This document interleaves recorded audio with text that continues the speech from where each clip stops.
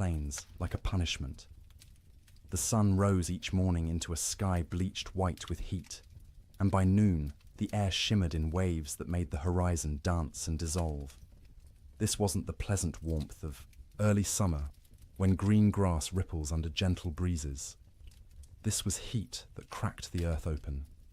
Heat that turned once lush grasslands into expanses of brittle brown stalks that crunched under every step. The drought began in spring and never broke. April rains that usually soaked the plains and coaxed prairie grass to shoulder height simply didn't come. May stayed dry. By June, the creeks that normally ran year-round had become chains of stagnant pools, shrinking daily, ringed with the desperate tracks of cattle and wildlife competing for every drop. Ranchers watched their grasslands with growing unease, but not yet alarm. Bad years happened. The West was unpredictable. Surely the rains would come eventually. Surely this was just a temporary dry spell. They were running more cattle than the land had ever supported. That was the problem, though few admitted it. The cattle boom of the early 1880s had been intoxicating. Eastern investors and European nobility had poured money into Western ranching, seduced by stories of limitless grass and cattle that reproduced themselves into fortunes. Ranchers who'd started with a few hundred head now ran thousands. Some operations counted their cattle in the tens of thousands. The math was simple and irresistible. Cattle bought in Texas for $10 a head could be driven north, fattened, on free grass, and sold in Chicago for $40, $50, sometimes $60. The Great Plains were an enormous, rent-free feedlot. The grass was free, the water was free. All you needed was cattle and cowboys to watch them, except the grass wasn't limitless, and the water wasn't guaranteed, and running 10 times more cattle than the land could sustainably support worked fine until conditions turned bad. That summer, conditions turned very bad indeed. Prairie fires became constant. The dry grass ignited from lightning strikes, from careless campfires, from sparks off wagon wheels striking rocks. Once started, fires raced across the plains for miles, sometimes days, consuming what little forage remained. Cowboys fought these fires with wet blankets and desperate prayer, but mostly they just watched the range burn, knowing each acre of blackened stubble meant less food for the cattle that fall in winter. By late summer, water sources that had never gone dry in memory went dry. Springs that had sustained homesteads for years simply stopped flowing. Rivers that normally ran strong became braided trickles through wide, cracked mudflats. Ranchers began to panic, moving herds constantly in search of water and grass, often finding neither.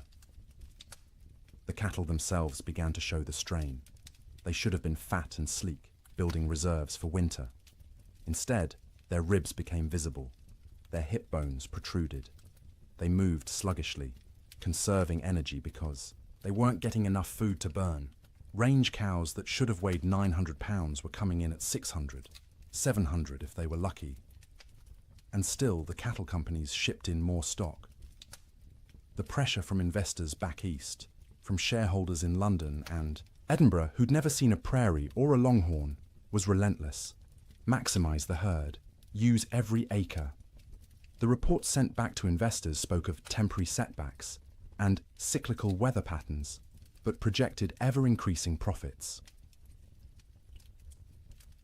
The cowboys knew better. In bunkhouses and around campfires, they talked about what was coming.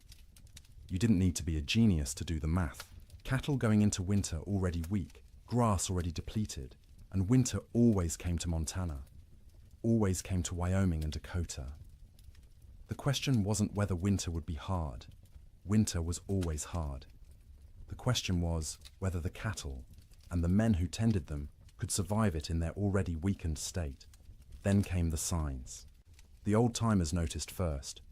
In early November, almost a month earlier than usual, the geese began flying south, not in their typical leisurely migrations, but in huge, urgent flocks that darkened the sky and flew from dawn to dusk. They weren't stopping to feed in the prairie ponds. They were getting out. Beavers, whose lodges dotted every creek and river, were observed gathering more wood than anyone had ever seen. They piled branches and logs until their lodges looked like timber fortresses rising from the water. Animals preparing for something. The cattle themselves grew thicker coats. Not just the usual winter hair, but shaggy, dense fur that made them look like bison. Ranch hands joked about it nervously. "Looks like the cows know something we don't," they'd say, and try to laugh, but the laughter always sounded forced. Weather-wise ranchers, men who'd spent decades reading the land and sky, felt it in their bones. The air pressure fluctuated wildly. The wind patterns shifted strangely.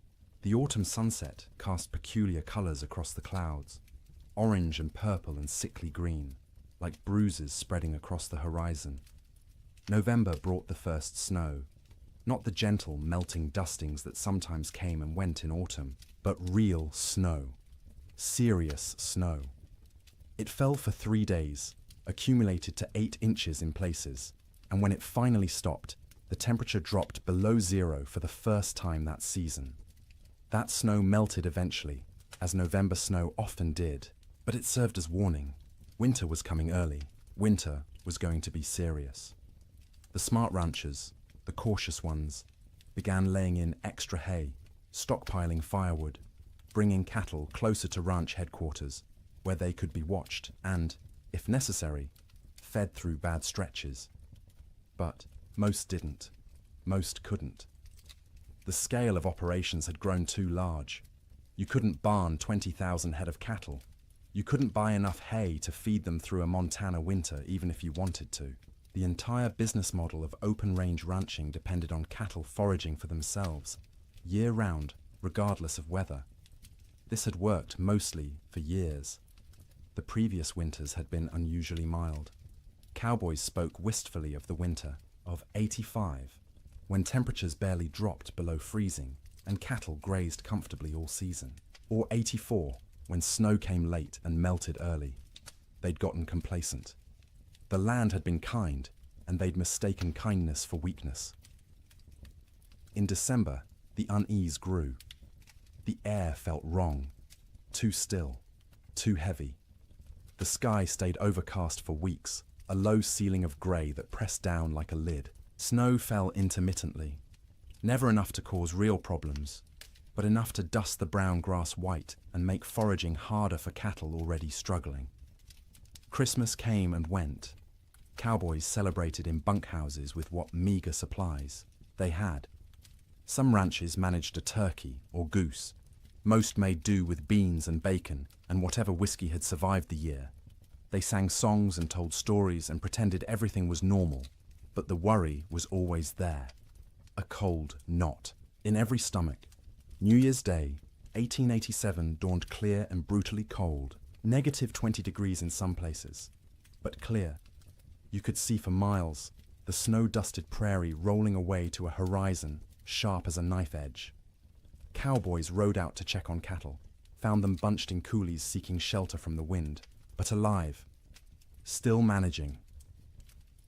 For 8 more days, the cold held, but remained bearable, survivable. Cattle poured through snow to reach grass. Cowboys kept fires burning in bunkhouses and took turns on night watch. Ranchers' wives cooked enormous meals, knowing their men needed calories to stay warm. And then came January 9th. The morning started deceptively calm. The killing wind from the north that had blown for days suddenly stopped. The temperature rose, slightly enough that men went out without their heaviest coats. There was even talk of a Chinook coming, one of those warm winds that could raise temperatures 40 degrees in an hour and melt snow in a day. But this wasn't a Chinook coming. This was something else entirely. The calm before the storm isn't just a saying. It's meteorological reality. The stillness that morning was the pressure dropping, the atmospheric conditions realigning, the sky gathering its strength to unleash something that would be remembered for generations. By mid-morning, the first flakes fell. By noon, the world had disappeared into white, and the temperature, instead of rising, began to fall, and fall, and fall, until cold became something no one on the northern plains had experienced before, until winter stopped being a season and became an enemy that wanted everything dead. The autumn of warnings was over. The winter of death had arrived. The bunkhouse sat low against the prairie, a squat rectangle of rough-hewn logs chinked with mud and moss that had dried and cracked over successive seasons. It wasn't designed for comfort. It was designed to be built quickly and cheaply to house as many men as possible in the smallest space and to provide just enough shelter to keep those men alive through winter so they could work come spring. Most bunkhouses were single rooms, maybe 30 feet long and 15 wide, with a ceiling, so low a tall man had to duck under the support beams. The logs were never properly squared, so gaps showed between them, filled haphazardly with whatever materials were at hand. Clay, newspaper, old rags, horsehair mixed with mud. In winter, you could stand in the middle of the room and see daylight. Through a dozen cracks, and where light came through, so did wind. The door was thick plank, hung on leather hinges because metal hinges were expensive and had to be freighted in from distant towns. It never quite fit the frame, so a gap at the bottom let in a constant stream of cold air that flowed across the floor like invisible water. Cowboys stuffed rags under it every night. By morning, frost would have formed on those rags, turning them stiff as boards. There was usually one window, if you could call it that, a square cut in the logs, covered with oiled paper stretched over a wooden frame. Or if the ranch had any money, actual glass brought in at considerable expense and constantly at risk of cracking in the cold. Most bunkhouses just had the oiled paper, which let in a murky amber light during the day and absolutely nothing at night. The bunks lined both long walls, stacked 2 or 3 high depending on how many men the ranch employed. Each bunk was nothing more than a wooden frame, rope webbing stretched across it in a grid. And on top of that, if you were lucky, a thin mattress stuffed with prairie hay. If you weren't lucky, just the rope webbing and whatever blankets you owned. The hierarchy of bunks was established and rigid. New men got the worst spots. Bottom bunks on the end nearest the door, where the cold draft flowed constantly and you'd be stepped on every time someone went outside to piss in the middle of the night. Top bunks were warmer because heat rose, but they put you closest to the roof where moisture from everyone's breath condensed and dripped. You'd wake with water spots on your blankets, sometimes ice if it was cold enough. Middle bunks away from the door were prime real estate, warmer than the bottom, drier than the top, away from traffic. Senior cowboys claimed these spots and defended them jealously. If you wanted one, you either waited years or fought for it, and fighting in a bunkhouse full of armed men rarely ended well for anyone. At the center of the room stood the stove, a cast-iron barrel stove or, in better bunkhouses, an actual manufactured stove with a proper firebox and damper.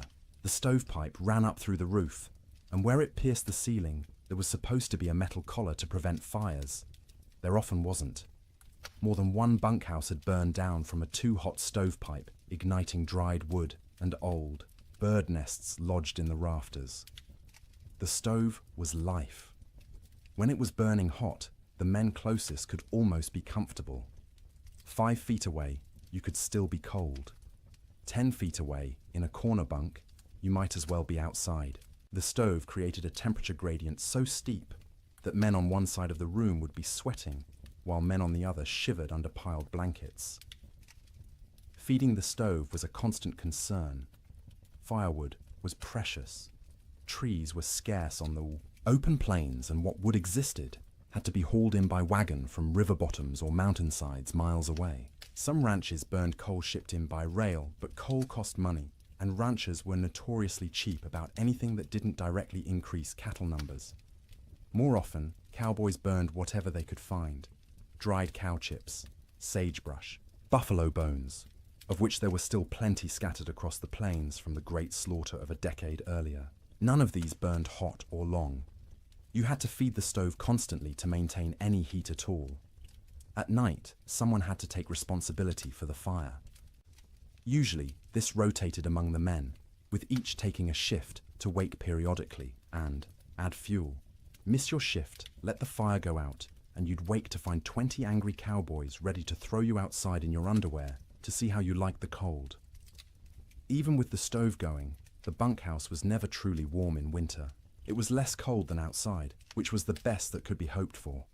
Your face would be hot from the stove, while your back was cold from the draft. Your feet would be numb while sweat trickled down your spine. Comfort wasn't the goal. Survival, was the goal. Make it to morning alive and functional. That was success. Cowboys slept in their clothes. The idea of changing into night clothes, or worse, sleeping naked, was absurd. You slept in your wool shirt, your long underwear, your thick socks. On the coldest nights, you kept your pants on. Your hat stayed on your head or under it as a pillow, because hats were expensive, and you didn't want someone stealing yours while you slept. Boots were the exception. You took off your boots because sleeping in boots was miserable, and because boots needed to dry. They'd sit by the stove all night, the leather slowly warming and releasing the accumulated moisture of the day. The smell of drying leather mixed with the smell of unwashed men, wet wool, tobacco smoke, and the acrid tang of burning sage or cow chips.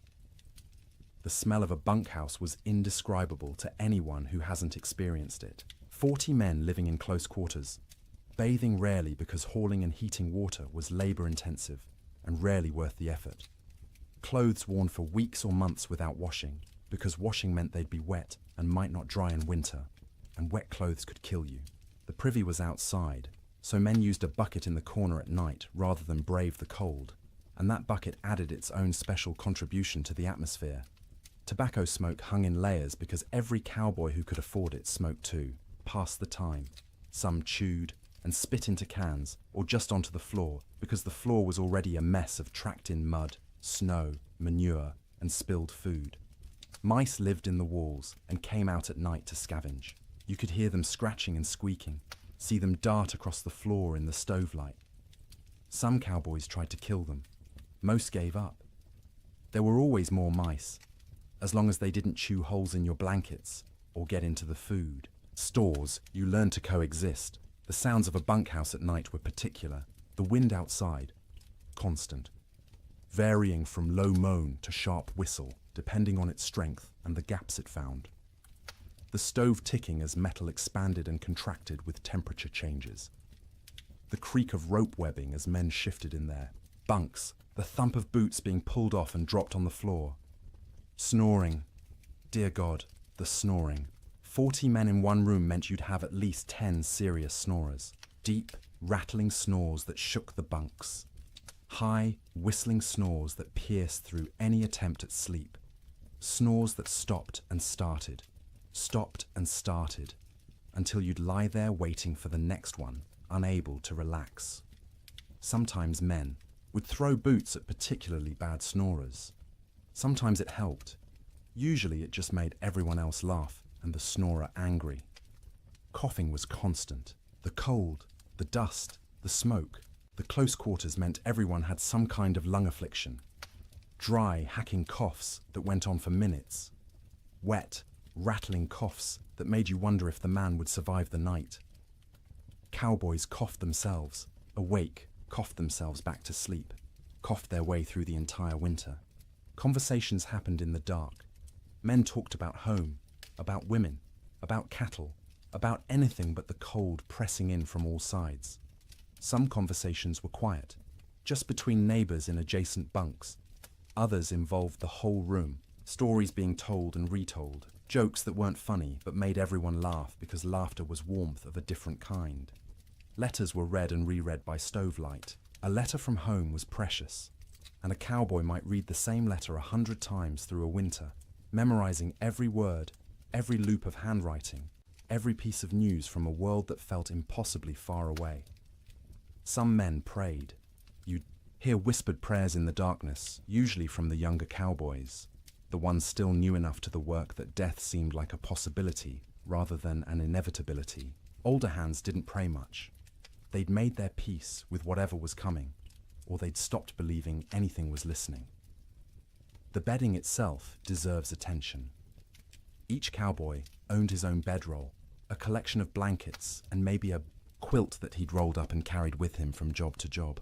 These blankets were wool, heavy and scratchy, and they accumulated the smell of their owner, along with the smell of horses, cattle, campfire smoke, and prairie dirt. In the bunkhouse, you'd unroll your bedding onto the rope webbing, which sagged under your weight and provided almost no cushioning. The ropes left permanent patterns pressed into your back and legs. After a few weeks, you stopped noticing. Your body just accepted that sleep meant discomfort and adjusted expectations accordingly. On the coldest nights, men piled every blanket they owned on top of themselves. 3 blankets, 4, 5 if they had them. The weight was crushing, but weight meant warmth, and warmth meant survival. Some cowboys, the poorest ones or the newest, didn't have enough blankets.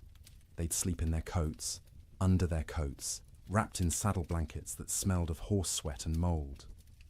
The truly desperate would share bunks, 2 men pressed together for body heat, which was awkward and carried implications, but was better than freezing.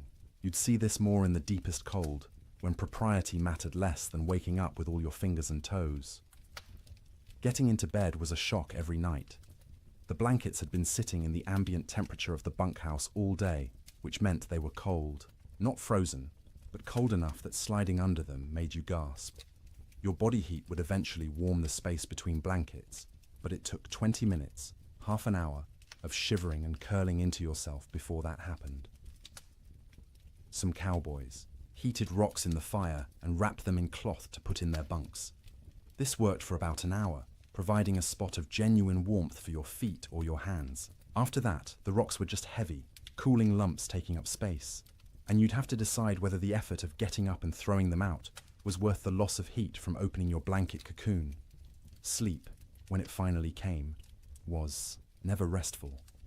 You were always partially aware of the cold trying to find you, aware of the fire and whether it was still burning, aware of the other men around you, their sounds and movements, aware that if something went wrong, a fire, a medical emergency, a blizzard bad enough that the whole bunkhouse might collapse, you needed to be able to wake and move.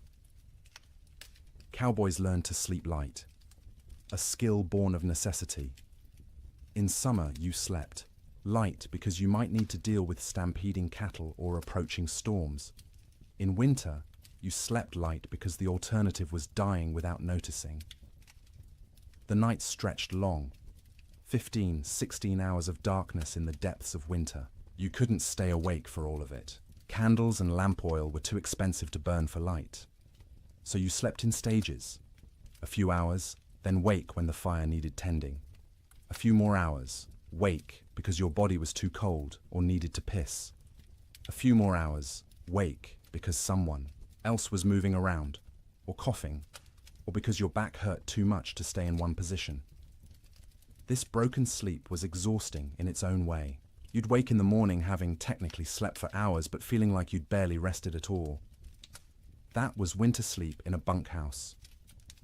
Not the deep, renewing sleep of comfortable beds in warm rooms, but the fitful, survival-focused sleep of men living on the edge of catastrophe, every single night, for months on end.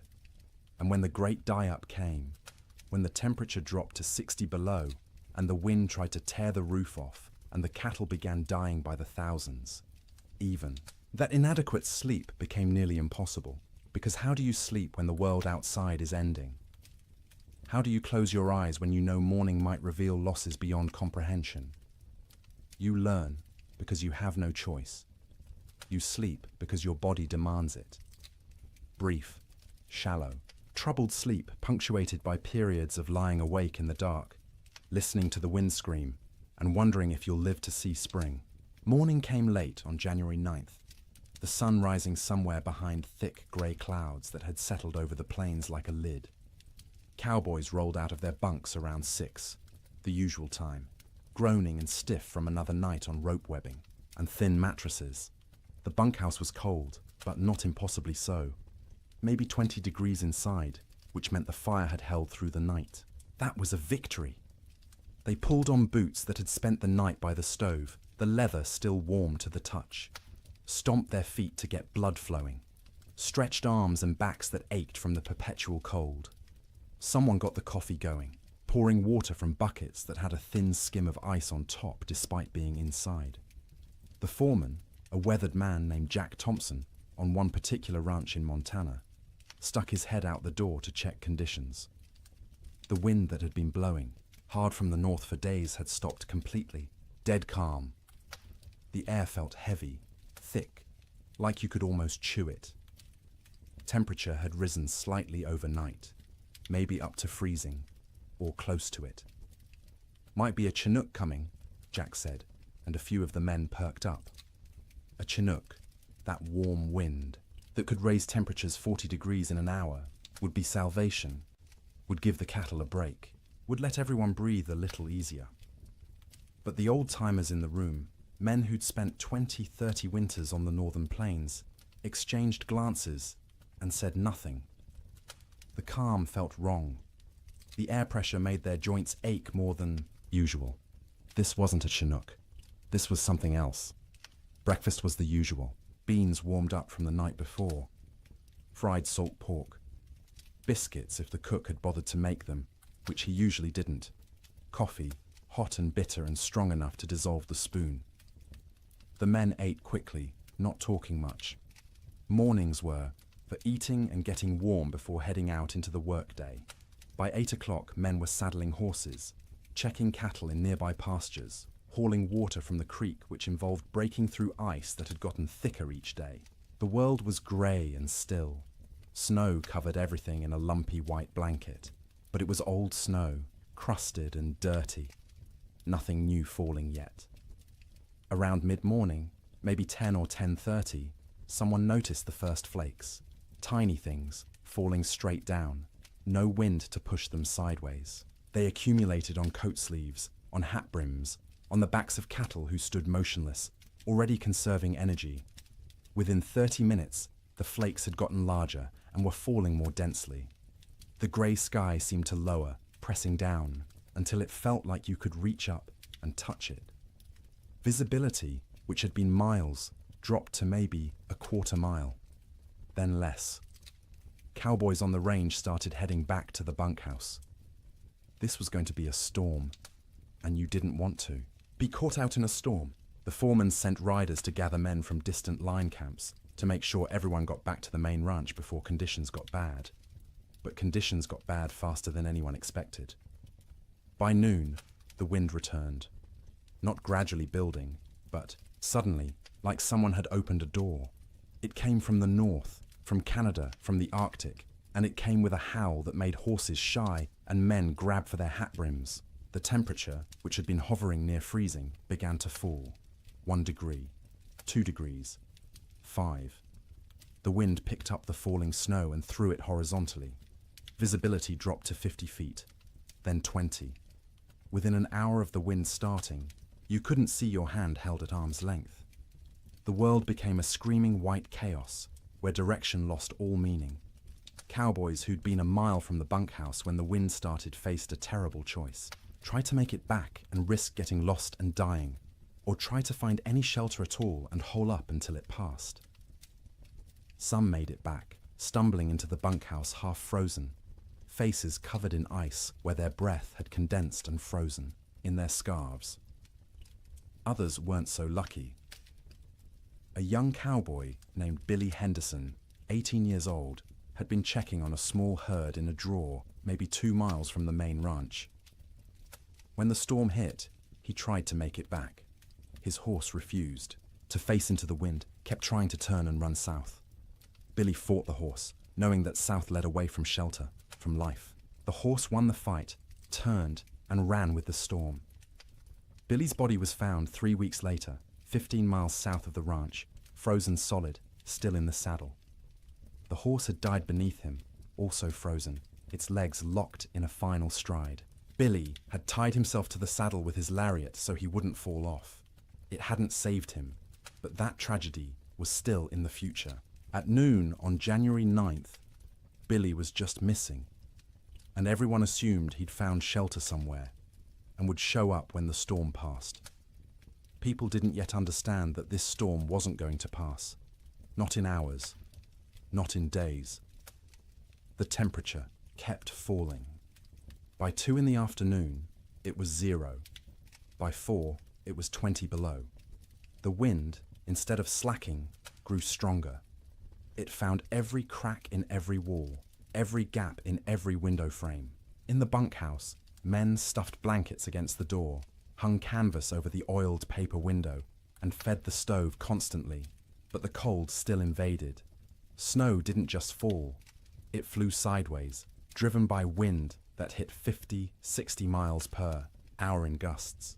The snow was fine and dry, almost like dust, and it found its way through impossibly small openings. It drifted through the cracks between logs. It sifted around the doorframe despite the blankets stuffed there. It even seemed to come down the stovepipe, hissing when it hit the hot metal.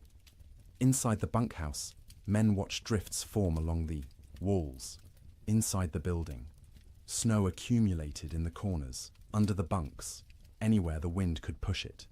They swept it out, but it just came back. Eventually, they gave up and let it pile. The sound was overwhelming. The wind screamed. There's no other word for it. A constant, piercing shriek that vibrated in your bones and made thought difficult. It rose and fell in waves, sometimes dropping to a mere roar before surging back to that terrible scream. Men had to shout to be heard 3 feet away. Between the wind's screams came other sounds. The building itself groaning under the assault. The roof lifting and settling, as wind tried to peel it off. The sharp crack of wood contracting in the cold. The rattle of the stovepipe shaking in its collar.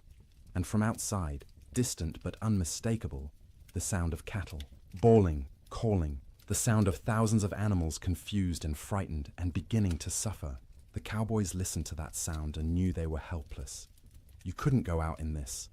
Going out meant dying. The cattle were on their own. The temperature hit 40 below by midnight. Inside the bunkhouse, with the stove glowing red hot, the temperature near the stove was maybe 50 degrees. 10 feet away, it was freezing. 20 feet away, in the corner bunks, water left in cups froze solid. Men piled on every piece of clothing they owned. 2 pairs of pants, 3 shirts, 2 coats, gloves and mittens worn indoors, blankets wrapped around shoulders like shawls. Some men wrapped their heads in scarves, leaving only their eyes visible, and still they shivered. The night of January 9th was the longest night most of those men ever experienced. Sleep was impossible for many. The cold, the sound, the fear, the knowledge that outside cattle were dying by the hundreds, by the thousands, all combined to keep eyes open and minds racing.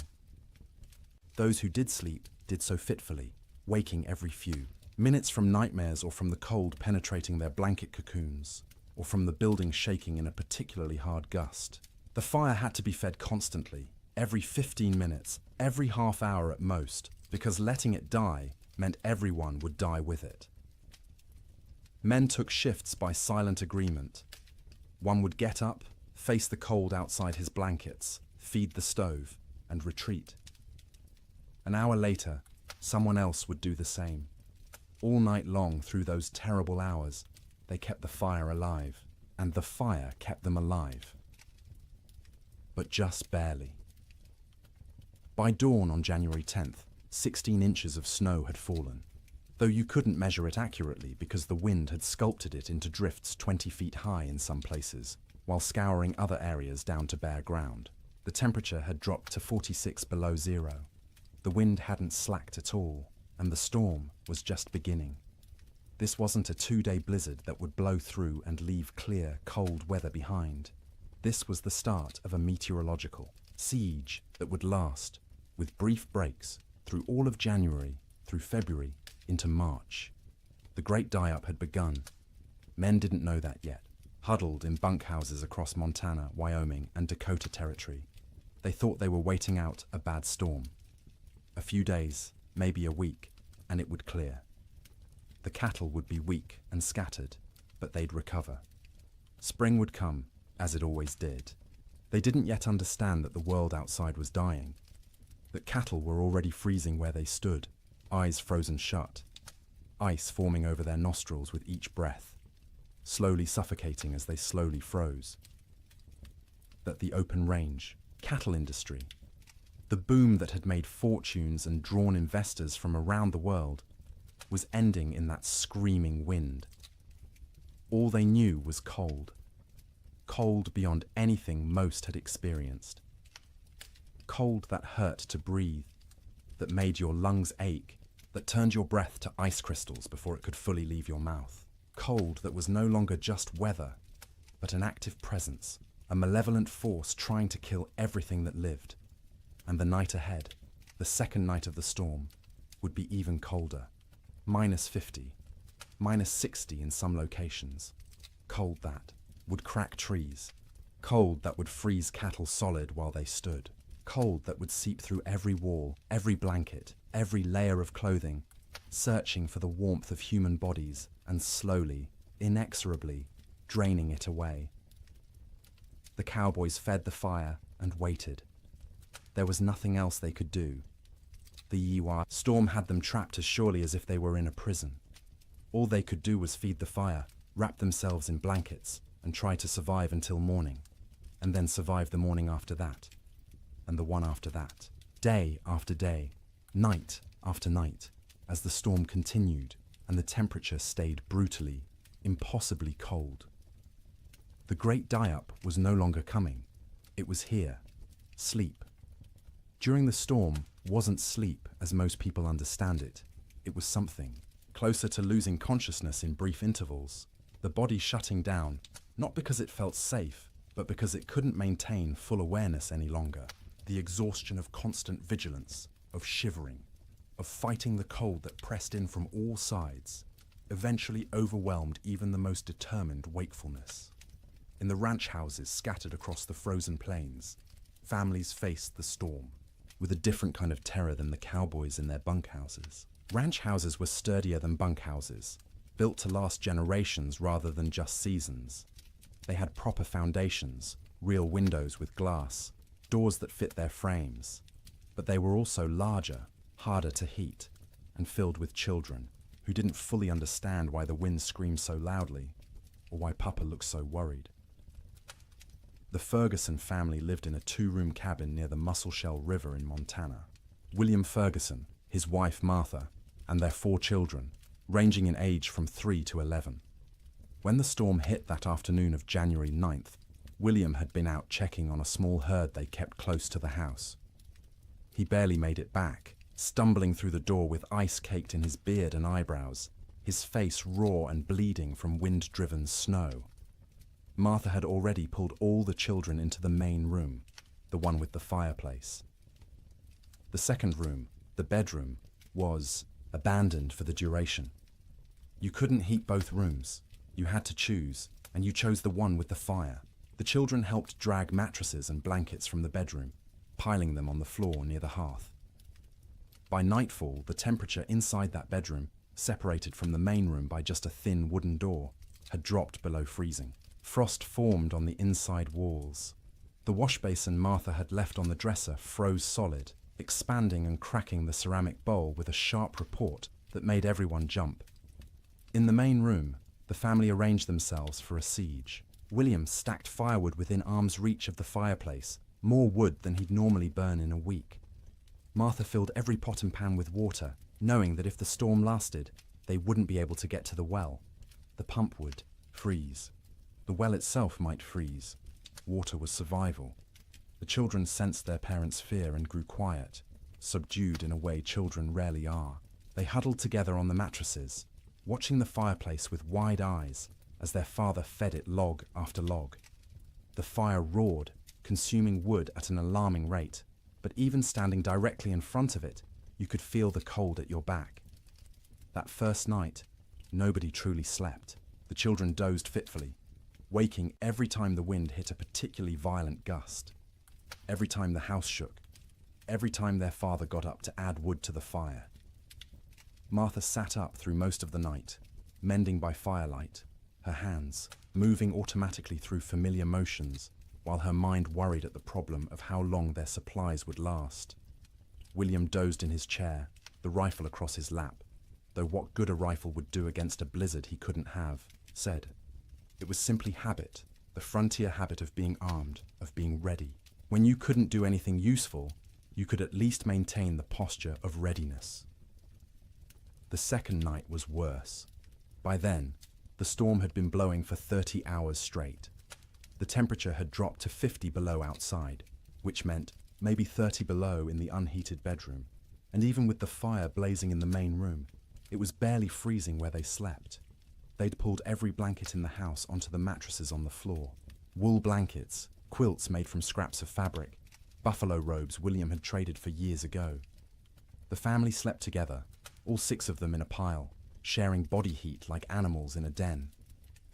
The children in the middle, where it was warmest, the parents on the outside, taking the brunt of the cold that radiated from the walls despite the fire. Martha sang to the children before sleep, or what passed for sleep. Old songs her mother had taught her, lullabies in German that the children didn't understand, but found comforting anyway. Her voice was soft, almost lost under the shriek of the wind, but the children pressed close and listened. William lay on, his back staring at the ceiling, listening to the roof creak and groan. Every gust of wind made him tense, waiting for the moment when the roof would tear free and expose them all to the killing cold. It never did, but the fear never left either. Sleep came in stages. The youngest child, 3-year-old Emma, went first, exhausted from crying earlier in the day. She whimpered and fussed until her eyes finally closed and her breathing deepened. Her 7-year-old brother James followed, fighting sleep as long as he could, determined to be brave, to stay awake like the adults. But his eyes drooped, opened, drooped again, and finally stayed closed. The 2 older children, 11-year-old Sarah and 9-year-old Thomas, took longer. They understood more, worried more, and their minds wouldn't quiet. Sarah kept asking when the storm would end.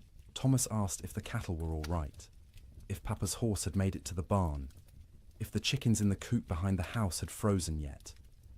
Martha answered in soothing murmurs, not really answering at all, just making comforting sounds until the children's questions trailed off and their breathing slowed. She waited until she was sure they were deeply asleep before she allowed herself to close her own eyes. But closing her eyes wasn't sleeping. It was resting with her ears still alert, still tracking every sound.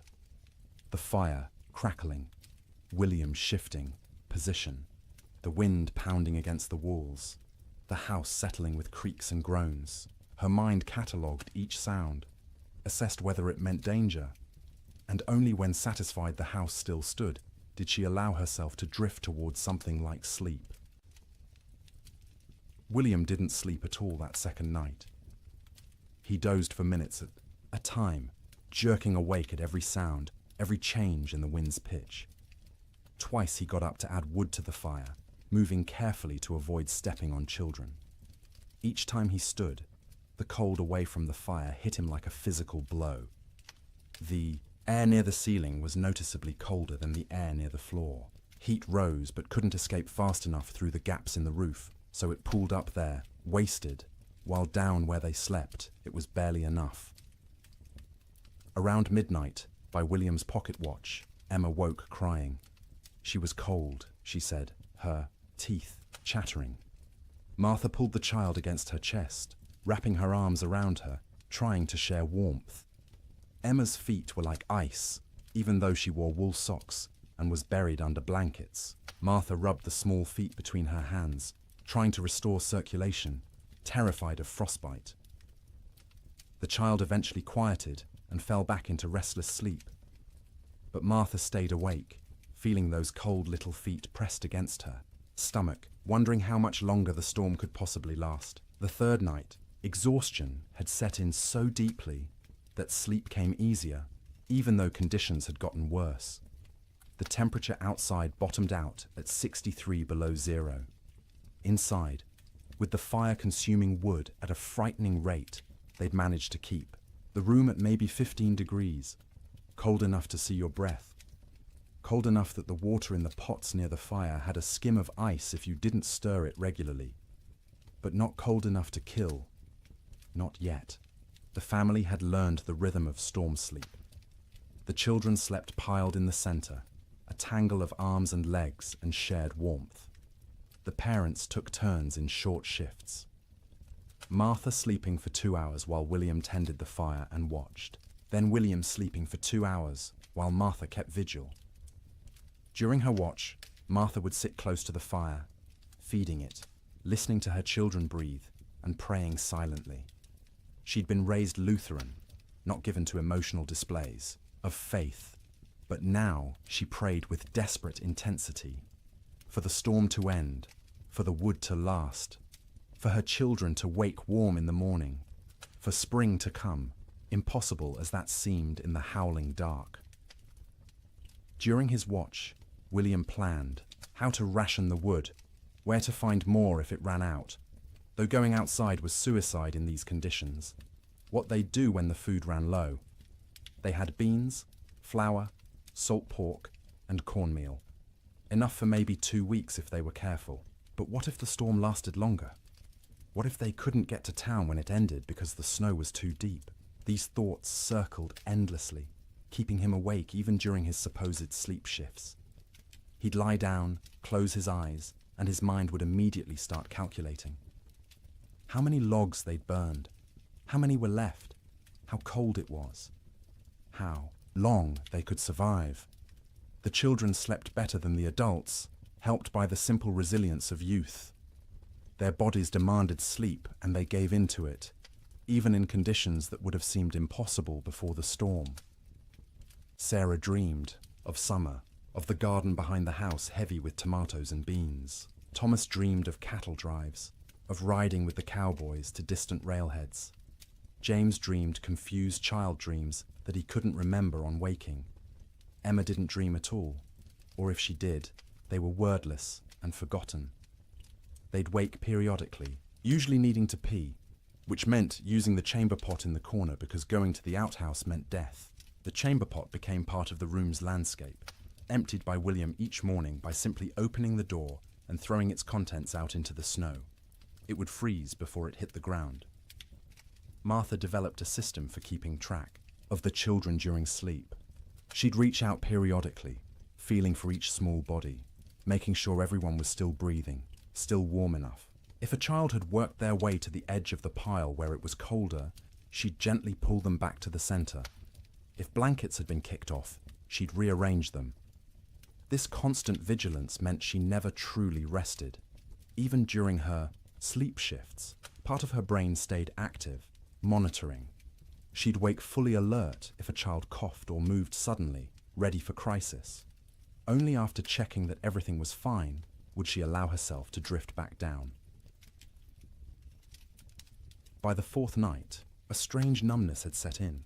The storm continued, would continue, had always been continuing, and would always continue. It became hard to remember a time before the storm, hard to imagine a time after. The world had narrowed to this room, this fire, this pile of blankets, these bodies pressed together against the cold. Sleep became deeper out of sheer exhaustion. The body can't maintain high alert indefinitely. At some point it simply gives up and crashes, regardless of external conditions. The children slept hard, twitching occasionally, making small sounds, but not fully waking. Martha and William slept in longer stretches, waking only when their internal alarms screamed that the fire needed tending or a child needed checking. The quality of that sleep was poor, dreams were vivid and often nightmarish.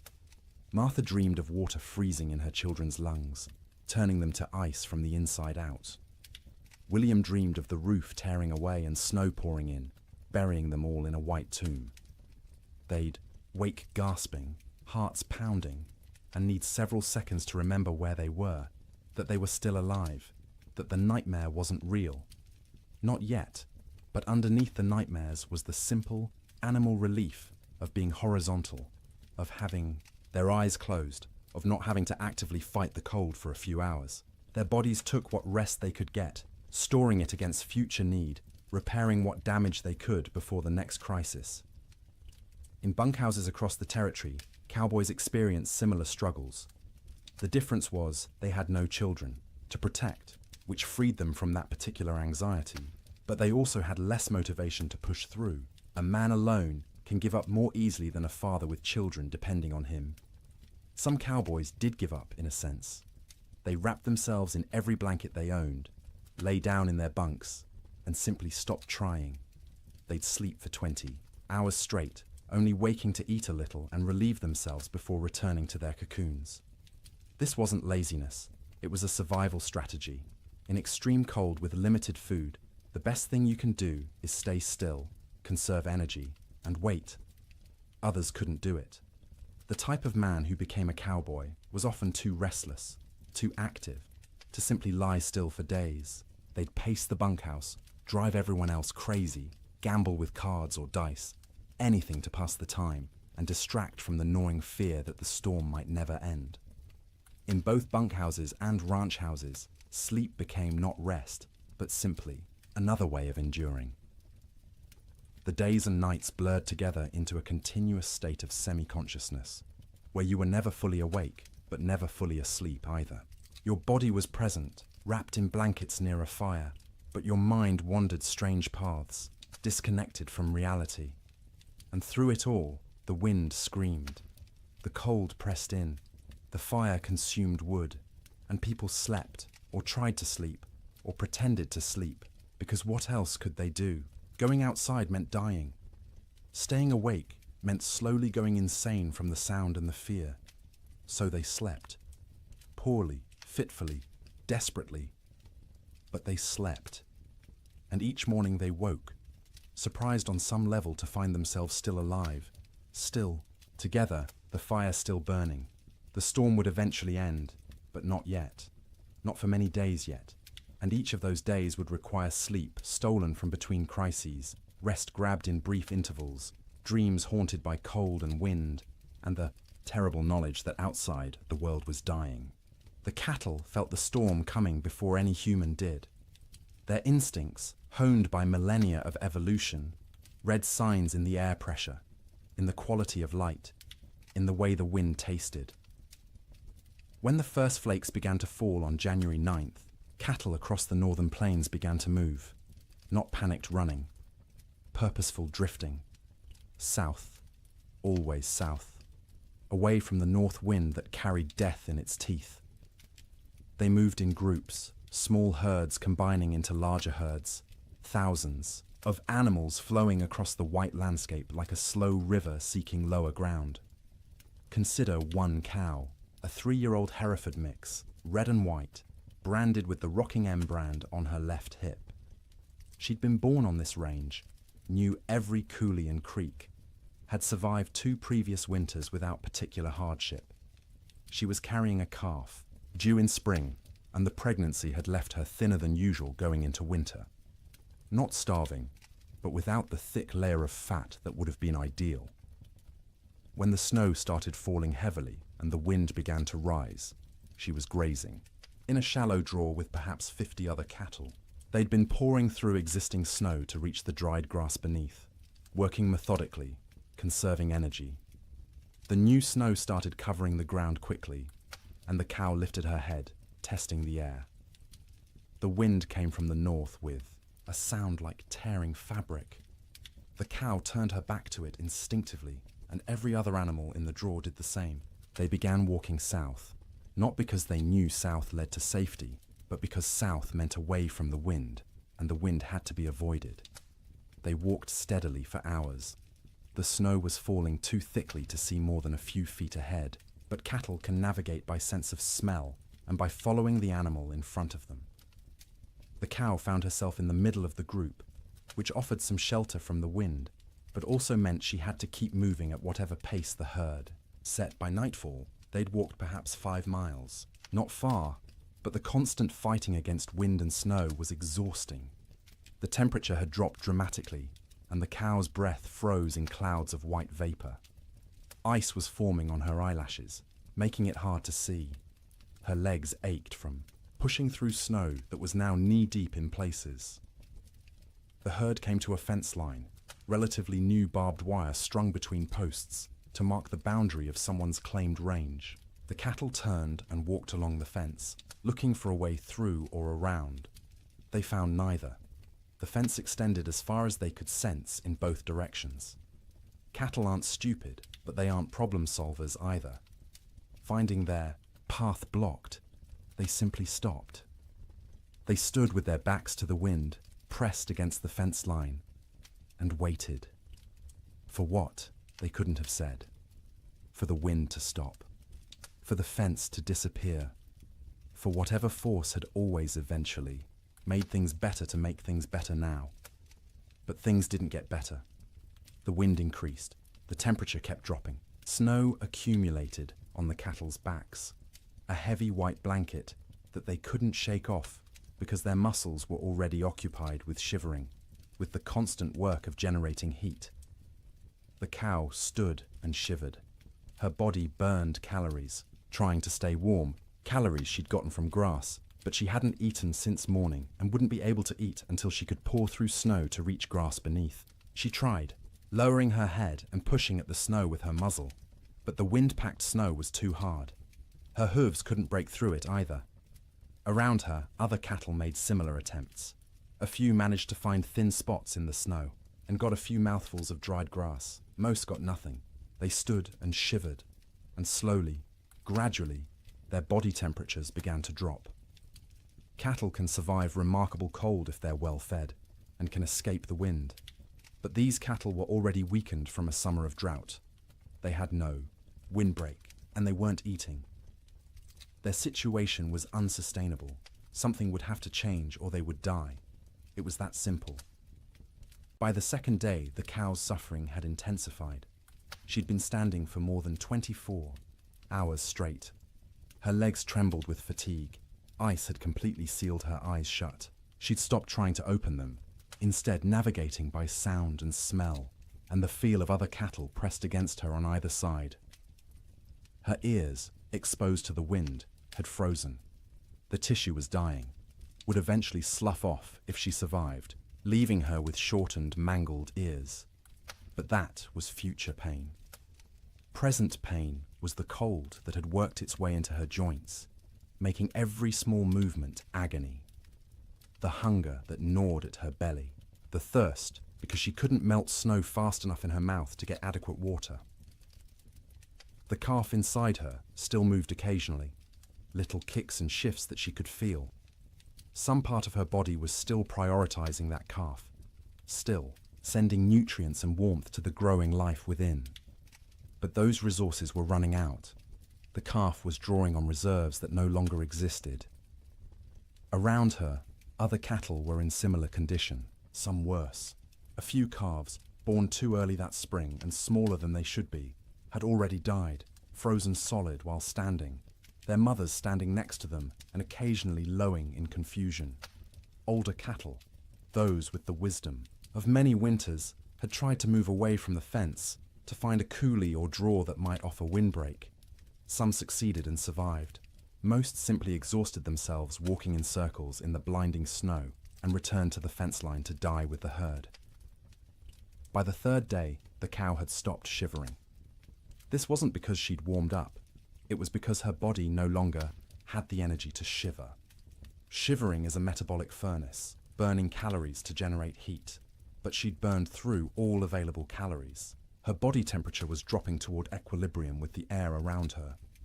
She was freezing to death. Her breathing had slowed.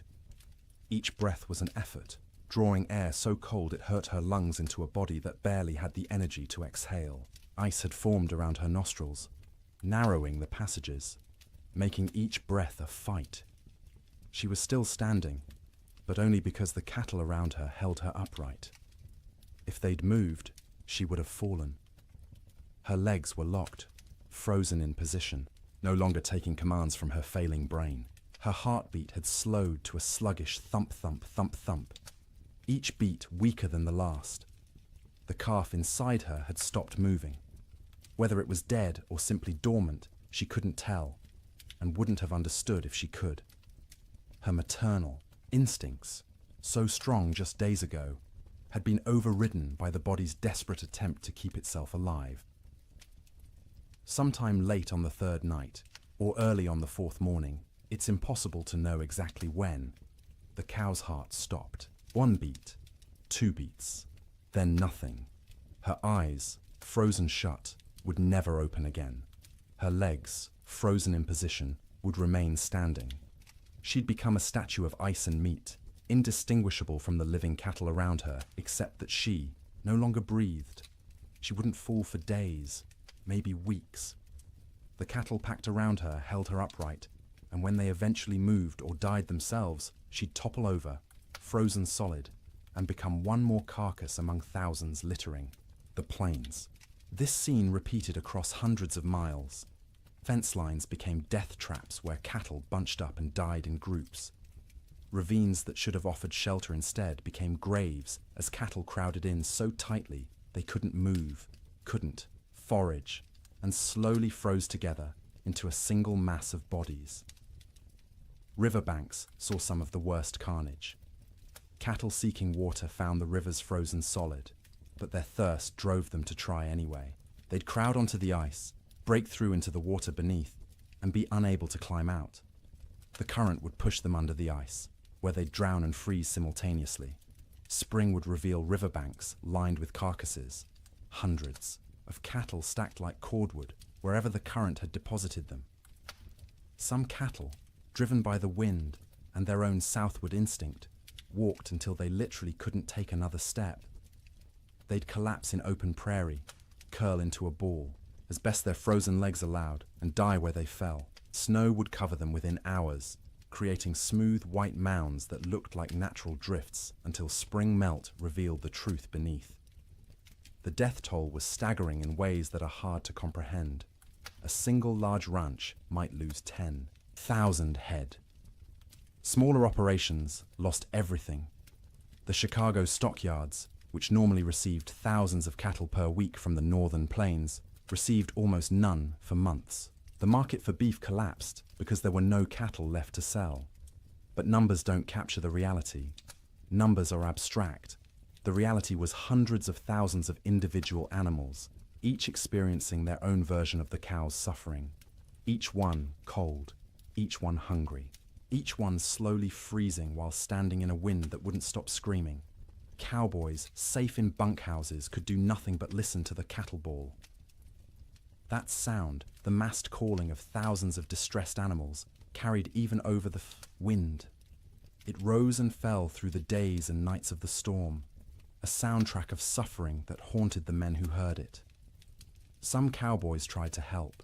They'd bundle up in every piece of clothing they owned, tie ropes around their waists, and venture out into the storm, with the other end of the rope tied to the bunkhouse door so they could find their way back. They'd struggle to where they thought. Cattle were usually unable to see them even when standing next to them, and try to herd them towards some shelter. It never worked. The cattle wouldn't move, or couldn't move, and the cowboys would burn through their body heat in minutes. Barely, enough time to stumble back to the bunkhouse before frostbite claimed fingers and toes. They'd collapse inside, gasping and shaking, and lie near the stove for hours trying to warm up while listening to the cattle continue to bawl outside. Eventually, the bawling stopped. Not all at once, but gradually over days. Fewer and fewer, voices as more and more cattle died. By the end of January, the prairie was silent except for the wind. Silent because there was almost nothing left alive to make sound. The cattle of the open range, those millions of animals that had made fortunes for ranchers and fed the growing cities of America, were gone. The survivors, scattered and traumatized, would take years to recover. Most would never be found, lost in coulees and ravines where their carcasses would feed wolves and coyotes through the remainder of winter. The Great Die-Up earned its name from the cattle. They died in numbers beyond counting, in suffering beyond imagining. And every single death was quiet, private. The animal alone in the storm, except for other dying animals. No comfort, no relief, just the cold and the wind, until the end came, and the shivering finally stopped. Food became an obsession within days of the storm's arrival. Not because people were starving, not yet, but because every meal consumed was one fewer meal in reserve, and no one knew how long the storm would last or when resupply would be possible. Every bite carried the weight of calculation. Every pot of beans represented diminishing stores that might need to last weeks or months. In the Ferguson ranch house, Martha inventoried their supplies on the second day of the storm. She did this by candlelight while the children slept, and William kept watch by the fire. She counted every bag of flour, every pound of cornmeal, every strip of salt pork hanging from the rafters of the cold bedroom. She measured beans by the cupful, rice by the handful, and wrote everything down in careful columns in a ledger book. Flour, 42 pounds. Cornmeal, 18 pounds. Dried beans, maybe 30 pounds, 3 different varieties mixed together in a burlap sack. Salt pork, 14 strips, some thick, some thin. Rice, 5 pounds. Sugar, 3 pounds, precious and rationed even before the storm. Coffee, 2 pounds of beans, still in their burlap sack, aromatic and dark. Salt, plenty, a whole sack, bought last fall. Lard, a good supply, stored in a crock. Dried apples, half a sack, from their own trees. Molasses, 1 jug, nearly full. She did the math in her head, working through possible scenarios. 6 people eating 3 meals a day, 18 meals per day. If they were careful, if they stretched everything, if they didn't waste a single bite, they had perhaps 3 weeks of food, maybe 4 if they went hungry. 3 weeks seemed like plenty. No storm lasted 3 weeks, but Martha had learned in her years on the frontier to plan for the impossible, because the impossible happened with disturbing regularity. So she began rationing from day 1, before hunger forced the decision. Breakfast became smaller. Instead of flapjacks for everyone, she made 1 per person, thin and stretched with extra water to make the batter go further. The children complained but ate them anyway. William said nothing, just ate what was put in front of him and drank his coffee black to save the sugar. Dinner became the main meal, usually beans. Martha soaked dried beans overnight in water, then cooked them slowly through the day in a pot, suspended over the fire. She'd add a little salt pork for flavor, 1 strip cut into small pieces so everyone got a taste of meat. The beans cooked until they were soft, the liquid thick and sustaining. Everyone got a bowlful, sopped up with cornbread made from carefully measured cornmeal. Supper was often just leftover beans from dinner, reheated and eaten with whatever bread remained. Sometimes Martha made a thin soup from the bean broth, adding bits of dried apple for sweetness, calling it a special treat to make the children smile. The coffee was for William alone. Cowboys and ranchers believed coffee was essential, more important than food, and William was no exception. He drank it black and strong, rationing the precious beans so he could have at least 1 cup per day. That coffee was his luxury, his reminder that civilization existed beyond the wind and snow. Martha drank tea when she drank anything, made from herbs she'd dried the previous summer. Mint that grew wild along the creek, sage gathered from the prairie, rose hips collected in autumn. The taste was thin compared to real tea shipped from China or India, but it was warm, and it was hers, and it didn't consume their stores. The children drank water or milk, though the milk supply was problematic. They had 1 cow, a gentle Jersey, kept in the barn, and William had to venture out twice a day to milk her. The trip to the barn was only 50 feet, but felt like a mile. He'd bundle in every piece of warm clothing he owned, wrap his face in a scarf until only his eyes showed, and step out into the wind. The cold hit him like a fist every time. In the few seconds it took to cross from house to barn, exposed skin would start to freeze. His eyes would water, and the tears would freeze on his cheeks. His lungs would ache from breathing air that felt like shards of glass. But he made the trip because the cow had to be milked or she'd sicken, and they needed the milk. The children needed the milk. It was protein and fat and calcium and all the things growing bodies required. So twice a day, through the entire storm, William made that 50-foot journey and considered himself lucky the barn was so close. The cow produced less in winter, maybe 2 quarts a day instead of her usual gallon, but those 2 quarts were precious. Martha skimmed the cream off the top and used it sparingly. The milk itself went to the children, divided equally, measured carefully, so no one got more or less than their share. Cooking in extreme cold presented unique challenges. The fire had to be hot enough to cook food, but not so hot it consumed wood too quickly. Martha became expert at judging the flames, adding just enough fuel to maintain cooking temperature while stretching the wood supply. Water was perhaps the most critical resource. William filled every bucket and pot with snow scooped from outside the door, then left the containers near the fire to melt. It took hours for snow to melt into usable water, and the water that resulted tasted flat and strange because it had no mineral content. But it was wet, and it was clean, and it kept them alive. They couldn't wash dishes properly, couldn't waste water or wood heating water for washing. Instead, Martha wiped plates and bowls clean with rags, rinsed them quickly in cold water if necessary, and called it good enough. No one got sick from dirty dishes. There were larger concerns. Personal hygiene went by the wayside entirely. No baths, no washing hair, no changing clothes. Everyone wore the same shirts and pants for weeks, adding layers when cold, removing them when near the fire. The smell in the main room became oppressive, but you stopped noticing after a few days. It was just how things were.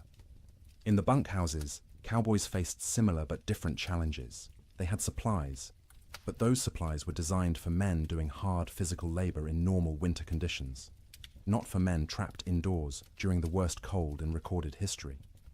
The typical bunkhouse larder consisted of dried beans, rice, flour, cornmeal, salt pork, bacon, maybe some beef jerky made from cattle slaughtered in the fall, coffee in large quantities because cowboys lived on coffee, sugar, salt, lard, sometimes canned goods if the ranch could afford them, but usually not. Canned goods were expensive and the freighting costs were prohibitive.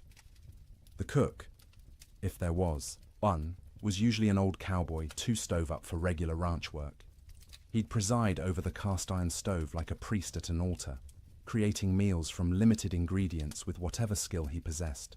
Good cooks were treasured. Bad cooks were tolerated because the alternative was cooking for yourself, and cowboys were generally incompetent in the kitchen. One particular bunkhouse in the Judith Basin had a cook named Old Pete, called that to distinguish him from young Pete, who wasn't a cook and wasn't even particularly young, but was younger than Old Pete. Old Pete had cooked in army forts, in mining camps, on trail drives. He knew 100 ways to cook beans and could make bread in a Dutch oven that rivaled anything made in a proper kitchen. But even Old Pete struggled with the storm's duration and intensity. His usual recipes assumed men would be working hard, outside, burning thousands of calories daily. Now they were sitting around trying to stay warm, burning far fewer calories. They didn't need as much food, but they were bored and hungry from boredom, and managing those competing needs was delicate. He started making meals smaller but more frequent. Instead of 3 large meals, he made 4 smaller ones, gave the men something to look forward to every few hours, something to mark the passage of time. Breakfast at dawn, such as dawn was, in the constant grey, a second breakfast mid-morning, dinner in early afternoon, supper at dark.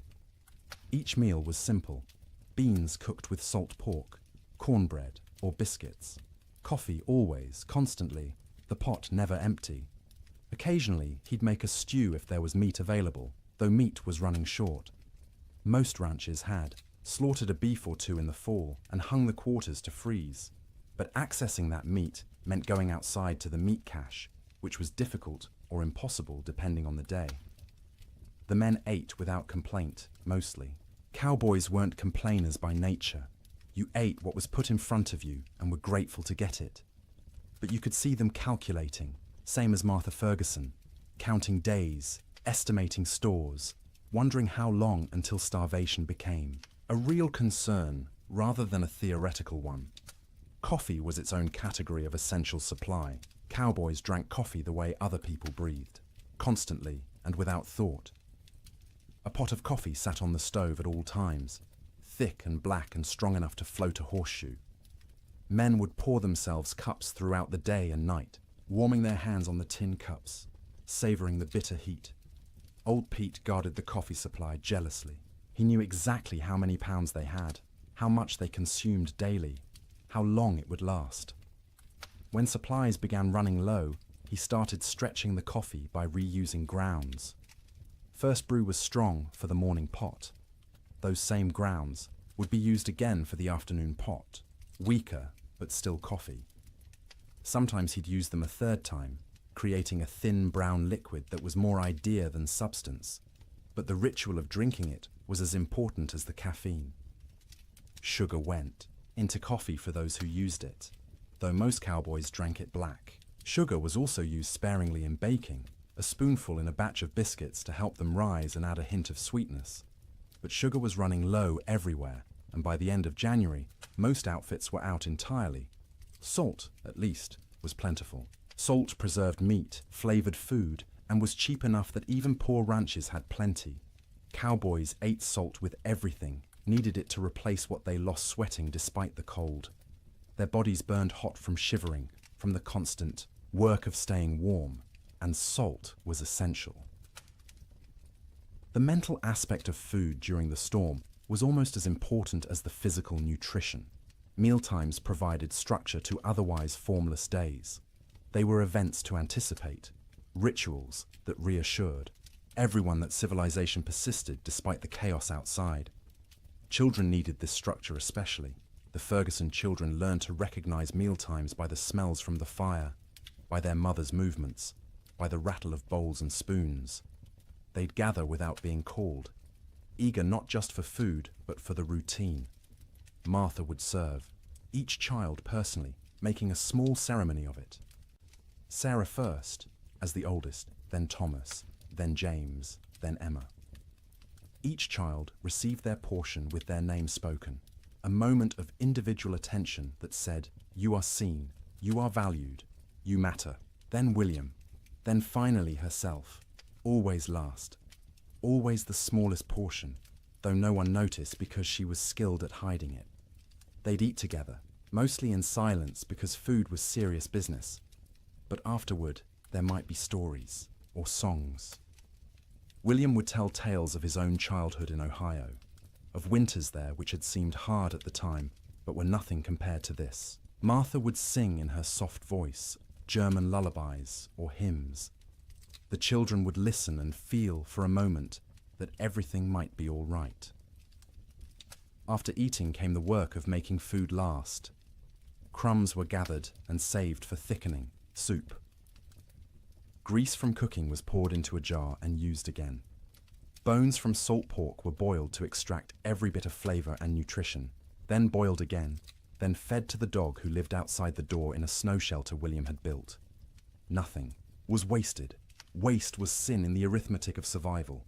Every scrap had value, potential use, future purpose. Martha became a miser of food, hoarding and parceling it out with grim determination, knowing that running out meant death, and death was not an option while her children lived. The storm continued.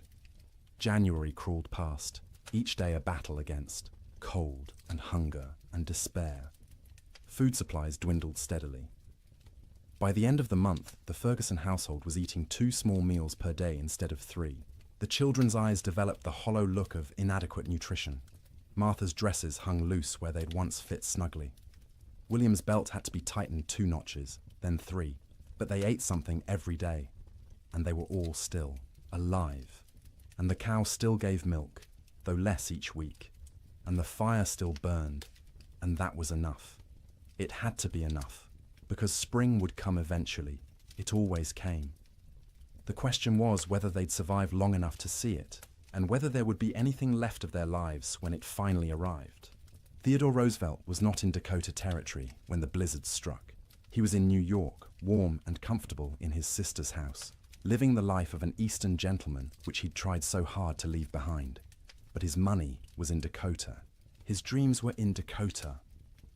And when the reports began filtering east about the catastrophic winter destroying the northern plains, Roosevelt's future was being written in frozen cattle and bankrupt dreams. He'd come to Dakota Territory in 1883, a wealthy young man fleeing personal tragedy. His mother and his wife had died on the same day, in the same house, within hours of each other.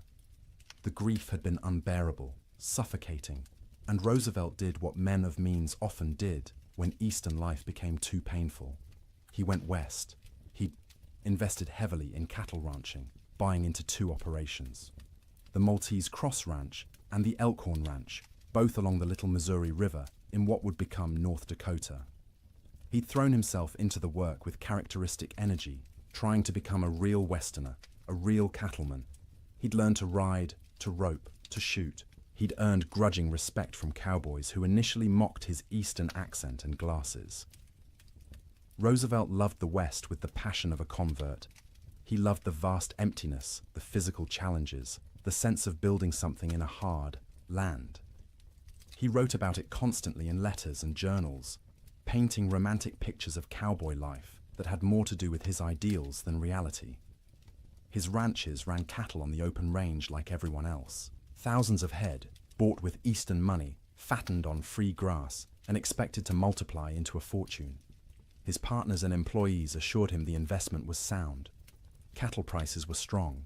The range could support far more animals than they were running. Winter mortality was minimal in recent years. Roosevelt believed them because he wanted to believe. He needed the West to work, needed it to be the place where he could reinvent himself from grieving widower into rugged frontiersman. The cattle were symbols as much as investments, proof that he belonged in this harsh landscape. When the winter of 1886 to 1887 arrived, Roosevelt was back east, attending to political matters and family obligations. He was aware of the early reports, of harsh weather, but not overly concerned. Winter was always hard in Dakota. His men were experienced. His cattle were hardy. Surely they'd manage as they had in previous years. The first letters from his ranch managers arrived in late January. They were careful, measured, not wanting to alarm their employer prematurely. The weather had been severe, yes. Cattle were, suffering, certainly. But it was too early to assess the full damage. They'd know more in spring when they could ride out and conduct a proper tally. Roosevelt wrote back with questions. How severe? How many cattle were in danger? What measures were being taken to protect the herds? The responses, when they came weeks later, letters delayed by closed roads and disrupted mail service, were progressively more concerning. His ranch, manager at the Maltese Cross, a practical man named Sylvain Ferris, tried to be honest without being devastating. The storms had been worse than anything he'd seen in 20 years on the plains. The cold had been extreme, sustained, deadly, many. Cattle were certainly lost. The exact number wouldn't be known until spring roundup. But Ferris estimated at least 30% mortality. Maybe more, 30%. Roosevelt did the math in his study in New York, sitting in a comfortable chair by a warm fire, trying to comprehend what those numbers meant. He owned roughly 5,000 head between his two ranches. 30% meant 1,500 dead cattle.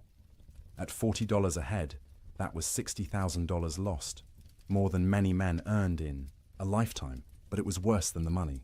It was the failure of his Western dream. The revelation that the land he'd romanticized could be cruel, that nature didn't care about his needs or desires, that the West wasn't the frontier of opportunity he'd imagined, but a hard country that broke more men than it made. The letters continued through February and into March. Each one was grimmer than the last. 50% losses now estimated, maybe 60. Entire line camps reporting no surviving cattle at all. Fences lined with dead animals piled 3 deep. The Little Missouri River, when it thawed, clogged with carcasses that had to be dynamited free to restore flow. Roosevelt read these letters with growing horror and despair. He'd been so confident, so certain of success. He'd borrowed money, encouraged friends to invest, staked his reputation on the cattle business. And now it was all dying in a winter he wasn't even present to witness. In March, when travel became possible again, Roosevelt received a telegram from Ferris. Brief, direct, devastating. Come west, you need to see this. Roosevelt went. He took the train to Medora, the small town near his ranches. arriving in early April to a world transformed by death. The snow was melting, revealing what had been hidden. And what it revealed was carnage beyond anything he'd prepared himself for. He rode out with Ferris and other ranch hands to assess the damage. Everywhere they looked, cattle. Dead cattle. Frozen cattle. Cattle that had been dead so long the coyotes and wolves had already been at them. Cattle piled against fences. Cattle in ravines. Cattle scattered across the prairie like obscene statues. The smell was overwhelming. Thousands of rotting carcasses perfuming the air with decay. Roosevelt, who'd prided himself on his toughness, on his ability to handle frontier hardships, had to dismount and vomit. He wasn't alone. Even hardened cowboys were sickened by the scale of death. They rode for days, making tally, trying to determine what remained of the herds. Of Roosevelt's 5,000 head, fewer than 2,000 could be found alive. 60% losses. Some of those survivors were in such poor condition they'd likely die anyway. His investment, his dream, reduced by 2/3 in a single winter. The financial blow was severe.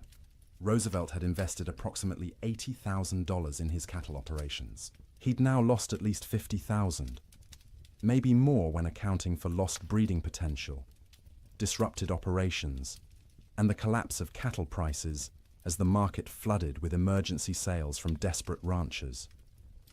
But Roosevelt was wealthy by birth. His family money cushioned the financial loss. He could absorb $50,000 and remain solvent, which most ranchers could not. What he couldn't absorb as easily was the emotional and philosophical blow. He'd come west believing in self-reliance, in the nobility of honest labor, in the frontier as a proving ground for American character. The Great Die-Up revealed those beliefs as naive. Self-reliance meant nothing when nature decided to kill everything. Honest labor couldn't prevent disaster driven by forces beyond human control. The frontier proved nothing except that it could kill you regardless of your character. Roosevelt spent several weeks at his ranches that spring, helping with the cleanup, the salvage operations, the grim work of trying to build something from the ruins. He participated in roundups, searching for surviving cattle, trying to assess what could be rebuilt. At night, he slept in the cabin at the Maltese Cross Ranch, the same cabin where his cowboys had weathered the storm. The bunks were still there, the stove, the smoke-stained walls. He'd slept here before on previous visits, treating it as an adventure, roughing it among the men. Now he slept in those bunks, knowing what they'd endured, what this room had protected them from. The cabin was small, cramped, cold even in April. Roosevelt lay on a rope bunk under wool blankets that smelled of smoke and men, and tried to imagine what January had been like. The wind screaming outside, the cold pressing in from all sides, the sound of cattle dying in the darkness, the knowledge that your livelihood, your future, everything you'd worked for was ending, and there was nothing you could do. He couldn't fully imagine it. He'd missed the actual storm, been warm and safe in New York while his employees fought for survival. That distance, that absence, haunted him. He'd been the investor, the gentleman rancher playing at being a cowboy. When it mattered, when the real test came, he hadn't been there. This realization changed him. Not immediately, not in one dramatic moment, but gradually over the following months and years. The West was no longer a romantic escape.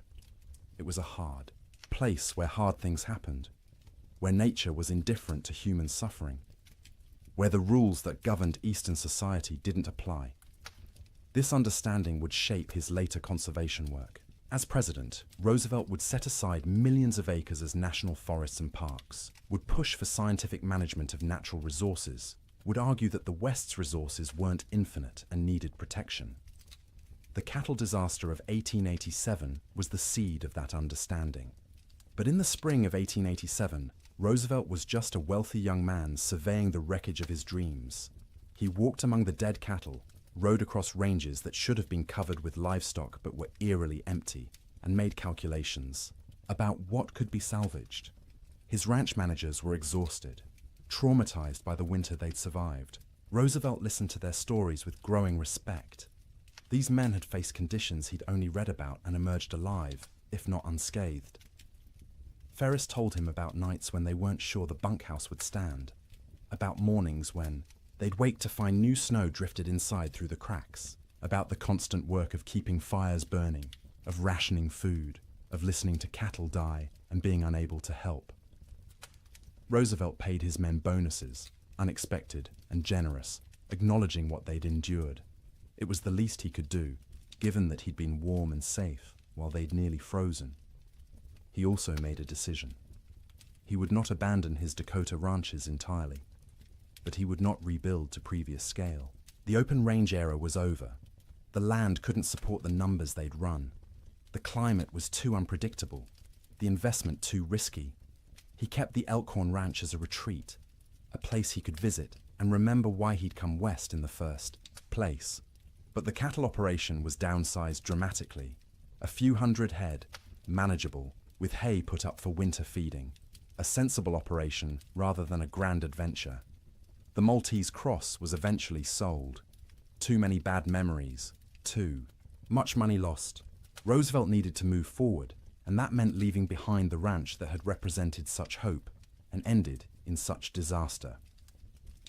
In his autobiography, written years later, Roosevelt would describe the winter of 1886 to 1887 as a necessary education. The romantic had been burned away, leaving behind a more realistic understanding of nature and human limitations. The winter had killed his cattle and his illusions simultaneously, but he rarely spoke about what his employees endured. Their stories weren't his to tell, and he knew his own experience, arriving after the worst had passed, was nothing compared to theirs. He'd lost money. They'd nearly lost their lives. One story stayed with him, though, told by a cowboy at the Maltese Cross. During the worst of the storm, this cowboy had volunteered to check on a nearby line camp, worried about the two men stationed there. He'd ridden out with a rope tied around his waist, the other end tied to the bunkhouse, planning to follow the rope back if he got disoriented. The temperature was 50 below with howling wind. He'd made it half a mile before he couldn't feel his hands or feet, before the cold had penetrated so deeply he knew he was in danger of freezing. He'd turned back, following the rope, barely making it to the bunkhouse before collapsing. The two men at the line camp were found dead when spring came. They'd tried to wait out the storm, ran out of firewood, and froze in their bunks. The cowboy who'd tried to reach them carried guilt about that for the rest of his life, even though there was nothing he could have done. Roosevelt listened to this story and understood, perhaps for the first time, what winter on the frontier really meant. Sleep in Dakota, he realized, was a gift not to be taken for granted. Every night his men had survived was a victory against odds that should have killed them, and every morning they'd woken was a reminder that survival wasn't guaranteed, that warmth and shelter and life itself were temporary conditions that could end at any moment. Roosevelt returned east that spring, his western adventure permanently altered. He would continue to love the West, would continue to visit and hunt and write about it, but he would never again be naive about its harshness. The winter of 1887 had taught him that nature didn't care about your dreams, your money, or your character. It simply existed, indifferent, and you survived or you didn't. His cattle were mostly dead. His investment was lost, but he was alive, and his employees were alive, and that had to be enough. January ended, but the storm did not. February arrived with no fanfare, no change, just another day of grey sky and screaming wind and cold that wouldn't break. People stopped marking days on calendars. Time lost meaning when every day was identical. An endless repetition of surviving until dark, surviving through dark, waking to survive again. The psychological weight of the storm's duration became as dangerous as the physical cold. Humans are resilient, but not infinitely so. We can endure terrible conditions if we believe they'll end. But when days stretch into weeks, weeks stretch toward months, and conditions remain unchanged, the mind begins to fracture in subtle ways. In the Ferguson household, the children grew quieter. They'd stopped asking when the storm would end. They'd stopped asking much of anything. They sat by the fire, conserving energy, their eyes following their mother's movements with an intensity that unnerved her. They were always hungry now, and the hunger made them old beyond their years. Martha found herself forgetting things. She'd go to the cold bedroom to fetch something and stand there, shivering, unable to remember what she'd come for. She'd start sentences and lose the thread midway, words dissolving like snow on her tongue. William said her name sometimes, and she wouldn't hear him, lost in thoughts that circled endlessly around food, fire, survival. William stopped shaving. There was no point. No one to see him except his family, and vanity seemed absurd when survival was uncertain. His beard grew thick and unkempt, ice forming in it every time he went outside to milk the cow or fetch wood. He'd come back in looking, like a wild man, and the children would stare at him until Martha made them look away. The cow's milk production had dropped to less than a quart per day. The animal was suffering from cold and inadequate feed, standing in the barn with her ribs visible through her hide. William knew they should slaughter her, use the meat, but the milk was too precious. As long as she gave any milk at all, he'd keep making that twice-daily journey to the barn. Sleep patterns disintegrated completely. There was no day or night anymore, just periods of lighter grey and darker grey outside the oiled paper window. People slept when exhaustion overwhelmed them, woke when cold or hunger or nightmares forced consciousness. The family's sleeping. Piles shifted constantly as people moved, trying to find warmth, trying to escape dreams. Martha's dreams were always about food, elaborate meals from her childhood in Wisconsin. Her mother's kitchen, warm and fragrant, tables loaded with roasted chicken and potatoes and fresh bread and butter. She'd wake with saliva flooding her mouth, stomach cramping with want, the disappointment of reality crushing. They had beans, always beans, the same beans cooked the same way, day after day, until the thought of eating another spoonful made her gag. William dreamed about summer, riding across green ranges, cattle fat and healthy, sun warm on his shoulders. He'd wake disoriented, expecting heat, finding only cold. The contrast between dream and reality was so sharp it hurt physically. His chest would ache, his throat would close. He'd lie there fighting tears while his family slept around him. The children's dreams were less specific, but more unsettling. They'd whimper in their sleep, reach out for comfort, wake crying without being able to say why. Emma, the youngest, stopped sleeping deeply at all. She'd doze in fits and starts, never truly relaxing, her small body tense even in sleep.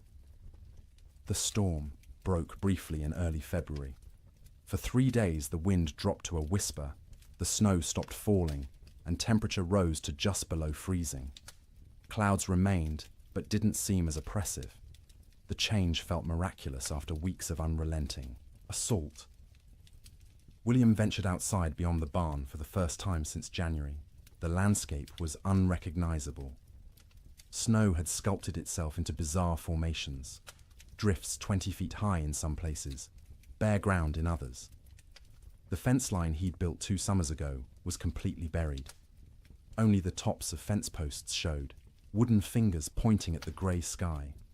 He walked out across what had been their pasture, breaking through crusted snow with each step. The snow held his weight for a moment, then collapsed, dropping him thigh-deep into soft powder beneath. It was exhausting to move, each step a battle, but he kept going, desperate for space, for distance from the cabin that had become their prison. He found a dead cow half buried in a drift. One of their small herd, frozen solid, the hide pulled, tight over protruding bones. He stood looking at it for a long time, feeling nothing. He was too tired for grief. The cow was dead. More would be dead. Everything might be dead. These were just facts now, beyond emotion. When he returned to the cabin, Martha and the children were standing in the doorway, watching him. They looked like ghosts in the grey light, pale and thin and insubstantial. He realized he probably looked the same to them. That night the Chinook wind arrived, warm wind from the southwest, carrying temperature up 30 degrees in 2 hours. It felt like a gift from God, a promise that winter could end, that warmth still existed somewhere in the world. People opened doors and windows despite the waste, of heat from their fires, desperate for fresh air, for the feeling of movement, for anything different. The warm wind melted the top layer of snow, water dripped from roofs, ran in small streams across frozen ground, pooled in low spots. For brief hours, it seemed like spring might actually come, that the nightmare might be ending, but the Chinook betrayed them. After 2 days of relative warmth, the wind shifted back to the north. Temperature plummeted.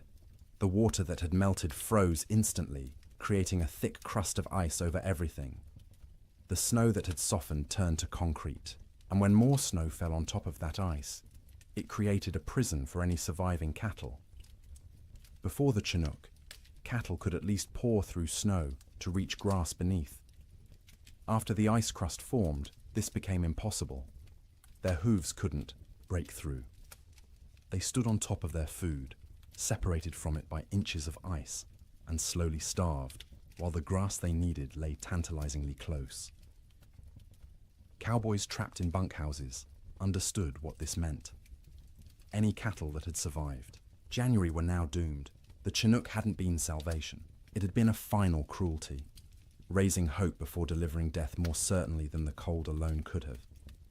In the bunkhouses, men stopped talking about spring. They stopped talking much at all. Conversation required energy they didn't have. They lay in their bunks, wrapped in blankets, emerging only to eat the meager meals old Pete still managed to prepare, or to take their turns feeding the stove. The silence was worse than the earlier noise of men talking and joking and trying to maintain morale. Silence meant defeat. Silence meant they'd accepted that this was how things were now, that normal life was so far away it might as well not exist. Some men slept 20 hours a day. Their bodies had adapted to scarcity by shutting down, reducing all functions to bare minimum. They moved slowly when they moved at all, speaking in monosyllables, their eyes dull and unfocused. They weren't sick, exactly. They were hibernating, human versions of bears in dens, waiting for conditions to improve. Others couldn't sleep at all, too anxious, too frightened, too aware of their situation. They'd lie awake hour after hour, staring at the ceiling, listening to the wind that never stopped. Their eyes developed a particular look, wide and staring, ringed with dark circles. Their hands shook constantly. They jumped at sudden sounds. Old Pete worried about these wakeful men more than the sleeping ones. The sleepers were conserving energy, doing what their bodies told them to do. But the wakeful men were burning through resources they couldn't afford to lose. Their minds were eating themselves from the inside, consuming sanity the way their bodies were consuming stored fat. He tried to help in small ways. Extra coffee for the wakeful ones, bitter and hot, and something to focus on besides fear. Stories told quietly in the dark, anything to distract. Sometimes just sitting with them, 2 men awake in a room full of sleeping men, sharing the burden of consciousness. The nights were hardest. 15, 16 hours of darkness in February's depth. The stove provided light as well as heat, flames visible through gaps in the iron, but it was barely enough to see by. Men moved through darkness, feeling their way, bumping into bunks and each other. Without clocks, without daylight, time became abstract. You'd wake, if you could call it waking when you'd only been half asleep, and have no idea if you'd been unconscious for 10 minutes or 10 hours. The disorientation was profound. Some men stopped trying to track time at all. They ate when food appeared, slept when they couldn't stay awake, existed in a perpetual present with no past or future. The concept of sleep itself changed. It wasn't restful anymore. You didn't sleep to feel refreshed. You slept because consciousness was too expensive to maintain. Sleep was a small death you practiced nightly, preparing for the real death that might come if the storm continued much longer. Dreams during this period took on a hallucinatory quality. Men dreamed they were awake, walking around the bunkhouse, having conversations with others, only to actually wake and realize none of it had been real. Or they dreamed they were outside in the storm, freezing, struggling toward shelter, and wake to find themselves wrapped in blankets by the stove. The boundary between sleeping and waking blurred. Some men experienced what would now be called dissociation. They'd observe themselves from outside their bodies, watching a stranger wear their clothes and speak with their voice. This disconnection was protective, a way the mind created distance from unbearable circumstances. But it was also terrifying to lose even the certainty of being yourself. In the ranch houses, children handled the extended ordeal better than adults in some ways. They adapted, accepting the new reality more easily than their parents who remembered how things should be. To the children, this was simply how life was now, cold, hungry, confined, but normal within its own context. But they also suffered in ways adults didn't. Their growing bodies needed more food than they were getting. Their development was being stunted by malnutrition. Sarah Ferguson, 11 years old, stopped growing taller. Her monthly bleeding, which had just started that fall, stopped entirely. Her body shut down non-essential functions to preserve life. Thomas developed a cough that wouldn't go away, a deep rattling in his chest that scared Martha. She'd give him extra portions of the thin soup she made, sacrificing from her own bowl, but it didn't help much. The cough persisted, worsening at night, keeping him and everyone else awake. James, 7 years old, stopped talking almost entirely. He'd answer questions with nods or shakes of his head, but volunteered nothing. He'd sit for hours staring at the fire, his face expressionless. Martha worried about him most of all, this strange, silent child who'd been so vibrant just months. Emma, the baby, clung to her mother constantly. She'd scream if Martha tried to put her down, terrified of separation. Martha learned to do everything one-handed, cooking, cleaning, even sleeping with the child attached to her like a growth. It was exhausting, but she understood. Emma was reverting to infancy, seeking the safety of the womb in a world that had become too frightening. February crawled past with the weight of years. Each day was a week long. Each week felt like a month. People stopped believing in spring. Spring was a myth, a story told by liars. There was only winter, eternal winter, and the question was no longer when it would end, but whether you'd survive it. And still the wind blew, and still the cold pressed in, and still people slept fitfully in their prisons of wood and hope, waiting for deliverance that seemed less likely with each passing day. Children experienced the great die-up through a lens of confusion and adaptation that was both heartbreaking and remarkable. They didn't fully understand what was happening or why, but they adjusted to impossibility with a flexibility adults had lost. To them, the storm wasn't an economic disaster or a failure of planning. It was simply the way the world had become, and they learned to live in it. Sarah Ferguson, at 11, was old enough to sense her parents' fear, even when they tried to hide it. She watched her mother's hands shake when portioning out food.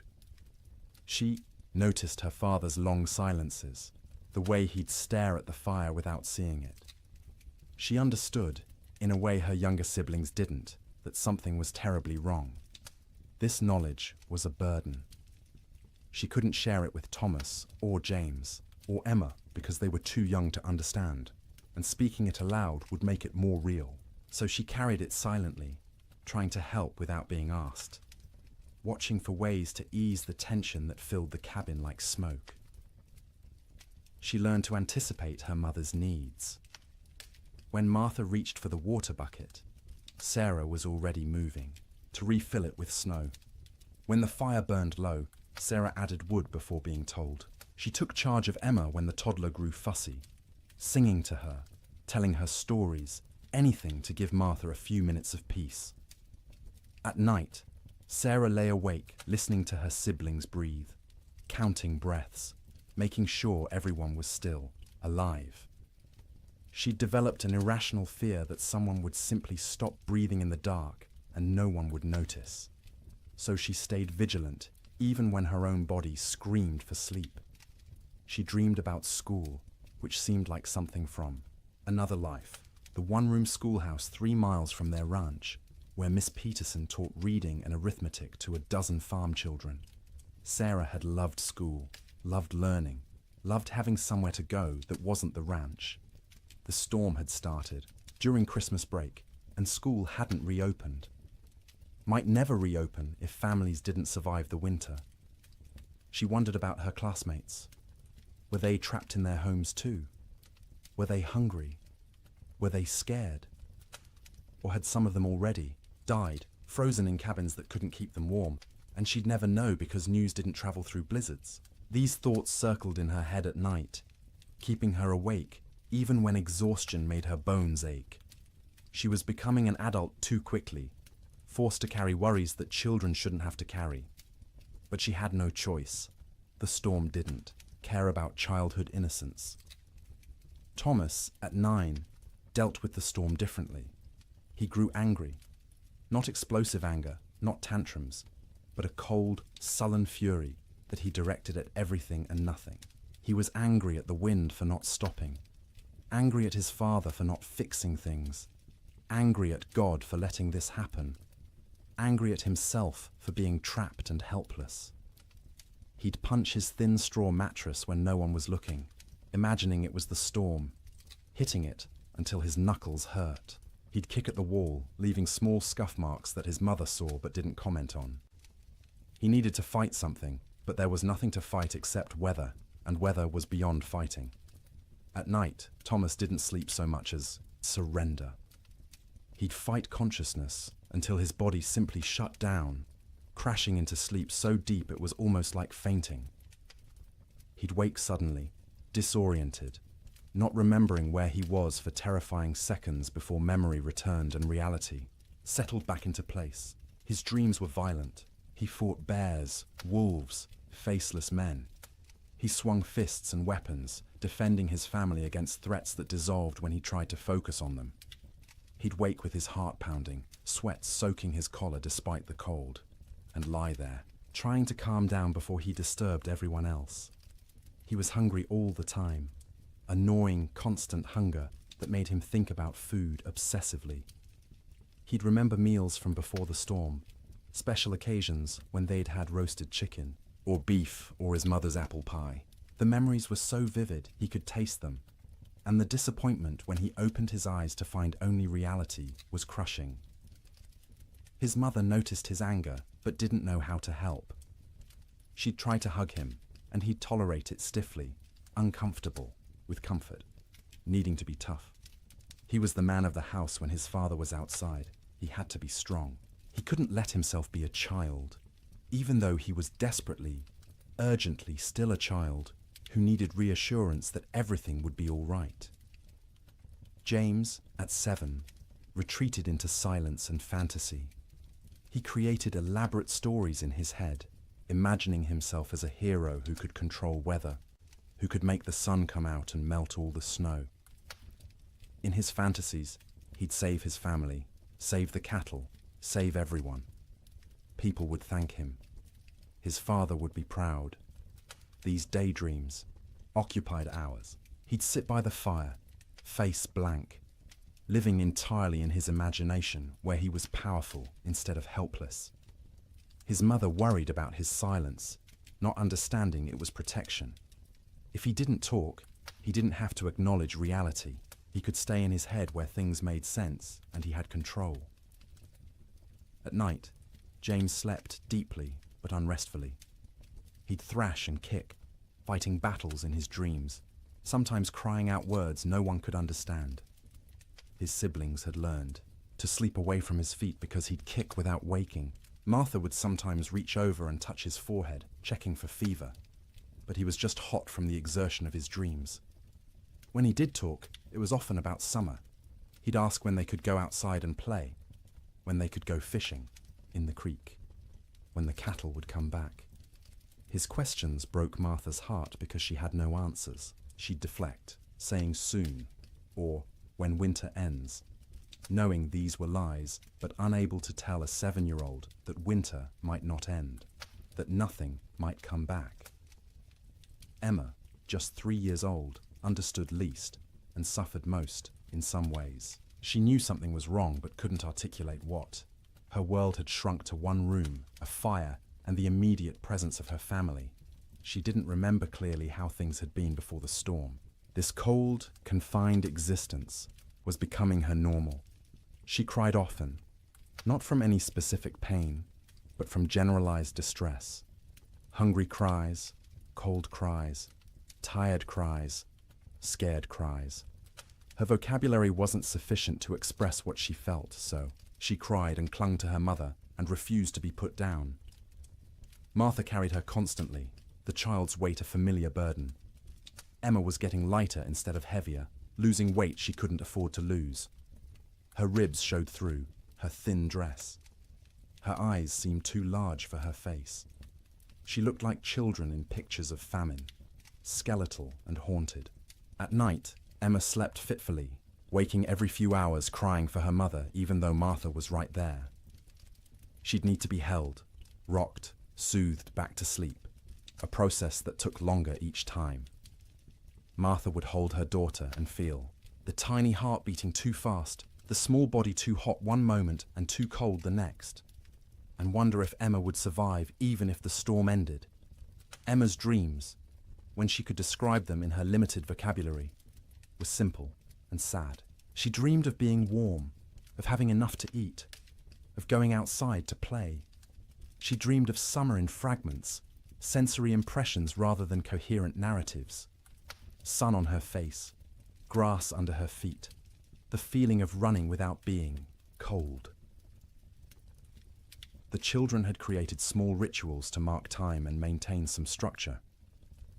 Every morning, however they defined morning, Sarah would lead them in a counting game. They'd count to 100 together, which took Emma's entire concentration and distracted her from crying. Then they'd count by twos, by fives, by tens, math as comfort, numbers as proof that some things remained stable. In the afternoon, Thomas would tell stories. He'd inherited his father's storytelling ability and would spin tales about cowboys and cattle drives and adventures that took place in summer warmth. His siblings would listen, transported briefly to worlds where people weren't trapped and cold and hungry. Emma had a doll, a simple thing made from rags stuffed with more rags, with button eyes and yarn hair. She carried it everywhere, talking to it in her baby voice, explaining things. The doll was hungry. The doll was cold. The doll wanted Mama. Through the doll, Emma processed her own feelings, giving voice to fears she couldn't express directly, the EE. Children learn to read their parents' moods and adjust their behavior accordingly. When Martha looked particularly strained, they'd be quieter, more cooperative. When William came in from the barn looking defeated, they'd give him space, not asking for attention he couldn't provide. They became expert at making themselves small, at not adding to the household's burdens. But they were still children, and children need play. They'd create games from nothing, counting cracks in the ceiling, making shadow figures on the wall with their hands when the fire was bright enough, building towers from the few wooden blocks they owned, then knocking them down and building again. Sarah taught Emma songs, the same songs their mother had taught her. Simple rhymes about animals and weather and daily life. Emma's favorite was about a bird that flew south for winter, which seemed especially relevant. She'd sing it over and over, the words slurring together, while her siblings tried not to show their irritation. The children also absorbed lessons they shouldn't have needed to learn so young. That food was precious and must never be wasted. That fire was life and must be watched constantly. That cold could kill and must be respected. That sometimes adults didn't have answers, didn't know what to do, were as frightened and helpless as children, but had to pretend otherwise. They learned what their parents looked like when pretending to be brave, the slight tremor in their mother's voice when she said everything would be fine, the way their father's smile didn't reach his eyes. They learned to accept these performances without comment, understanding that challenging them would make things worse. In later years, the Ferguson children would remember the winter of 1887 as a blur. They'd recall specific images: the fire, always the fire, and their mother's face in its light, and the sound of wind that never stopped. But the timeline would be confused, events blending together because days had no distinct markers. Sarah would remember being hungry but never being fed. Thomas would remember being angry but not knowing why. James would remember his fantasy world more clearly than reality, which was probably for the best. Emma would remember almost nothing directly, just a vague sense of having been cold once, long ago, for longer than seemed possible. But they'd also remember warmth of a different kind. The feeling of sleeping piled together, siblings in a heap like puppies, their mother's songs in the dark, their father's hands, rough and gentle, checking them for frostbite. The way Sarah would hold Emma when Emma cried. The way Thomas would share his tiny portion of food, even though he was starving.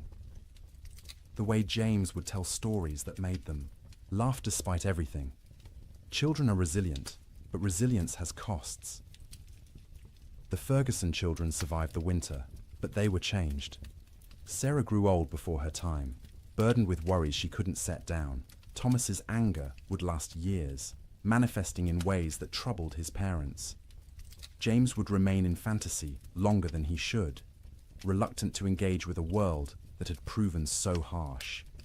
Emma would be clingy and fearful, suffering from what we'd now call anxiety, though no one had that word then. But they survived. All 4 Ferguson children made it through the winter alive, which many children didn't. In the spring, when Sarah returned to school, half her classmates were missing, died in the storm, or their families had moved away, or they were too weak to attend.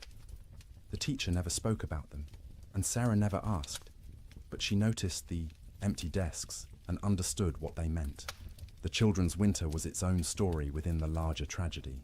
They experienced the same cold, the same hunger, the same confinement as adults, but they experienced it through the lens of childhood, with less understanding but also with adaptability adults couldn't match. They bent instead of breaking, or at least bent further before breaking, and some of them survived precisely because they were young enough to accept the impossible and adapt to it. March came quietly, without announcement or ceremony. The wind didn't stop all at once. The cold didn't break dramatically. But sometime in the first week of March, people noticed the light had changed. The grey wasn't quite as oppressive. The sun, invisible for months behind clouds, occasionally created a bright spot in the overcast sky, a suggestion that it still existed somewhere beyond the grey. The temperature rose first, not to warmth, not even close, but up from the deadly negatives, into the teens, then the 20s. At 20 degrees, after months of temperatures well below zero, it felt almost tropical. William Ferguson stepped outside without his heaviest coat for the first time since January and felt the difference immediately. Still cold, but survivable cold. Manageable cold. Human cold. The wind dropped next. Not gone, but diminished from its constant shriek to something closer to a whisper. You could hear other sounds again. Birds, tentatively returning. The creak of the barn, your own footsteps in the snow. After months of wind that drowned out everything, the relative silence was disorienting, and then finally the snow stopped falling. Days passed without new accumulation. The sky remained cloudy, but the clouds weren't releasing their burden anymore. What was on the ground would stay on the ground, but nothing new was coming. This realization spread through trapped households, like a physical wave. The storm was ending. Winter was releasing its grip. Spring, impossible spring, was actually going to come. But the thaw revealed horrors that had been hidden under snow. As temperatures rose above freezing and snow began to melt, the dead emerged. Cattle everywhere. More cattle than anyone had imagined possible. They lay along fence lines, stacked 3 and 4 deep, where they'd crowded against barriers trying to escape the wind. They filled ravines, hundreds in a single coulee, frozen together into a grotesque mass. They lined riverbanks, piled where they'd sought water, and found ice instead. William rode out in mid-March to assess their losses. The snow had melted enough to navigate, though the ground was a swamp of mud and standing water. He rode for hours, seeing nothing but dead cattle. Their small herd of 30 head was gone, all 30 dead. Some near the barn where they'd sought shelter. Others scattered across their range, frozen in place, some still standing. The smell was overwhelming. As the carcasses thawed, they began to rot. The air across the plains filled with the sweet, cloying stench of decay. You couldn't escape it. It permeated clothing, hair, got into your mouth and nose until you tasted it constantly. Cowboys tied, scarves soaked in vinegar over their faces, but it barely helped. The financial devastation was absolute. Ranches that had run thousands of head found hundreds alive, if that. The great cattle companies, backed by Eastern and European money, went bankrupt overnight. Investors who'd expected returns of 20–30% instead lost everything. The boom was over. The cattle kingdom had fallen. But more important than money, more immediate, was the human cost. As spring progressed and travel became possible again, stories emerged. A family in Wyoming had burned their furniture for fuel, then their floorboards, then had frozen to death anyway. A cowboy in Montana had tried to reach town for supplies, got lost in a storm, and was found frozen solid sitting upright on his horse, both man and animal dead. Children died quietly in their sleep, their small bodies unable to maintain heat. Old people died the same way, peaceful endings to hard lives. Young men died trying to help, venturing out into storms to check on neighbors or cattle, never making it back. Women died in childbirth in cabins where no help could reach them. Babies dying with their mothers. The death toll among cattle was calculable, measurable, shocking in its enormity. Estimates ranged from 60 to 90% mortality across the northern plains. Hundreds of thousands of animals dead. But the human toll was harder to count. People died alone in isolated cabins, their bodies not discovered until spring. Whole families vanished. Homesteads found empty when the snow cleared. No trace of where the occupants had gone, or whether they'd survived. Theodore Roosevelt returned to his ransacked ranches and surveyed the ruin of his Western dreams. Cowboys, who'd barely survived, told stories of unimaginable hardship. Ranchers calculated losses that dwarfed their ability to recover. And slowly, painfully, everyone who'd survived began the work of rebuilding. But they rebuilt differently. The open range was dead, killed as surely as the cattle that had grazed it. Ranchers who continued in the business built barns, stored hay, kept smaller herds they could actually feed through winter. They fenced pastures, rotating cattle seasonally rather than letting them roam year-round. The cowboy, as romantic figure, driving vast herds across unfenced prairie, became a relic of a past that had ended in ice and death. The survivors were changed. Martha Ferguson emerged from that winter 20 pounds lighter, her hair gone grey at 32. William's hands shook for months afterward, trauma expressing itself in tremors he couldn't control. The children carried scars that wouldn't show. For years, psychological wounds that would shape their entire lives, but they'd survived. All of them. The Ferguson family made it through intact, which was more than many could say. And as spring truly arrived, as green grass pushed up through mud and trees began to bud and the sun returned with actual warmth, they began to remember what life could be. The first night Martha slept without waking every few hours, checking on her children. She woke feeling guilty for having rested. The first morning, William went outside and wasn't hit by killing cold. He stood in the barn doorway and cried. The children, resilient as children are, adapted more quickly. They ran outside in bare feet, feeling grass beneath their toes, relearning, joy they'd almost forgotten. Sleep in spring was different from sleep in winter. The fear was gone, the vigilance unnecessary. People slept deeply for the first time in months, their bodies finally feeling safe enough to truly rest. They slept for 10 hours, 12 hours, catching up on sleep debt accumulated over winter. They woke refreshed, amazed at the feeling, remembering what normal had felt like. but the dreams remained. For years afterward, survivors would wake from nightmares about the winter of 1887. They'd dream of being trapped, of being cold, of hearing cattle die, and being unable to help. These dreams would fade over time, but never entirely disappear. The winter had carved itself into their psyches, a permanent scar. And now, dear traveller through this story, we've reached the end of our journey through the coldest winter in wild West history. We've walked with cowboys in their bunkhouses, huddled with families around failing fires, witnessed the death of cattle and dreams, and an entire way of life. The Great Die-Up of 1887 was catastrophic. It killed hundreds of thousands of animals, bankrupted fortunes, and ended the era of open-range ranching forever. But more than that, it tested human endurance in ways few events ever have. It asked people to survive the unsurvivable, to sleep, in conditions where sleep seemed impossible, to maintain hope when hope was absurd, and they did. Not all of them, not even most of them without terrible cost, but enough survived to tell the story, to rebuild, to ensure that the lessons learned would protect future generations. As you lie in your warm bed tonight, safe from cold and storm, let yourself feel the profound gift of that warmth. The pioneers of the Wild West would have considered your comfort miraculous, impossible luxury beyond imagining. Central heating, insulated walls, blankets made in factories rather than woven by hand. You live in the future they could only dream of, the safety they fought to reach. Their struggle made this possible. Every improvement in building techniques, every advance in weather prediction, every system we have now to survive winter grew from lessons learned in disasters like the Great Die-Up.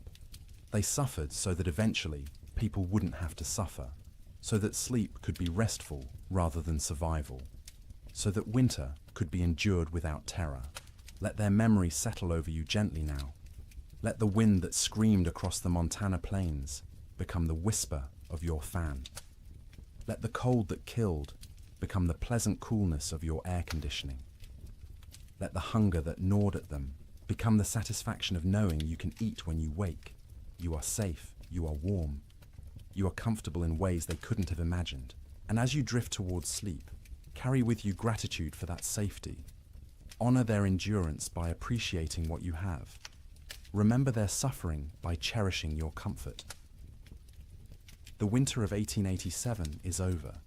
It has been over for more than a century, but its story remains, a testament to human resilience and the terrible power of nature. The cowboys and ranchers and children who lived through it are long gone, but their experience echoes forward to us, teaching us about survival, about courage, about the precious gift of a warm place to sleep.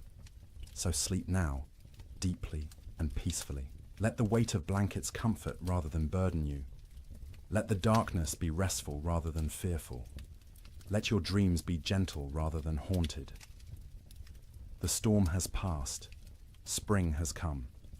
The long winter night is over, and you, in your warm bed, in your safe room, can rest without fear, can close your eyes without vigilance, can surrender to sleep, knowing you'll wake to warmth and safety. The Great Die-Up claimed so much, so many cattle, so many dreams, so much hope. But it couldn't claim everything. It couldn't kill the human capacity to endure, to adapt, to survive impossible conditions, and emerge, if not unscathed, then at least alive. Still capable of love, still capable of rebuilding, still capable of hope. That resilience lives in you too. You carry it in your genes, inherited from ancestors who survived winters and storms and hardships we can barely imagine. Their strength is your strength. Their determination is your determination. Their ability to close their eyes in terrible circumstances and wait to face another day is yours as well. You don't need it tonight. Tonight, you can simply rest. Let the story of the Great Die-Up fade like snow melting in spring sun. Let the cold recede. Let warmth embrace you completely. Sleep well, knowing that winter always ends, that spring always comes, that the coldest night eventually gives way to dawn. The pioneers of 1887 learned this truth at terrible cost. But they learned it, and they survived. And because of them, you live in a world where winter is manageable, where cold is temporary, where sleep is safe. Close your eyes now. Let your breathing slow. Feel the weight of your body sink into your mattress, supported and comfortable. You've traveled a long way tonight, through a winter that ended before you were born. You've witnessed suffering and endurance and the slow arrival of relief. Now it's time to find your own relief, your own rest, your own peaceful surrender to sleep. The wind has stopped screaming. The cold has lost its teeth. The cattle are grazing on green grass in valleys where snow once piled 20 feet deep. And you are here, warm and safe, ready to sleep, ready to dream gentle dreams, ready to wake refreshed to a world where the great die-up is history, where winter is a season rather than a death sentence, where sleep is rest rather than survival. Good night, traveler. Thank you for joining me on this journey through the coldest winter in Wild West history. May your own sleep be everything those pioneers couldn't have. May you wake warm and safe, grateful for the comfort that cost them so much to achieve. The storm is over. Spring has come. Sleep well. Good evening and welcome back, friends. Tonight, we are going to journey through the Great Famine Winter, when medieval Europe froze for 7 years. As always, let me know where in the world you are listening in from. Get cozy, settle in, and let's begin. In the spring of 1315, a mother in northern England made an unthinkable decision. She locked her children inside their cottage, walked into the frozen wasteland, and never returned. But she wasn't abandoning them. She was saving them. Was she? Knew what all of Europe would soon discover was that the world itself was dying. The rain wouldn't stop. The cold wouldn't break. And for the next 7 years, winter would reign supreme. Her name was Marjorie of Durham, and her neighbors found her children 3 days later, alive, huddled around the last embers of their fire. The eldest, a boy of 9, clutched a note his mother had left. The priest who recorded it wrote that his hands shook as he read her words aloud. My flesh will buy them grain. My absence will grant them mercy. Tell them I walk toward God, not away from them. You see, Marjorie had understood something terrible. Something that would take the rest of Europe months to grasp. This wasn't just another harsh spring. This was the beginning of an extinction. The marketplace where she'd traded her body for bread had made the calculation clear. A living mother meant 5 mouths to feed. A missing mother meant for orphans. The church had to shelter, and the church still had grain, still had walls, still had hope that this nightmare would end. But here's what makes Marjorie's story so haunting. She wasn't unique. Parish records from 1315 show hundreds of similar disappearances. Parents vanishing into blizzards, elderly grandparents wandering into forests, always leaving notes, always locking doors from the outside, always walking toward death like it was salvation. The chronicler Geoffrey Le Baker would later write about that spring with words that feel pulled from nightmares. Rains began on St. George's Day and fell like God had forgotten how to do anything else. Not the warm rains of April that wake sleeping seeds, but frozen needles that killed whatever they touched. Crops didn't fail, they drowned standing. Rivers didn't flood, they exploded from their banks like wounded animals. Think about that. For a moment, you're a medieval peasant. Your entire world is 3 miles wide. Everything you know about survival, every technique your father taught you, every prayer your mother whispered, assumes one simple truth that seasons follow patterns. Spring brings life, summer brings growth, autumn brings harvest, winter brings rest. But what happens when spring never comes? When winter refuses to die? When the very foundation of existence cracks beneath your feet? That's what began in 1315. Not a famine, not a crisis, but the complete collapse of natural order. And Marjorie of Durham, walking into that frozen dawn, leaving her children behind to live, was just the first character in a story that would consume 15 million souls. Before it ended. The question isn't how Europe survived, it's what Europe became to survive it. Picture yourself waking up on Easter morning, 1315, in a small village outside Paris. Your neighbor Johannes jokes about yesterday's rain ruining his seedlings. His wife laughs, saying one wet spring never hurt anyone. Within 6 months, Johannes will trade his youngest daughter for a bag of moldy grain. His wife will disappear one night, and the village will pretend not to notice the fresh meat at the butcher's stall. But this morning, they're still laughing. The peculiar thing about catastrophe is how quietly it arrives. No trumpets, no divine warnings, just rain. Endless, crushing, biblical rain that began falling across Europe in May 1315 and simply didn't stop.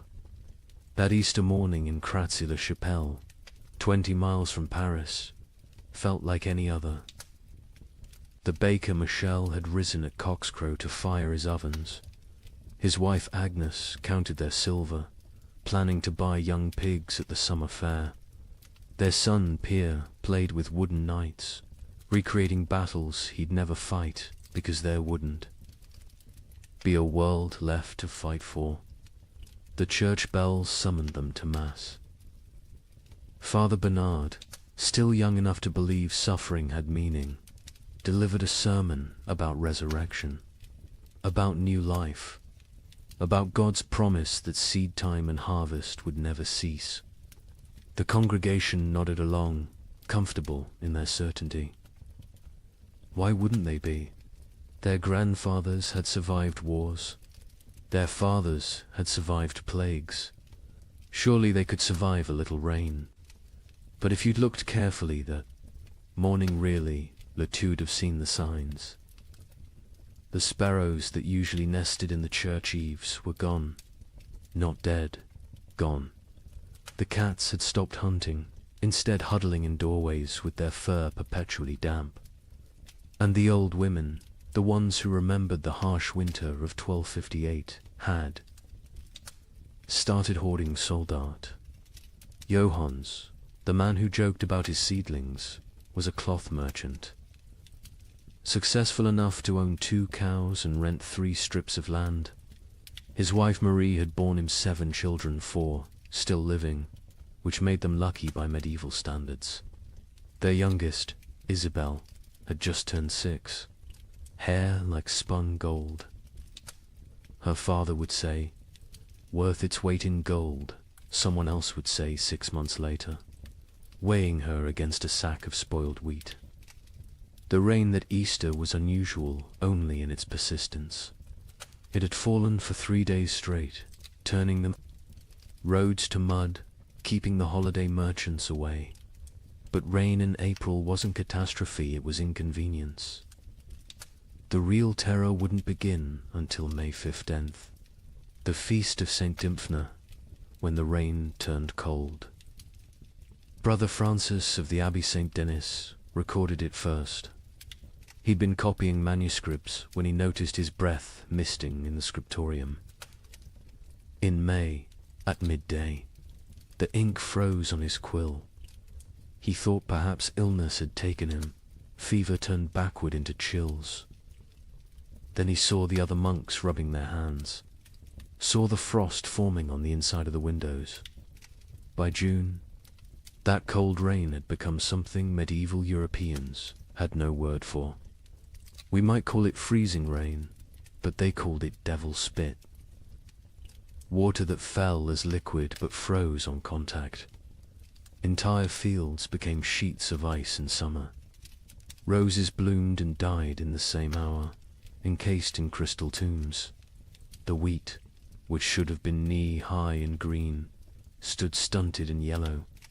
The barley rotted in the earth before it could sprout. The rye grew, but wrong-twisted, black, infected with something that would later be recognized as ergot, the fungus that causes hallucinations and gangrene. Some villagers, desperate for any harvest, ate it anyway. They danced themselves to death in the streets, laughing as their fingers turned black and fell off. But we're getting ahead of ourselves. Let's return to Johannes and his family, because their story is everyone's story. By late May, Johannes had stopped joking about anything. The constant rain had ruined the roads, making trade impossible. No merchants could travel, which meant no cloth could be sold, which meant no coins for bread. Not that there was bread to buy. The baker Michel had closed his ovens now. Grain meant no flour, meant no purpose to the fire. June brought the first death in Crassy-la-Chapelle. Not from starvation, not yet. Old Catherine, who'd survived 70 winters, simply gave up. She announced at Sunday Mass that God had abandoned them, walked home, lay down in her bed, and willed herself to die. The priest called it despair, a mortal sin. But privately, he envied her escape. The real horror began in July, when the rain briefly stopped. For 3 days, the sun appeared, weak and watery but present. The villagers rushed to salvage what they could, to plant anything that might grow before autumn. They worked day and night, hands bloody from tearing at the muddy earth, planting beans, turnips, anything fast-growing. On the 4th day, the hail began. Not regular hail. Chunks of ice the size of fists, driven sideways by winds that shouldn't exist in summer. They shattered shutters, killed chickens, knocked full-grown men unconscious. When it stopped, nothing remained of those desperate plantings. The fields looked like they'd been trampled by an army of giants. That's when Johannes made his first, unthinkable choice. He killed one of his cows, not for meat yet but for mercy. It was starving, crying constantly, too weak to stand. He told his children it had gotten sick, but Marie knew. She saw him save the blood in buckets, saw him portion it carefully with their dwindling barley. Blood pudding would keep them alive another week. Argus arrived wearing winter's clothes. Frost in the mornings, ice on the water buckets, breath misting even at noon. The second cow died on its own, and Johannes counted it lucky. They ate everything: the meat, the organs, the marrow from the bones. They boiled the hide for soup. They ground the bones for flour. Nothing was waste, because waste meant death. Brother Thomas of Westminster Abbey wrote something strange in his chronicle that summer. The heavens have forgotten how to cease their tears. At first, monks like Thomas saw it as God testing their faith. A brief punishment, maybe for thee. Wars between England and Scotland, maybe for the French king arresting the Pope. Surely it would pass. But then came the letters from sister monasteries. From Cologne, our fields are lakes. From Florence, the Arno has swallowed 3 villages. From Krakow, the children ask what the sun looked like. What terrified Thomas wasn't the rain itself, it was the temperature. In July, the height of summer, he could see his breath while saying morning prayers. Ice formed on the altar wine, and still the rain fell. The monastery's chronicle, which Thomas kept with meticulous care, tells us exactly when normal ended and nightmare began. June 23rd, the eve of St. John, traditionally celebrated with bonfires that burned until dawn. That year, no fire would stay lit.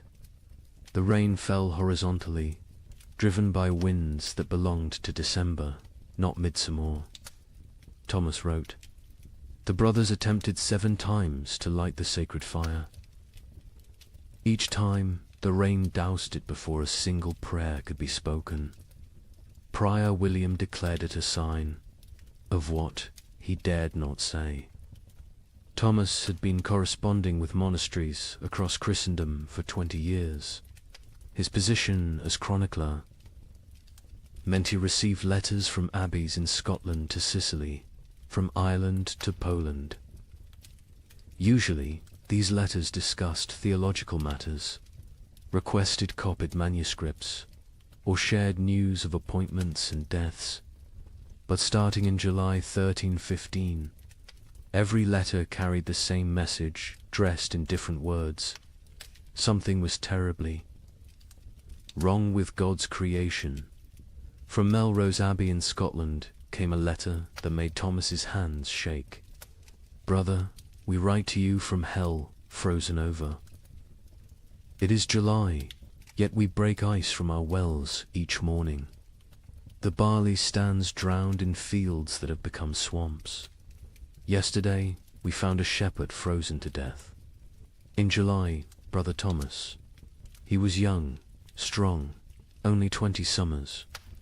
We found him standing upright, eyes open, still holding his crook. The sheep around him were ice statues. Have we entered the end times? The abbot of Cluny in France sent word that would have been dismissed as madness any other year. The vine withers as if cursed. The soil rejects all seed. We have consulted. Our oldest records nothing, speaks of summer frost, of hail in August, of rain that burns like ice. Our farmers weep in the fields, beating the mud with their fists, begging it to remember its purpose." From the German monasteries came increasingly frantic reports. The prior of Reichenau wrote, "Lake Constance rises daily. Entire villages now exist only as church bells tolling beneath the waves. We ring our own bells in answer, but God remains deaf. The rain tastes of sulphur. Birds fall from the sky mid-flight, frozen solid. What sin has mankind committed to earn such wrath?"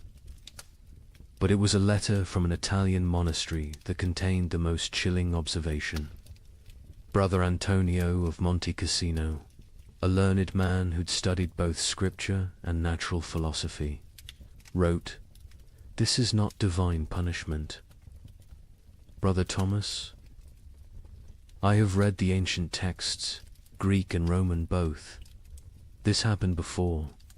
They called it the years without summer. Crops failed, empires fell, and mankind retreated to caves. We are not being punished. We are being erased."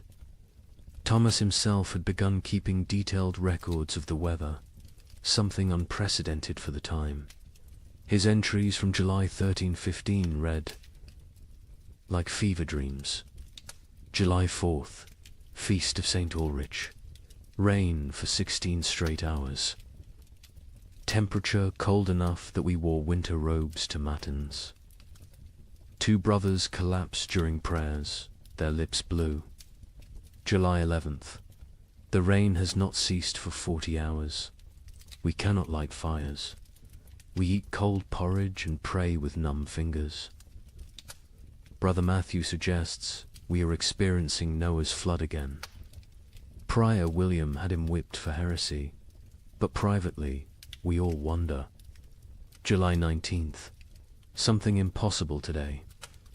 The rain froze as it fell, coating everything in ice. In July, the vegetable garden is destroyed. Every plant encased in crystal, beautiful and dead. We gather to pray, but the words stuck in our throats. How do you pray when creation itself seems broken? The correspondence between monasteries became increasingly desperate as summer crawled toward autumn. They began sharing survival techniques rather than theological debates. How to keep manuscripts from molding in the constant damp. How to preserve food when nothing would dry. How to maintain faith when every prayer for sun was answered with more rain. From Prague came instructions for building underground storage that might resist the water. From Dublin came recipes for making bread from acorns and chestnuts. From Rome came silence. The Holy See had problems of its own. With the Tiber flooding the papal palace repeatedly, Thomas noted something else, something that wouldn't be fully understood for centuries. The rain wasn't uniform. It would pound. One region while barely touching another 20 miles away. But those dry spots weren't lucky, they were cursed differently. Without rain, but with temperatures below freezing in summer, crops still died. Wells still froze. People still starved. A letter from the Bishop of Bergen in Norway contained an observation that haunts historians today. The merchants from Iceland have not come. They were due in May, as always. It is now August. Ships sent to investigate found the sea routes blocked by mountains of ice that should not exist in summer, or perhaps should not exist at all. The sailors speak of icebergs, tall as cathedrals, moving south like an army of frozen giants. By late August, Thomas's own entries had taken on a tone of barely controlled panic. We have begun rationing in August. The harvest is already lost, and we must survive on stores meant for winter. But what winter awaits us if summer itself has become frozen? Prior William no longer speaks of God's tests. He speaks of God's absence. The most telling entry comes from September 3rd. Brother Francis asked me today why I still write these chronicles. Who will read them? Who will survive to care about the weather of a dead year? I had no answer. I write because the act of writing means I still believe in tomorrow. When I stop writing, I stop hoping. So I write of rain, of cold, of death creeping closer. I write because someone must witness the ending of the world. Imagine watching your entire years work everything you need to survive a rotting in the field before your eyes. Not failing to grow, not dying from drought, but literally dissolving into grey sludge. A French peasant named Guillaume left us. A rare written account dictated to a priest. The wheat stood tall and green in June, promising the best harvest in memory. By August, it was black soup. The smell, God forgive me, it smelled like death before death had even come. But here's where our story takes its first dark turn. The failed harvest of 1315 was just the opening act.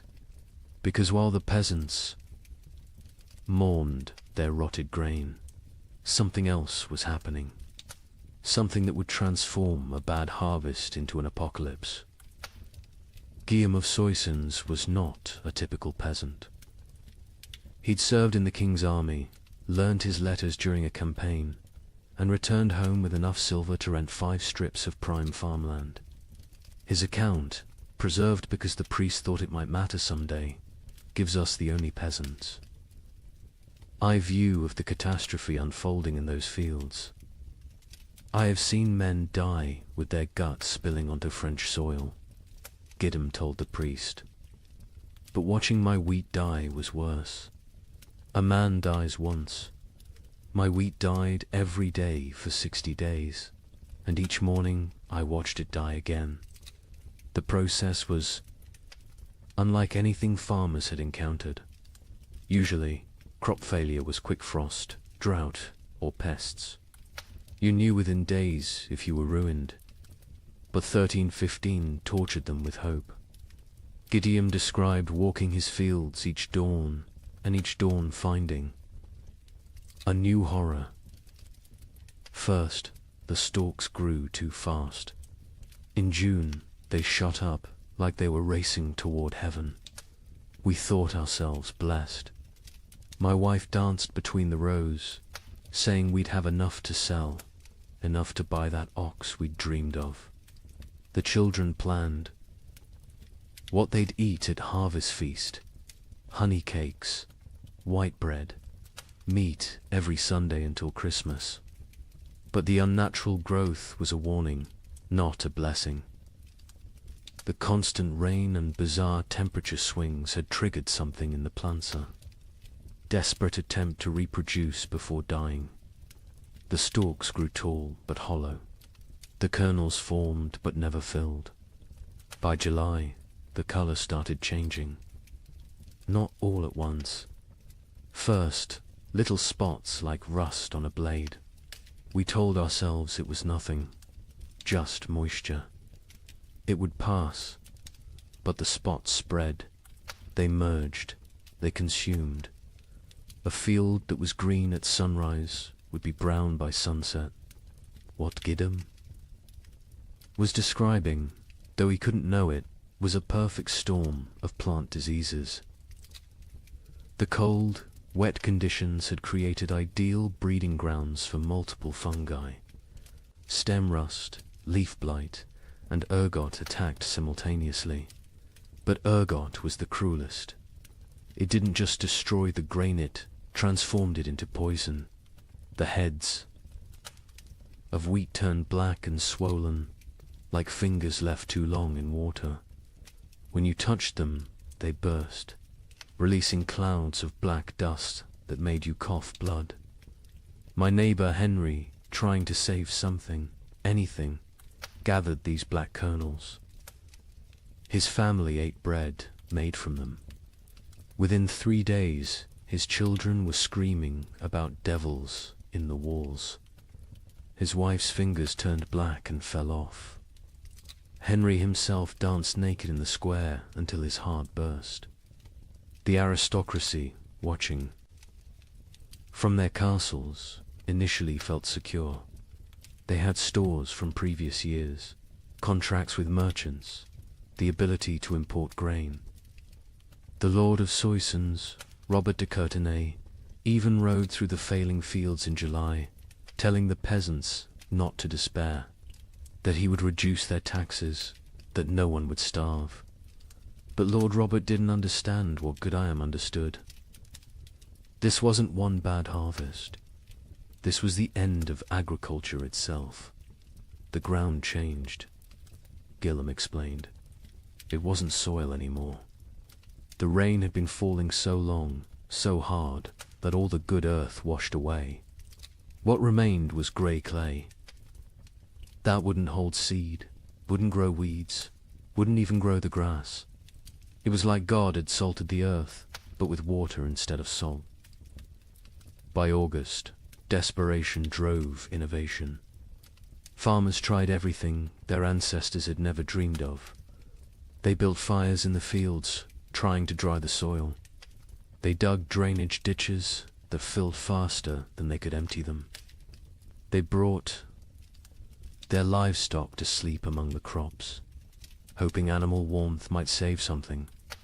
An educated monk observing these efforts wrote, "They perform rituals that border on paganism, dancing naked under the full moon, burying live cats at field corners, bleeding themselves onto the soil. They have forgotten Christ and remembered older, darker gods, yet still the crops fail." The nobility began to panic when they realized the Implications. No harvests meant no taxes. No taxes meant no armies. No armies meant no power. The entire feudal system depended on agricultural surplus. Without it, civilization itself would collapse. The Bishop of Reims recorded a meeting of local lords in August 1315. Lord Thibaut suggested we take what grain remains by force, store it in our castles, and let God sort the living from the dead. Lord Gautier proposed we sell our lands to Italian merchants who don't yet know of our catastrophe. Lord Felipe said nothing, just sharpened his sword throughout the meeting. We all knew what he was thinking. When the starving masses come, sharp steel might buy us more time than prayer. But it was Gwellem's final observation that proved most prophetic. The worst part wasn't the hunger we knew was coming. It was what hunger would make us become. I saw my neighbor Marcel looking at his plump daughter differently. Not with fathers. Love with a butcher's calculation. I saw wives eyeing husbands who'd grown too weak to work. I saw children forming packs, like wolf cubs learning to hunt. The priest asks me what I think God wants from us. I tell him God is done wanting. Now he's taking, and he's going to keep taking until there's nothing left but rain and mud and sigh. And mud and sigh. The memory of what men used to be before they became animals again. The failed harvest of 1315 wasn't measured in bushels of lost grain. It was measured in the systematic destruction of hope. Every rural community in Europe had lived with the same rhythm for 1,000 years. Plant in spring, tend in summer, harvest in autumn, survive on stores through winter. That cycle was civilization. And in 1315, the cycle broke. By September, even the weeds had given up. Fields that should have been golden with wheat or barley were instead grey seas of mud, punctuated by the black skeletons of dead trees. The only things that grew were fungous, bulbous things that appeared overnight in colours nature had never intended. Purple, electric blue, sick yellow. Children who ate them died laughing. Adults who ate them died screaming. The recording. Priest added his own note to Gwillem's testimony. This man speaks truth. I have seen the fields myself. They look like God's own graveyard, waiting for the corpses that will soon fill them. We are not facing a famine. We are facing an extinction. May whoever finds this record pray for our souls, for by the time you read this, we will surely be past praying for ourselves. In September 1315, a strange sickness appeared among the cattle of Norfolk. Within days, it spread to sheep, then pigs, then horses. The animals didn't just die, they died screaming. A contemporary account describes cattle crying like humans. In their agony, their tongues swollen black, their eyes weeping blood. Modern historians call it marin, but medieval Europeans had another name for it. Devil's touch, because healthy animals would drop dead mid-step. A cow giving milk at dawn would be a corpse by noon, and the speed of transmission defied Logicantia herds gone in hours. But I haven't told you the worst part yet. The animals that survived, they changed. Horses began eating meat. Pigs turned. Feral, forming packs that hunted. And the rats. The rats disappeared entirely. Where did they go? That mystery wouldn't be solved for another 30 years, when they returned, carrying something far worse than hunger. The first recorded death was a prize bull named Samson, owned by the Earl of Norwich, worth more than most villagers earned. In a year, Samson was protected like royalty-sheltered stable, imported feed, 3 stable boys attending him constantly. On September 8th, he was healthy enough to breed. By September 9th, he was dead, his massive body twisted in angles that bones shouldn't allow. Foam tinged pink with blood dried around his mouth. The Earl's stable master, a methodical man named Walter, documented what happened next with the precision of someone who knew he was witnessing something unprecedented. The sickness jumped from Samson to the cows without touch, without sharing water, without even sharing air. They were in separate barns, yet by sunset, 17 were dead. Their deaths were not peaceful. They bellowed with voices that sounded human. They thrashed until their bones broke through their hides. They died with their eyes open, staring at something we could not see. Within a week, every cow in Norfolk was either dead or dying. But the disease didn't respect species boundaries. Sheep began falling next, their wool turning grey overnight before they collapsed. Then pigs, usually hardy enough to survive anything, started dying in ways that defied nature. They'd squeal for hours, a sound witnesses compared to children, screaming before their hearts simply exploded. A traveling merchant named Otto from Flanders recorded what he saw on the roads. "I have traveled these paths for 20 years. I know where every farm keeps its herds. Today, I counted 4,000 dead cattle between Lynn and Norwich. They lie where they fell in fields, on roads, some still standing upright, held by mud that is frozen around their legs. The smell reaches you a mile before you see them. Sweet rot mixed with something chemical, like copper left in vinegar. The speed of death was matched only by its strangeness. Animals died in patterns that suggested intelligent entire herds forming perfect circles before collapsing inward. Flocks of sheep arranging themselves in lines before dying in sequence, like dominoes. Witnesses spoke of animals appearing to communicate across species before death, horses whinnying to cows who lowed back, as if sharing some terrible knowledge. But then came the transformations among survivors, and this is where chronicle accounts become almost too bizarre to believe, except that multiple independent sources confirm the same phenomena. Sir William de Ross, a knight with lands across Yorkshire, wrote to the Archbishop of York, "Your Grace must believe what I write, though it sounds like madness. My destrier, Caesar, a warhorse I've ridden into 3 battles, has begun hunting. Not grazing, hunting. I watched him corner a rabbit, kill it with his hooves, and eat it. He tears flesh with teeth never meant for meat. Other horses flee from him now. He stands alone in his paddock, blood on his muzzle, waiting for something none of us understand.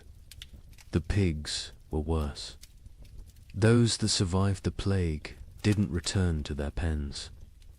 They grouped together in the forests, moving in coordinated packs.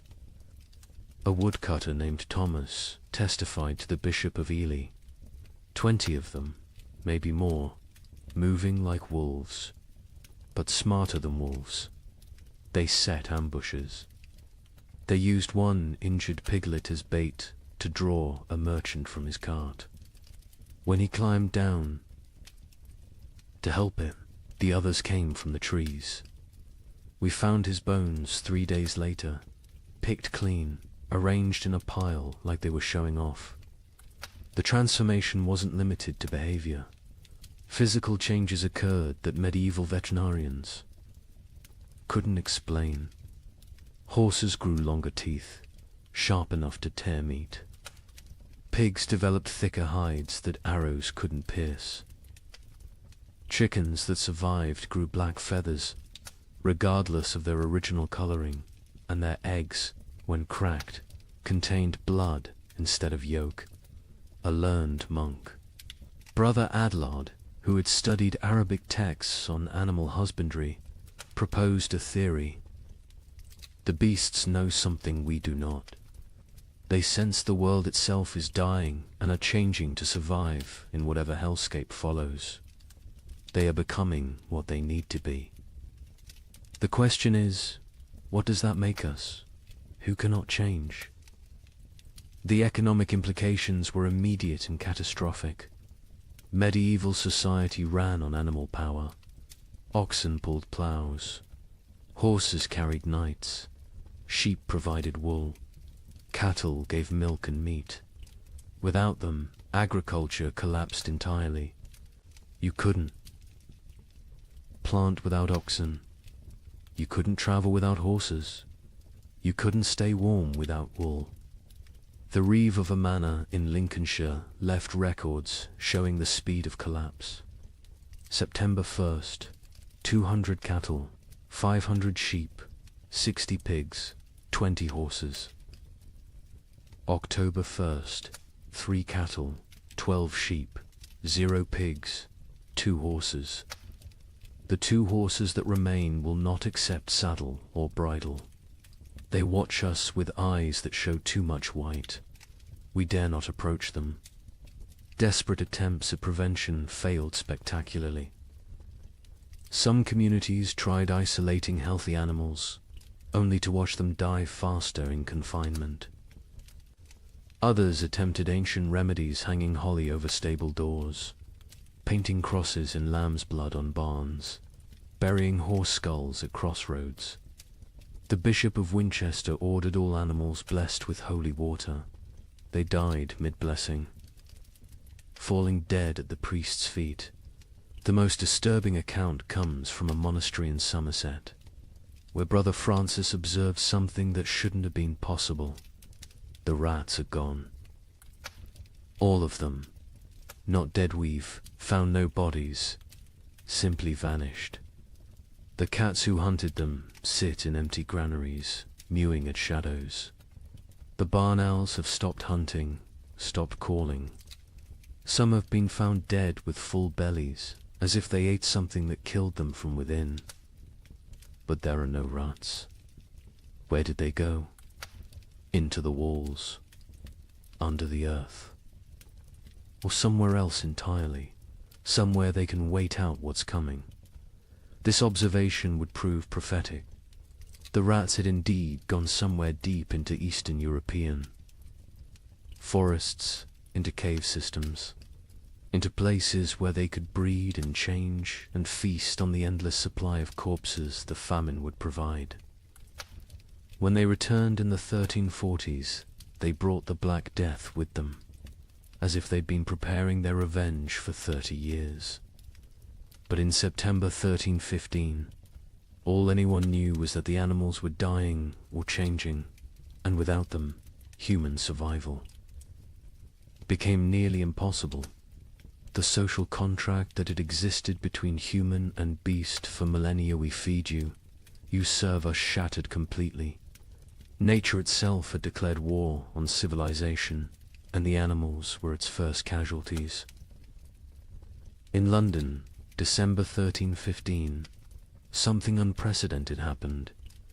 A wealthy merchant named Richard de Barkin tried to buy bread with a gold coin worth more than most people saw in a lifetime. The baker laughed in his face. "Can your gold fill my children's bellies? Can it bring back the grain?" This is the moment medieval Europe's entire economic system shattered.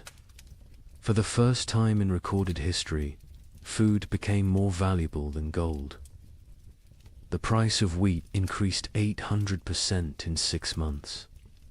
But those are just numbers. Let me tell you what that really meant. Richard de Barkin wasn't just any merchant.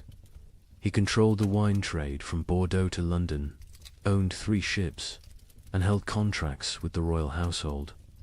His wealth was legendary. He'd once bought an entire street in London just to evict a rival. On that December morning, he walked into Thomas Baker's shop on Bread Street carrying a gold noble, a coin worth 80 silver pence, enough to buy a horse. Thomas Baker, his hands still dusted with the last of his flour, looked at the coin like it was a stone. "I have one loaf left," he said, "my last flour. When it's gone, I close my doors forever. That loaf goes to my children. Your gold cannot create grain from nothing." Richard, accustomed to gold opening every door, placed 2 more nobles on the counter. Thomas swept them onto the floor. "Take your metal to the Thames and see if the fish will trade bread for it. I'll keep my loaf." The story spread through London within hours, not because a rich man was refused bread, but because everyone suddenly understood.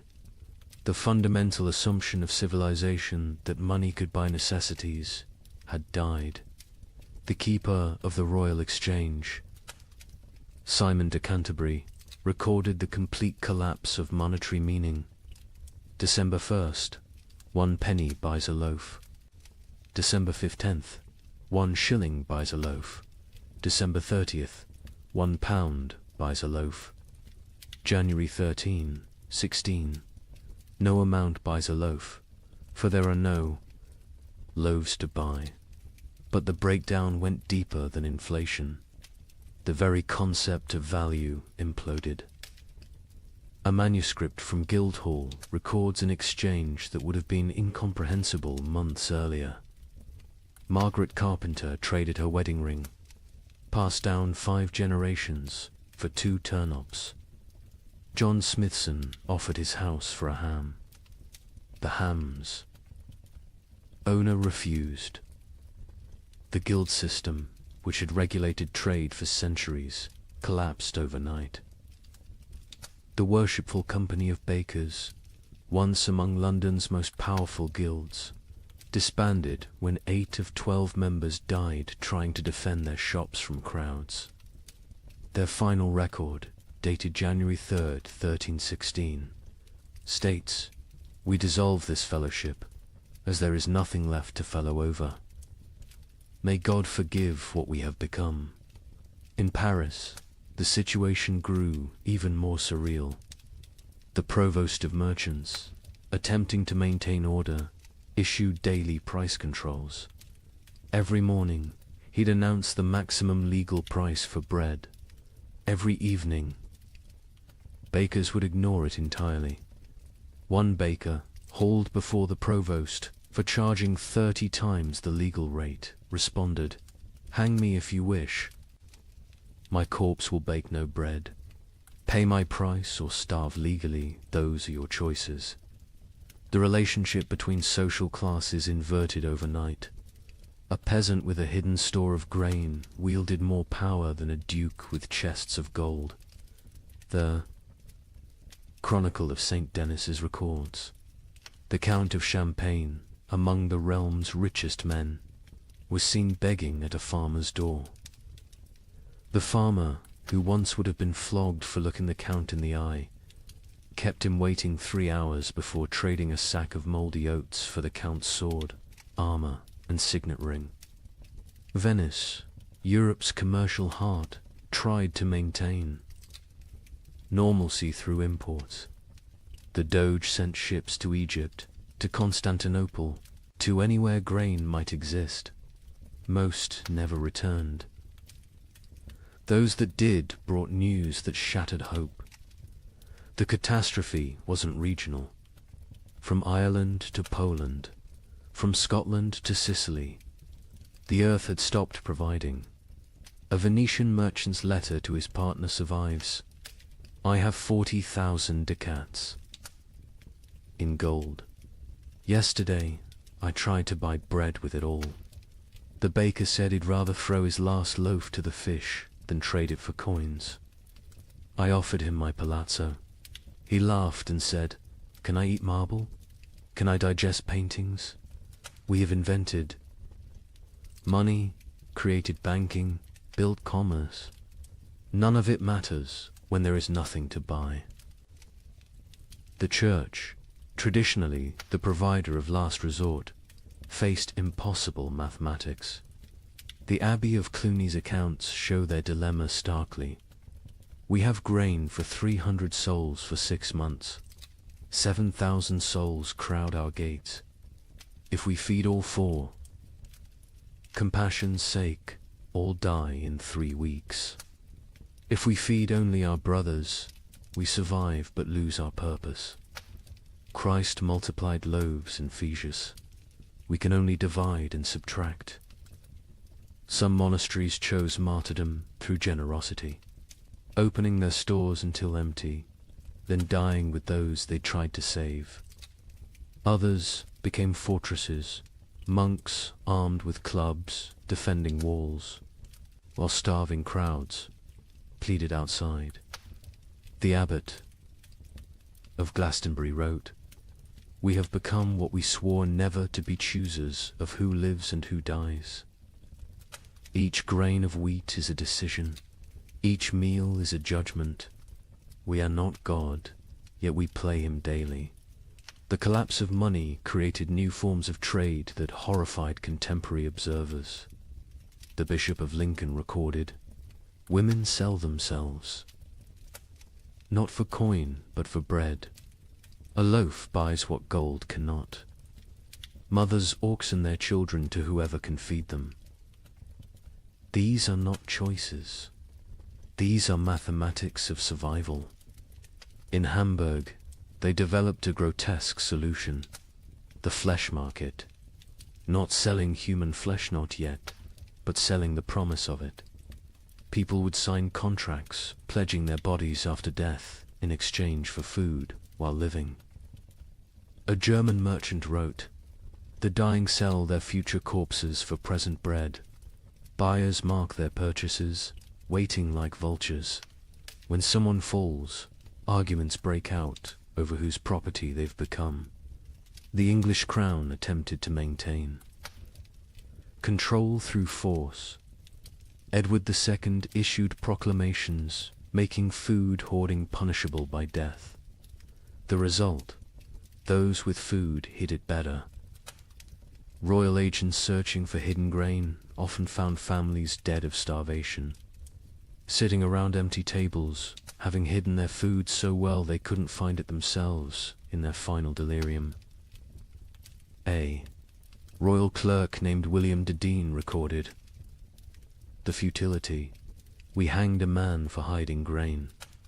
The crowd watching the execution fought over his shoes before he stopped kicking. We cannot hang hunger. We cannot execute starvation.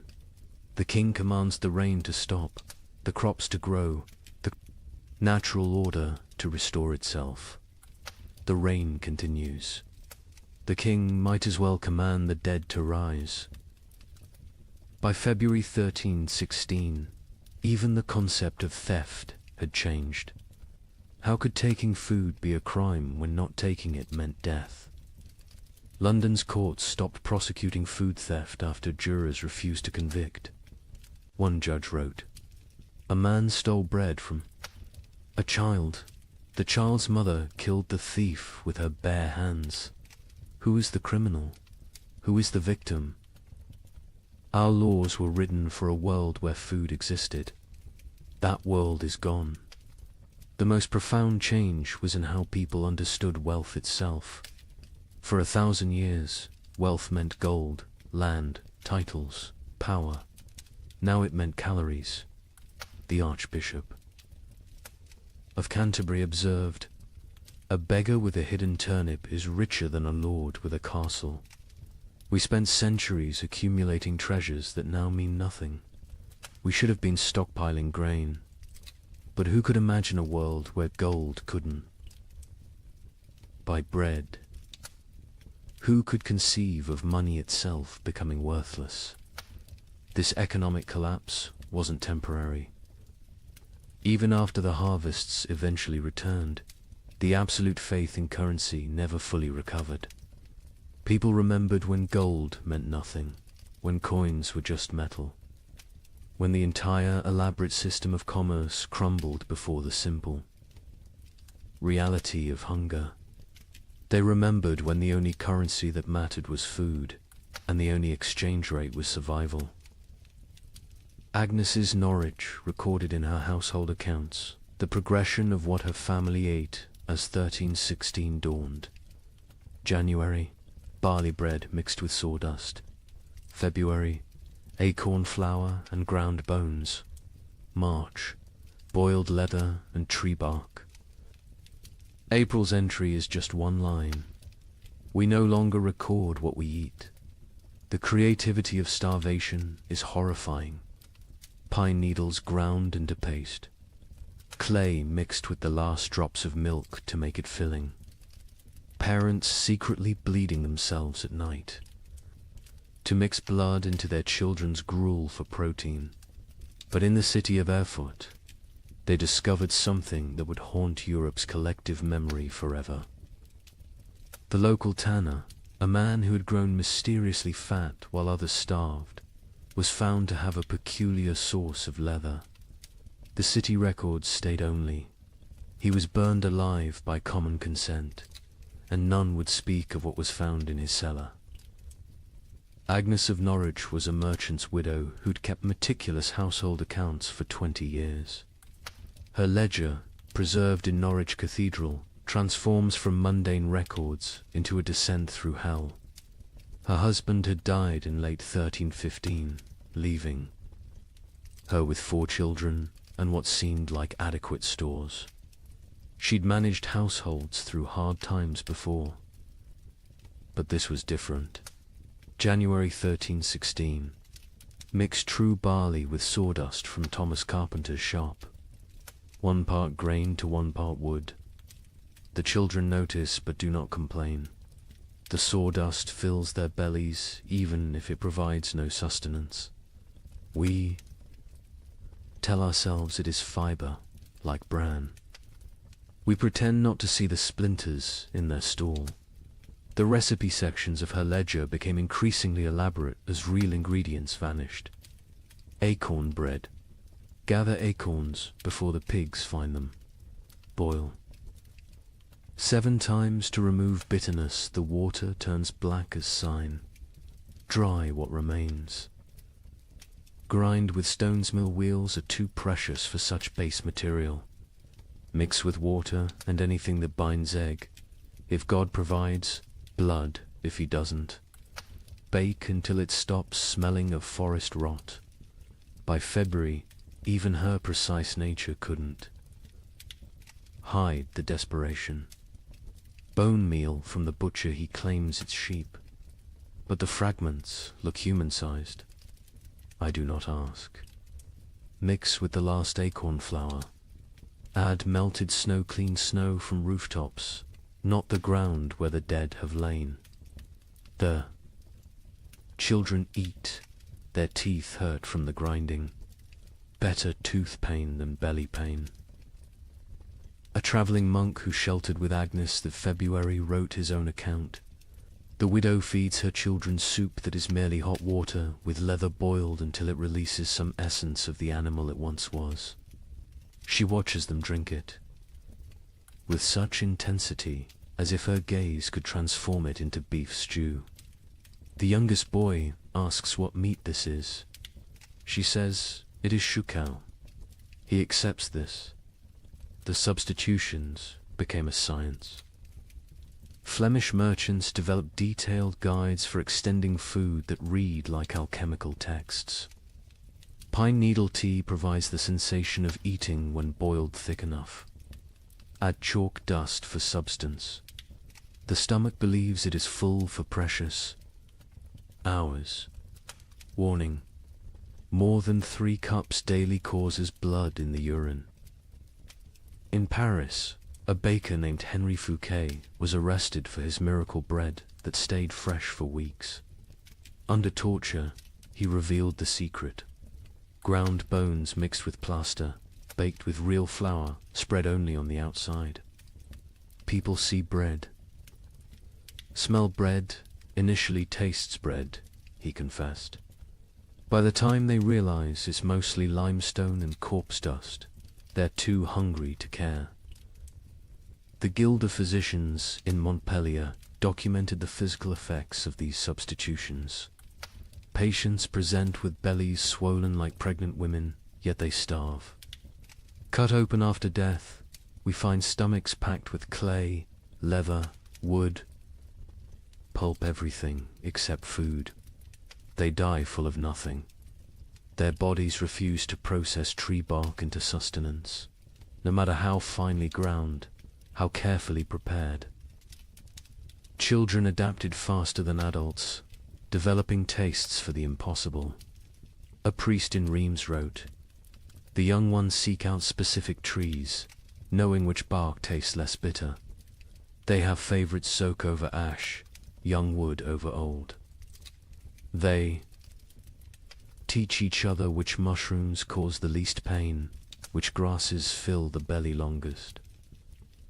Children who should be learning Latin are instead becoming experts in eating the inedible. But March brought innovations that crossed into nightmare. Agnes's ledger, her handwriting now shaky. Martha Fisher says fresh blood from living animals goes further than from the dead. A cup drawn from a cow still walking provides more strength than meat from a week-old corpse. We take turns cutting our last goat, keeping it alive, taking just enough. It screams now when it sees us coming with the bowl. The monastery at Fulda recorded even darker adaptations. Brother Marcus suggests we bleed ourselves in rotation, each monk providing for others. The abbot forbids it, calling it cannibalism by degrees. But when the abbot falls ill, we find he's been secretly bleeding himself to feed the youngest novices. His arms are covered in cuts. He dies drained, literally and figuratively. In London, they discovered people grinding the mortar from between stones of ancient Roman walls. It contained traces of animal blood used in its mixing centuries ago. "They call it stone soup," wrote the sheriff. "They believe Roman blood maintains potency across 1,000 years. The city walls are disappearing as people eat our defenses." The absolute nadir came in Erfurt, where Hermann the Tanner had maintained his weight while everyone else became skeletal. His neighbors noticed he always had meat, always had leather to work, even as all animals had died months ago. They noticed, too, that missing persons' clothes appeared in his shop, cleaned and folded. The investigation began when a mother recognized her missing daughter's distinctive birthmark on a piece of leather. The city records are deliberately vague. Found in his cellar, barrels of salt meat bearing no resemblance to any beast, skins hanging that showed tattoos and scars, bones too stray to be cattle, too thick to be pig. The mob didn't wait for trial. They sealed Hermann in his own tanning vat and boiled him alive. His screams lasted 3 hours. No one considered this excessive, but Hermann wasn't unique. Across Europe, the mathematics of survival created impossible choices. A Dutch merchant wrote, "In Amsterdam, we no longer ask what meat is served. We know, we all know, but we eat it and pretend it's pork. The alternative is death. God forgive us, but he's the one who sent this famine." Agnes of Norwich's final food relay entry, April 1316, is indeed just one line. We no longer record what we eat, but she continued writing other observations. May, my youngest son no longer asks for food. June, found Margaret's teeth in her bed. They fell out in the night. July, we have forgotten the taste of bread. August contains no words, just tally marks, possibly counting days, possibly counting deaths. The last entry, September 1316, in a different hand. Agnes died this morning. We found her in the garden, eating earth, smiling. She said it tasted like heaven. We buried her where she fell. The ground was already open from her feeding. We are what remains of her family. We have survived on what she taught us to eat. We have survived on what she refused to eat. Both lessons were love. The great substitution wasn't just about replacing food with non-food. It was about replacing civilization with survival, morality with mathematics, humanity with hunger. Every successful substitution, every recipe for bark bread, every method for making leather edible was both a triumph of human ingenuity and a step toward something inhuman. Here's a question that sounds simple until you're living it. If you have enough food for your family to survive 6 months, but your neighbor's children are dying today, what do? Share and all die in 3 months? Or bar your door and listen to them cry? A priest in Ghent documented these impossible choices. A mother of 4, calculating exactly how much food each child needed based on their chances of survival. The strongest got more, the weakest ... didn't. She loved them all, he wrote. That's why she chose. Father Benedict of Ghent had been a priest for 30 years when the famine came. His parish records, instead of births and deaths, became a chronicle of moral arithmetic that would haunt him until his own death. He wrote not in Latin, but in common Flemish, wanting everyone to understand what survival really cost. Elizabeth van Meer, mother of 4, widow, has grain hidden beneath her floor enough for 6 months if one person eats, 3 months if to eat, 6 weeks if all 5 eat. She came to confession not for absolution, but for mathematics. Father, she said, tell me God's formula for choosing which children live. Elizabeth's children ranged from 14 to 3. The eldest, Jan, strong enough to work if work existed. The twins, Marie and Catherine, 9 years old, clever but frail. The youngest, Peter, barely walked, but consumed as much as the others. Father Benedict recorded her terrible calculus. She weighs them each week on the merchant scale. Charts their decline. Jan loses weight, slowest his body large enough to consume itself gradually. Peter loses fastest, no reserves in that tiny frame. The twins fall between. She creates equations. If Jan gets double rations for 3 weeks, he might strong enough to steal food for the others. If Peter gets nothing for 3 days, his suffering ends and the others get 9 more days each. These are not thoughts, these are numbers. Cold, merciless numbers. The priest watched Elizabeth transform from mother to mathematician. She no longer sees children. She sees survival probabilities. Jan, 70% chance if fed properly. The twins, 40% each if maintained, but 60% for one if the other stops eating. Peter, 15% regardless. She doesn't cry when she does these calculations. Tears are water the body cannot spare. But Elizabeth wasn't unique. Across Europe, parents performed similar calculations. A merchant in Bruges is left a ledger that makes accountants weep. Assets, 3 children, 1 wife, self, liabilities, love, compassion, memory of better times. Formula for survival.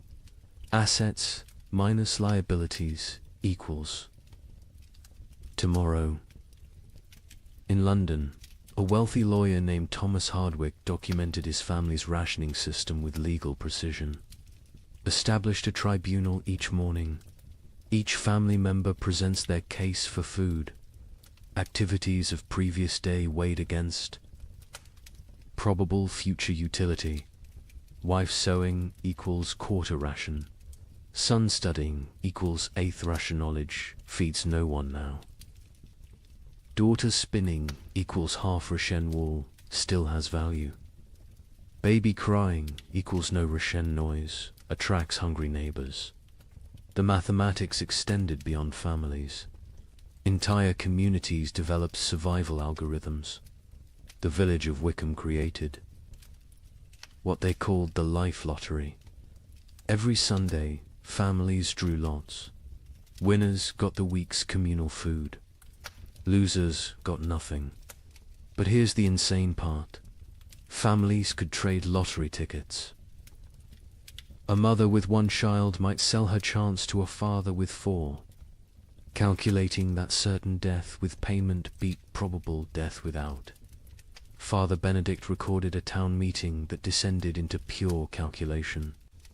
The baker proposed we stop feeding anyone over 50, they've lived their lives. The blacksmith countered, we stop feeding anyone under 5, they're too young to remember better times. Won't miss what they never knew. The mayor suggested we feed only those who can work. The priest asked who would bury the dead. The meeting ended with no decision. Mathematics cannot solve philosophy. The church itself wasn't immune to these calculations. The Bishop of Tonnerre issued guidelines that read like actuarial tables. Orphans under 7, half rations, orphans 7 to 12, full rations if they work, orphans over 12, no rations old enough to fend for themselves, widows with children, proportional to number of surviving offspring, widows without children, God will provide. A monastery in Liège developed even more complex formulas. Each monk assessed daily, prayer hours multiplied by manual labor divided by food consumed. Those whose spiritual productivity falls below temporal consumption must fast until the equation balances. Brother Francis, young and strong, eats daily.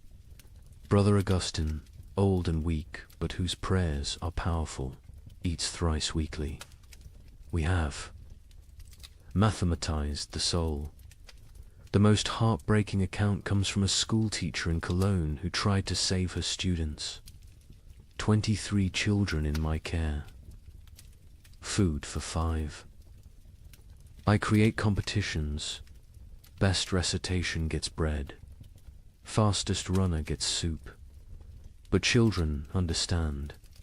They know it's not about merit, but about choosing who dies educated. Little Wilhelm, bright as sunrise, asked me, Teacher, if I die today, can Thomas have tomorrow's lesson and my portion? He was 7. He understood the trade. Some communities tried to remove human choice from the equation entirely. In Basel, they built what they called the Wheel of Fortune, a great spinning disc with names. Each day, spin the wheel. Where it stops determines who eats. Pure chance. No favoritism, no guilt. The wheel chose who lived and died. Citizens preferred random cruelty to deliberate choice. A Venetian merchant named Carlo Dandolo wrote the most clinical assessment.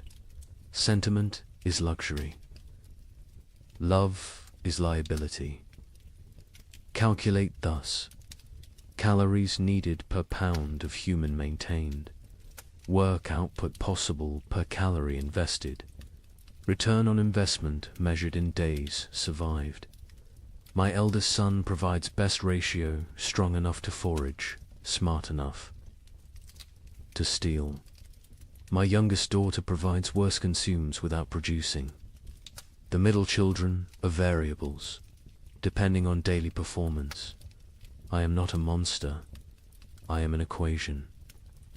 But perhaps the most disturbing mathematics came from those who calculated backwards, not from food to survival, but from death to food.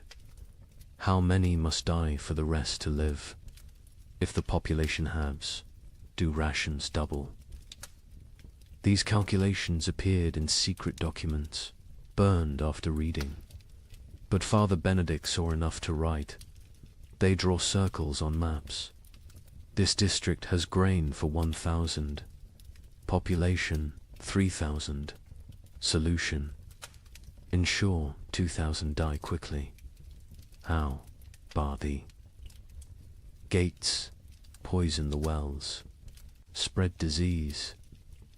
These are not plans of war. These are plans of peace. Peaceful elimination of excess population. The psychological toll of these calculations broke minds. Elizabeth Van Meer, the mother from the beginning, eventually snapped. Father Benedict found her one morning, feeding all her children equally, generously, using their entire store in one meal. She said. She solved the equation, he wrote. Everyone dies together, full, happy, as a family. No choosing. No survivors bearing guilt. Mathematical perfection. 0 equals 0. But she couldn't do it. At the last moment, she hid a portion, gave it to Jan, the eldest, and walked into the forest with the 3 younger children. They found her frozen arms around the little ones, all of them smiling. Jan survived, found by traders, raised by strangers.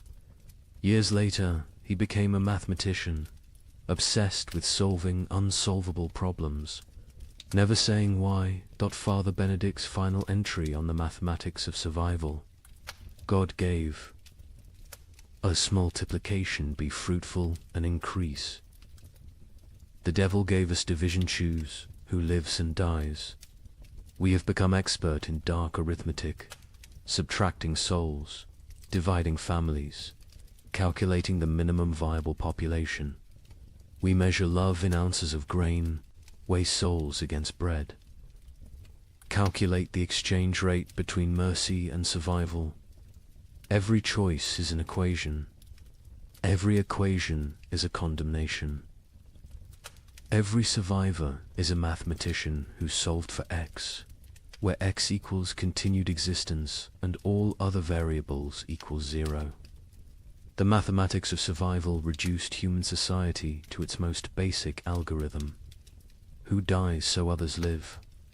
Every family, every community, every institution faced this equation. Some solved for maximum survival, others for minimum suffering. None solved for justice, because justice requires abundance, and abundance was memory. These calculations left scars that lasted generations. Survivors could never forget the arithmetic they'd performed, the variables they'd eliminated, the human constants they'd reduced to 0. They'd learned that civilization was just addition, add food, add comfort, add morality, and that's survival, which is subtraction. Subtract the weak, subtract the old, subtract love itself if necessary. In the end, the only sum that mattered was greater than 0. In the summer of 1316, something extraordinary happened. The rain stopped for 3 weeks, just long enough for desperate farmers to plant whatever seeds remained. The chroniclers called it God's mercy. Markets opened, people celebrated. A merchant in Bruges wrote to his partner, "The curse is lifted. Prepare the wagons." The crops grew with supernatural speed in the brief sunshine. Green shoots everywhere. Hope returned like a physical warmth.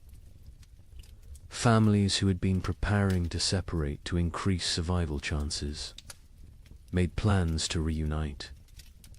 Then came August 10th, 1316, the day the hail began. Chunks of ice the size of goose eggs. For 3 hours, every single plant that had grown in those precious 3 weeks was obliterated. Not damaged. Obliterated. Crushed into the mud so thoroughly that you couldn't tell fields from road. The Bruges. Merchant's next letter contained only one line. God has abandoned us entirely. But let me tell you how those 3 weeks unfolded, because understanding the height of hope makes the fall into despair that much more devastating. July 18th, 1316. Dawn came without rain for the first time in 14 months. Not drizzle, not mist, but actual absence of water from the sky.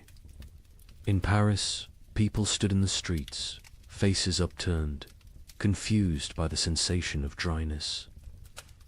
Children who'd been born during the deluge touched sunlight for the first time and screamed they thought they were burning.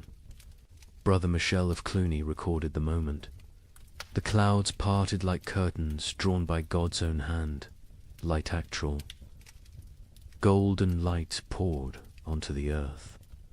Monks fell to their knees, not in prayer, but in disbelief. We had forgotten the sun could exist without water. Word spread faster than plague. Church bells rang continuously, not for death this time, but for resurrection. In every village, town, and city, people emerged from their homes like creatures crawling from caves. Pale, skeletal, blinking in brilliance they'd forgotten existed.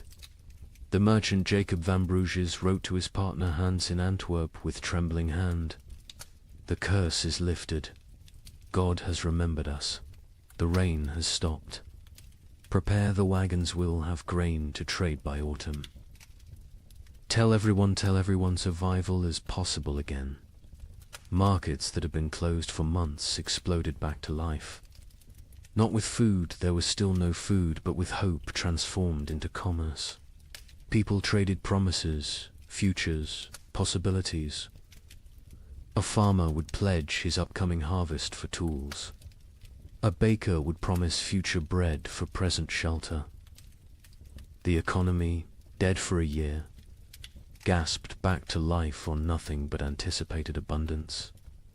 The seeds came from everywhere and nowhere, hidden in walls, buried in yards, hoarded in attics. Every kernel that had been saved, just in case, was brought into the light. Some families had protected seed grain while their children starved, betting everything on this exact moment. They'd been called monsters. Now they were visionaries. The planting was religious ecstasy mixed with desperate efficiency.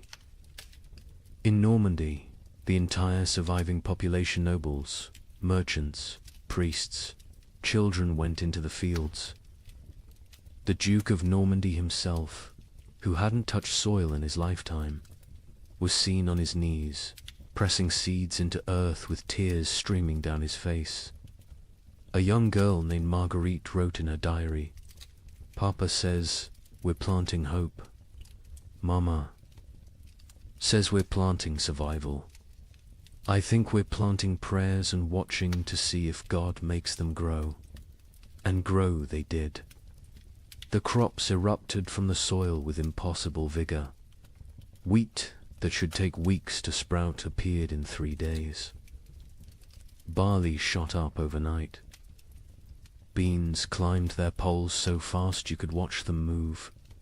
The chroniclers, usually skeptical men, wrote of agricultural miracle. It is as if the earth, starved for so long of its purpose, is making up for lost time, wrote the Bishop of Rouen. The crops grow with such speed that farmers sleep in their fields, afraid to miss the harvest moment. Green spreads across the land like God painting with life itself. The markets transformed overnight. The champagne fairs, dead for 2 years, announced their return. Merchants who'd hidden through the catastrophe emerged with old contracts, ready to trade. Ships that had rotted in harbors were hastily repaired. Trade routes, abandoned to bandits and nature, were cleared by communities working together for the first time in months. In Florence, they held an impromptu festival. Not planned, just spontaneous explosion of joy. Musicians who'd sold their instruments, played drums, made from barrels. Dancers who'd forgotten how to smile, laughed until they cried. Children who'd never known celebration invented it on the spot. An Italian chronicler wrote, "We feast on nothing but hope, and it fills us better than bread ever did." Families made reunion plans. Fathers who'd sent sons away to increase survival odds sent word to return. Mothers who'd placed daughters in convents prepared to bring them home. Communities that had fractured into hostile fragments began to speak of reconciliation. The 3 weeks of sun didn't just grow crops, they grew possibility. A priest in Ghent gave a sermon that captured the moment. "We have walked through the valley of death's shadow. But see, the shadow lifts. The valley blooms.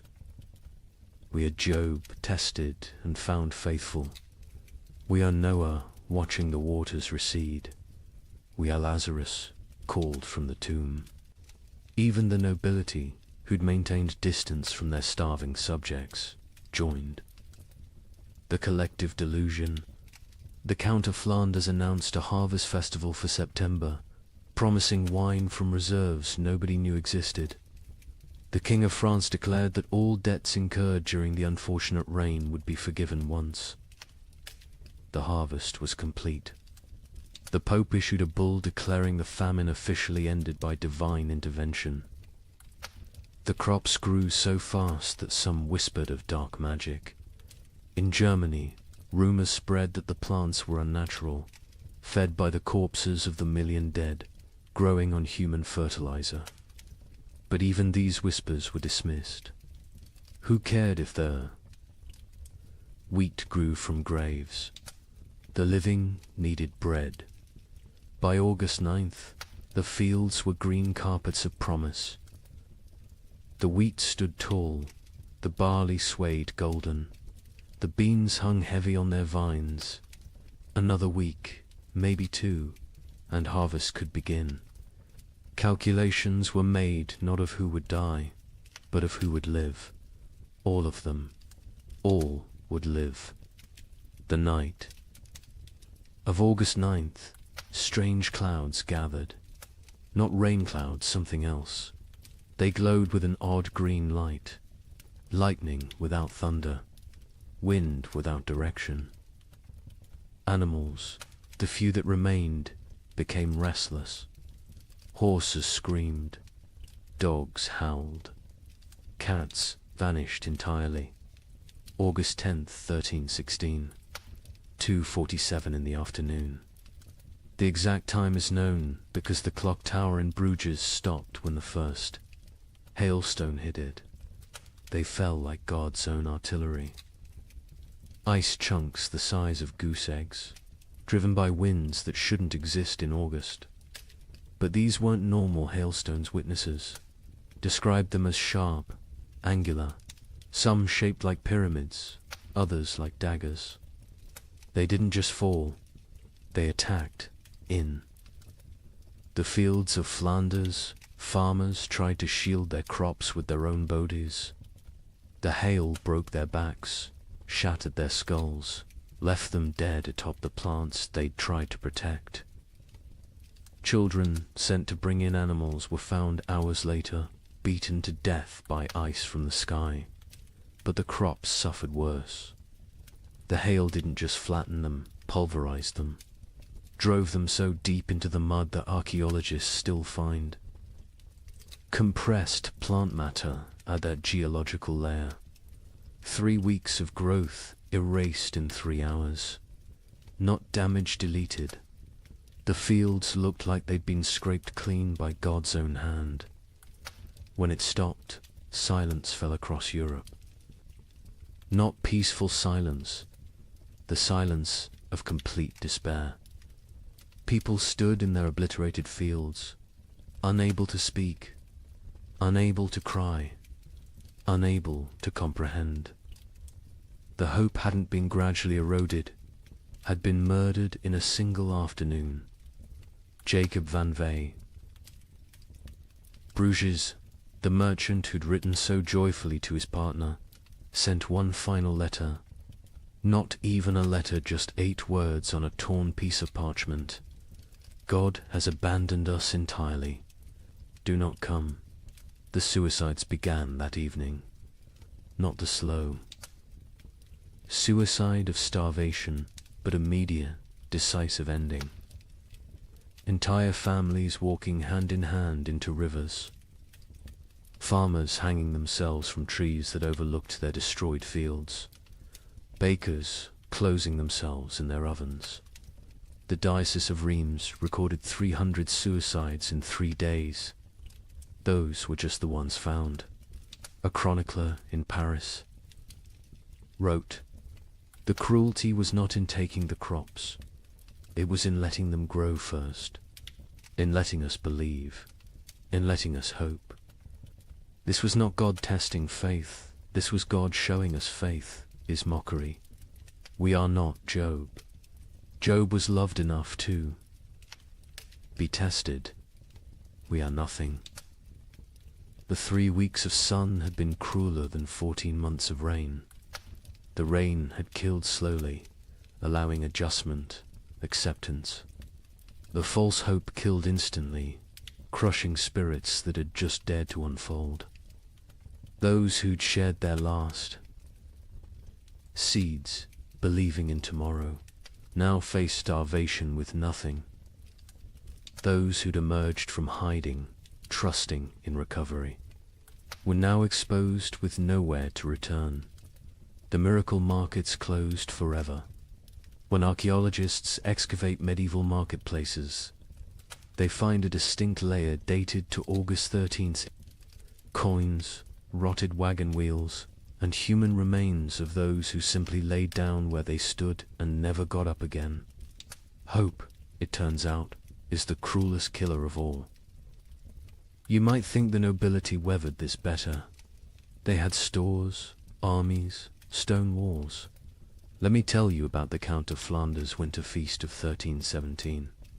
40 nobles gathered in his great hall, the last of the wine flowing, the final reserves of grain baked into bread. They ate, they danced, they pretended the world wasn't ending. By morning, 12 were dead, not from poison, from shock. Their bodies, weakened by months of subtle starvation, couldn't process the sudden richness. The Count himself survived. 3 more days, long enough to dictate his final words. "My castle is my coffin. Let none enter until the curse lifts." They found his body 4 years later. He had burned his furniture, his tapestries, even his books for warmth. The richest man in Flanders died gnawing on leather straps. The feast itself had been an act of delusion dressed as defiance. Count Louis of Nevers had sent invitations in December 1316, written on vellum worth more than food. "Let us gather as nobility ought, to demonstrate that breeding conquers nature." The guests who arrived on January 6th, the feast of the Epiphany, looked like spectres playing at being lords. The Duchess of Brabant arrived in a carriage pulled by servants her horses had been eaten months ago.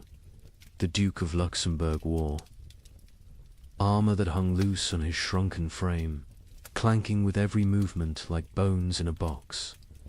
The Bishop of Liege blessed the meal with hands that shook from more than cold, his episcopal ring sliding off fingers made skeletal by hunger.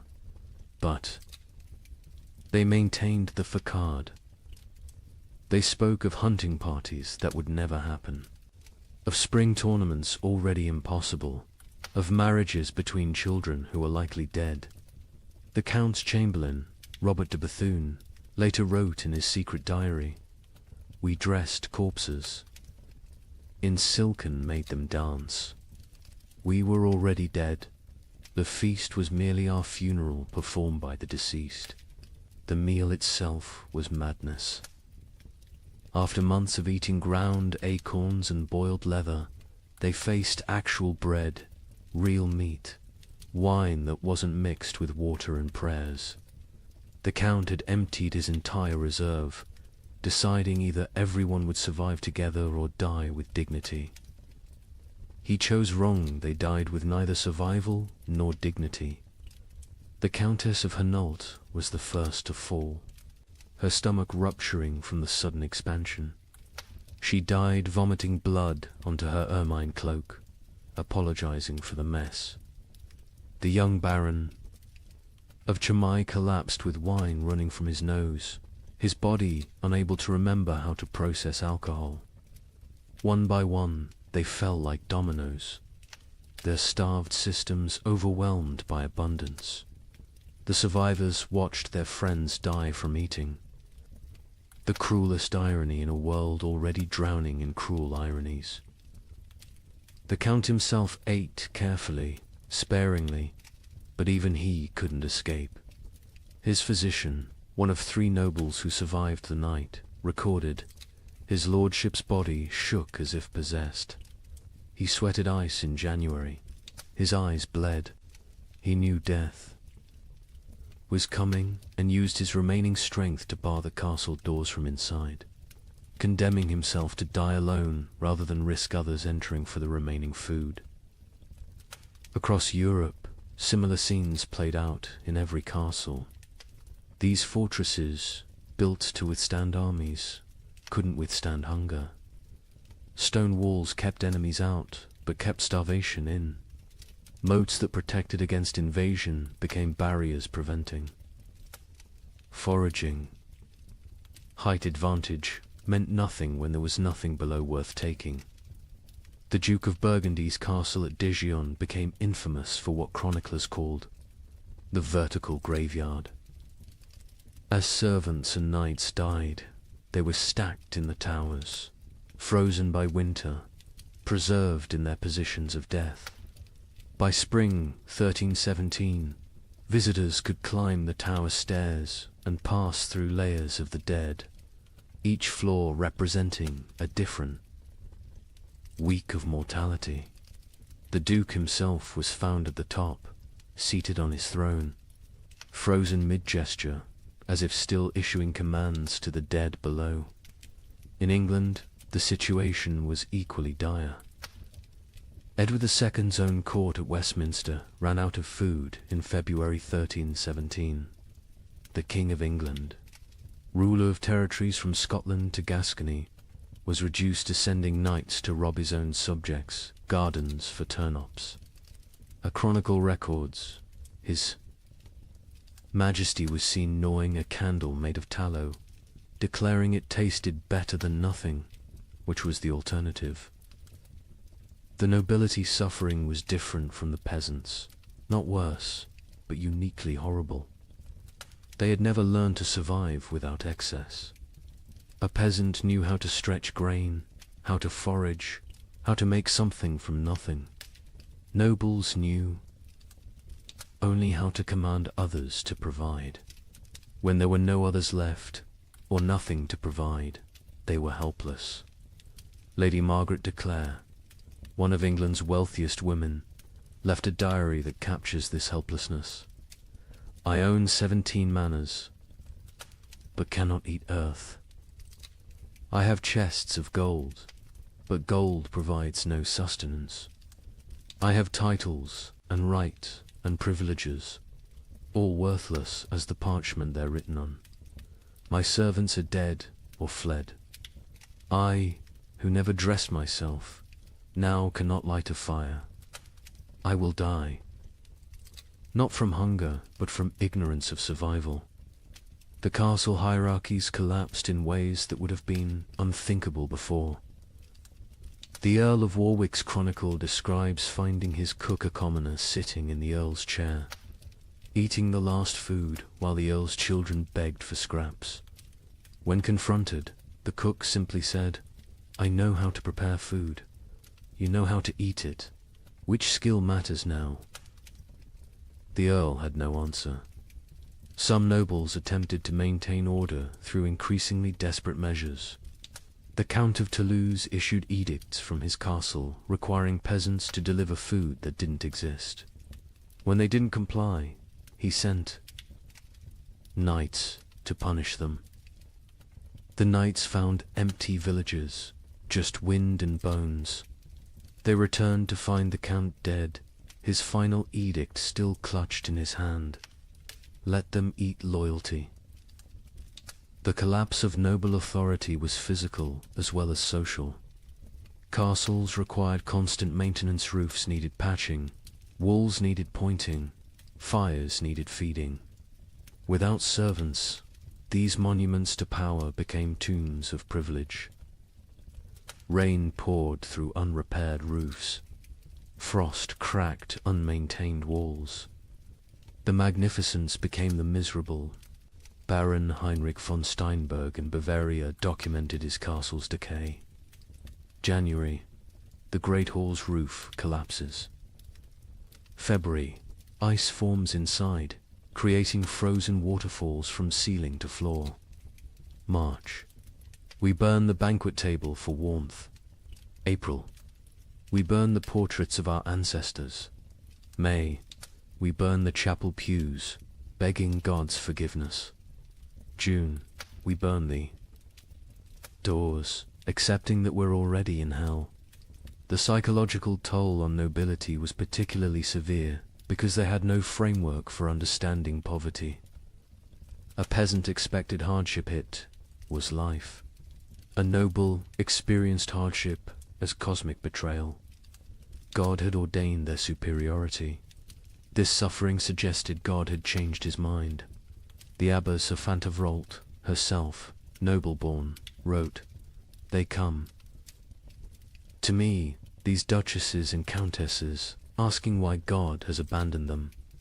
I tell them God hasn't abandoned them, he's simply treating them like everyone else.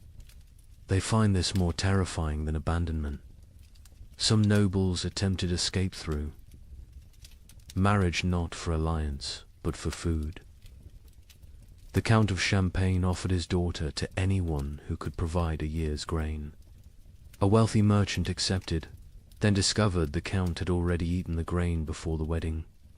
The merger of nobility and merchant class, which would normally take centuries, happened in months, paid for in bread. Others chose more extreme exits. The Duke of Austria held what he called the final tournament nobles, jousting not for honor, but for the right to eat the loser's horses. The Duke himself participated and lost, whether deliberately or through weakness, unknown. His horse fed 12 people for 3 days. The Duke's body fed the crows. By the winter of 1318, castle after castle stood empty, not conquered, abandoned. The noble families that survived did so by abandoning everything that made them noble. They fled to cities, to monasteries, to anywhere that might have food.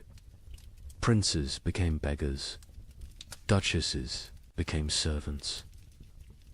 The feudal order didn't fall, it starved to death. The Count of Flanders' castle stood sealed for 4 years before anyone dared enter. When they finally broke down the doors in 1321, they found a scene from nightmare. The Count's body sat at his desk, quill in hand, having documented his own death. Day 1, alone with enough food for months if careful. Day 15, ate the cats. Day 30, ate the leather from books. Day 45, discovered one can chew tapestries for the illusion of eating. Day 60, weakness makes writing difficult. Day 71, God is silence. Day 80, I understand now, this castle was always my tomb. I just lived in it before dying in it. His final entry, barely legible, nobility means nothing to hunger. Hunger recognizes no titles, no bloodlines, no divine right. We built these castles to protect us from enemies. We never imagined the enemy would be emptiness itself. Stone walls cannot keep out starvation. Golden crowns provide no nourishment. We ruled by God's grace. We die by God's indifference. Let whoever finds this know, we were not better, we were just better fed, until we weren't. In the midst of this frozen hell, something strange began happening. Groups of people started walking naked through the snow, whipping themselves, claiming the cold couldn't touch true believers. They called themselves the Brethren of the Cross. But locals had another name, Ice Apostles, their leader.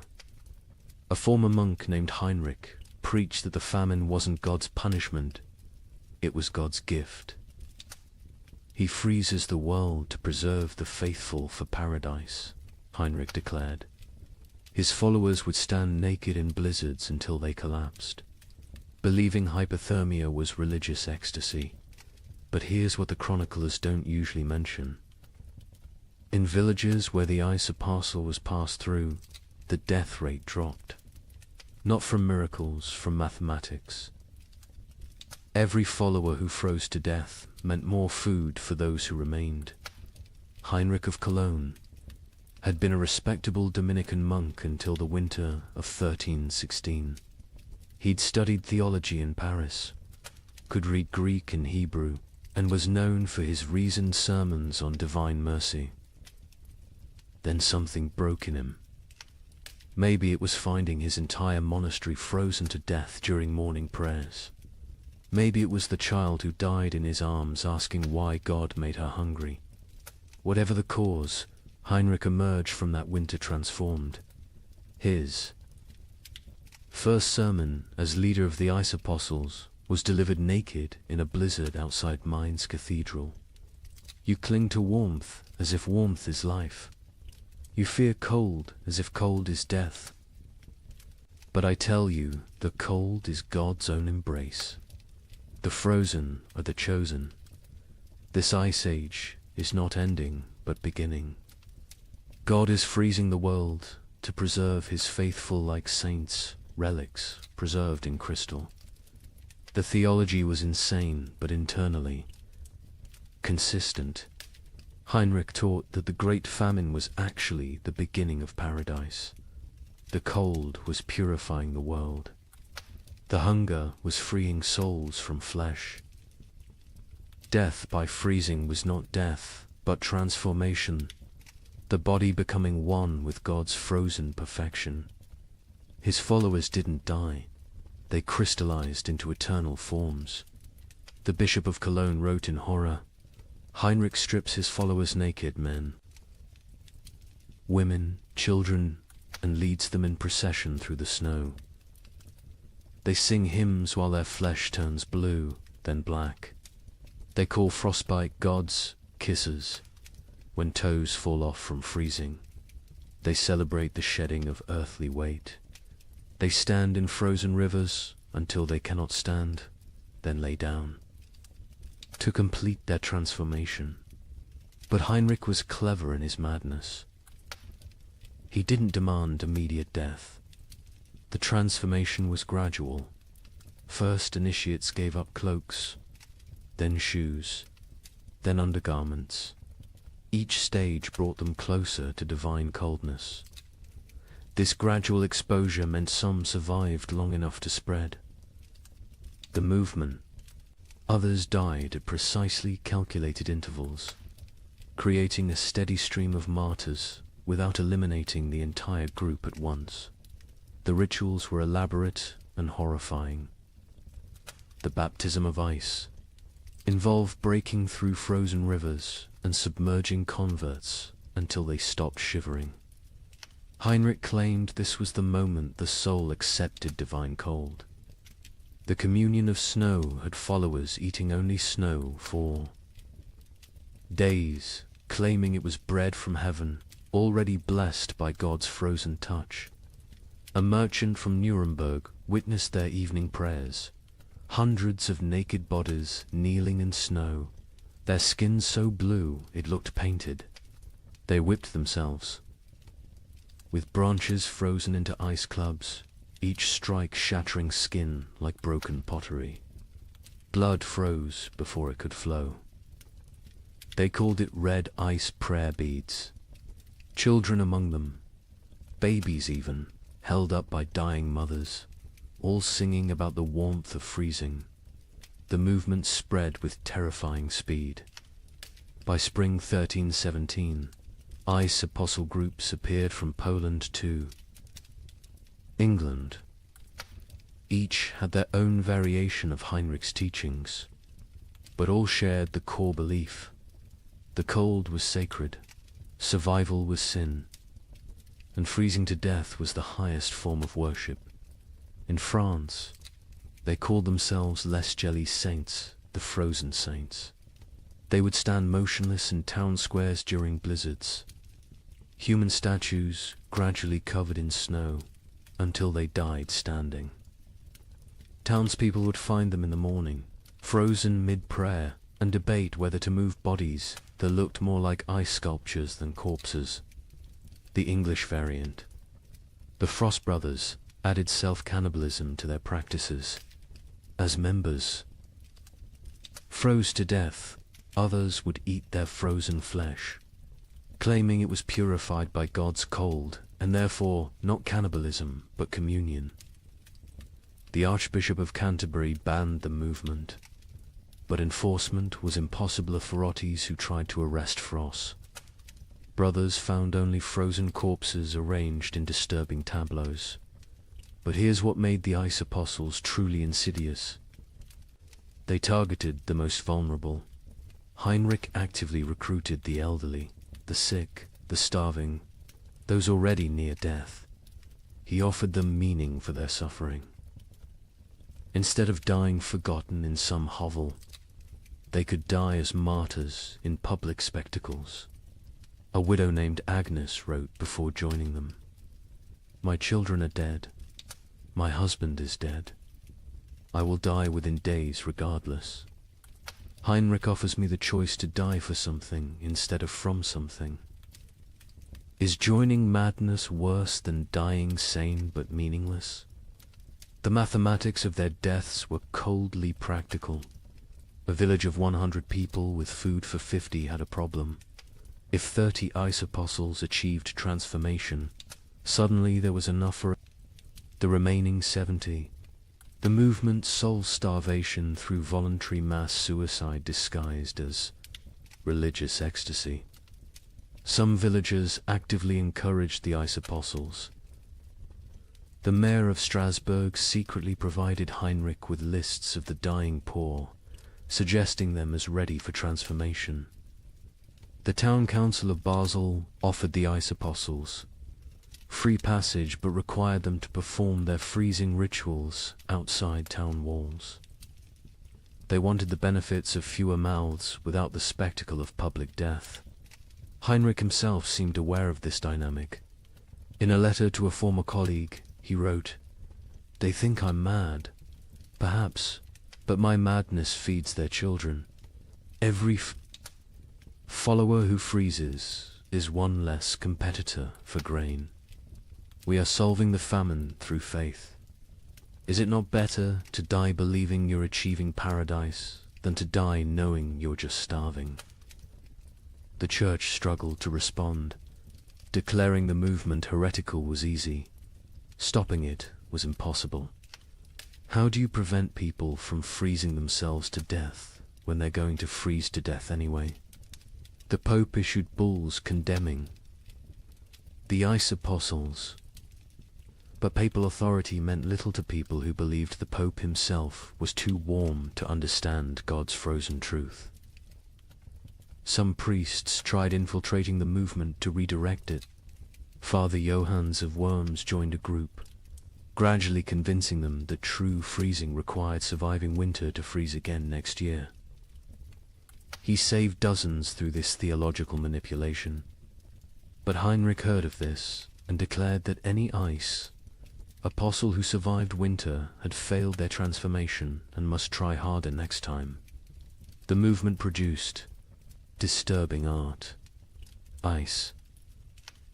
Apostles would arrange dying members into religious scenes, frozen nativity displays using real dying people, crucifixion tableaus with followers frozen to wooden crosses, recreations of the Last Supper with participants dying at table. These displays would remain until spring thaw revealed the horror underneath the snow. Children raised in the movement knew no other reality. A boy named Wilhelm, rescued at age 7, couldn't understand warmth. He would scream when brought near.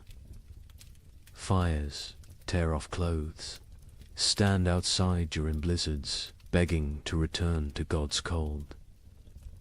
He never recovered, spending his adult life sleeping on stone floors, eating snow when available, eternally seeking the frozen paradise of his youth. The end of the ice apostles came not from suppression, but from success. By 1318, most vulnerable, populations who might join had already transformed. Heinrich himself disappeared during the winter of 1318 to 1319. Some say he finally achieved his own transformation, freezing solid while preaching. Others claim he was seen years later in Spain, warm and well-fed, having abandoned the movement once it served its purpose. A final account from a survivor provides the most chilling perspective. Maria of Augsburg, who left the movement days before. Her planned transformation wrote, "We knew we were committing suicide." Heinrich knew. Everyone knew. But we dressed it in ritual and meaning because meaningless death was unbearable. The ice apostles didn't worship cold, we worshipped having a choice in how we died. In a world where death was certain, choosing. Its form felt like freedom. The demographic impact was significant. Historians estimate the ice apostles removed between 50,000 and 100,000 people from the population, voluntary deaths that paradoxically helped others survive. Villages that hosted ice apostles had marginally better survival rates than those that didn't. The movement was simultaneously mass murder and mass mercy, but the psychological impact lasted generations. The idea that death could be repackaged as victory, that suffering could be transformed through rhetoric into triumph, became embedded in European consciousness. Future apocalyptic movements would use Heinrich's template: take the inevitable, declare it divine, and lead the desperate into believing their destruction is actually their deliverance. The ice apostles left no churches, no holy books, no official record. Only frozen bodies in strange positions, mass graves of the willingly dead, and the disturbing realization that when survival becomes impossible, humans will invent religions that make death a sacrament. They proved that in extreme conditions. The line between martyrdom and mass suicide disappears, and that sometimes, perhaps most terrifyingly, they serve the same mathematical function: fewer mouths to feed in a world that has forgotten how to provide food. By 1318, the concept of nations began to dissolve. The King of England couldn't feed his army. The French crown controlled only Paris. The Holy Roman Emperor ruled nothing but his own hunger. But local warlords thrived. A minor knight with a sword. Grain supplies suddenly commanded more power than dukes. These frost lords, as they were called, built tiny kingdoms that lasted weeks or months. Their reigns ended predictably. When the food ran out, their followers ate them. The Bishop of Strasbourg recorded one such ending. Lord Wilhelm's men roasted him over his own hearth. They claimed he had grown fat on their suffering, so it was only just. His screams echoed across the frozen Rhine. When questioned, his captain said simply, "He tasted of betrayal." The traditional structure of medieval war for kings commanding. Lords commanding knights, commanding soldiers collapsed when soldiers realized their commanders had no food to offer. A knight's oath of fealty meant nothing to an empty stomach. By early 1318, Europe had fractured into thousands of micro-kingdoms, each centered around whoever controlled food. Sir Roderick of Ghent, a minor knight with no title beyond his sword, became more powerful than the Duke of Burgundy simply because he had discovered a monastery's hidden grain store. With 40 bushels of wheat, he recruited an army of 300 starving men. They called him the Wheat King, and for 6 weeks, he ruled a territory spanning 3 villages. His reign followed a pattern that would become horrifyingly common. Week 1. Triumphant distribution of food to followers. Week 2. Strict rationing. As reality set in. Week 3. Increasingly desperate raids on neighboring territories. Week 4. Internal conflicts over dwindling supplies. Week 5. The mathematics becoming clear. Week 6. The inevitable conclusion. A surviving member of Roderick's band, Thomas the Miller, testified, "We knew by week 5 that the grain would run out." Roderick knew too. He stopped eating, said he was fasting for victory. Really, he was trying to stretch supplies. But you can't lead starving men if you look fed. When the last grain was gone, we looked at him still healthier than us, despite his fasting, and made the only logical decision. He'd fed us for 6 weeks with wheat. He'd fed us for 3 more days with himself. These frost lords emerged everywhere, their tiny kingdoms rising and falling like waves. A tax collector with a hidden cache became Lord of Calais for 11 days. A merchant who'd hoarded salt pork ruled Antwerp for a month. A priest who'd discovered Roman-era grain stores in ancient ruins declared himself Pope King of Regensburg, and lasted 2 months before his congregation ate him during what they called the True Communion. The Bishop of Strasbourg's account of Lord Wilhelm provides the most detailed description of how these micro-kingdoms operated. Wilhelm had been nobody, a third son of a minor lord, trained for priesthood but turned soldier. When the famine began, he was guarding a river crossing that nobody used anymore. But beneath that crossing, in caves known only to smugglers, lay tons of preserved food from decades of illegal trade. Wilhelm emerged from obscurity like a demon from ice, the bishop wrote. One day unknown, the next commanding 500. Men who called him Caesar. He built a frozen empire on dried fish and pickled cabbage, demanding absolute obedience in exchange for daily rations. He held court on a throne made from frozen corpses, dispensing justice measured in mouthfuls of food. Wilhelm's system was sophisticated for a frost lord. He created a complex hierarchy based on usefulness. Soldiers who brought back food from raids received double rations. Craftsmen who could maintain weapons got standard portions. The elderly and weak got quarter rations, enough to keep them alive as emergency food supplies, though this was never stated explicitly. He even minted his own currency, wooden tokens stamped with a wheat symbol. 1 token, 1 meal. The tokens became more valuable than gold in his territory. People murdered for them. Families sold children for them. The tokens were power crystallized into wood. But Wilhelm made the classic Frostlord mistake, he believed. His own mythology. He started eating more, justifying it as maintaining strength for leadership. He took multiple women as wives, claiming he was breeding a new nobility for the post-famine world. He built a palace from commandeered timber. While his followers sheltered in ruins, he grew fat while they grew thinner. The end came in March 1318. His captain, Hans Württemberg, later testified to church authorities. We could see his belly growing while ours shrank. He wore furs while we froze. He spoke of the kingdom we were building while we died building it. When the last preserved meat was distributed, none to us, all to his wives, we knew what had to be done. They didn't just kill Wilhelm, they ritualized it. They held a mock trial where he was accused of hoarding flesh while others had none.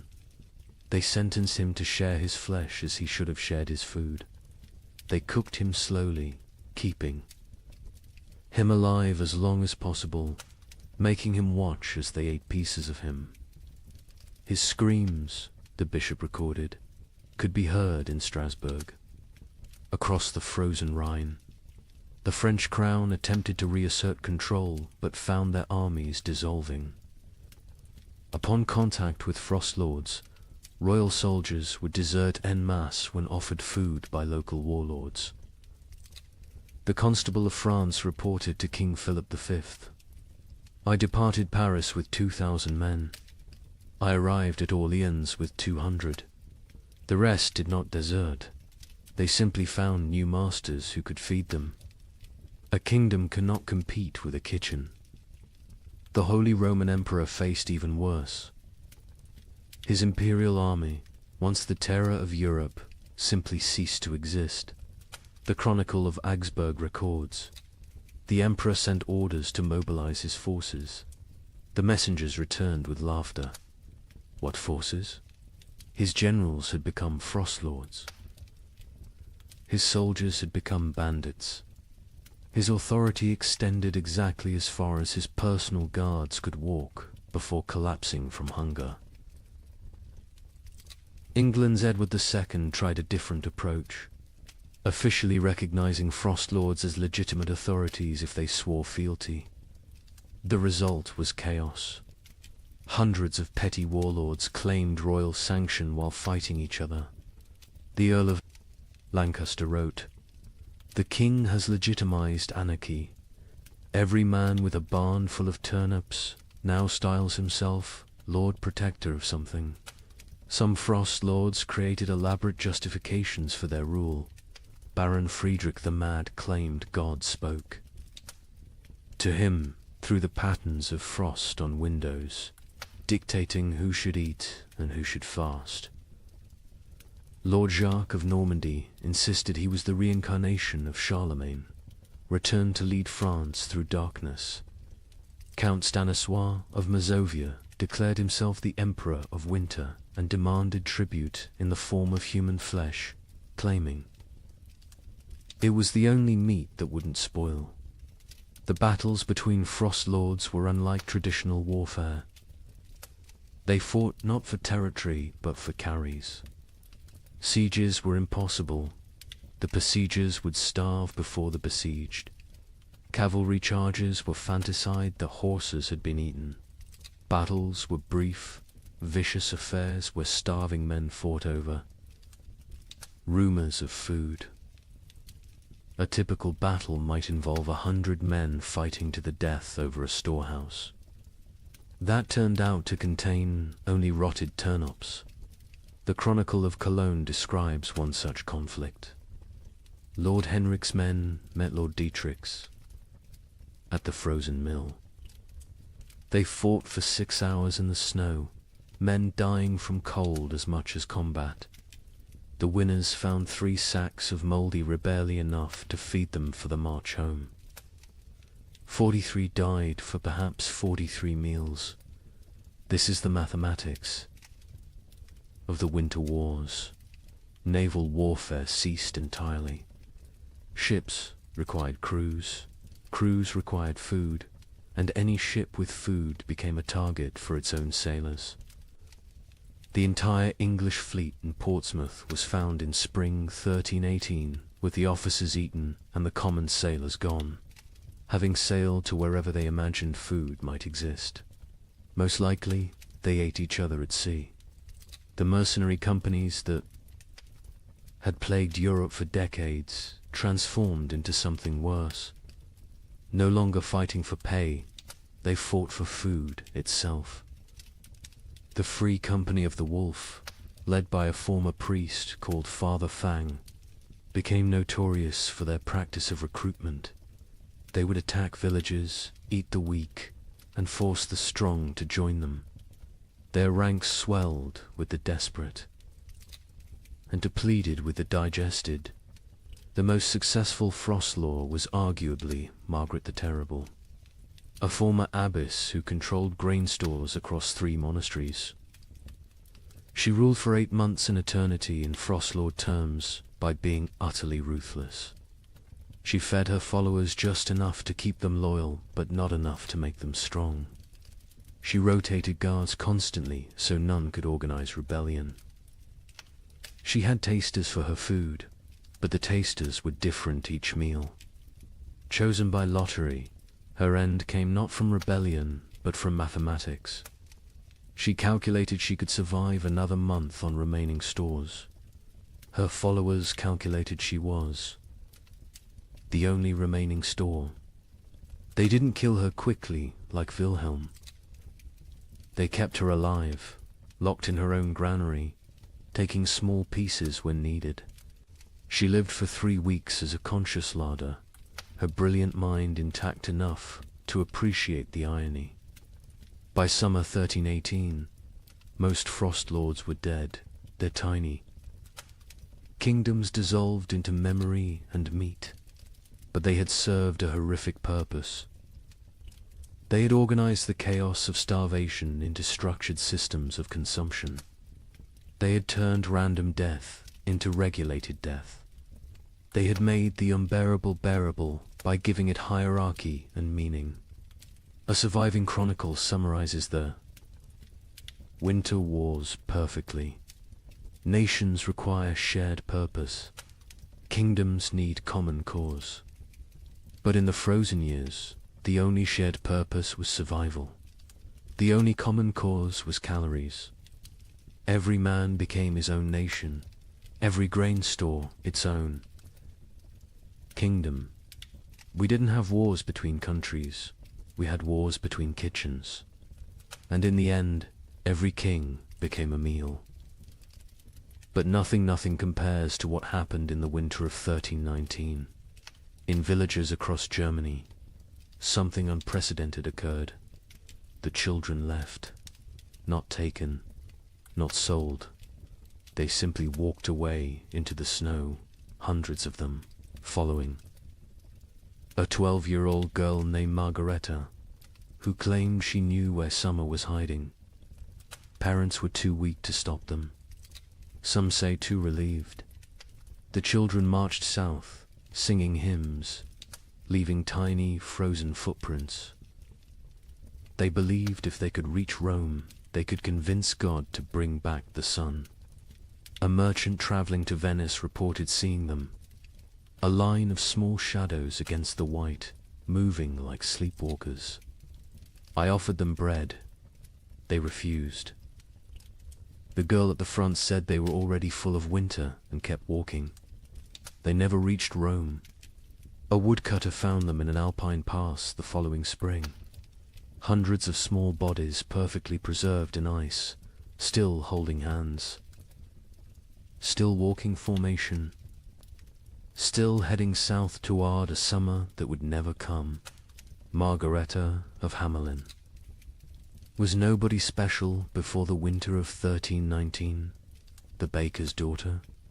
Middle child of 7, known only for her strange habit of speaking to sparrows that no longer existed. But in January 1319, something changed.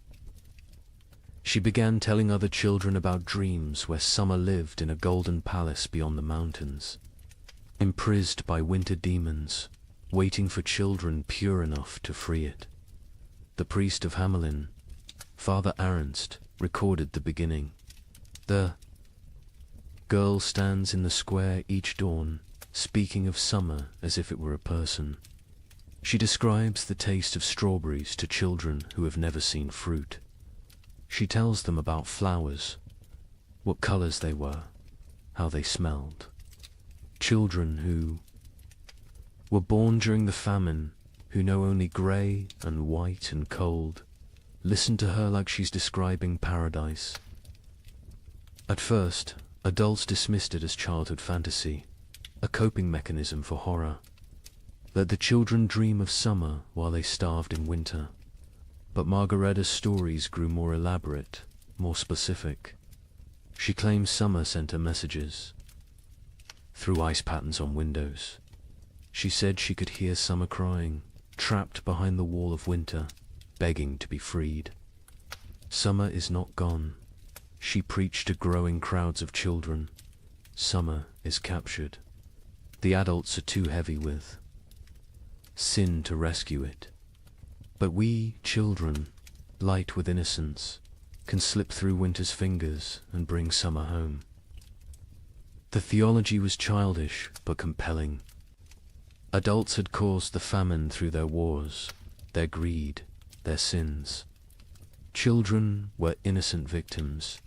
Therefore, children could be innocent saviors. The logic of a 12-year-old mind, but to other 12-year-olds it was revelation. By February, Margaretta had hundreds of followers, all children between the ages of 4 and 14. They met in secret, practicing for their journey. They would walk to Rome, she said, where God's representative lived. They would demand, not ask, demand that the Pope release summer from its prison. If he refused, they would find summer themselves. The preparation was heartbreaking in its innocence. Children stole their parents' shoes, too large for tiny feet, stuffing them with straw. They made summer cloaks from stolen blankets, decorated with charcoal drawings of flowers they'd never seen. They practiced walking in formation, the older children carrying the younger, believing that unity would protect them from winter's grasp. Hans Müller, a traveling merchant, encountered them preparing. They train like an army of ghosts. 8-year-olds teaching 4-year-olds how to walk through snow. They share imaginary food, practicing for when they'll have real food again. The girl Margaretta watches them with eyes too old for her face. She knows, I think. She knows where this leads. But she continues anyway.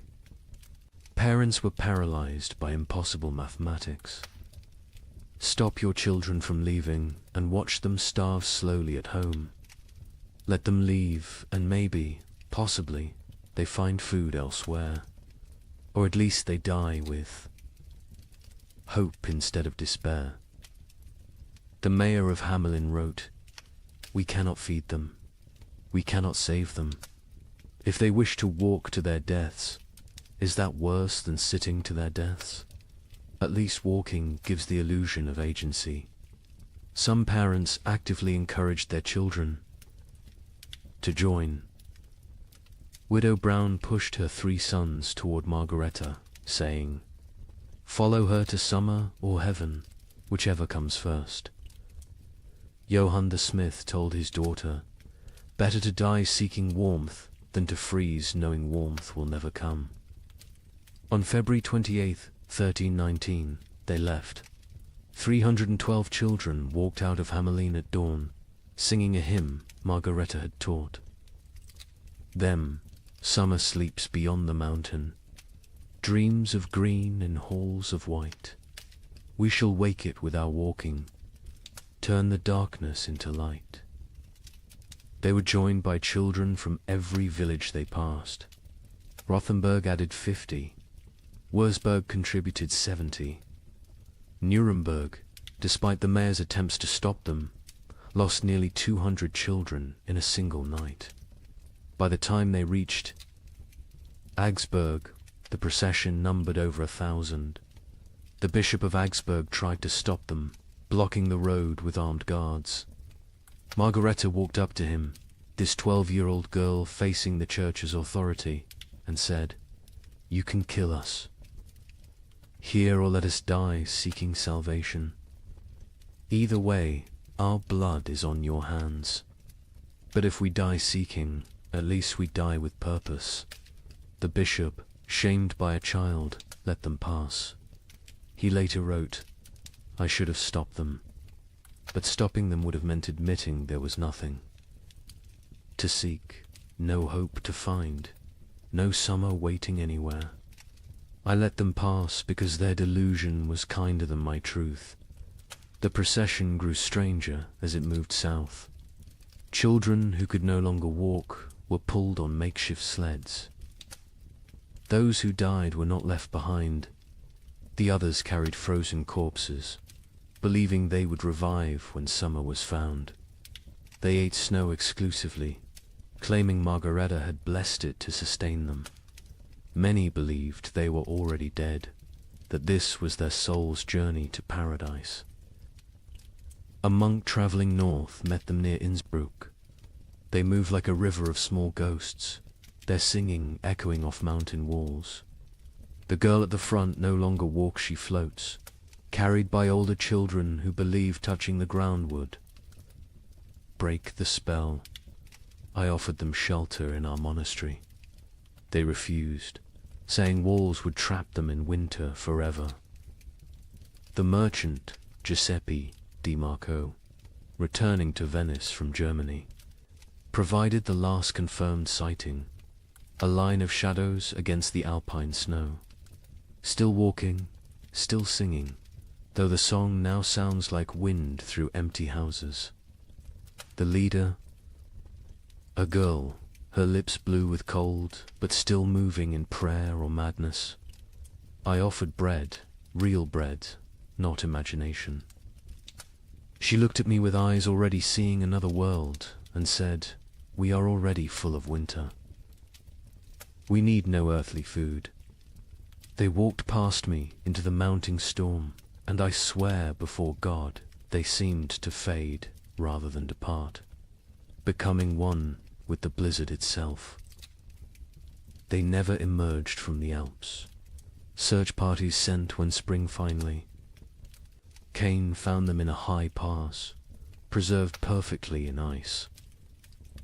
They had died walking, still in formation, still holding hands. The smaller children carried by the larger, all facing south toward an Italy they would never see, a Rome they would never reach, a summer that had never been imprisoned except in the desperate imagination of a 12-year-old girl.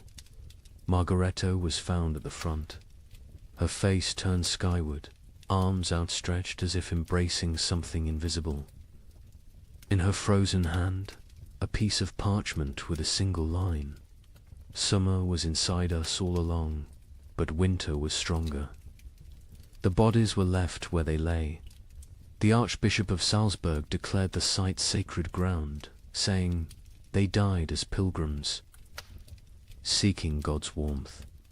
Let them remain as monuments to faith or folly, no longer know the difference." But the story doesn't end with their deaths.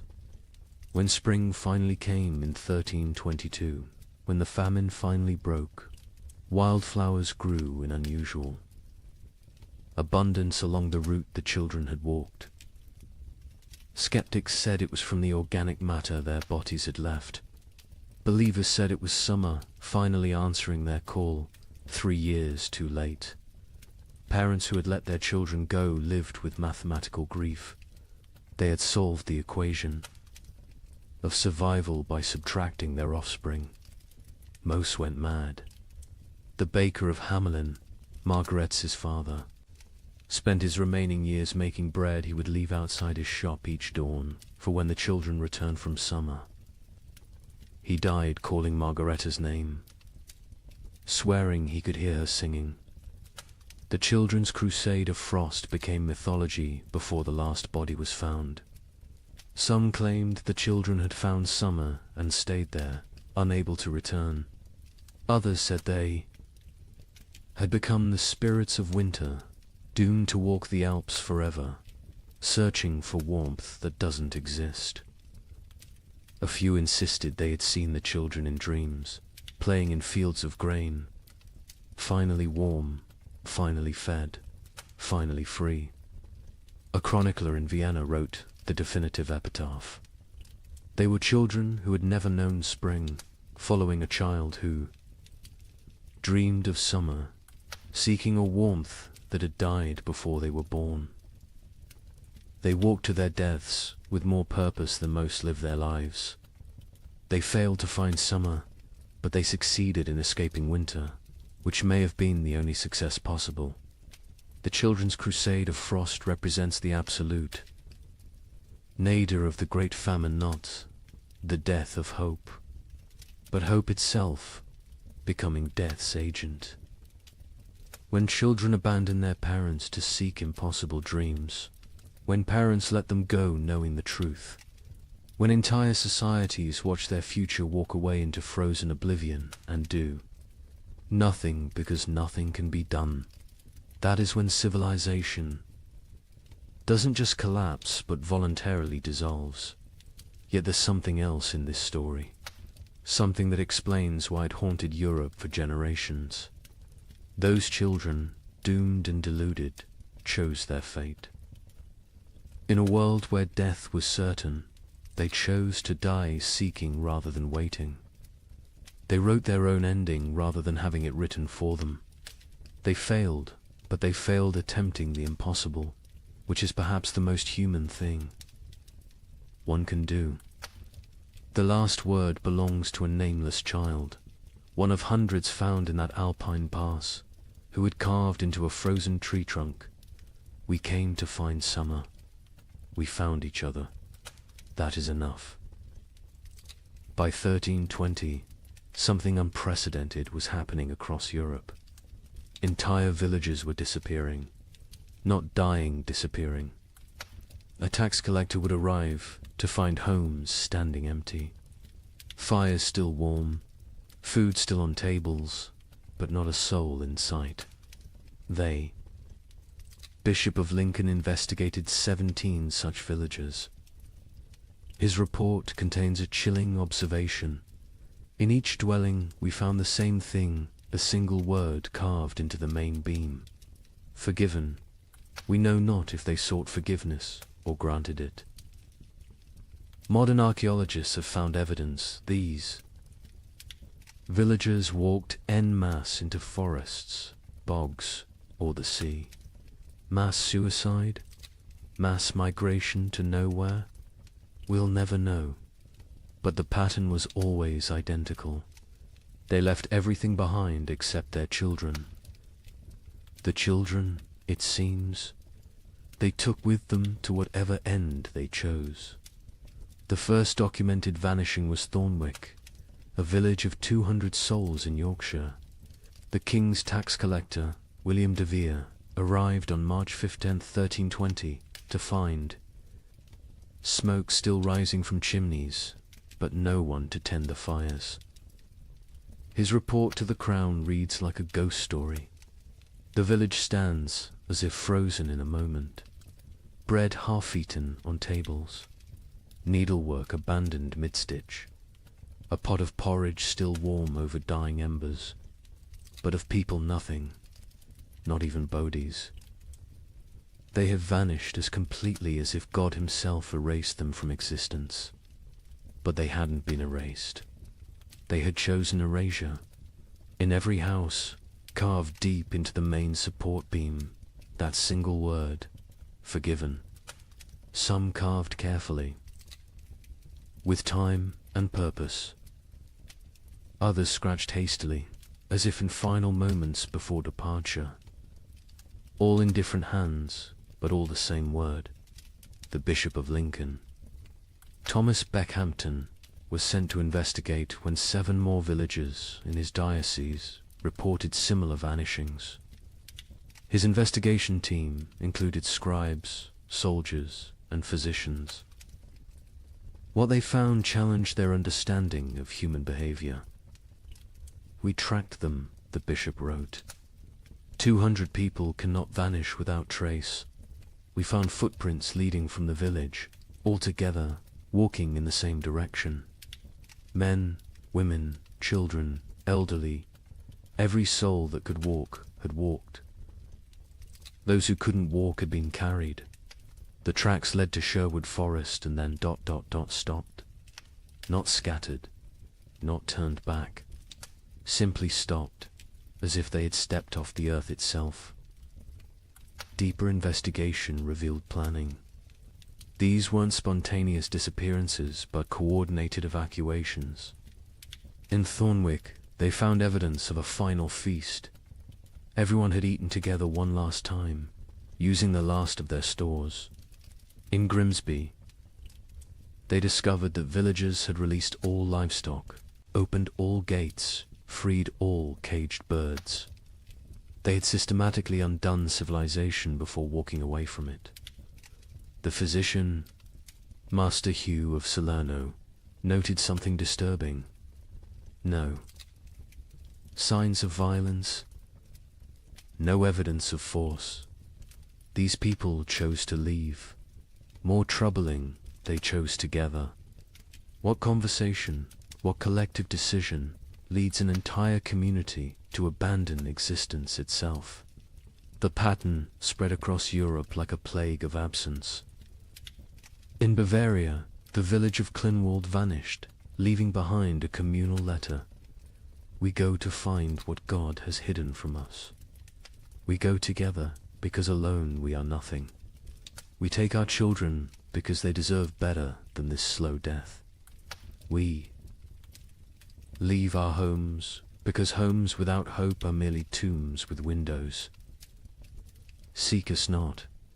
We are already farther than you can follow. The French village of Moulambus left more disturbing evidence. Every adult had written their name on the church wall, followed by their sins: murder, theft, adultery, cannibalism. The last entry in the priest's hand: we have all sinned beyond redemption. We go to place ourselves before God's judgment directly, rather than wait for him to find us here. But it was the German village of Hofnungslos that provided the most complete picture. They had left a chronicle, written collectively, each family, contributing a passage. We have eaten our horses. We have eaten our dogs. We have eaten our leather. We have eaten our dead. We have eaten hope itself. What remains is not life, but the mockery of life. We choose to end this mockery on our own terms. The Muller family counts 5 souls still breathing. We have survived by unspeakable acts. Our youngest no longer speaks. Our eldest no longer sleeps. We are alive, but not living. Tomorrow we walk toward whatever judgment awaits. I am Klaus the smith. I have beaten plowshares into weapons, weapons into tools, tools into nothing. My hammer has nothing left to strike. My forge has nothing left to burn. I have nothing left to be. We go to become nothing together. The entries. Continued 4 pages. Each family's testament to horror endured and horror committed. The final entry, unsigned. We forgive each other because no one else will.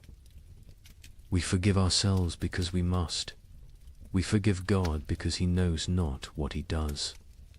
The children were always taken. This detail haunted investigators. In villages where adults were found dead from starvation, disease, violence, children's bodies were often present. But in the vanished villages, no children remained. Whatever dark pilgrimage these communities undertook, they brought their young. A woodcutter named Franz claimed to have seen one such procession near the Black Forest. 300 shadows walking into the trees at dusk. No talking, no crying. Even the babes silent in their mother's arms. They walked like they were already dead, just looking for a place to lie down. I called out, but none turned. They walked into the forest, and the forest swallowed them. The church struggled to explain the vanishings. Suicide was mortal sin, but was this suicide? The Archbishop of Canterbury wrote, "If a man throws himself from a cliff, it is suicide. If a village walks into the sea, what is it? Mass suicide? Or something else, a collective return to the nothing from which we came?" In Paris, 1321, while peasants gnawed bark, the nobility held what historians call the most disturbing party in medieval history, the Feast of Fools. Organized by Count Robert of Artois, it was meant as defiance against death. Here's what happened. Nobles dressed as peasants, peasants dressed as nobles. They served courses of elaborately prepared nothing, empty plates dressed with garnishes of straw. They held mock executions where the condemned gave recipes for cooking leather. They crowned a skeleton as May Queen, but the climax was the last. Supper 13 nobles drew lots. The one who drew the black stone would provide the feast. Count Robert drew it himself.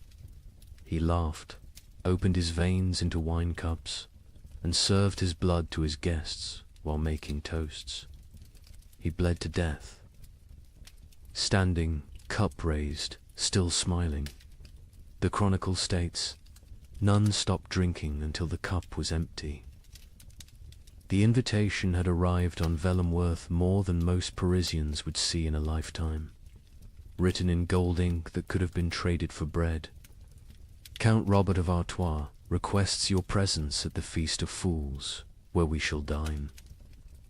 On reality and drink deep of truth. Come as you are not. Leave as you never were.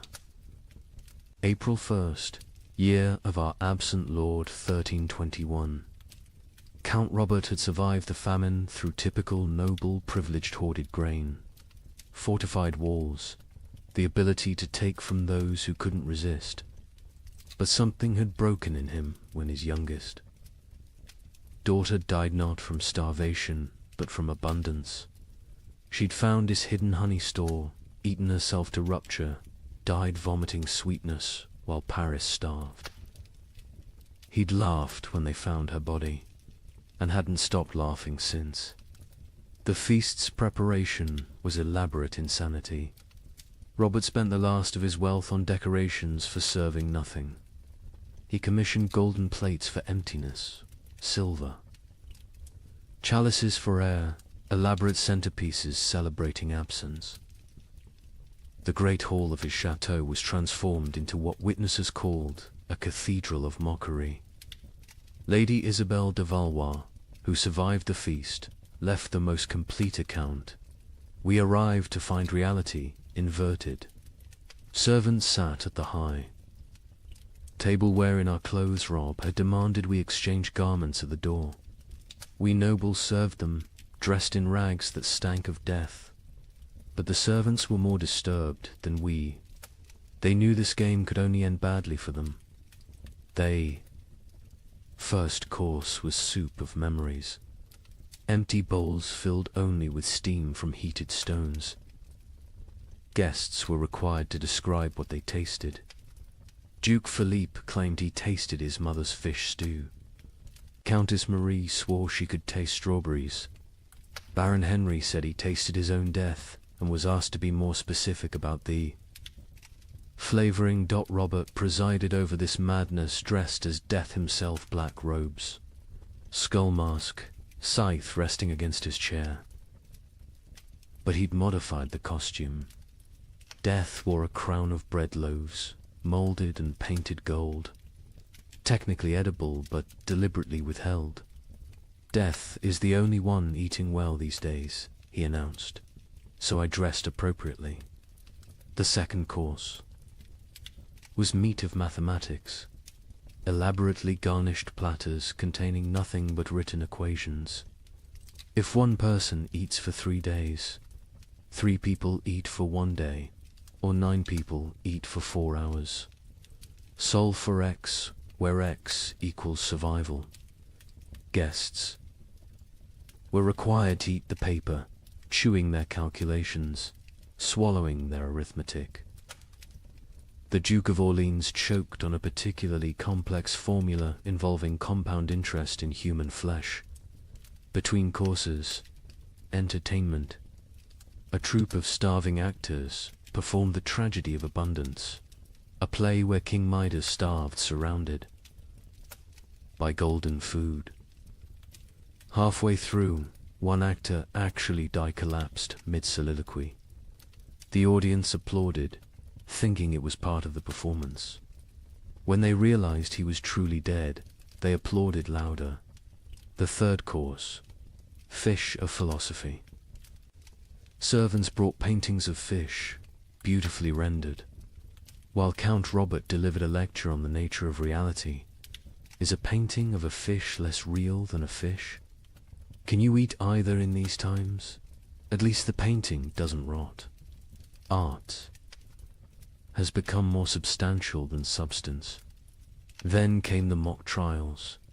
Guests took turns being executed for the crime of survival. Each condemned had to share their worst act, their method of staying alive.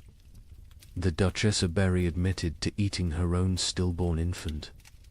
The Count of Nevers confessed to walling up servants with grain stores so he wouldn't be tempted to share. The Bishop of Parisiaz, a bishop attended, revealed he'd been giving last rites with unconsecrated hosts because he'd eaten all the blessed ones. Each confession was met with mock judgment. Guilty of humanity, Robert would declare. Sentenced to continued existence. The crowd would laugh, but it was laughter like screaming, laughter like sobbing. Laughter because the alternative was acknowledging what they'd all become. The fourth course was vegetables of vanity, sculptures made from human hair and nail. Clippings arranged to look like salads. We consume ourselves, Robert explained. We always have. The famine just made it literal. Guests were required to eat these too.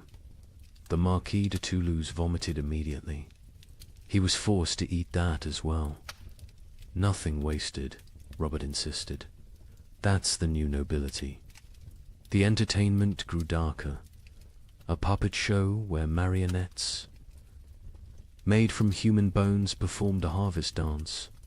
A choir of orphans singing recipes for preparing leather.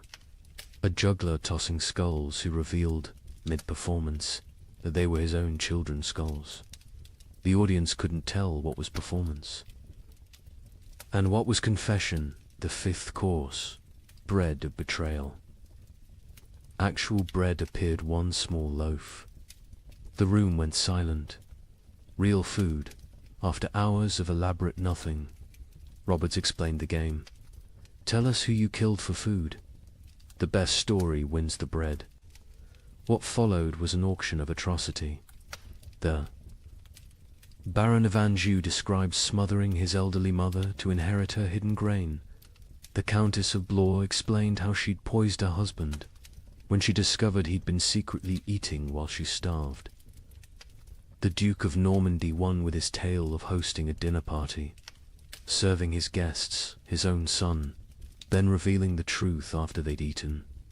He took one bite of the bread and vomited blood. The bread was made from sawdust and painted to look real. The sixth course, wine of wisdom. Empty goblets that guests had to fill with their own fluid stares, saliva, blood, whatever they could produce. We toast to truth, Robert declared. The truth that we are bags of liquid pretending to have purpose.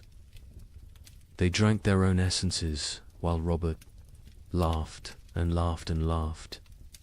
Then came the moment that would define the feast in history.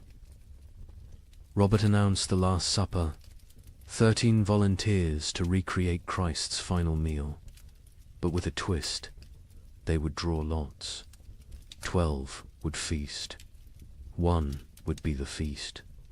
The volunteers came forward, 12 nobles, so broken by horror they'd embrace any ending. Robert himself was the 13th.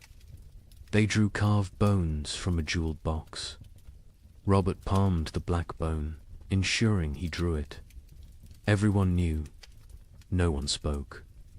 "I am the feast," he announced with genuine joy. "I am bread and wine. I am flesh and blood. I am the only honest noble lefty. Give myself to be consumed." He opened his veins with ceremonial precision, not to die quickly, but to fill 13 cups. He made toasts as his blood flowed, to abundance. Nervous laughter to the feast that never ends. Desperate drinking to the truth that we're all already dead. Silence, except for swallowing. He conducted himself like a sommelier describing vintages. Note the iron undertones, the hint of despair, the full body of wasted life. He grew paler with each toast, but never stopped smiling. Drink deep, friends. I'm a vintage that won't be repeated. The guests drank because stopping would mean acknowledging what they were doing. They drank because Robert was watching, still standing, still bleeding, still insisting this was all a grand joke. They drank because his blood was warm and they'd forgotten warmth.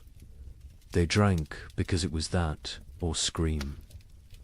Robert's final toast, as his knees began to buckle, to the feast of fools, where fools feast on fools, where wisdom is folly and folly is survival. To the nobility that dies with nobility, leaving only animals wearing crowns. To the joke that God played on us, and the joke we play back. To the end that never ends, and the ending that never he fell forward. Cup still raised, smile still, fixed. Dead before he hit the ground, but somehow still laughing. The guests sat with empty cups, full stomachs, and the knowledge that they'd literally drunk noble blood while dressed as peasants in a world where symbolism had become sustenance. The aftermath was swift and terrible. The servants, forced to watch nobles drink noble blood, revolted, not politically aside. They stripped off the noble clothes, fled the chateau, most walking directly into the Seine to drown. The nobles, trapped in servant rags, covered in Robert's blood, stumbled into Paris streets where they were attacked by mobs who didn't recognize them or didn't care. Of the 100 guests at the Feast of Fools, 13 survived to Easter. Most died by suicide, unable to process what they'd participated in. Lady Isabel, who recorded the events, ended her account. "We went to mock death and became death's mockery. We tried to feast on nothing and discovered we were nothing." Count Robert won his game. He died laughing at a joke only he understood, leaving us to live with the punchline.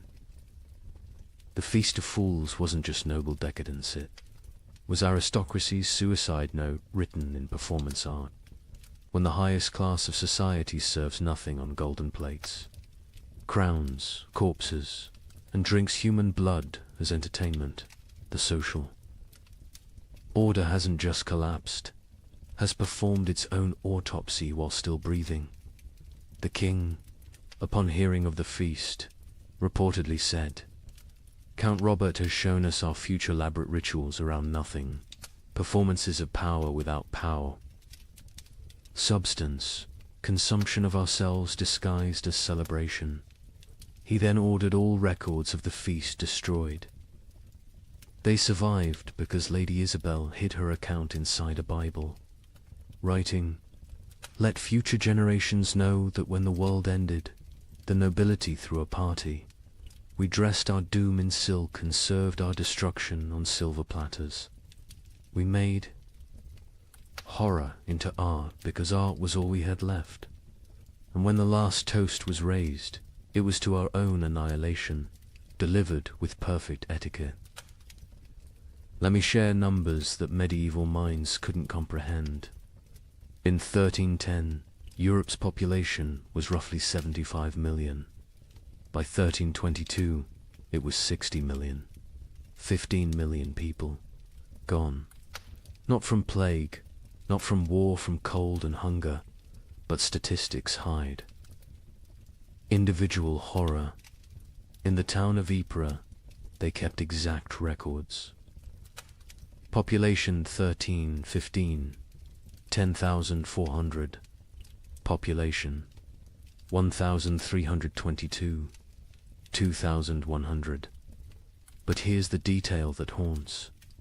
Of those 2,100 survivors, only 300 were the original residents. The others, they came from elsewhere, drawn by rumors of food, only to find more death. The prior of Ypres wrote, "We no longer bury the dead. We stack them like cordwood, waiting for spring.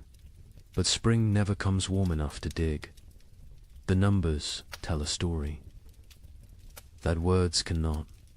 The Abbey of Saint-Denis kept meticulous death records, originally for prayers for the departed. By 1318, they'd stopped recording names, just tally marks. 5 marks crossed through. 5 marks crossed through. Pages and pages of groups of 5, like a child learning to count, except each mark was a human soul. Brother Felipe, the abbey's mathematician, calculated the rate of death. In 1315, we lost 1 soul per week. By 1316, 1 per day. By 1317, 1 per hour. By 1318, we stopped counting because the living were too few to count the dead. Mathematics itself collapsed when the numbers exceeded comprehension. The Italian city-states, with their banking traditions, kept the most precise records. Florence's census of 1310 recorded 120,000 souls. The census of 1322 recorded 45,000. But hidden in those numbers was darker arithmetic. Of the 45,000 survivors, 30,000 had arrived during the famine, refugees from the countryside. The original Florentine population had dropped from 120,000 to 15,000. 7 of every 8 natives had perished. Venice's records reveal the geographic mathematics of death. The city's famous districts died at different rates. San Marco, where the wealthy lived, lost 40% of its population. Castello, where the poor, crowded, lost 85%. But here's the cruel irony: the wealthy districts died faster in the final years. Once money meant nothing, poverty became an advantage. The poor knew how to starve. The rich only knew how to eat.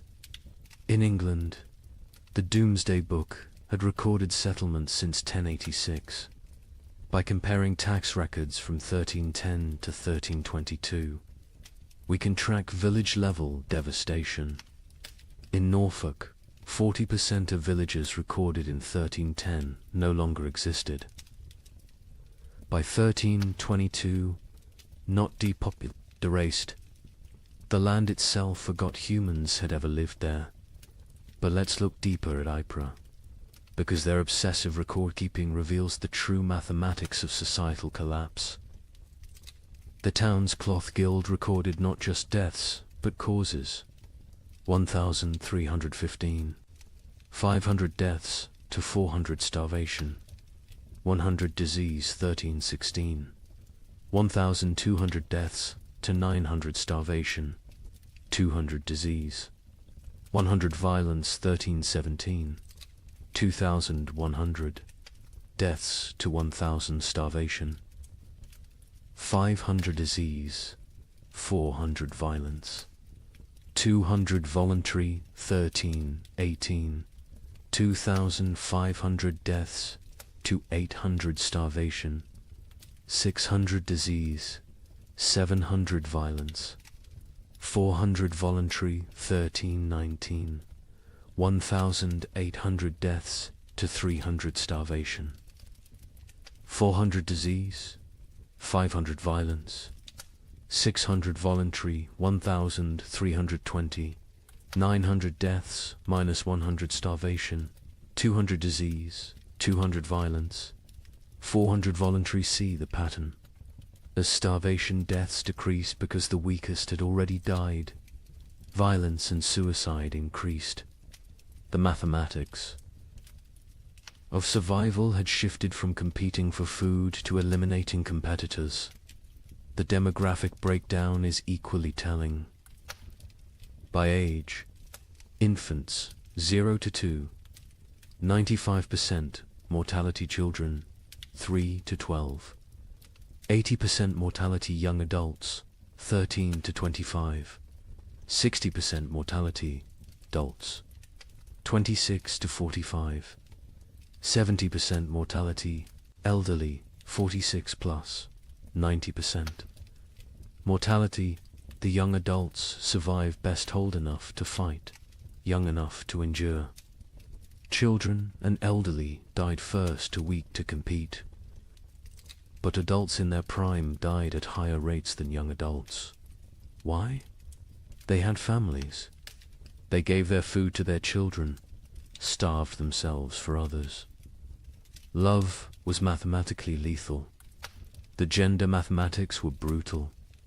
In 1315, Ypres had roughly equal numbers of men and women.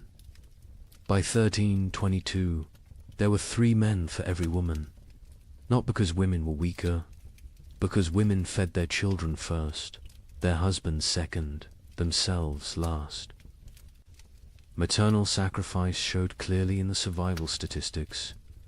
The social class mathematics defied expectations. Nobility, 60% mortality clergy, 50% mortality merchants, 70% mortality craftsmen, 75% mortality peasants, 80% mortality beggars, 40% mortality beggars. Survived best. They already knew how to live on nothing. The nobility, despite their resources, died from inability to adapt. Merchants died because their profession became meaningless. But beggars, they thrived in a world that had become universal beggary. The geographic distribution created what scholars called death shadows. Cities drew refugees from the countryside, creating rings of escalating mortality. Paris, with a 1310 population of 200,000, had 80,000 survivors in 1322. But the villagers within a day's walk of Paris, complete annihilation. They'd all walked to the city seeking food, died in the streets, their homes becoming ghost towns. The monastery of Cluny mapped deaths across their network of abbeys. They discovered death followed trade routes not because trade spread disease, but because rumors of food traveled along merchant paths. Entire populations would migrate toward imagined abundance, creating waves of mobile starvation that crashed against city walls. The seasonal mathematics were predictable yet horrifying. Spring, highest death rates, bodies hidden by snow revealed. Last stores exhausted summer, moderate deaths, some forage available. But disease spread autumn. Lowest deaths, whatever harvest existed, plus weakest already dead winter. Rising deaths, cold, multiplying hungers, lethality, but within those seasons. Specific dates showed spikes.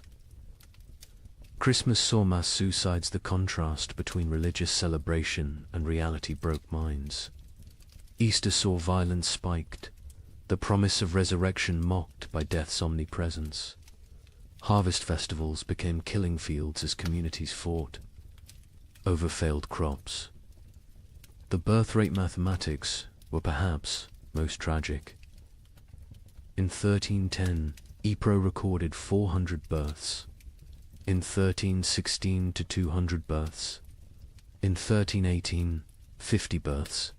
In 1320, 12 births. By 1321, 0. Not 0, recorded 0, occurred. Women stopped conceiving, bodies too starved to support pregnancy.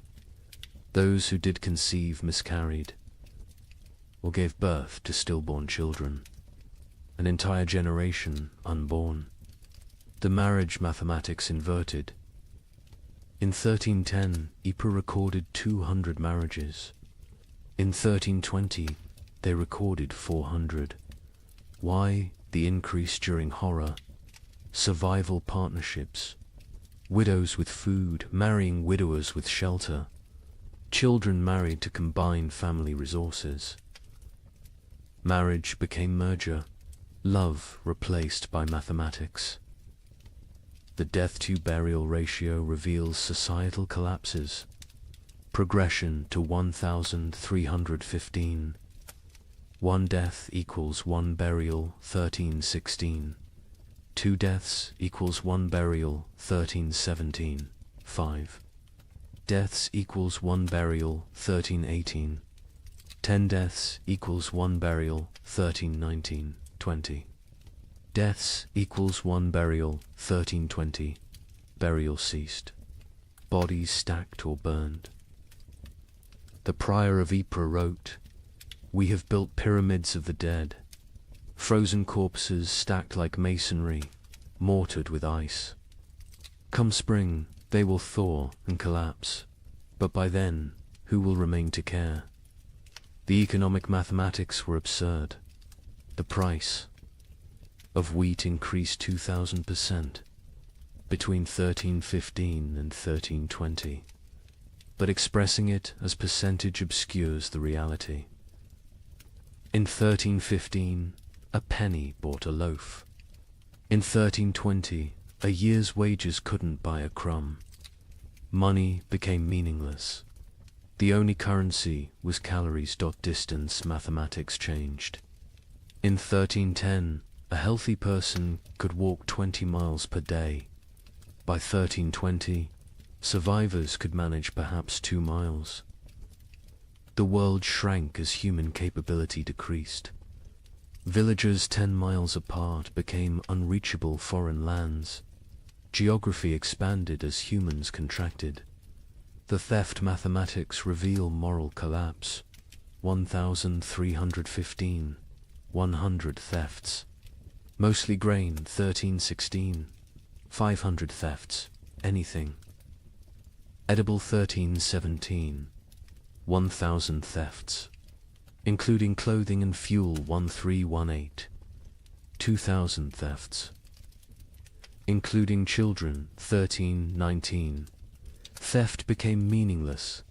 Nothing left to steal. The murder mathematics followed similar patterns, but with a crucial difference. Murders peaked in 1318, then declined not from returning morality, but from lack of strength. By 1319, people were too weak to kill. Violence required carries nobody could spare. The migration mathematics created empty zones and death clusters. Rural areas emptied as survivors walked to cities. Cities became graveyards as refugees died in streets. The population didn't just decline, it concentrated, then collapsed. Like a star becoming a black hole, the linguistic mathematics were subtle but telling. The Ypres records showed declining vocabulary over time. 1315 records use varied, complex language. By 1320, the same. Scribes used perhaps 200 words repeatedly. Hunger had literally reduced their ability to think in complex terms. Survival required all cognitive resources. The time mathematics warped reality. Survivors reported years feeling like decades, days feeling like minutes. The prior wrote, "We have lived 7 years that feel like 70. I am 40 but feel 400. Time itself has starved, moving slowly like everything else dying." The children's mathematics were most heartbreaking. In 1315, Ypres had 3,000 children under 12. By 1322, 45. Of those 45, only 3 were from Ypres. The others were orphans who'd wandered in from elsewhere. Their origins unknown, their parents dead, their futures non-existent. An entire generation deleted. Here's the mathematical truth medieval minds couldn't grasp. Exponential death. When food production drops 50%, population doesn't drop 50%, drops 80%. Because that 50% reduction creates competition, disease, violence, and suicide that multiply mortality beyond the initial cause. Famine doesn't just kill through starvation, kills through the mathematics of social collapse. The final statistic, the one that captures the true horror of the 15 million who died. Historians estimate only 5 million died directly from starvation. The other 10 million died from what starvation created: disease, violence, suicide, exposure, accidents caused by weakness, childbirth without resources, infections without medicine. 2/3 of deaths weren't from famine, but from famine's mathematics. The prior of Ypres' final entry, dated March 1322. I have kept these records for 7 years. I have reduced human souls to marks on parchment, lives to numbers, horror to mathematics. But mathematics cannot capture the sound of children crying for food that doesn't exist. Cannot calculate the weight of watching your family die by degrees. Cannot solve for why God allows such equations. The numbers say 2,100 remain from 10,400. But numbers lie. None remain. We 2,100 are not survivors, we are the not yet dead. Walking statistics waiting for our final tally. Mathematics has proven that hell is not fire and brimstone. Hell is subtraction without end, division without remainder, the null set of human hope. In 1321, as the worst seemed to be passing, something strange happened. The rats returned, but they were different, larger, bolder, moving in coordinated swarms. A chronicler in Milan wrote, "They fear neither cat nor dog nor man. They walk in daylight like they own the earth."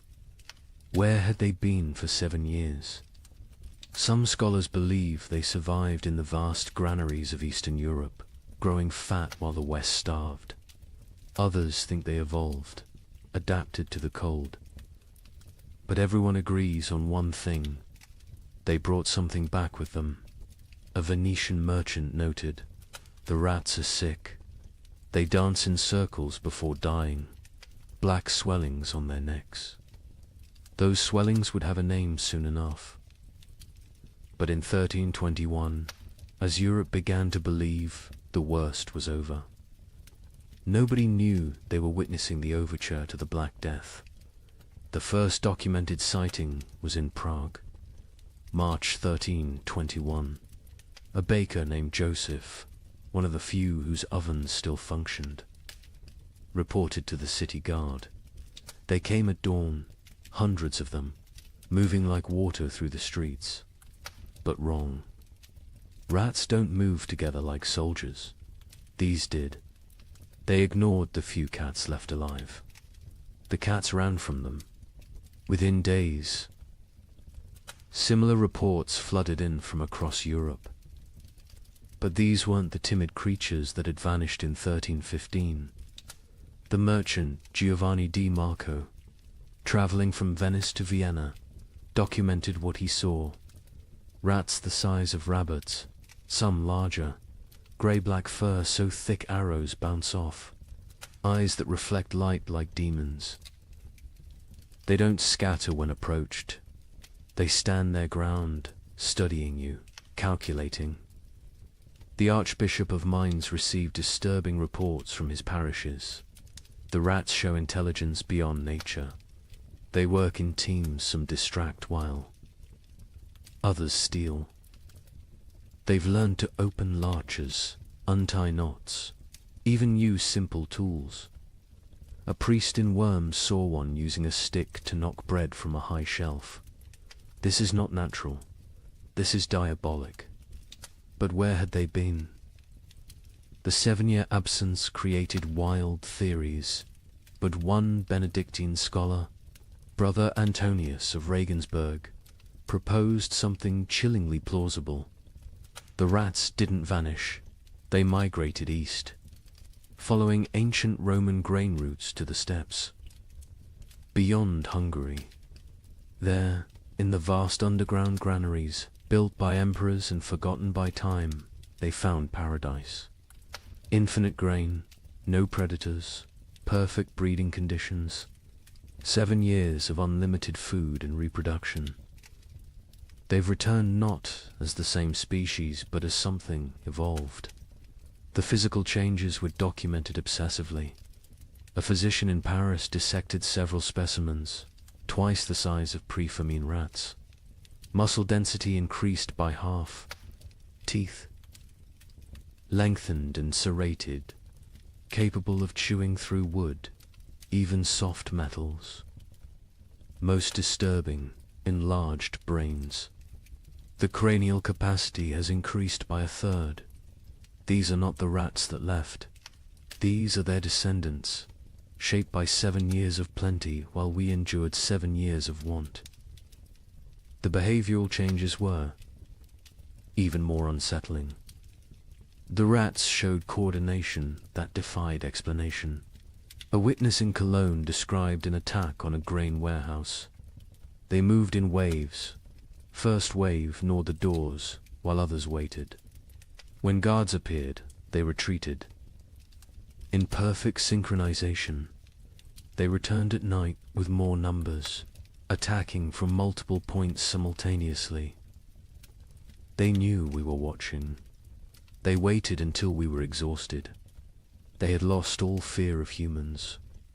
Previous generations of rats fled from people, lived in shadows, scavenged secretly.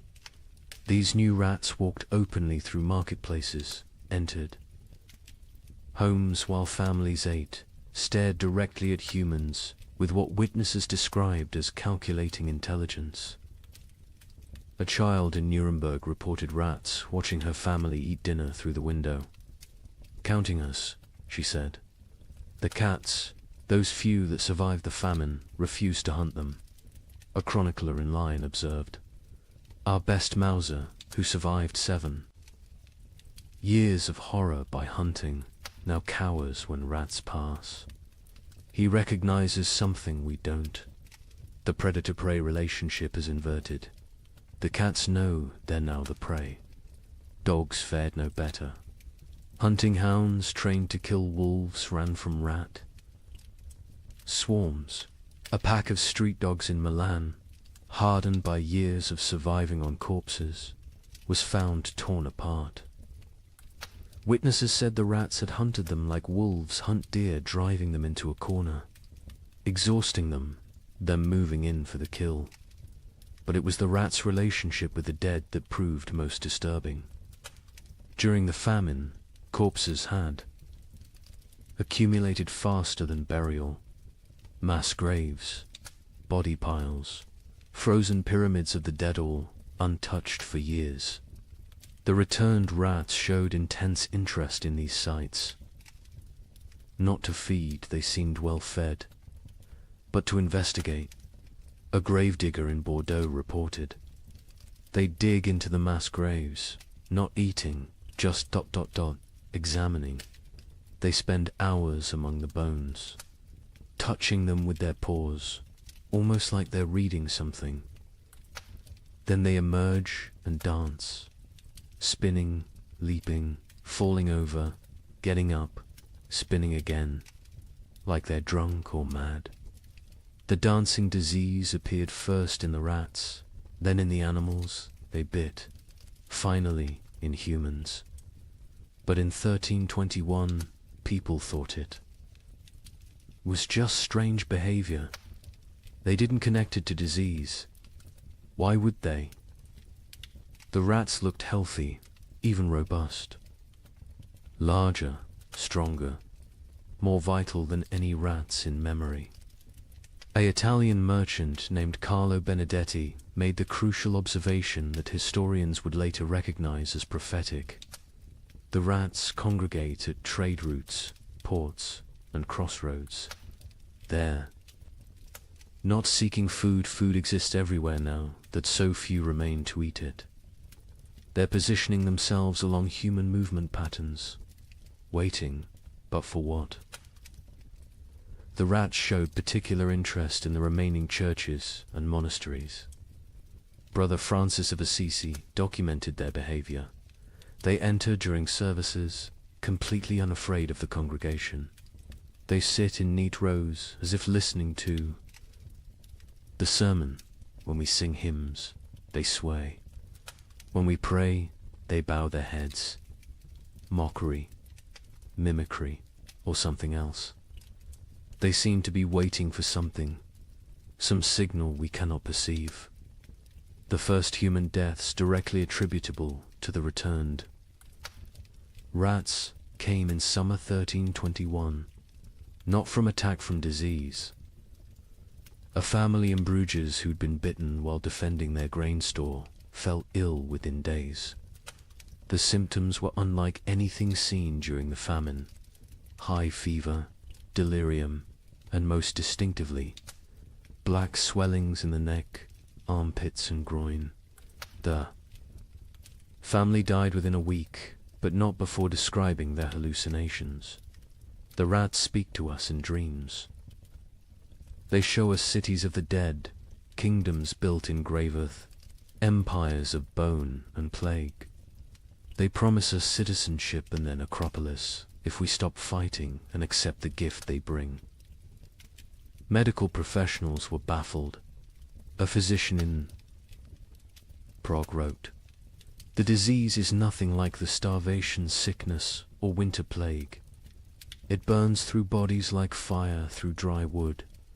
The black swellings appear where the body fights hardest, lymph nodes swelling with failed resistance. But, strangest of all, the victims dance before they die, just like the rats." The dancing sickness spread from the bitten to their families, from families to neighborhoods, from neighborhoods to districts.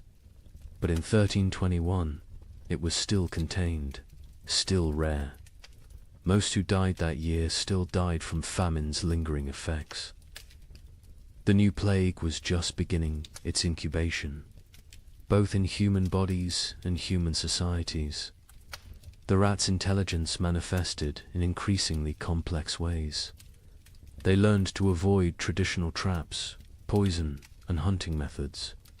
They developed new social structures: scout rats who tested food for danger, guard rats who watched for threats, even what appeared to be leader rats who directed group movements through series of squeaks and gestures. A scholar in Vienna documented their learning capabilities. We captured one, intending study. Its companions spent 3 nights trying to free it, using increasingly sophisticated methods: leverage, distraction, even attempting to pick the lock with twisted metal. When they failed, they sat outside the cage in vigil until the captured rat died. Then they left. But the next night, our laboratory burned. The fire started in 3 places simultaneously. Draw your own conclusions. The church struggled to explain the rats' return. Were they demons? Punishments? Tests? The Bishop of Cologne preached. For 7 years they abandoned us to our suffering.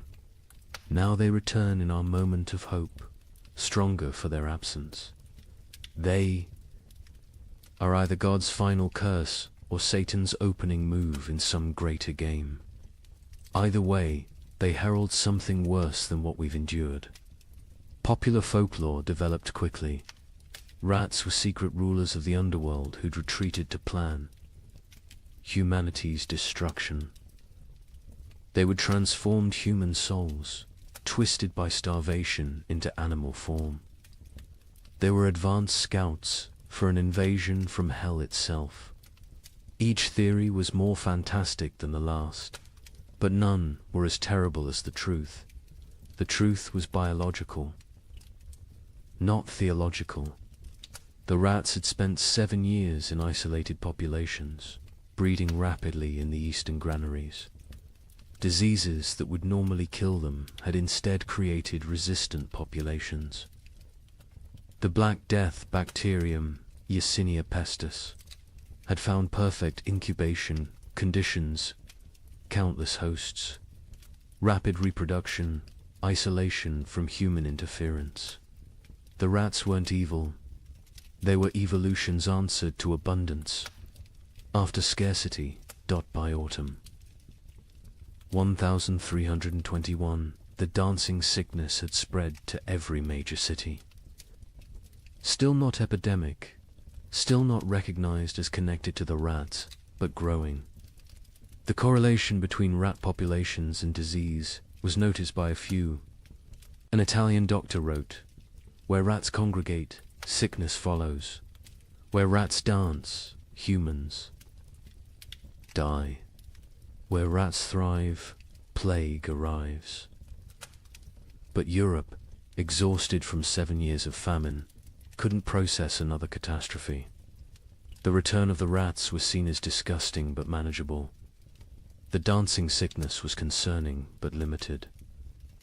Nobody connected the dots that would seem obvious in hindsight, that the rats weren't just returning from exile. They were bringing hell with them. The final observation of 1321 came from a child in Marseille, a girl who'd survived the famine by eating rats when they were still scarce.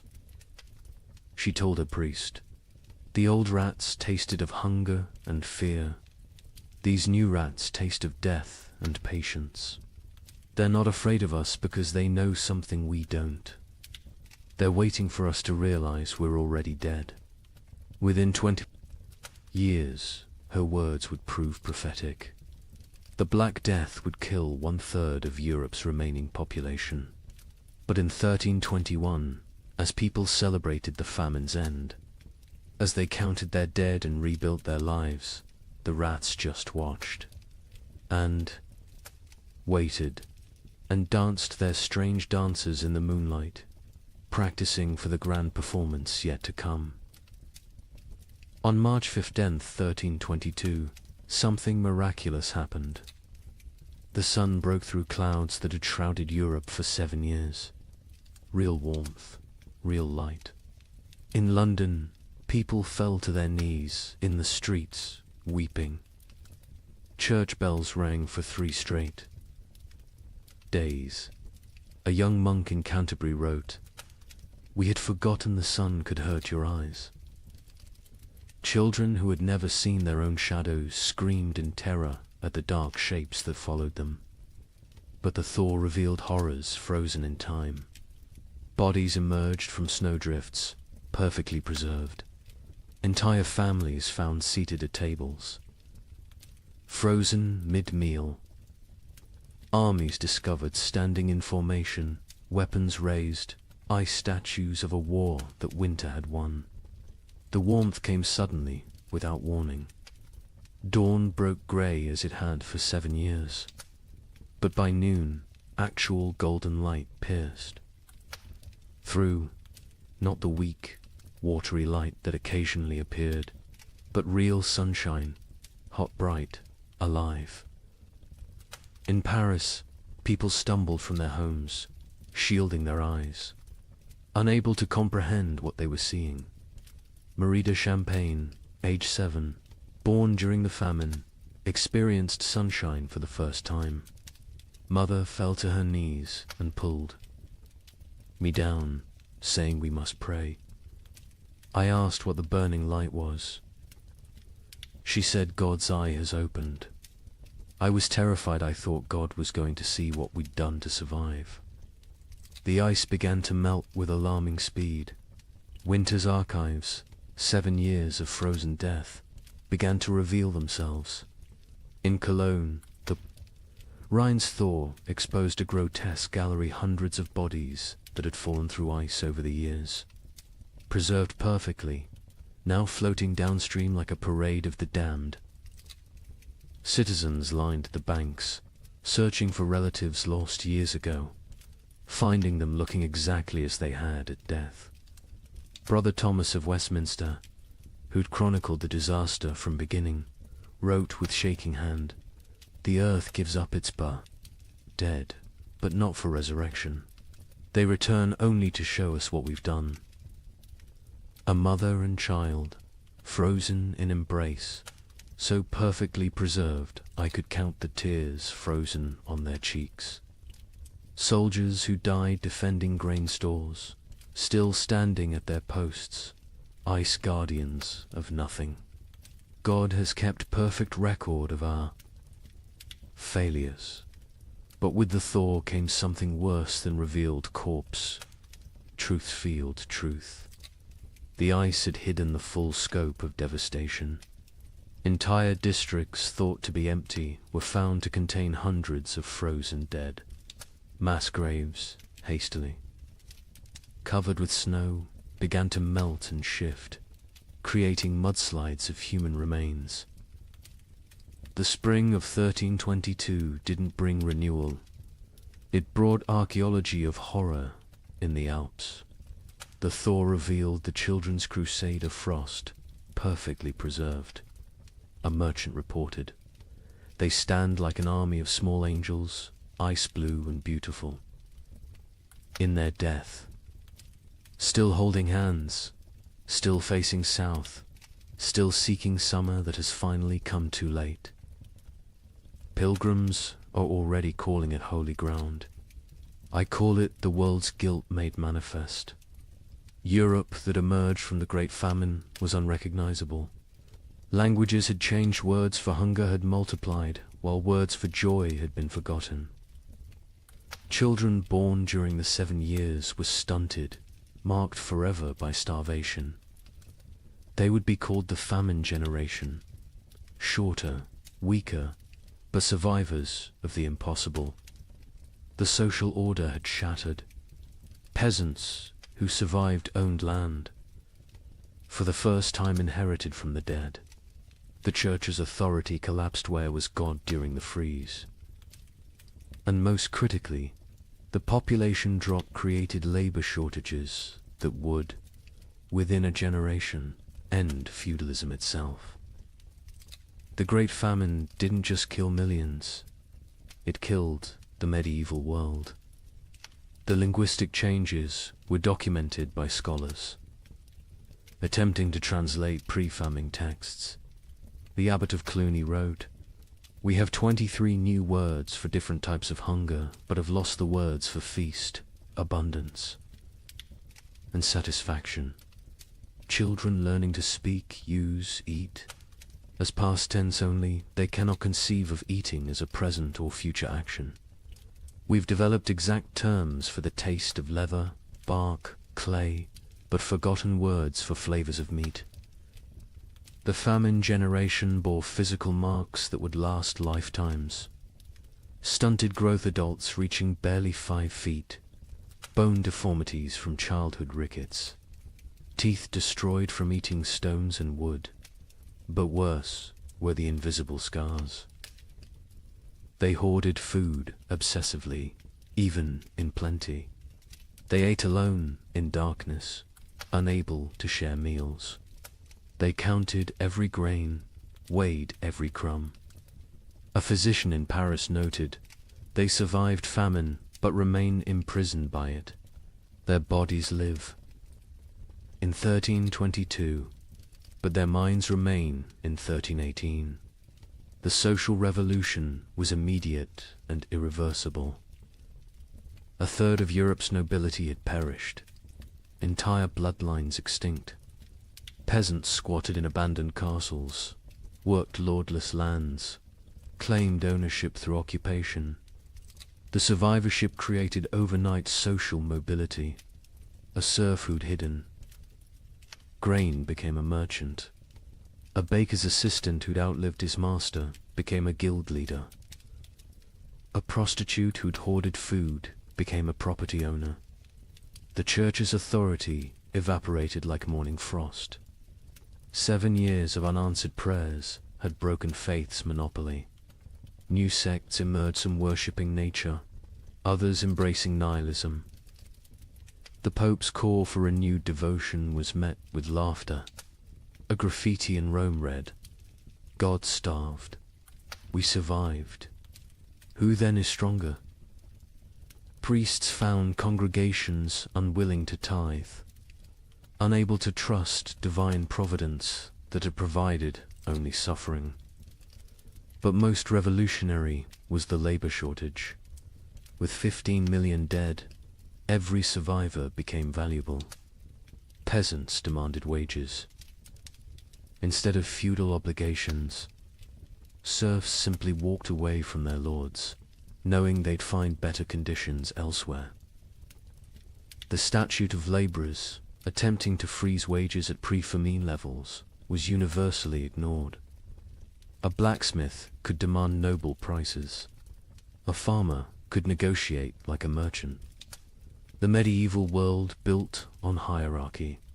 Faith and agricultural abundance had been murdered by weather. What emerged was proto-modern, mobile, skeptical, calculating. The Great Famine didn't just kill people. It killed the very idea of divinely ordered society.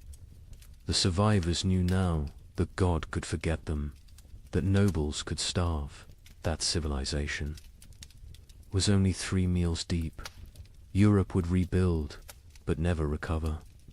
The medieval dream was frozen in those 7 years, preserved like the corpses in ice, beautiful and dead forever.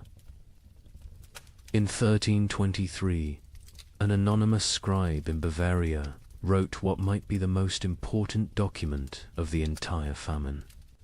Not a chronicle of events, but a warning. To those who come after, know this. We thought ourselves masters of the earth. We built castles against enemies, churches against damnation, walls against nature itself. But when the sky turned against us, when the very air became our enemy, we learned that civilization is only 3 mills deep. Beneath that lies the animal, and beneath that ... lies something worse, something that would eat its own shadow if it could provide sustenance. We survived. That is not the same as living. Some costs can never be repaid. Some hungers never leave you, no matter how much you eat. We measured time in deaths. We measured love in shared suffering. We measured God in his absence. If the cold comes again, and it will come again, remember that the greatest danger is not the freeze. It's what the freeze reveals about your neighbor, about your family, about yourself. May you never be warm enough to forget what we learned in the cold. The document was found hidden in a monastery wall, wrapped in waxed cloth, deliberately preserved. The scribe continued, "I write this with fingers that consumed my own flesh. I write with eyes that watched my children choose which sibling would eat. I write with a soul that has been to hell and discovered hell is not fire. Hell is ice and the mathematics of survival. We who survived are not heroes. We are the ones who did what heroes couldn't. We chose ourselves over others. We calculated love against calories and chose calories. We learned that honor digests poorly, that mercy is a luxury of the fed, that civilization is just an agreement between people who aren't hungry yet. The sun has returned. The crops grow again. Markets open, bells ring. Children are born who will never know the taste of bark bread. They will call us the generation who endured. But endurance is just a prettier word for betrayal. Betrayal of everything we once believed. Made us human. When abundance returns, you will forget. You will must forget to stay sane. But someone should remember.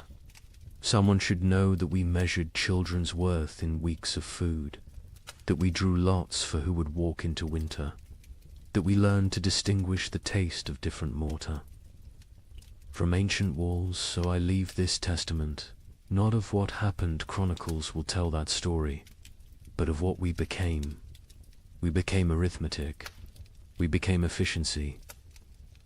We became the truth that underneath every prayer, every law, every noble sentiment, lies the animal that will eat its own tail if the circle of consumption demands it. Remember us accurately, not as victims of weather, but as humans revealed. The cold didn't change us, it showed us, and what it showed can never be fully hidden again. The thaw has come. Summer returns. But we who survived carry winter inside us forever, a frozen seed that whispers, "This is what you really are. Everything. Else is just the dream of well-fed men." In the spring of 1315, a mother in northern England made an unthinkable decision.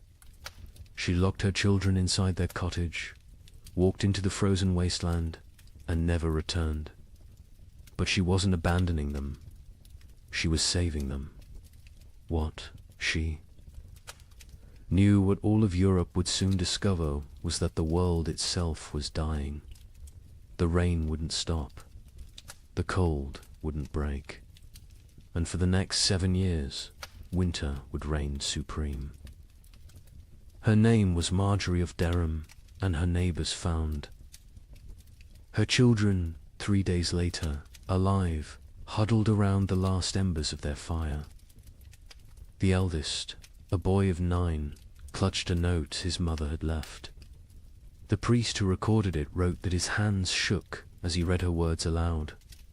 "My flesh will buy them grain. My absence will grant them mercy. Tell them I walk toward God." Not away from them. You see, Marjorie had understood something terrible. Something that would take the rest of Europe months to grasp. This wasn't just another harsh spring. This was the beginning of an extinction. The marketplace where she'd traded her body for bread had made the calculation clear. A living mother meant 5 mouths to feed. A missing mother meant 4 orphans the church had to shelter, and the church still had grain, still had walls, still had hope that this nightmare would end. But here's what makes Marjorie's story so haunting. She wasn't unique. Parish records from 1315 show hundreds of similar disappearances. Parents vanishing into blizzards, elderly grandparents wandering into forests, always leaving notes, always locking doors from the outside, always walking toward death like it was salvation. The chronicler Geoffrey Le Baker would later write about that spring with words that feel pulled from nightmares. The rains began on St. George's Day and fell like God had forgotten how to do anything else. Not the warm rains of April that wakes sleeping seeds, but frozen needles that killed whatever they touched. Crops didn't fail, they drowned standing. Rivers didn't flood, they exploded from their banks like wounded animals. Think about that. For a moment, you're a medieval peasant. Your entire world is 3 miles wide. Everything you know about survival, every technique your father taught you, every prayer your mother whispered, assumes one simple truth, that seasons follow patterns. Spring brings life. Summer brings growth. Autumn brings harvest. Winter brings rest. But what happens when spring never comes? When winter refuses to die? When the very foundation of existence cracks beneath your feet? That's what began in 1315. Not a famine, not a crisis, but the complete collapse of natural order. And Marjorie of Durham, walking into that frozen dawn, leaving her children behind to live, was just the first character in a story that would consume 15 million souls. Before it ended, the question isn't how Europe survived, it's what Europe became to survive it.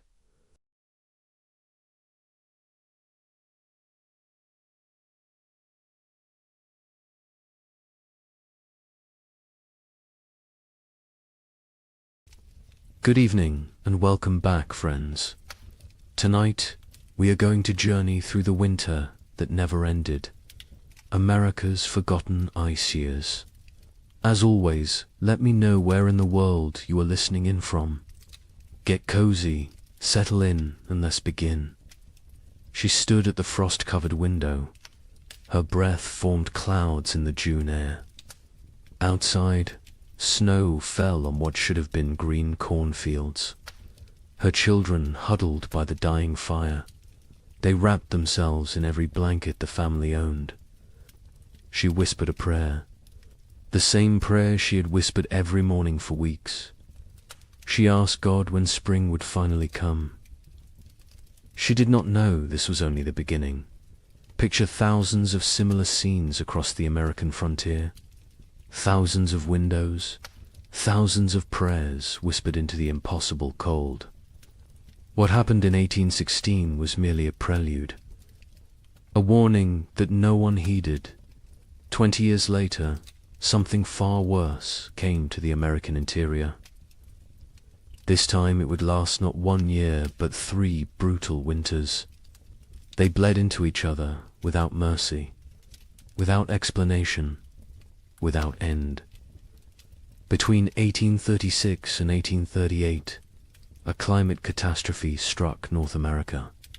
It has been nearly erased from popular memory. Historians debate the causes today. Solar minimums, volcanic eruptions half a world away, or a deadly combination of forces beyond human understanding. The pioneers who lived through it had no such explanations. They had only survival. They had only the next day, and the day after that, if they were lucky enough to see it. This is their story. The story that America chose to forget. What you are about to hear challenges everything you thought you knew about westward expansion. Textbooks celebrate the march of civilization across the continent. They praise the brave pioneers, claiming their piece of the American dream.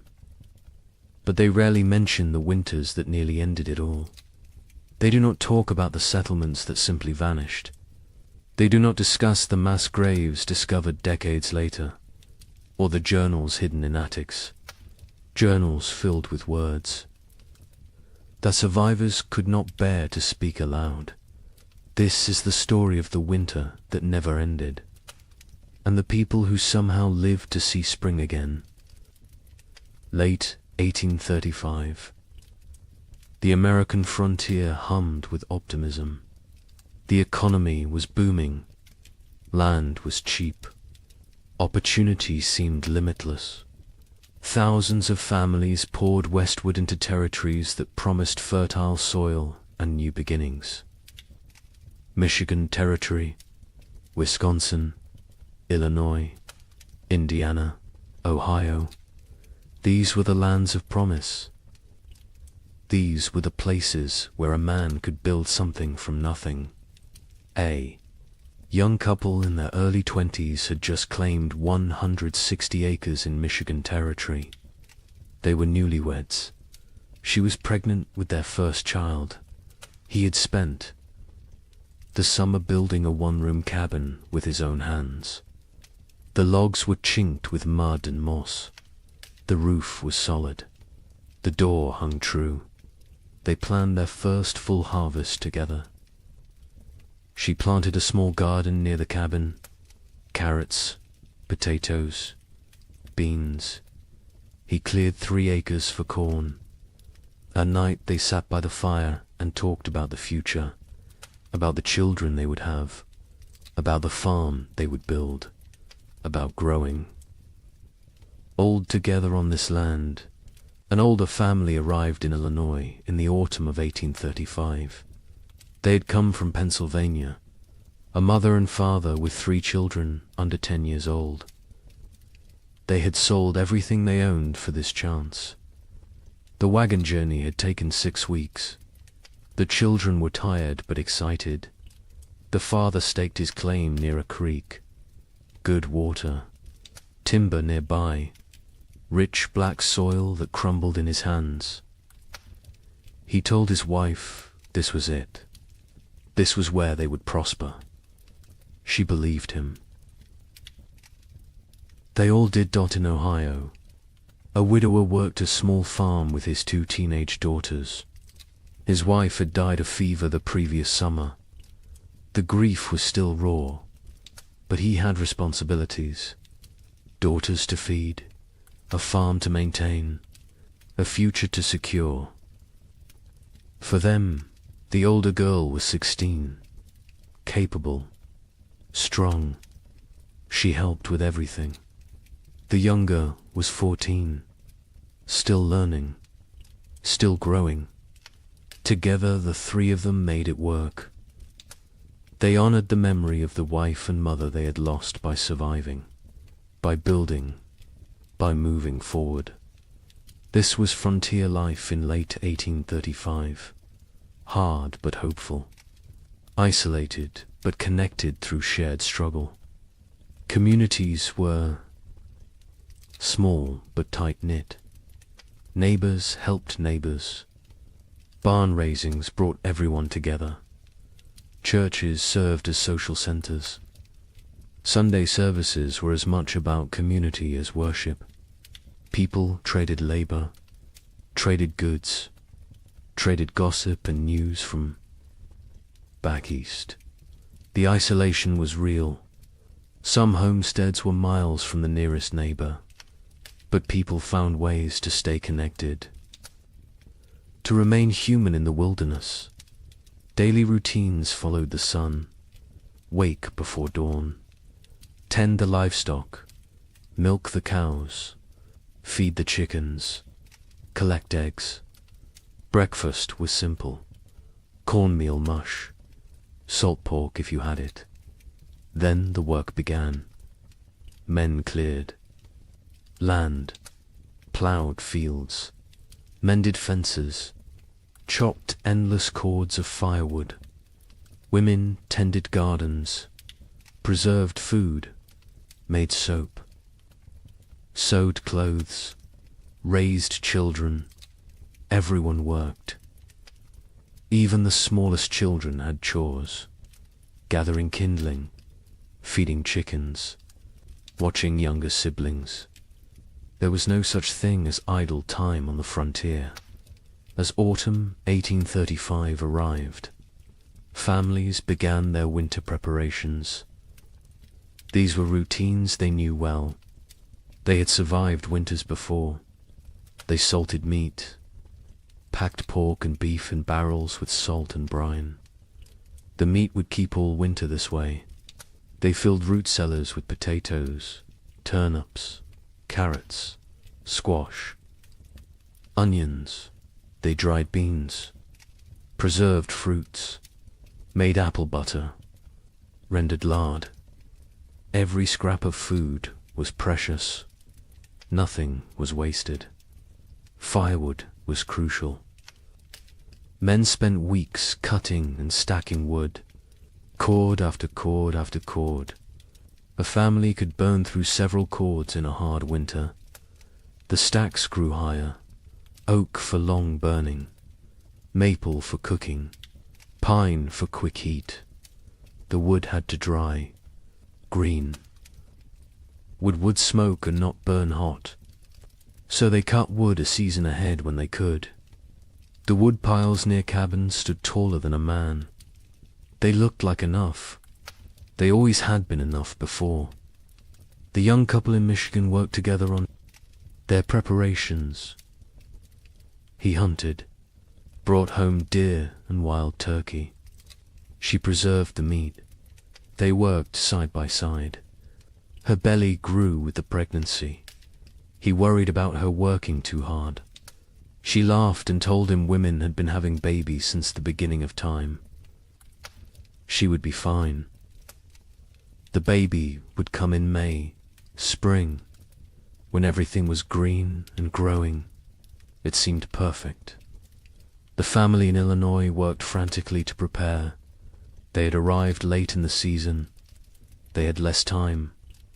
The father pushed himself. Hard. Too hard. His wife worried. But they got it done. Meat preserved, vegetables stored, firewood stacked. The cabin was small but well built. They had purchased it from a family moving back east. The previous owners had said they missed civilization, missed family. The father thought they were foolish. This land was too good to abandon.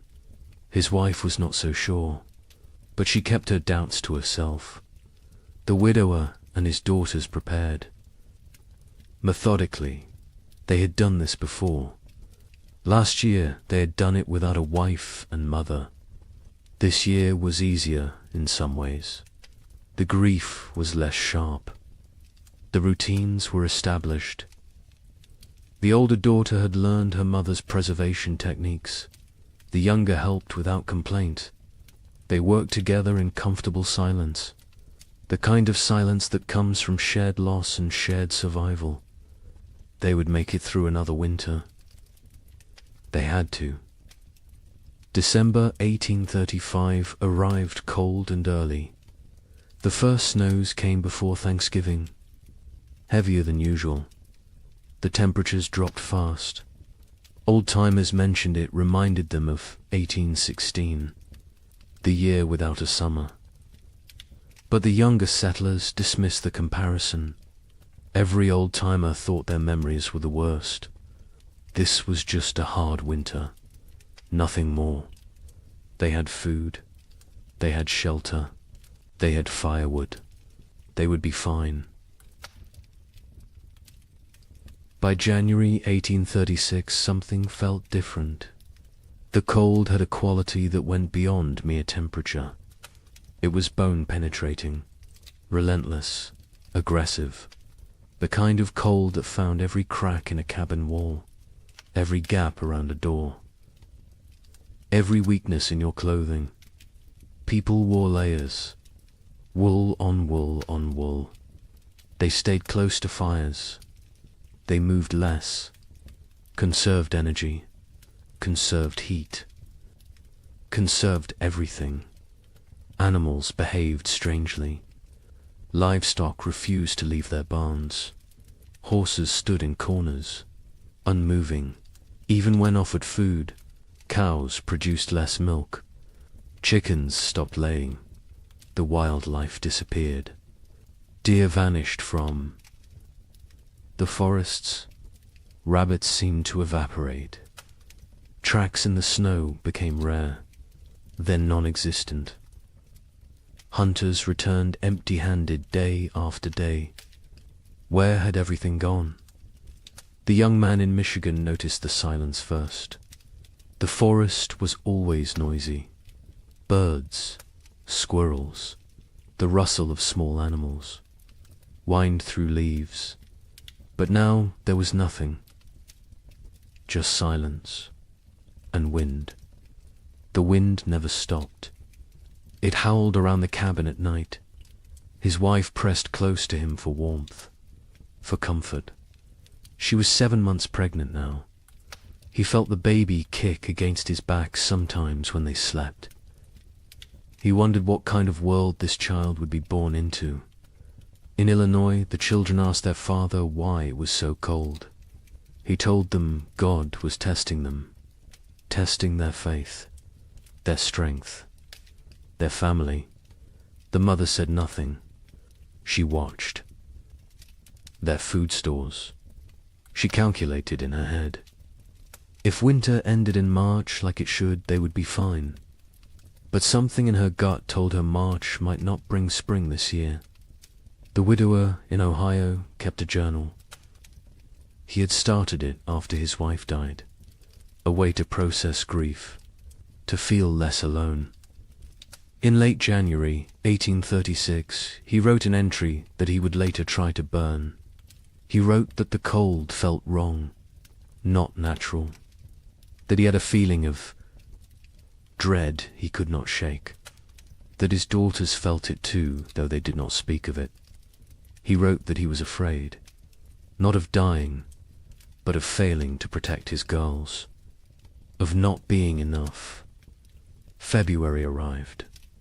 It should have shown signs of weakening.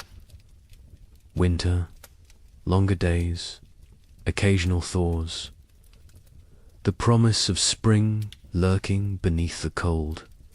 But February 1836 brought none of these things. It brought deeper cold, more snow, storms that lasted days. The sun appeared rarely. When it did, it seemed weak, pale, unable to warm anything. People began to worry, really worry. This was beyond a normal hard winter. Food stores were being depleted. Faster than expected. You burned more firewood in extreme cold. You ate more to maintain body heat. The calculations that had seemed conservative in November now seemed optimistic. Families began to ration. Smaller portions, fewer meals.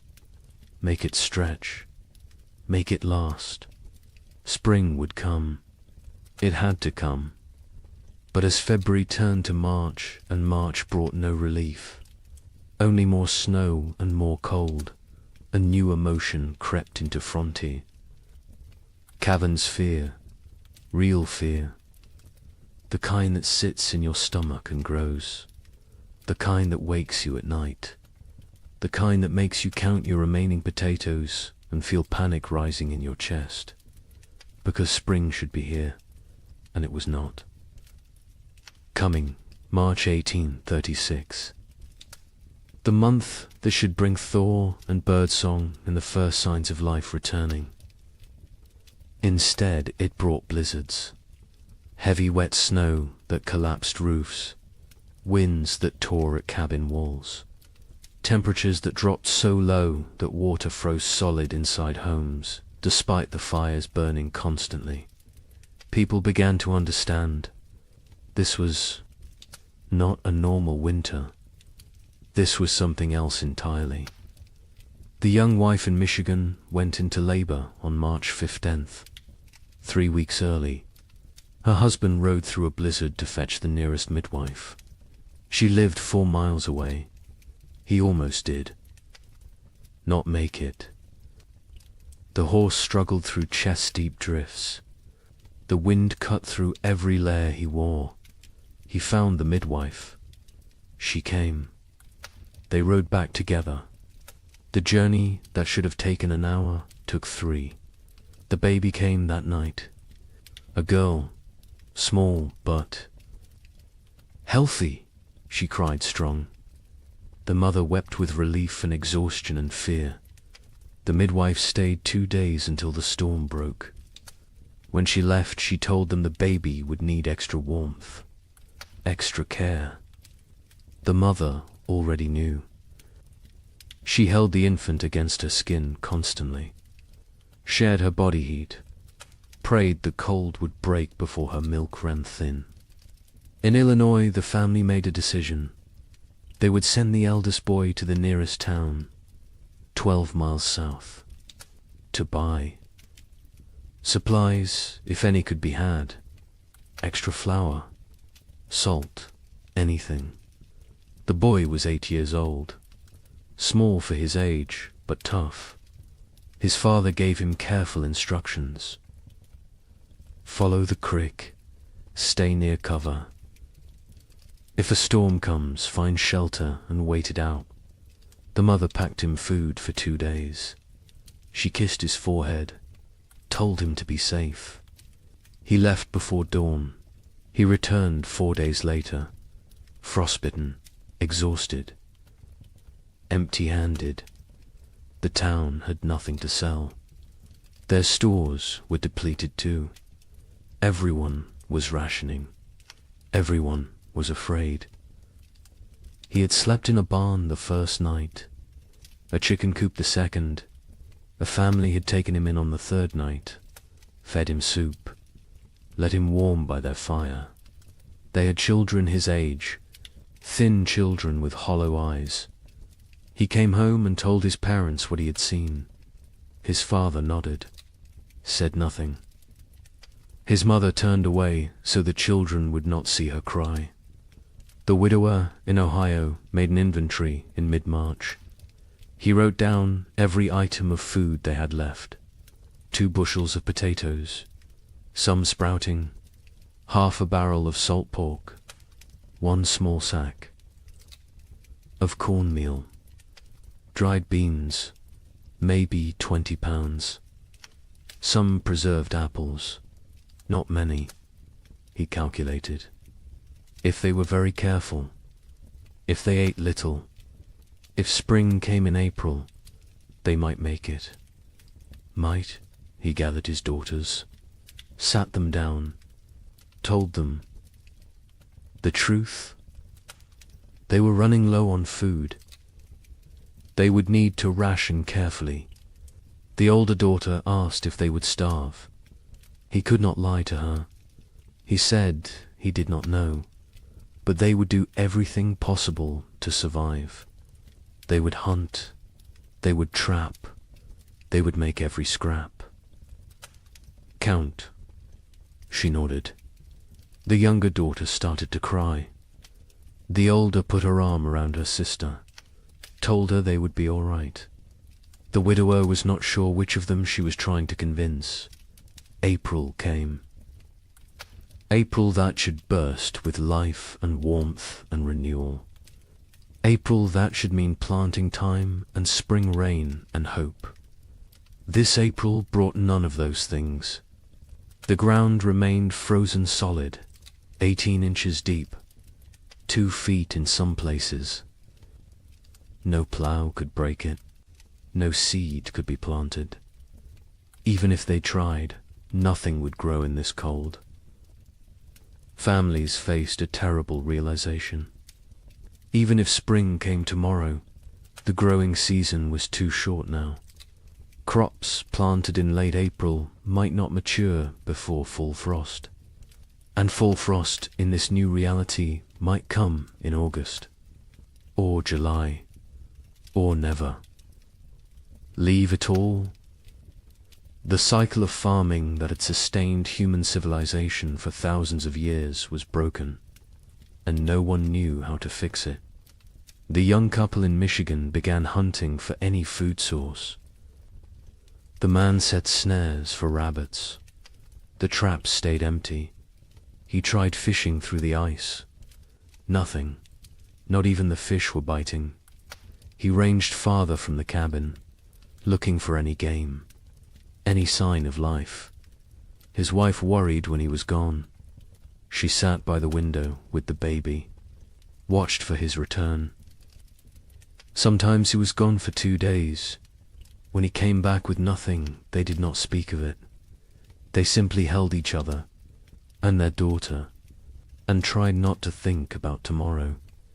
Neighbors began to disappear. The family 2 miles east was there. One day, gone the next.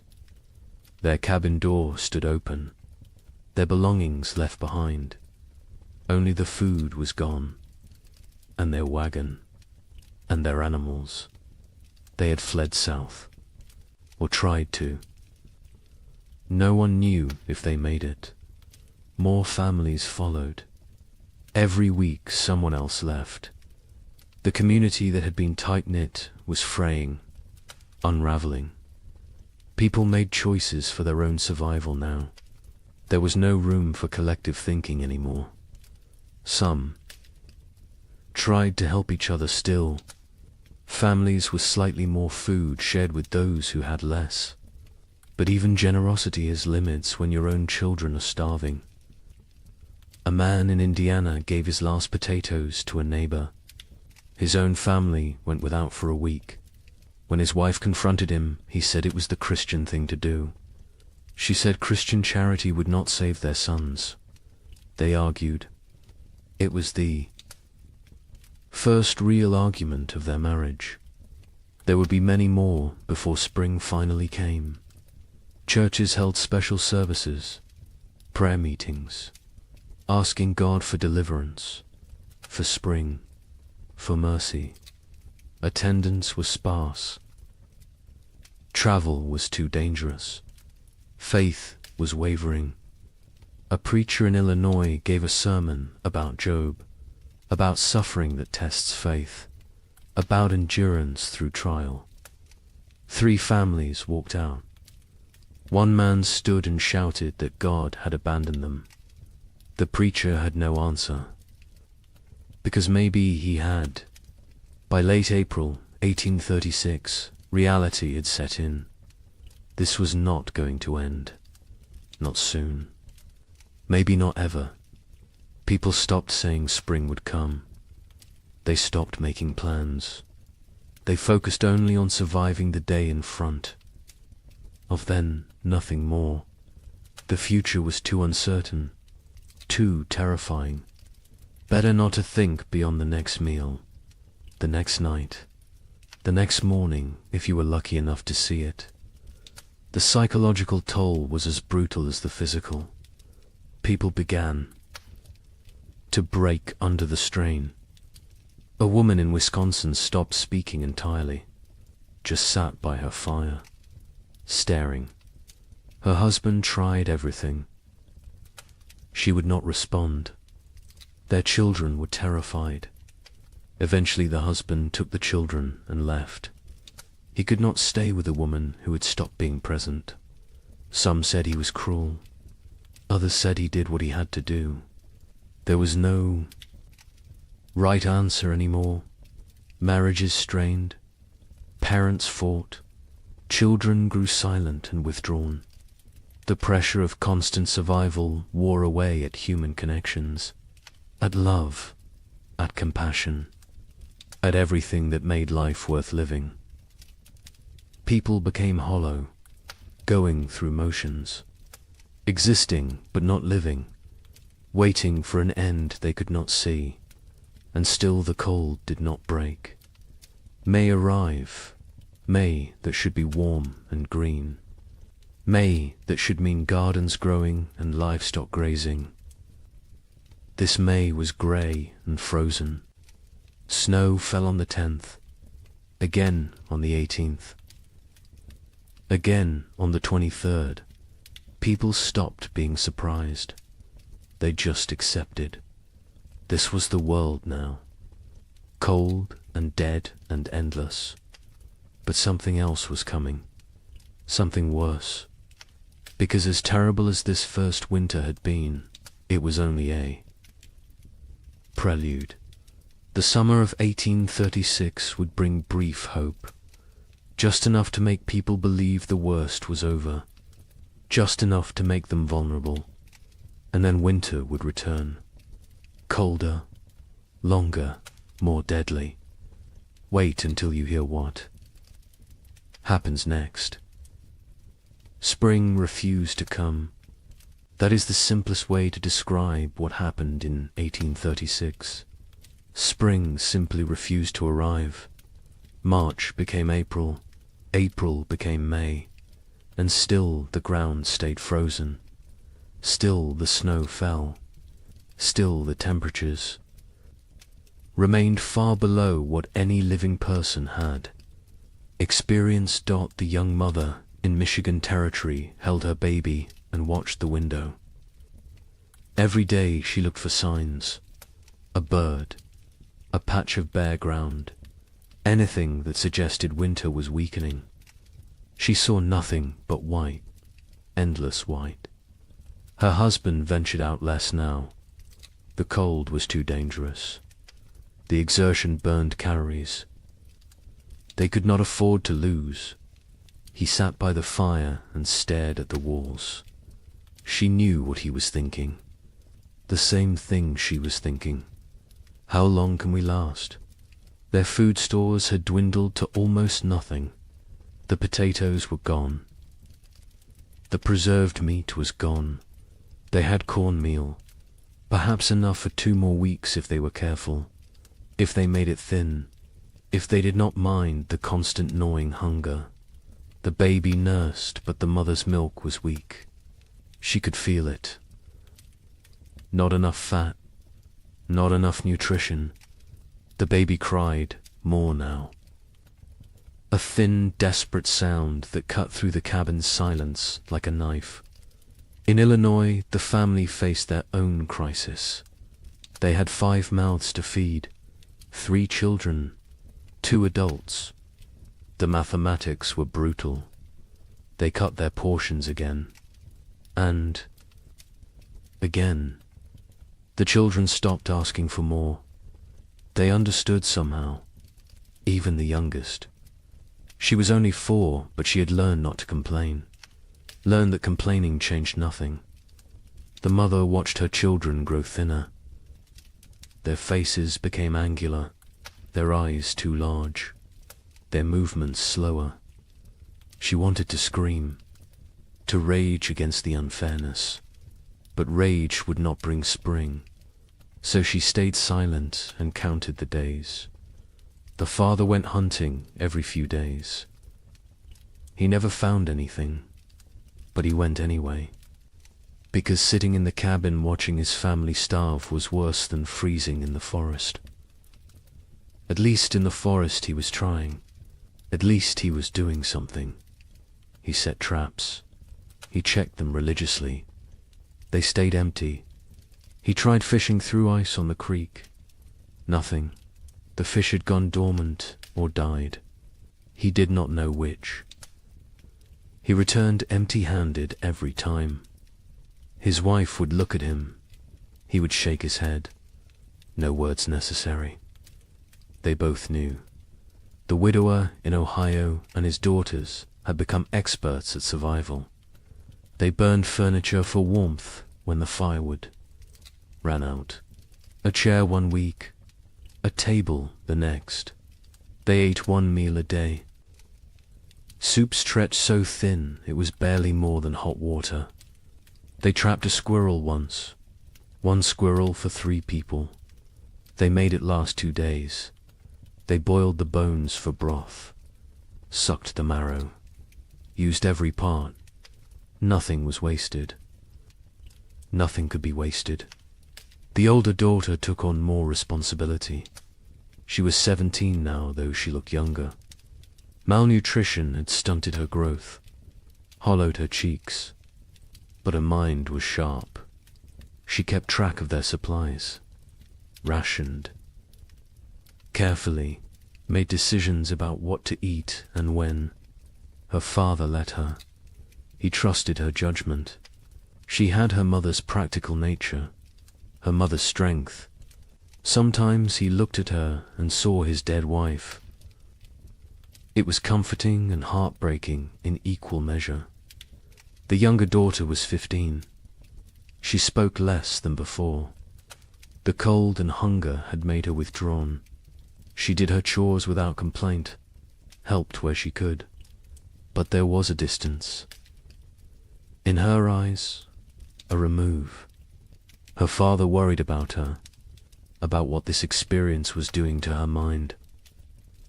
To her spirit, He tried to engage her in conversation.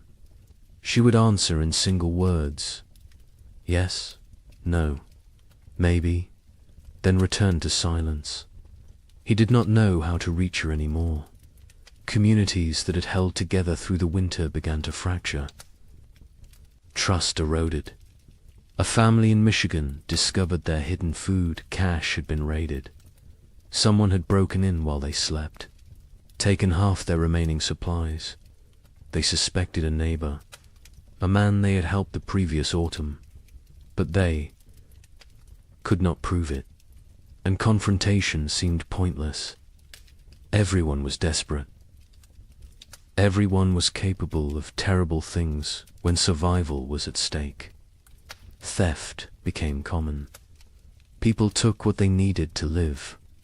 A chicken here, a bag of grain there, tools, blankets, firewood, anything that might help them survive another day.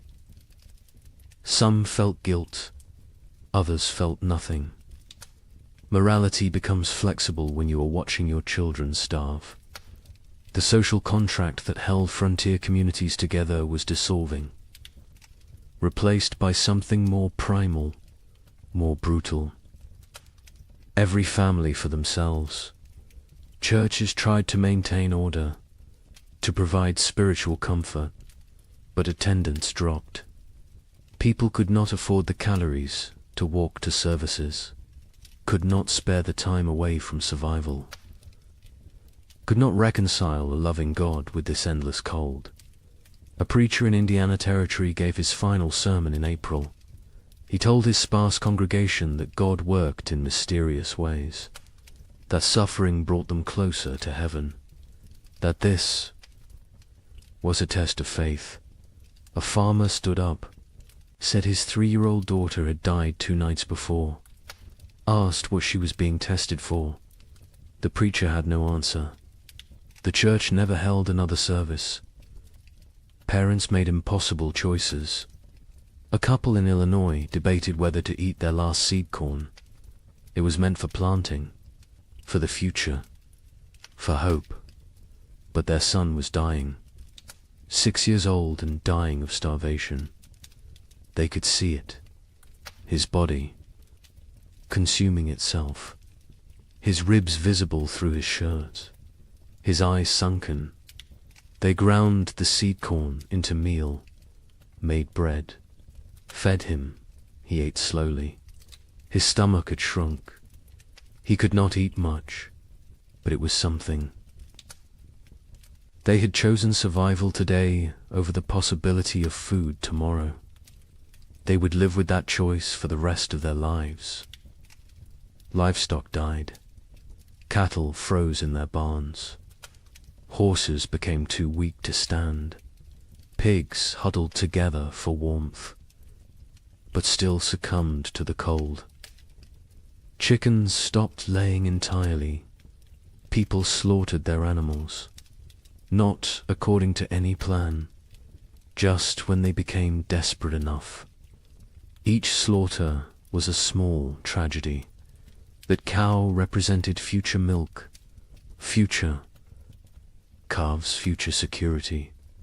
But future meant nothing when you might not survive the week. So they killed and ate and tried not to think about tomorrow. The meat from livestock helped, but it went fast. A family could butcher a pig and eat well for a few days.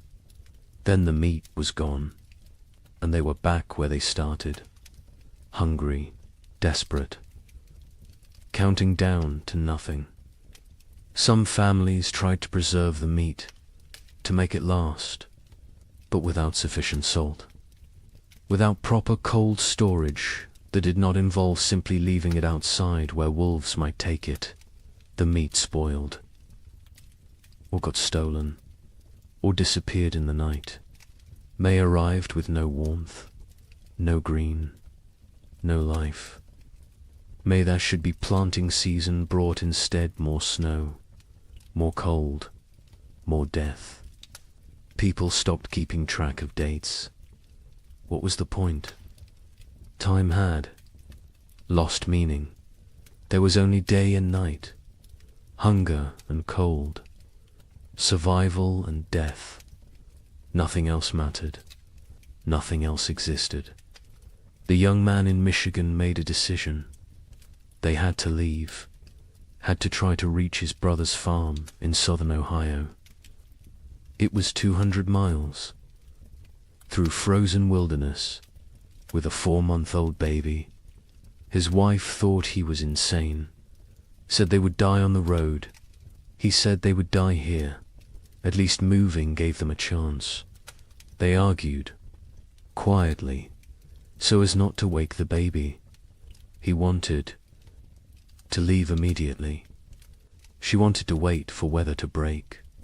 He said the weather was not going to break. She knew he was right. But she also knew their chances of surviving a 200-mile winter journey were close to zero. They compromised. They would wait 1 more week. If the weather did not improve, they would go. They both knew it would not improve. But the compromise gave them something. A deadline, a decision point, a plan. Even a futile plan was better than sitting and waiting. To die. They spent the week preparing. He made a sled from cabin boards. She sewed carrying sacks.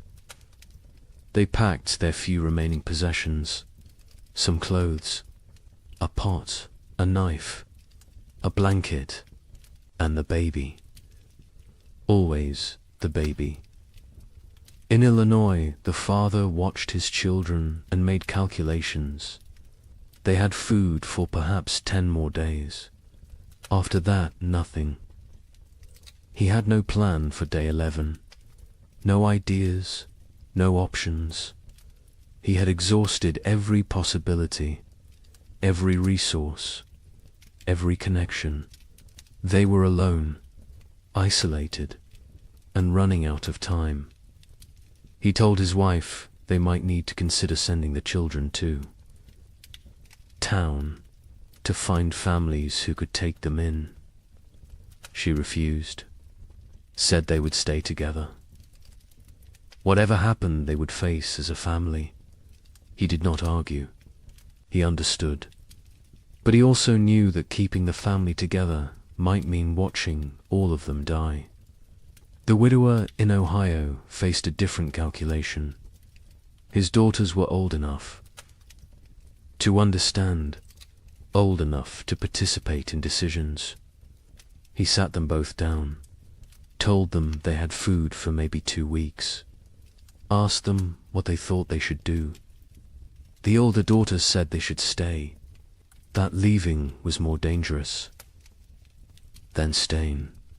The youngest said nothing, just stared at the floor. The widower agreed with his older daughter. They would stay. They would make what they had last as long as possible. They would hope for spring, even though hope felt like a luxury they could not afford. June finally brought a change, not spring. Exactly, but less cold. Temperatures rose above freezing during the day. Snow began to melt. Patches of bare ground appeared. People emerged from their cabins, blinking, disoriented, like animals coming out of hibernation. They looked at their neighbors, saw the same hollow faces, the same haunted eyes, the same question. Did we really survive? But the relief was short. Lived. Because even with warmer weather, it was too late for a normal growing season. Crops planted in June would not mature before fall. And who knew what fall would bring? Who knew if this was really over, or just a brief respite before more? Cold. People planted anyway, because what else could they do? They put precious seeds into still, cold ground, prayed for growth, for warmth, for time. The young couple in Michigan decided to stay. The brief warmth had changed their calculations. They planted a small garden. Corn, beans, squash. The baby was stronger now. The mother's milk had improved slightly with less stress. They felt cautiously optimistic. Maybe the worst was over. Maybe they had survived. They tried not to think about all the families who had not, about the empty cabins they had passed, about the graves marked with simple wooden crosses. They focused on their own survival, on the tiny shoots of green emerging from the soil, on small reasons to hope.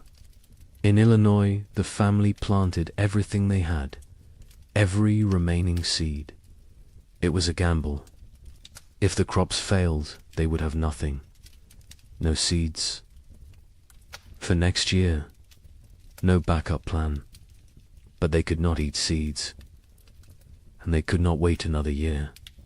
So they planted and prayed and watched the sky nervously, expecting frost, expecting snow, expecting disappointment, because this year had taught them to expect nothing good.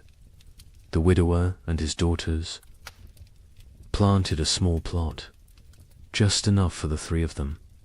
They had learned efficiency through necessity, no wasted space, no wasted effort, every action calculated for maximum return. They planted fast-growing crops, radishes, lettuce, things that might mature in the shortened season. They avoided crops that needed long growing periods, corn, squash, melons. There was no time. They needed food now, or as close to now as nature. July brought warmth, real warmth. For the first time in what felt like forever, people were too hot instead of too cold. It felt miraculous. Children played outside. Women hung laundry to dry in actual sunshine. Men worked their fields in just shirts. No coats, no layers. It felt like a different world. A world they had almost forgotten existed. Some people wept, just from feeling warm sun on their faces, from remembering what it felt like to be comfortable.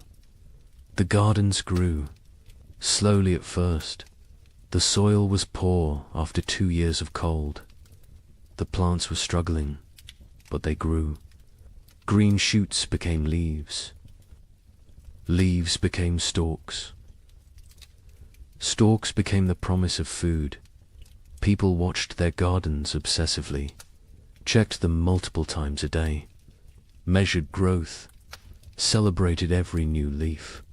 These plants represented survival, represented hope, represented the possibility of making it through another winter. But nature was not finished with them. On July 18th, it snowed. Not much, just flurries, but enough. Enough to kill the tender plants, enough to destroy weeks of growth, enough to crush newly formed hope. People walked out to their gardens that morning, saw the white dusting, saw the blackened leaves, saw their food supply dying in front of them. Some fell to their knees, some cursed God, some simply turned around and walked back inside. There was nothing to say, nothing to do. It was happening again. The killing frost was not universal. Some areas escaped, some gardens survived, but many did not. Families who had planted everything watched everything die. They had gambled on summer. Summer had betrayed them. Now they faced another winter with even less than before. The mathematics were impossible. They could not survive another winter like the last one. They simply could not. August brought more temperature swings, warm days, cold nights. Plants that survived the July frost struggled to grow. The growing season was too short, too unstable. Crops that should take 90 days to mature needed 120 now. because cold nights slowed growth, because the plants were stressed, because nothing was normal anymore. People harvested what they could: small potatoes, stunted corn, vegetables that in normal times they would have discarded. But these were not normal times. They harvested everything, used everything, wasted nothing. The young couple in Michigan harvested a small crop, not enough to last a winter, but something. They dried corn, made it last. Dug potatoes. Tiny potatoes the size of walnuts, but potatoes nonetheless. They counted their stores, made calculations, decided they needed to supplement with hunting, with trapping, with anything they could find. The man began ranging farther again, looking for game. The game was returning. Slowly, deer appeared in the forests, rabbits in the fields. He killed a deer in late August, his first successful hunt in months. They celebrated, ate fresh meat, felt strong for the first time in forever. In Illinois, the family harvested almost nothing. Their garden had been hit hardest by the frost. Only a few plants survived. They gathered what they could: a handful of beans, some small squash. It was not enough, not even close.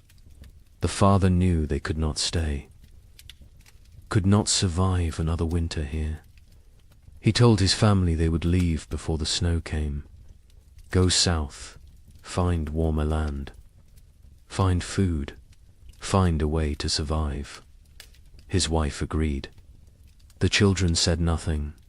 They had learned not to question adult decisions, learned that arguing changed nothing. The widower and his daughters harvested a better crop. Their fast-growing vegetables had matured before the frost. They had radishes, lettuce, some early peas. It was not much, but combined with careful rationing, it might be enough. Might.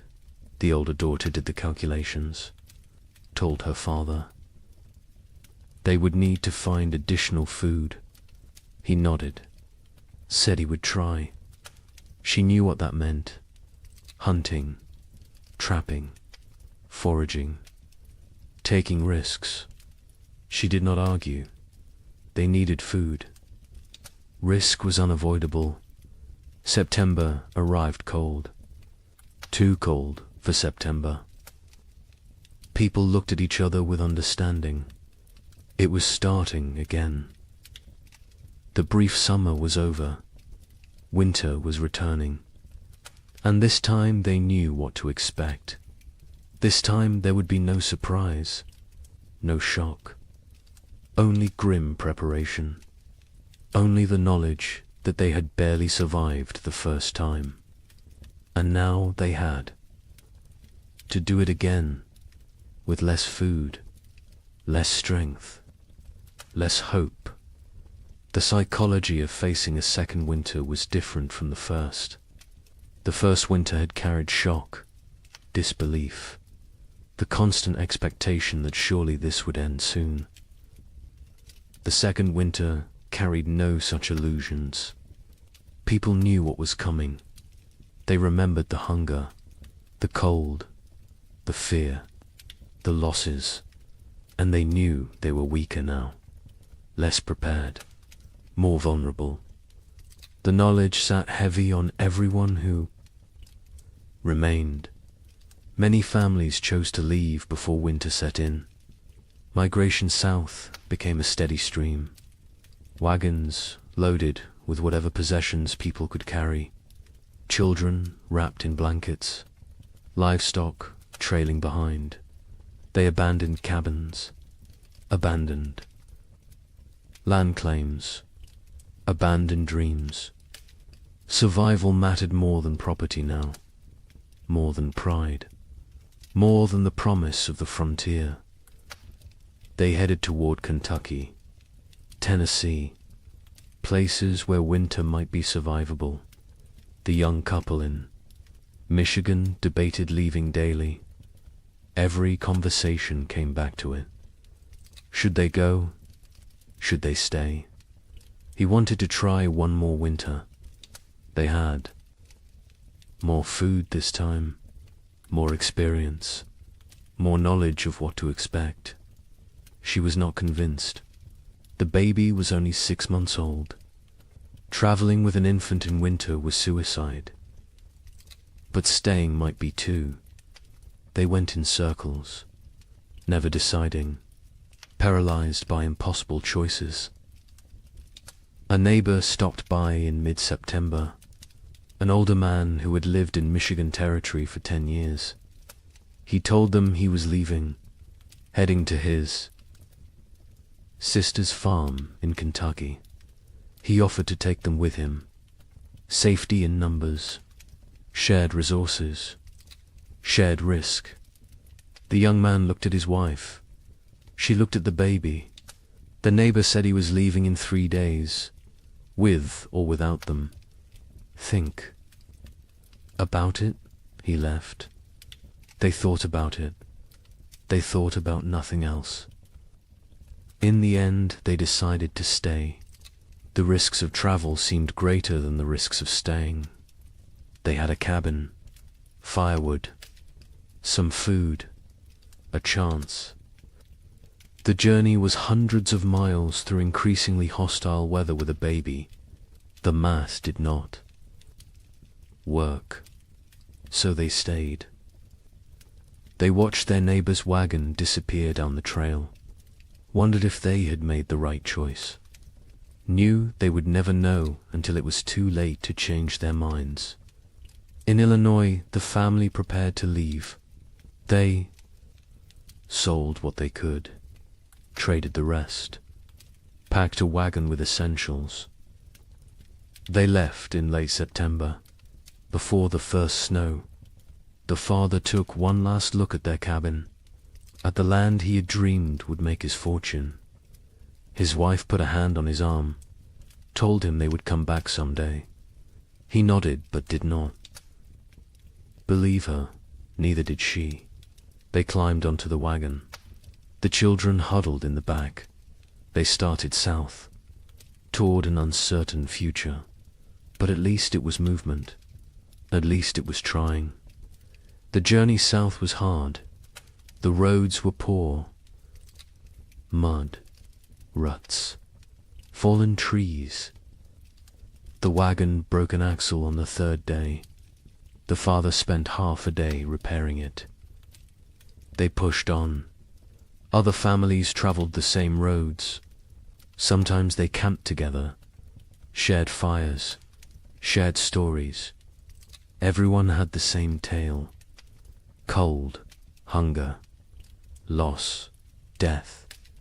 The stories became repetitive, became numbing.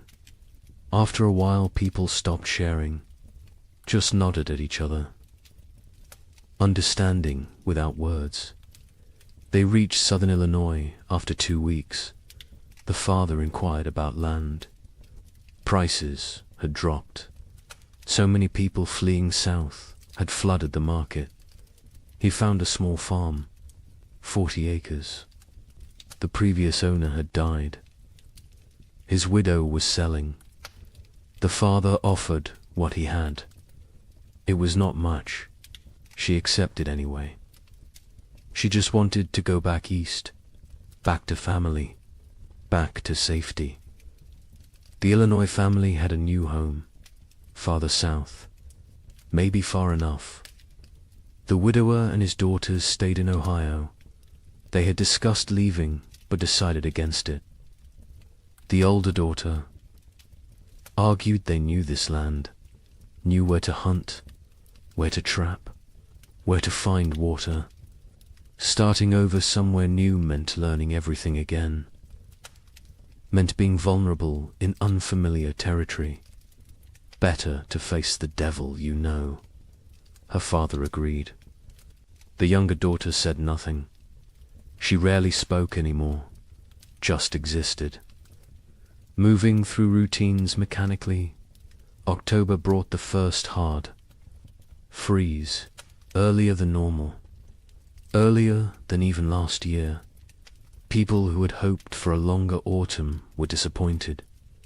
Winter was not waiting, was not merciful. It arrived with force and fury.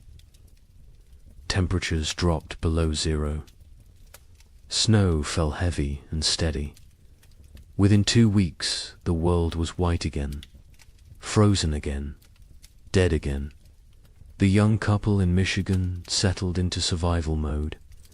They knew the rhythms now, knew how to ration, how to stay warm, how to maintain hope when everything felt hopeless. The man hunted when weather permitted. He had learned to read the cold, to know when going out was risk versus suicide. He caught rabbits occasionally. Small game, it helped. Not enough, but something. The woman focused on the baby, keeping her warm, keeping her fed, keeping her alive. The baby was their reason to continue. Without her, they might have given up, might have laid down and waited for the end, but she needed them, depended on them, so they kept going, kept trying, kept fighting, even when they were exhausted, even when they wanted to quit. They looked at her face and found strength they did not know they had. Communities that had not already dissolved finished dissolving. People stopped visiting, stopped checking on neighbors. The isolation became total. Each family alone in their cabin, alone in their struggle, alone in the dark. The only sounds were wind and cold and occasionally wolves. The wolves had returned, hungry, desperate, like everyone else. They came close to cabins at night, howling, looking for weakness, looking for opportunity. A family 3 miles from the young couple disappeared in November. The husband went to check on them after not seeing smoke from their chimney for several days. He found the cabin empty, the door hanging open. Snow drifted inside. No signs of struggle, no blood, no bodies, just absence. They had left, or something had taken them, or they had died and been buried or dragged off. He did not know, would never know. He went home, told his wife. They barred their door that night, and every night after, death became common. Expected. A family in Indiana lost their youngest child, a boy of 3. He simply did not wake up one. Mourning, malnutrition, cold, pneumonia. Probably all 3. They buried him in snow because the ground was frozen, marked the spot with stones, planned to give him a proper burial in spring. If spring came, if they survived to see it. The mother stopped speaking after that, just rocked in her chair, staring at nothing.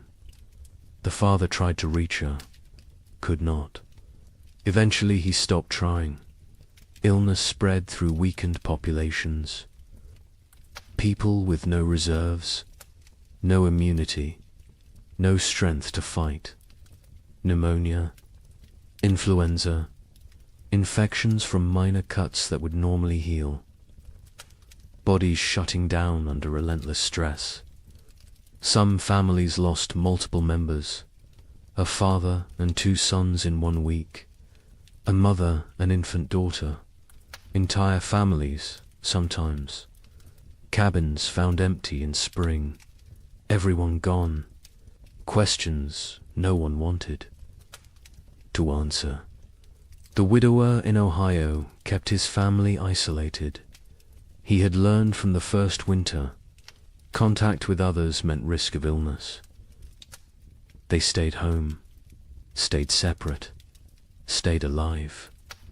The older daughter maintained their routines, rationed food precisely, kept the fire going, kept spirits up as much as possible. The younger daughter helped when asked, but remained distant, locked, inside her own mind, traumatized by 18 months of horror. The widower worried about her, but keeping everyone alive took precedence over mental health. Survival first, healing later. If there was a later, December arrived. The darkest month. Short days. Long nights. Endless darkness, both literal and metaphorical. People sat by fires and tried not to think, tried not to calculate, tried not to realize how bad things were, because thinking made it worse. Awareness made it unbearable. Better to exist moment to moment, not looking forward, not looking back, just being, just surviving. Christmas came and went unmarked. No celebrations, no gifts, no joy. Some families tried to acknowledge it, a special meal, a prayer, but mostly it passed like any other day. Cold, dark, hungry. Religion felt hollow to many now. Hard to believe in divine providence when children starved. Hard to have faith when prayers went unanswered year after year. Some held on to belief, others let it go, released it like one more thing they could not afford to carry.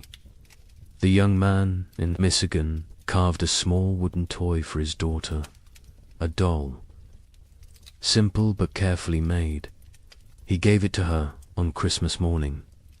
She was too young to understand, but his wife cried, not from sadness, from gratitude, that he still tried, still found ways to create beauty, still believed in something beyond mere survival.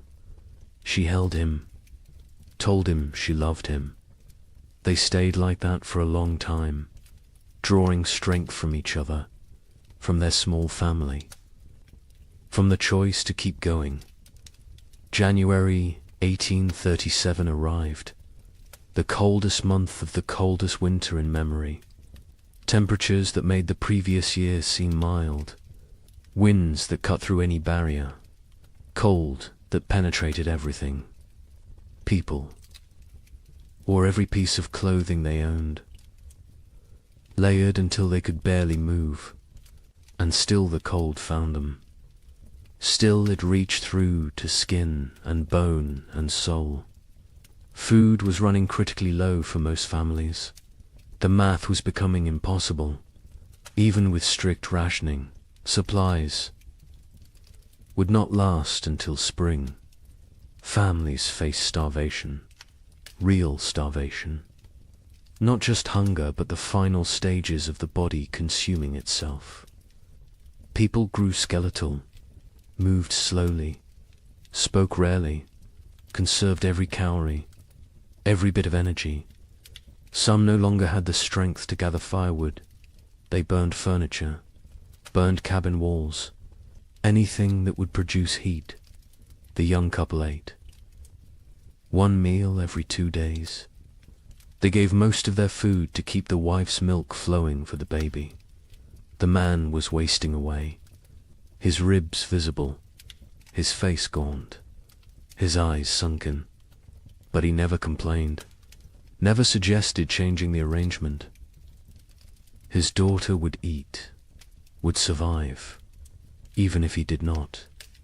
The wife saw what he was doing, begged him to eat more. He refused, said she needed strength for the baby. She did not argue further, because he was right, and because arguing took energy.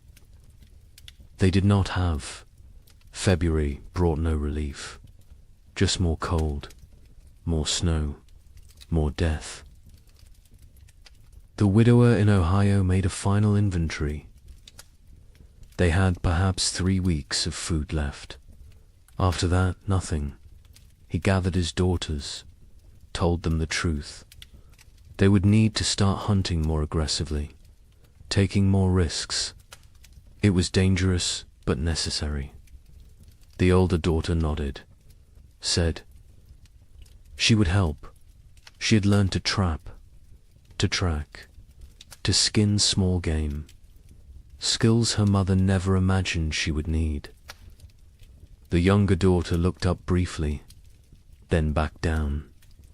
The widower wondered what she was thinking, if she was thinking, or if she had retreated so far inside herself that she was unreachable. But then something changed. Late February brought a warm spell. Temperatures above freezing for 3 consecutive days. Snow melted. The sun appeared, bright, almost cheerful. People emerged from cabins, looked around, dared to hope. Maybe this was it. Maybe winter was breaking. Maybe they had made it through. The warmth lasted a week, then ended abruptly. Temperatures plunged again. Snow returned.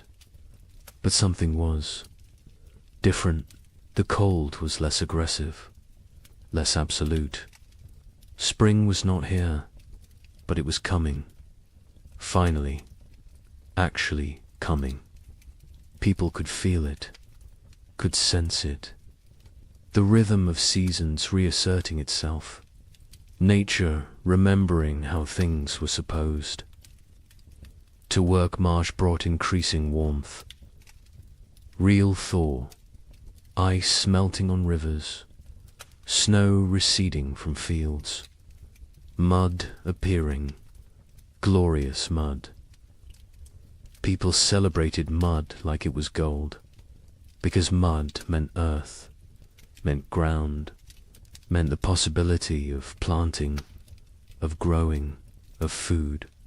The young couple in Michigan stood at their window and watched snow melt, watched brown earth emerge.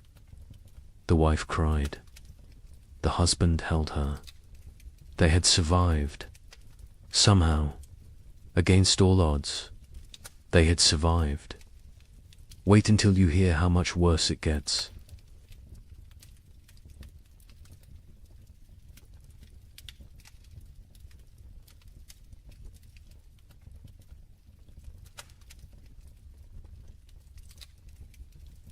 The relief of March 1837 was short-lived. Spring arrived tentatively, weakly, like it was unsure of its own existence. Temperatures rose, but not enough, not consistently. Warm days followed by cold nights. Progress followed by setbacks. Nature could not decide what season it wanted to be. People planted anyway, because what choice did they have? They put seeds in cold ground and prayed. The young couple in Michigan planted their entire plot. Every seed they had saved, every seed they had traded for, everything. It was all or nothing now. They could not hold anything back, could not plan for next year. Next year was too far away, too uncertain. They needed food this year, this growing season, or they would not see another. The man worked the field slowly, his body weakened from months of starvation. His wife helped when she could, the baby strapped to her back, growing, thriving somehow despite everything. In their new home in southern Illinois, the family that had fled hoped for better conditions. Warmer weather, longer growing season, better chances. The father plowed fields, planted corn, beans, squash. The soil was good, better than what they had left behind. But the weather was still wrong, still cold, still unpredictable, he realized. with growing horror that they had not escaped, had only delayed the inevitable. The cold had followed them south, or perhaps it was everywhere. Perhaps there was no escape. The widower in Ohio planted with his daughters. They worked together in silence. The older daughter had become the de facto head of household. She made decisions, organized work, kept them functioning. Her father followed her lead, grateful for her strength. The younger daughter worked mechanically, planting seeds, covering them with soil, watering. Her face remained blank, empty. The widower had accepted that she might never fully return, that the person she had been before the cold was gone, replaced by this hollow version. He mourned her even though she still lived at. April brought frost, killing frost. Not as severe as the previous year, but enough to damage crops, to set back growth, to remind everyone that nature was still hostile, still unpredictable, still deadly. People watched their seedlings blacken and die, watched weeks of work destroyed overnight. Some replanted, others gave up, decided to focus on foraging, on hunting, on finding food rather than growing it. Trust in agriculture had eroded. The contract between farmer and earth felt broken. Communities were shadows of what they had been. So many had left. So many had died. The ones who remained were changed, hardened, suspicious. The social bonds that had held frontier life together were gone, replaced by wariness, by self-interest, by the understanding that in crisis every person was ultimately alone.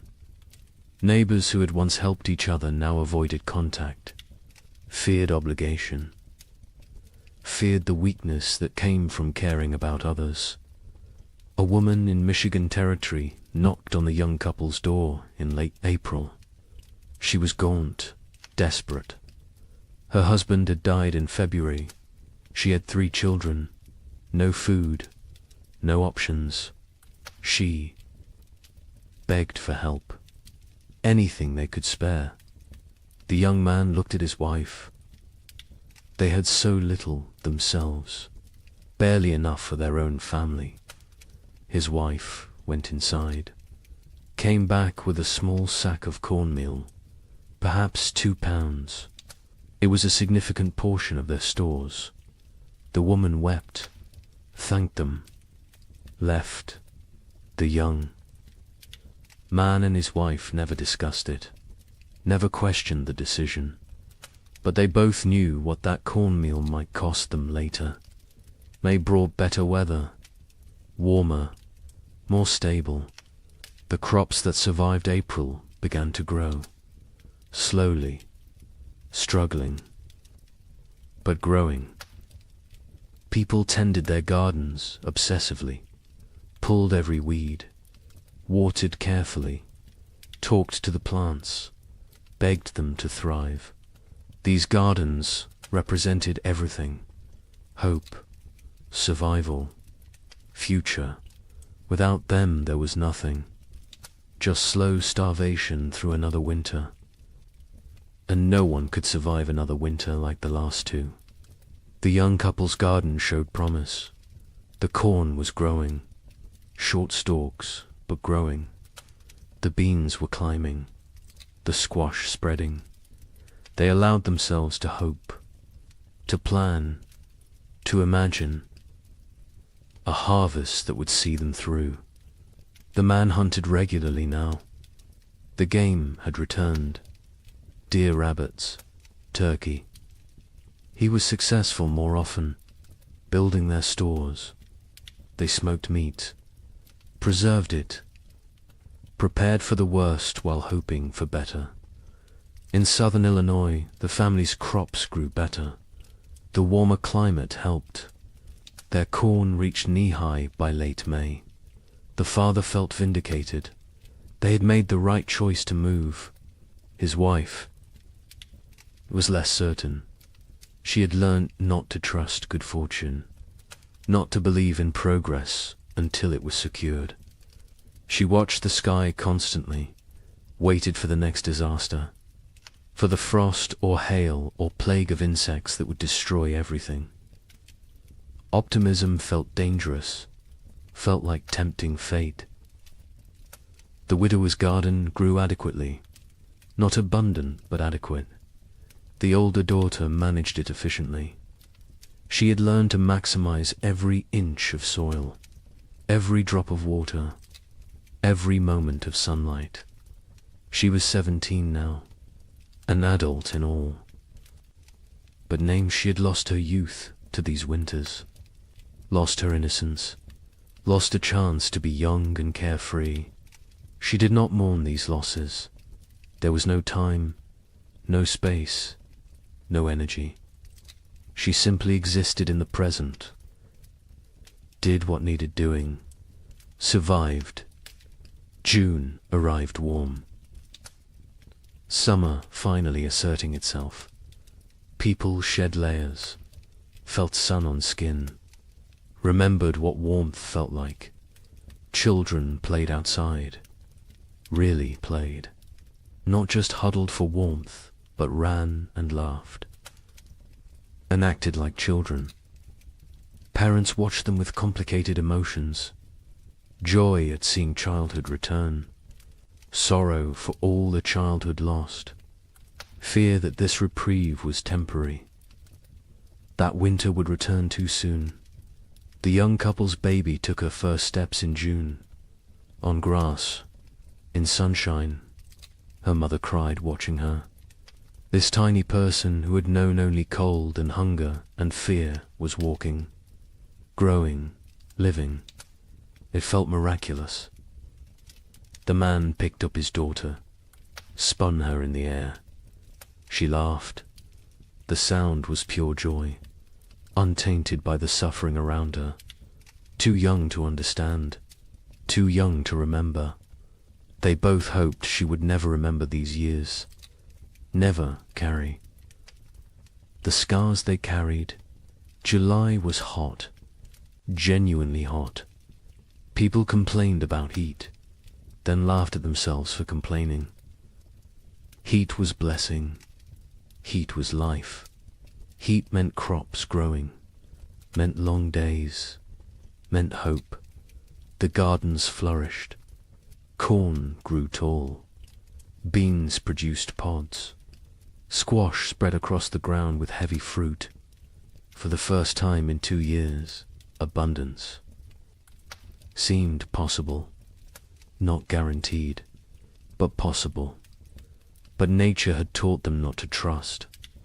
On July 23rd, a hailstorm struck southern Indiana. Hail the size of eggs. It shredded crops, destroyed gardens, killed livestock. Families who had been preparing for harvest lost everything in 20 minutes. The storm passed, left devastation. People walked through destroyed fields in shock, corn beaten into the ground, beans stripped from vines, squash smashed. Months of work, all their hope, gone. The Eloy family was spared. The storm passed north of them, but they heard about it. Heard about families losing everything. The father thanked God. The mother said nothing. She had stopped thanking God, stopped blaming God. God was absent from this struggle. They were alone. They survived or died based on luck and effort. Nothing more, no divine plan, no greater purpose, just random chance and brutal nature. August brought the harvest. For those whose crops survived, it was a time of desperate work, gathering everything before weather could destroy it, before animals could take it, before anything else could go wrong.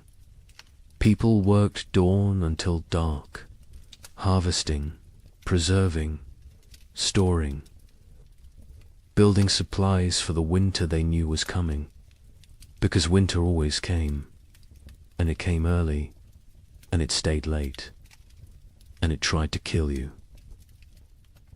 The young couple in Michigan harvested a reasonable crop, not abundant, but enough.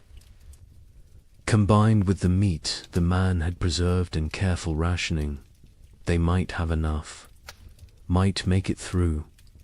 The woman calculated and recalculated, added numbers, divided portions, tried to make the math work. Her husband told her they would be fine. She wanted to believe him, but she had learned not to believe in fine. Fine was a luxury. Fine was an assumption they could not afford. The widower and his daughters harvested their garden methodically. The older daughter kept precise records, weight of every potato, count of every ear of corn, number of beans.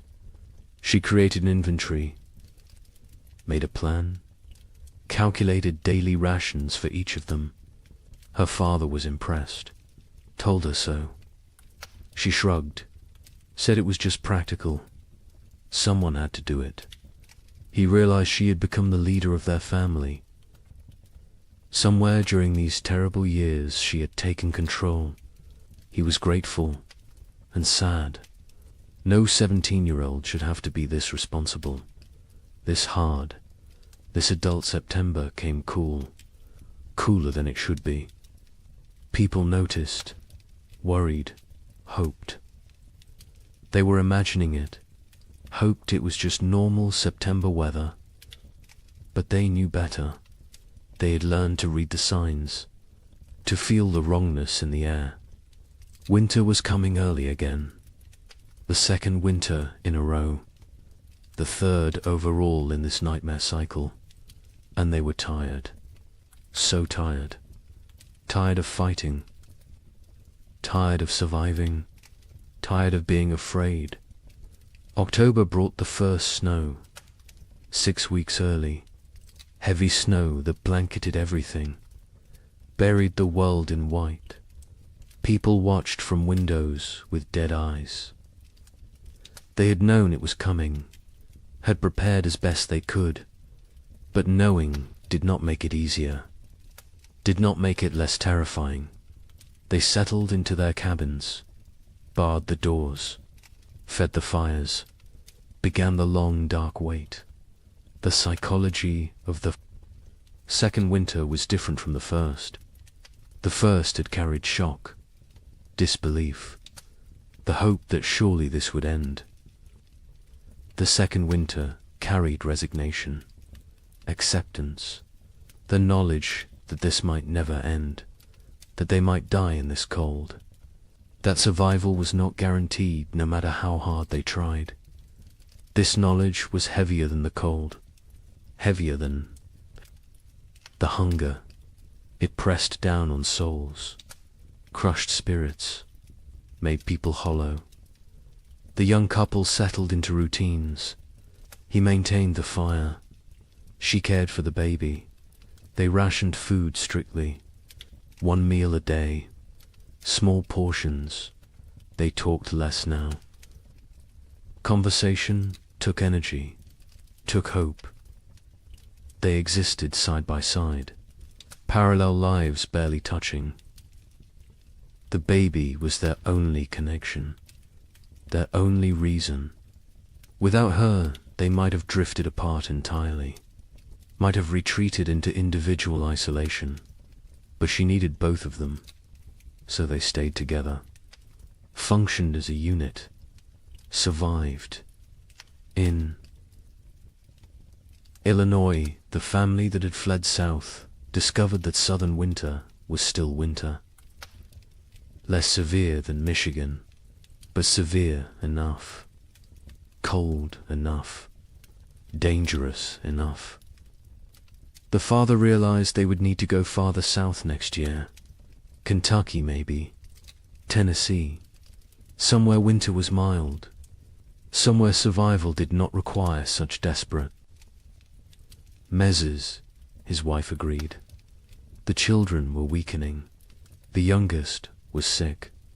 A cough that would not go away. A fever that came and went. They needed better conditions. Warmer weather, more food, or they would lose her. The widower and his daughters faced the second winter with grim efficiency. They had learned so much. How to ration perfectly. How to maintain minimal fire. How to trap in winter. How to make everything last. The older daughter ran the household. Her father followed orders. The younger daughter existed. That was all.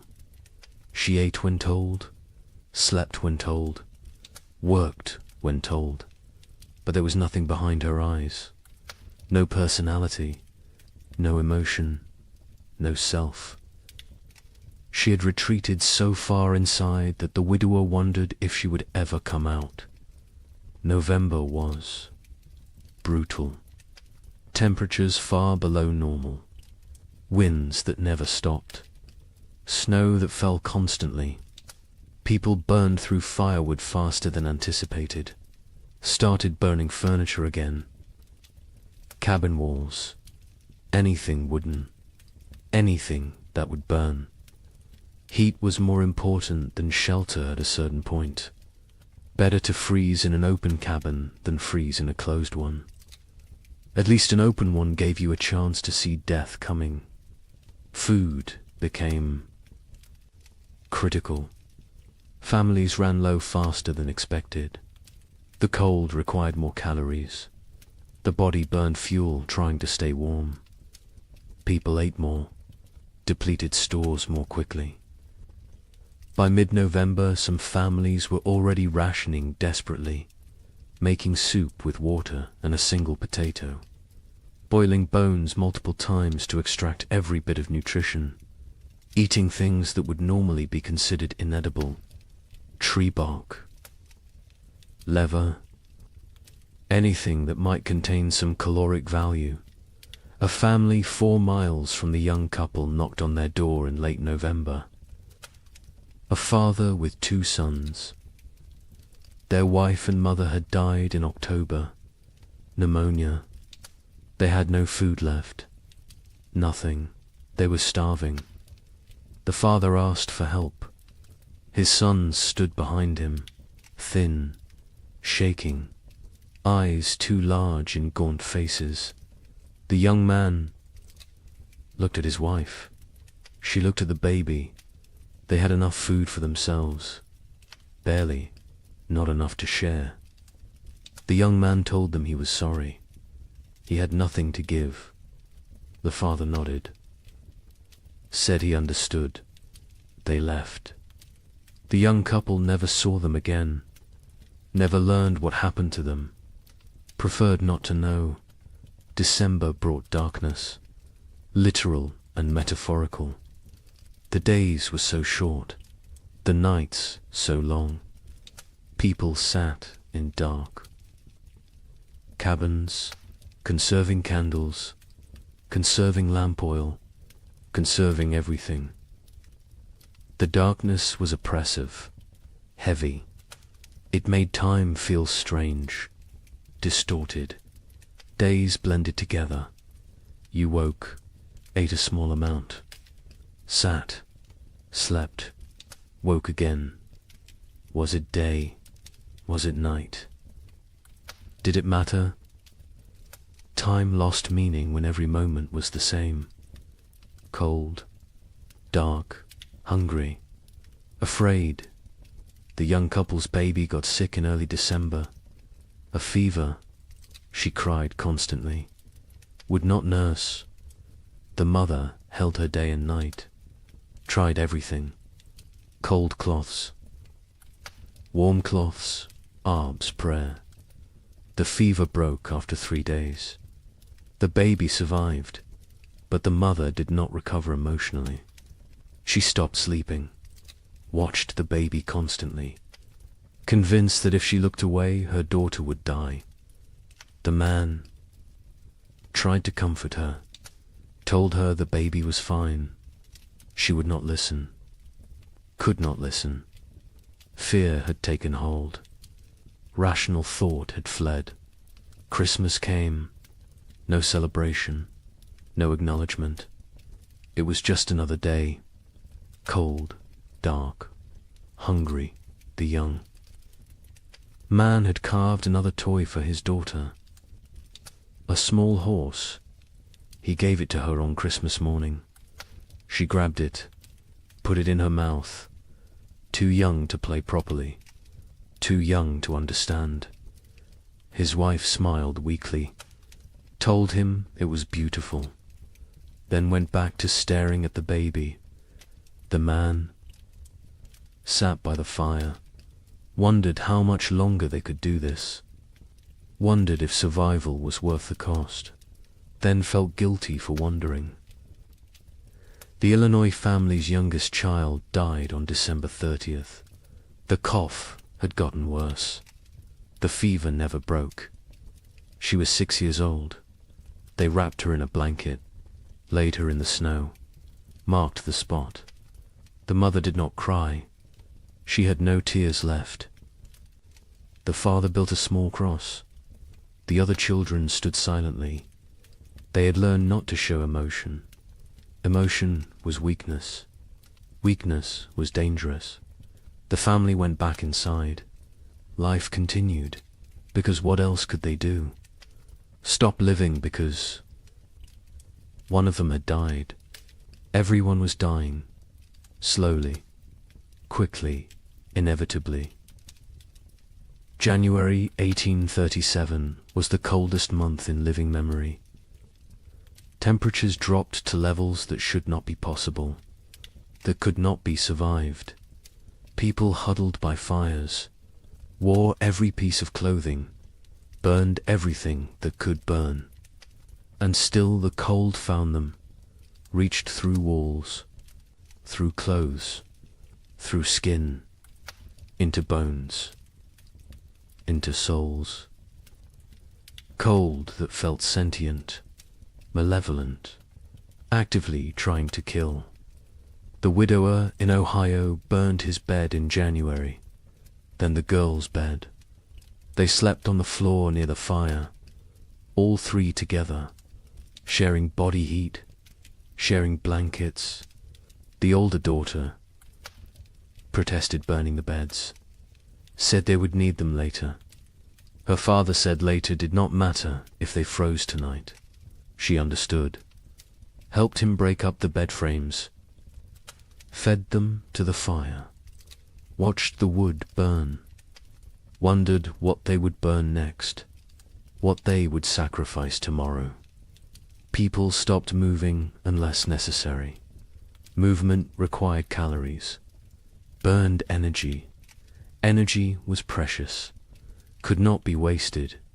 Families sat still for hours, days, only moving to tend fire, to prepare food, to use the chamber pot. Everything else was eliminated.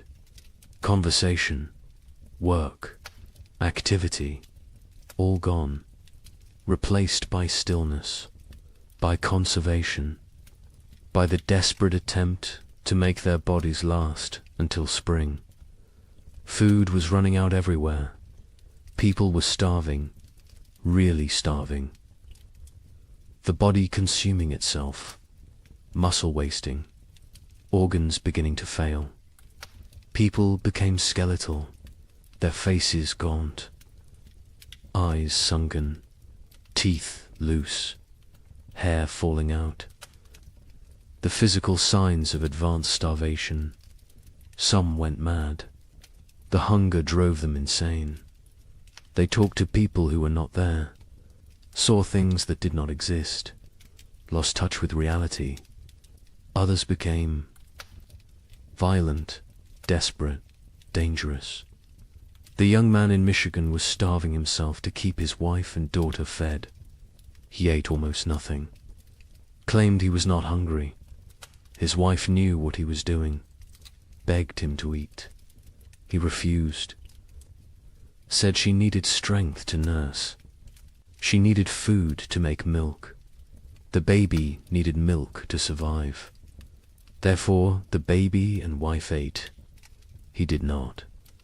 The math was simple, brutal, but simple. He was dying. They both knew it. Neither spoke of it, because speaking made it real, made it unbearable. February brought no relief, just more cold, more hunger, more death.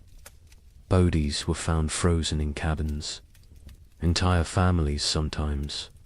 They had run out of firewood, run out of food, run out of strength.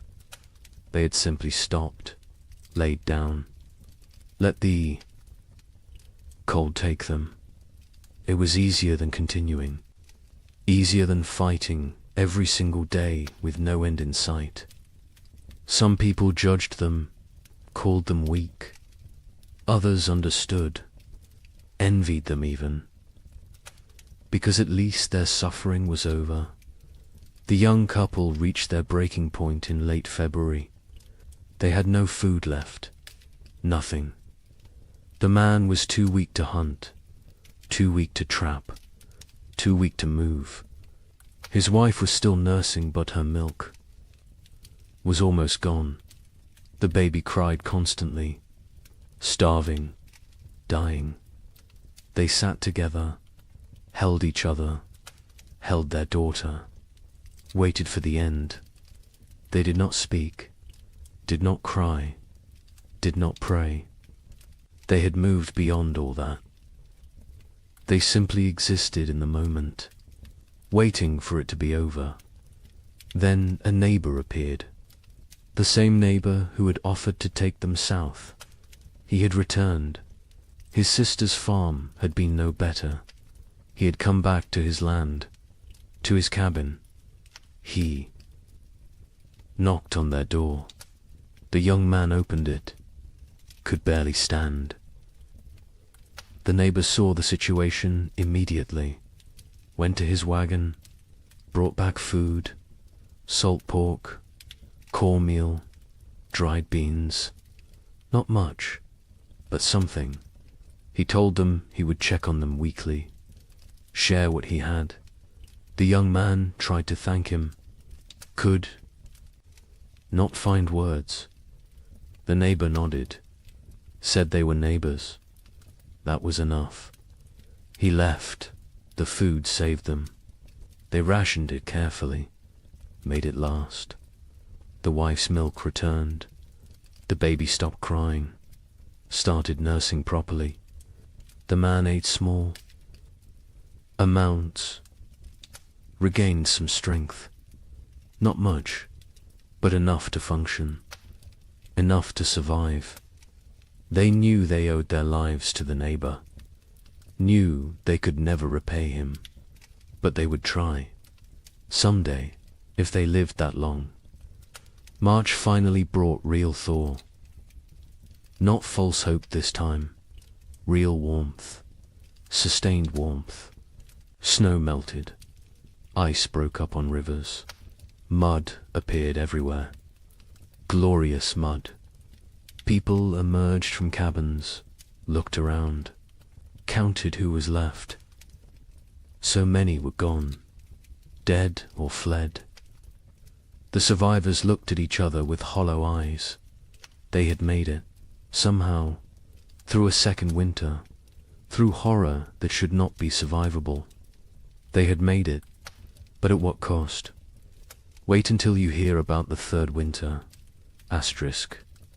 Spring 1837 arrived broken, not absent like before, but damaged, wounded, like nature itself was exhausted from the struggle. The warmth came, but felt fragile, tentative, as if it might retreat at any moment. People planted again, because they had to, because there was no alternative. But the hope that had sustained them through previous plantings was gone. replaced by grim determination, by obligation, by the mechanical act of putting seeds in ground without believing. Anything good would come from it. The young couple in Michigan planted their field. The man was skeletal now. His body had not recovered from February, probably never would, but he moved through the motions, ploughing, planting. His wife helped, the baby on her back, growing despite everything, thriving in ways that defied logic. Children were resilient, more resilient than adults. She embodied hope even when her parents had none. They worked for her, survived for her, continued for her. The neighbor who had saved them helped with planting. He had lost his own family in the first winter. Wife and 2 daughters. He never spoke of them, never explained what happened, but the grief lived in his eyes, in his movements, in the way he threw himself into work. Helping others was how he survived, how he found meaning. The young couple became his purpose, his reason to continue. He checked on them weekly, shared food when he had extra, fixed things around their cabin, asked for nothing in return. In Illinois, the family that had lost their youngest daughter planted in silence. The mother moved mechanically, planting, watering, weeding, but her spirit was elsewhere, with her dead child, with the life they should have had. The father tried to engage her. She responded in single words. Yes, no, maybe. Their remaining children watched their parents fracture, watched the marriage dissolve under the weight of grief. The oldest boy, now 9, took on more responsibility, helped his father, tried to shield his younger siblings, became an adult too soon. Like everyone else, the widower in Ohio planted, with his older daughter, just the 2 of them. The younger daughter had stopped functioning entirely. She sat in the cabin, stared at walls, did not speak, did not respond, had retreated so far inside herself that she was unreachable. They had tried everything, talking to her, holding her, leaving her alone. Nothing worked. She was alive but not living, present but absent. The older daughter cried about it sometimes, late at night, when she thought no one could hear. Her father heard, said nothing, because what could he say? They were all broken. Some breaks just showed more than others. April brought adequate weather. Not warm, not cold, just neutral. The crops grew slowly, struggling. The soil was depleted after years of abnormal cold. Nutrients locked away. The plants were pale, weak, but growing. People tended them obsessively, talked to them, prayed over them, begged them to thrive. These gardens represented final chances, last hopes. If the crops failed this year, there would be no next year, no more attempts. This was it. May arrived cooler than normal, not catastrophically cold, but not warm either. The growing season was compromised again, shortened. Plants that needed 100 days to mature might only get 80, maybe less. People did what they could, fertilized with anything available. Manure, ash, compost, watered constantly. Protected seedlings from cold nights, fought for every plant, every stalk, every leaf. Communities barely existed now. The population had dropped so dramatically, that calling them communities felt generous. Collections of isolated families, strangers occupying the same general area. No cooperation, no shared resources, no collective identity, just individuals fighting separate battles. The social structures that had once defined frontier life were dead, replaced by atomization, by loneliness, by the understanding that in the end everyone dies alone. The young couple saw other people rarely. Weeks would pass without contact. When they did encounter neighbors, the interactions were brief, uncomfortable. No one wanted to share information about food stores, about successes or failures, about anything that might reveal vulnerability. Trust was gone. Community was gone. Only wariness remained. Eyes that assessed whether you were threat or opportunity. Calculations about whether helping you would benefit them. Nothing was given freely anymore.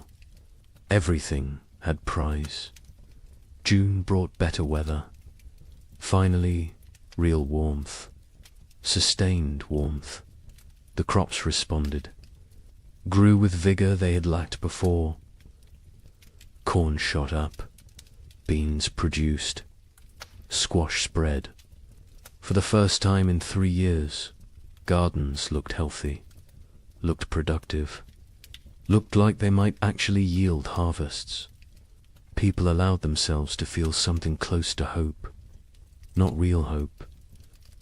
That was too dangerous, but cautious optimism. The possibility that maybe, possibly, they might have enough food. The young man hunted successfully in June.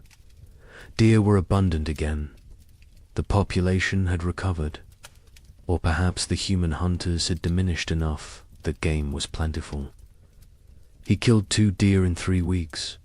They smoked the meat, stored it carefully, added it to their supplies. The wife calculated, recalculated. If the garden produced even half of what it promised, combined with the smoked meat, careful rationing, they would make it. Would survive another winter. The math finally worked. But the wife had learnt not to trust good fortune. She waited for disaster, for the frost, the hail, the blight. Something would go wrong.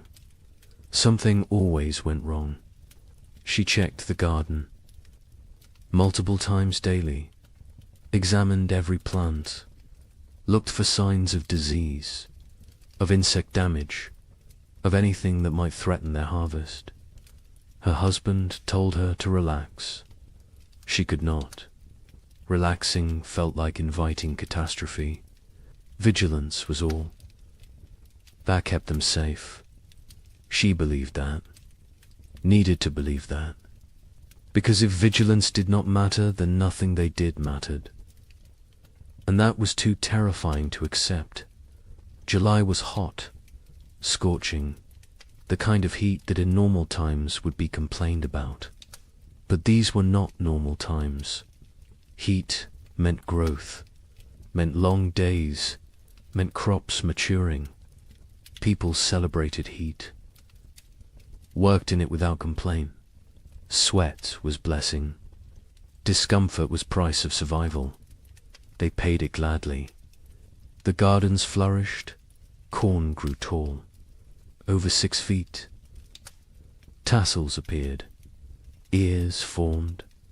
Beans hung heavy on vines. Squash fruit swelled. It looked like abundance, like salvation. The Illinois family's garden exceeded expectations. They would have enough, more than enough. The father felt vindicated again.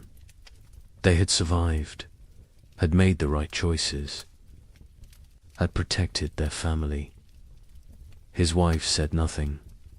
She had learned that survival was temporary, that next year would bring new challenges, new threats, new opportunities for loss. The dead daughter haunted her, would always haunt her. Success. Today did not erase yesterday's failures, did not bring back what was lost. The widower and his older daughter harvested the first. Vegetables in late July, radishes, lettuce, early peas. They ate fresh food for the first time in months. The taste was overwhelming, sharp, vibrant, alive. The older daughter cried while eating. Her father pretended not to notice. They offered food to the younger daughter. She took it, chewed mechanically, swallowed. No change in expression, no recognition of the gift they were giving her. She was gone. The person she had been was dead. This shell remained. They would care for it, protect it. But they had accepted that their family was now too. People. August brought the main harvest. People worked frantically, gathering everything, storing everything, preserving everything. This harvest represented life, represented hope, represented the possibility of future they could not afford to lose any of it. Every ear of corn mattered, every bean, every squash. They worked dawn to dusk, exhausting themselves, not caring. This was too important to spare effort. The young couple harvested more food than they had seen in 3 years.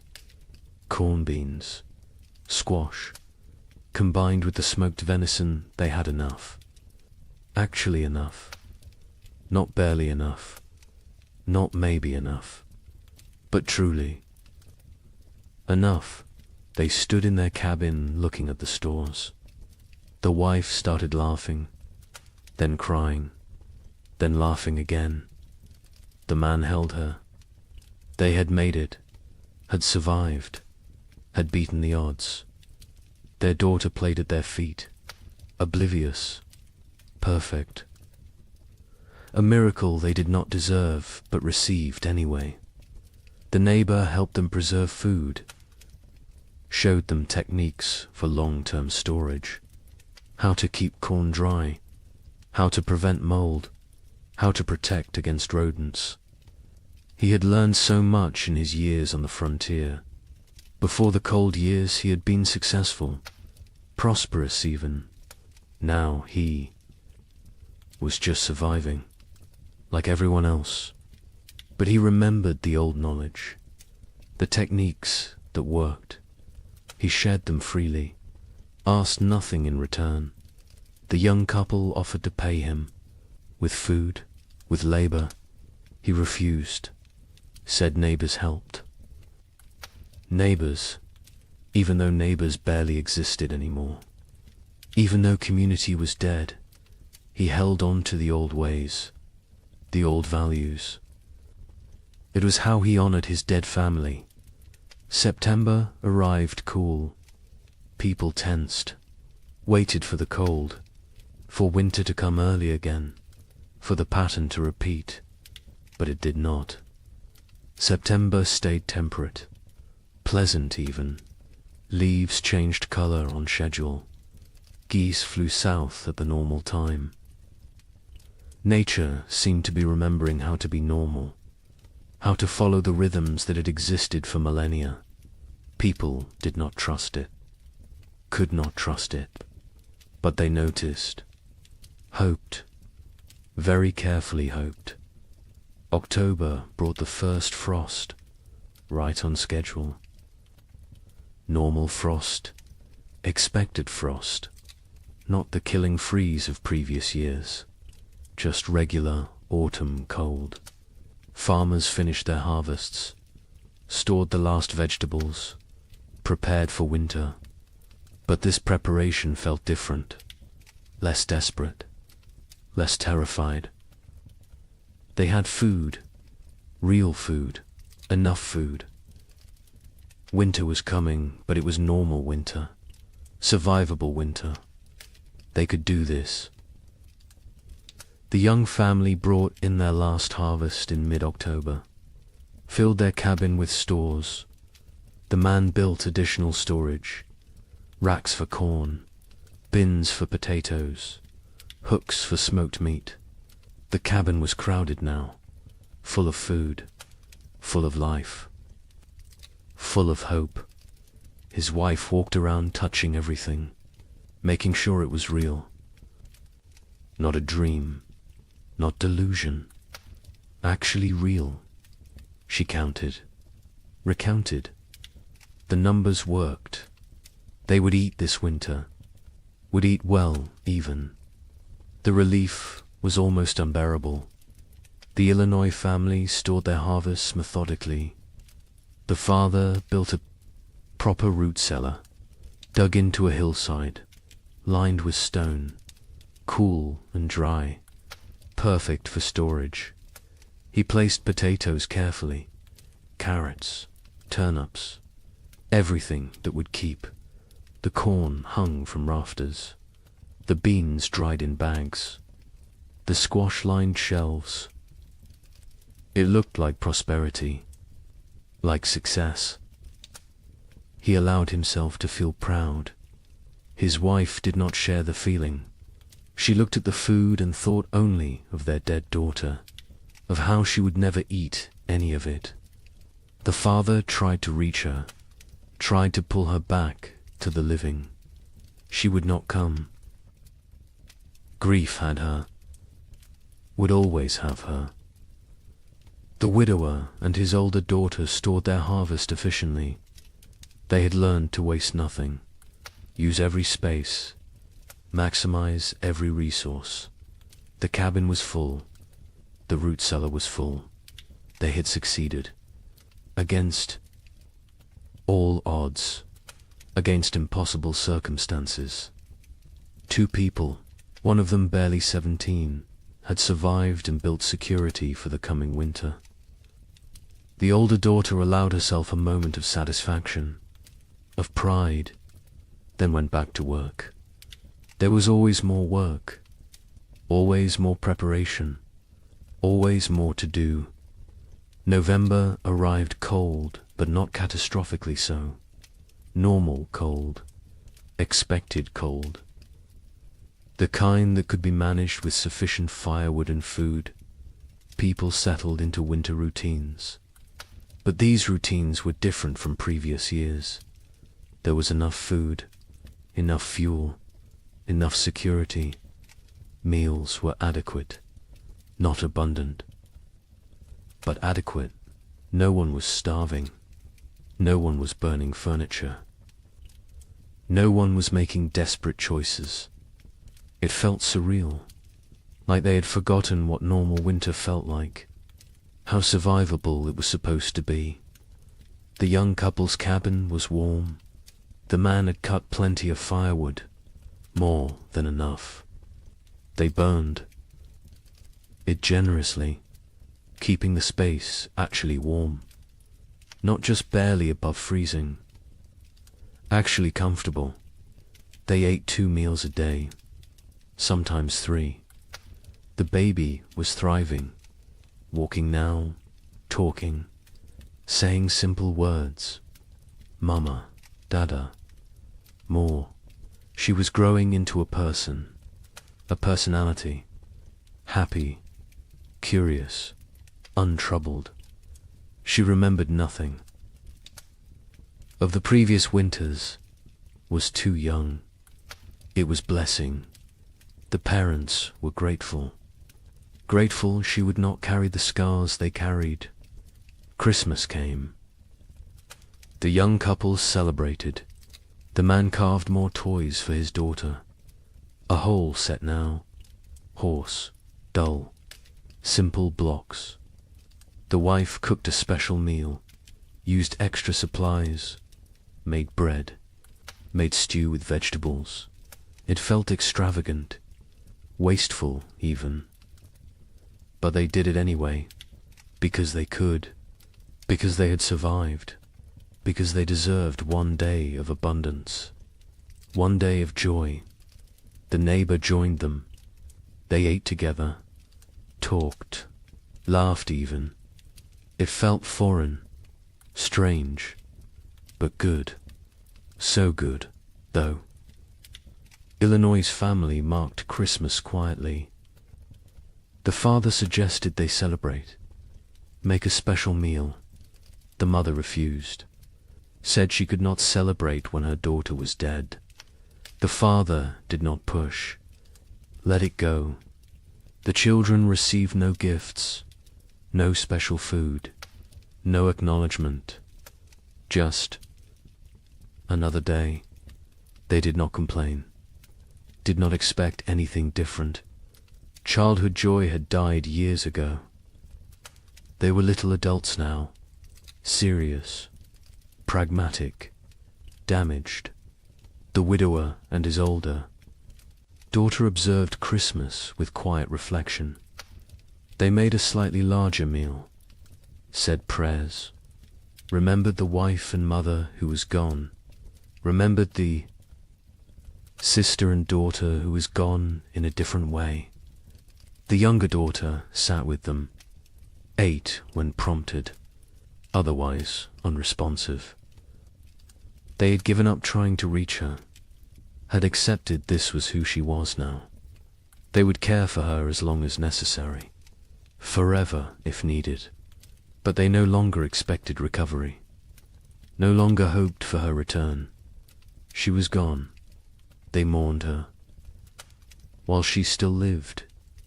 January 1838 arrived cold, but normal cold, the kind that belonged in January, the kind that was manageable. People burned firewood steadily but not desperately, ate food regularly but not extravagantly, lived, actually lived, not just survived. There was difference. Survival was mechanical, was existing without living. Living was having moments beyond mere existence, moments of comfort, of satisfaction, of something approaching contentment. People had not lived in 3 years. Now they remembered what it felt like. The young man sat by the fire one January evening, his wife beside him, their daughter asleep. Between them, he looked around the cabin, saw the food stores, felt the warmth, heard his family breathing. He started crying. Quietly, his wife took his hand, asked what was wrong. He said nothing was wrong. Everything was right. For the first time in 3 years, everything was actually right. They were warm, fed, together, alive. It felt like miracle, like grace, like something they had not earned, but received anyway. February brought storms, heavy snow, strong winds, but the cabin was warm. The food was adequate. The family was safe. The storms raged outside. Inside there was peace. The baby played with her toys. The mother sewed. The father carved. They existed in domestic tranquility. It felt surreal, impossible, like any moment they would wake up and discover it was dream, that they were actually still in the second winter, still starving, still freezing, still dying. But they did not wake up, because it was real. The nightmare was ending, finally, actually ending. The Illinois family endured February without crisis. They had enough of everything, enough food, enough fuel, enough supplies. The physical needs were met, but the emotional damage remained. The mother barely spoke, spent hours staring at nothing. The father tried to engage her. She would not engage. The children adapted, learned to parent themselves, The older boy especially. He took care of his younger siblings, made sure they were fed, dressed, safe. The father was grateful and heartbroken. No 9-year-old should have to be so responsible, but gratitude outweighed. Heartbreak. The family functioned. That was enough. The widower and his daughters survived February too easily. After 3 years of desperate struggle, normal winter felt trivial. They had so much food, so much fuel, so much security. The older daughter relaxed slightly. Not much, but slightly. Allowed herself to believe they would make it, would survive, would see spring. Her father noticed the change, was glad. She deserved peace, deserved to feel safe, even if that safety was temporary, even if next year brought new challenges. She deserved this moment. March arrived with thaw.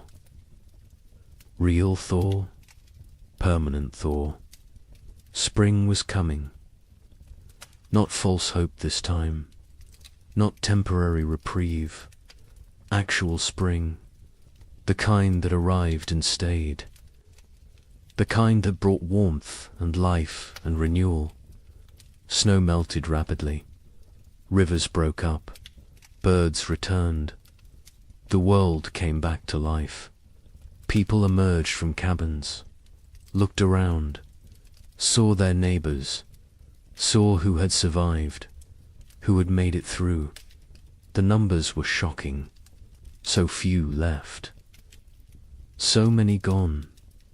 The young couple walked their property in early March, looked at the field they would plant, looked at the cabin they had defended, looked at each other.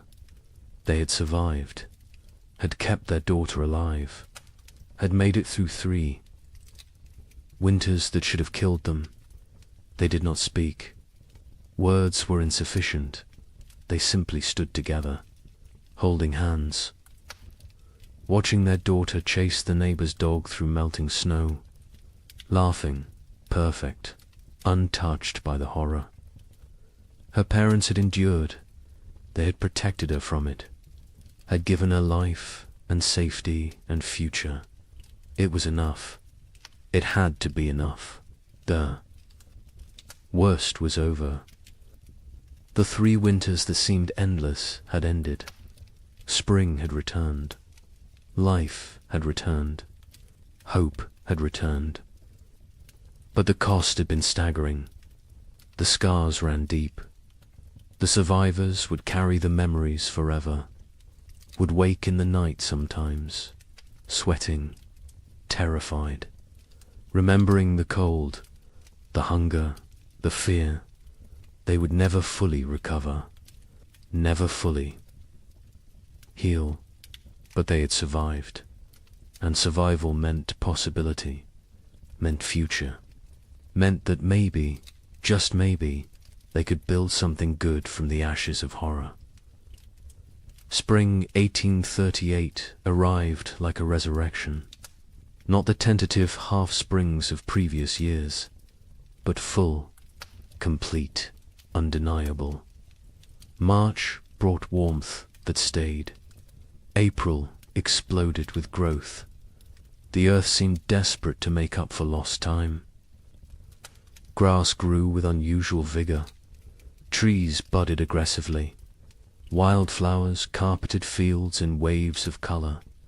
It was as if nature itself was apologizing, compensating, trying to heal the wounds it had inflicted. Survivors emerged from their cabins, slowly, blinking in bright sunlight, disoriented, like people waking from long nightmares. They looked at each other with hollow eyes, eyes that had seen too much, known too much suffering. They were changed, fundamentally, irreversibly. The people who had entered the winter of 1835 were dead. These were different people, harder, older, damaged in ways that would never fully heal. The young couple in Michigan stood in their doorway watching spring arrive. The man was thin still. His body had not recovered the weight lost during the starving times. Probably never would. His hair had gone partially grey. He was 25, but looked 40. His wife was 23. She looked older, lines around her eyes, around her mouth, marks of worry, of fear, of 3 years spent on the edge of death. Their daughter was almost 2 now, perfect, unblemished, the only innocent thing left in their world. They planted their field in April. The work felt different this year.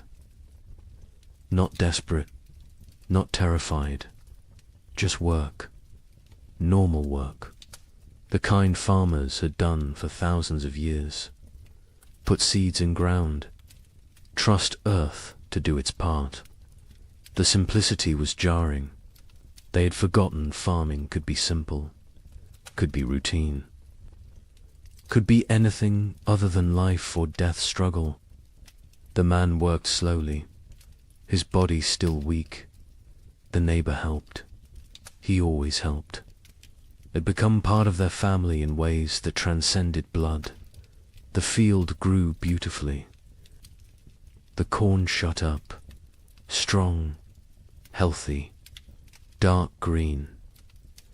The kind of growth they had not seen in years. The beans climbed vigorously. The squash spread rapidly.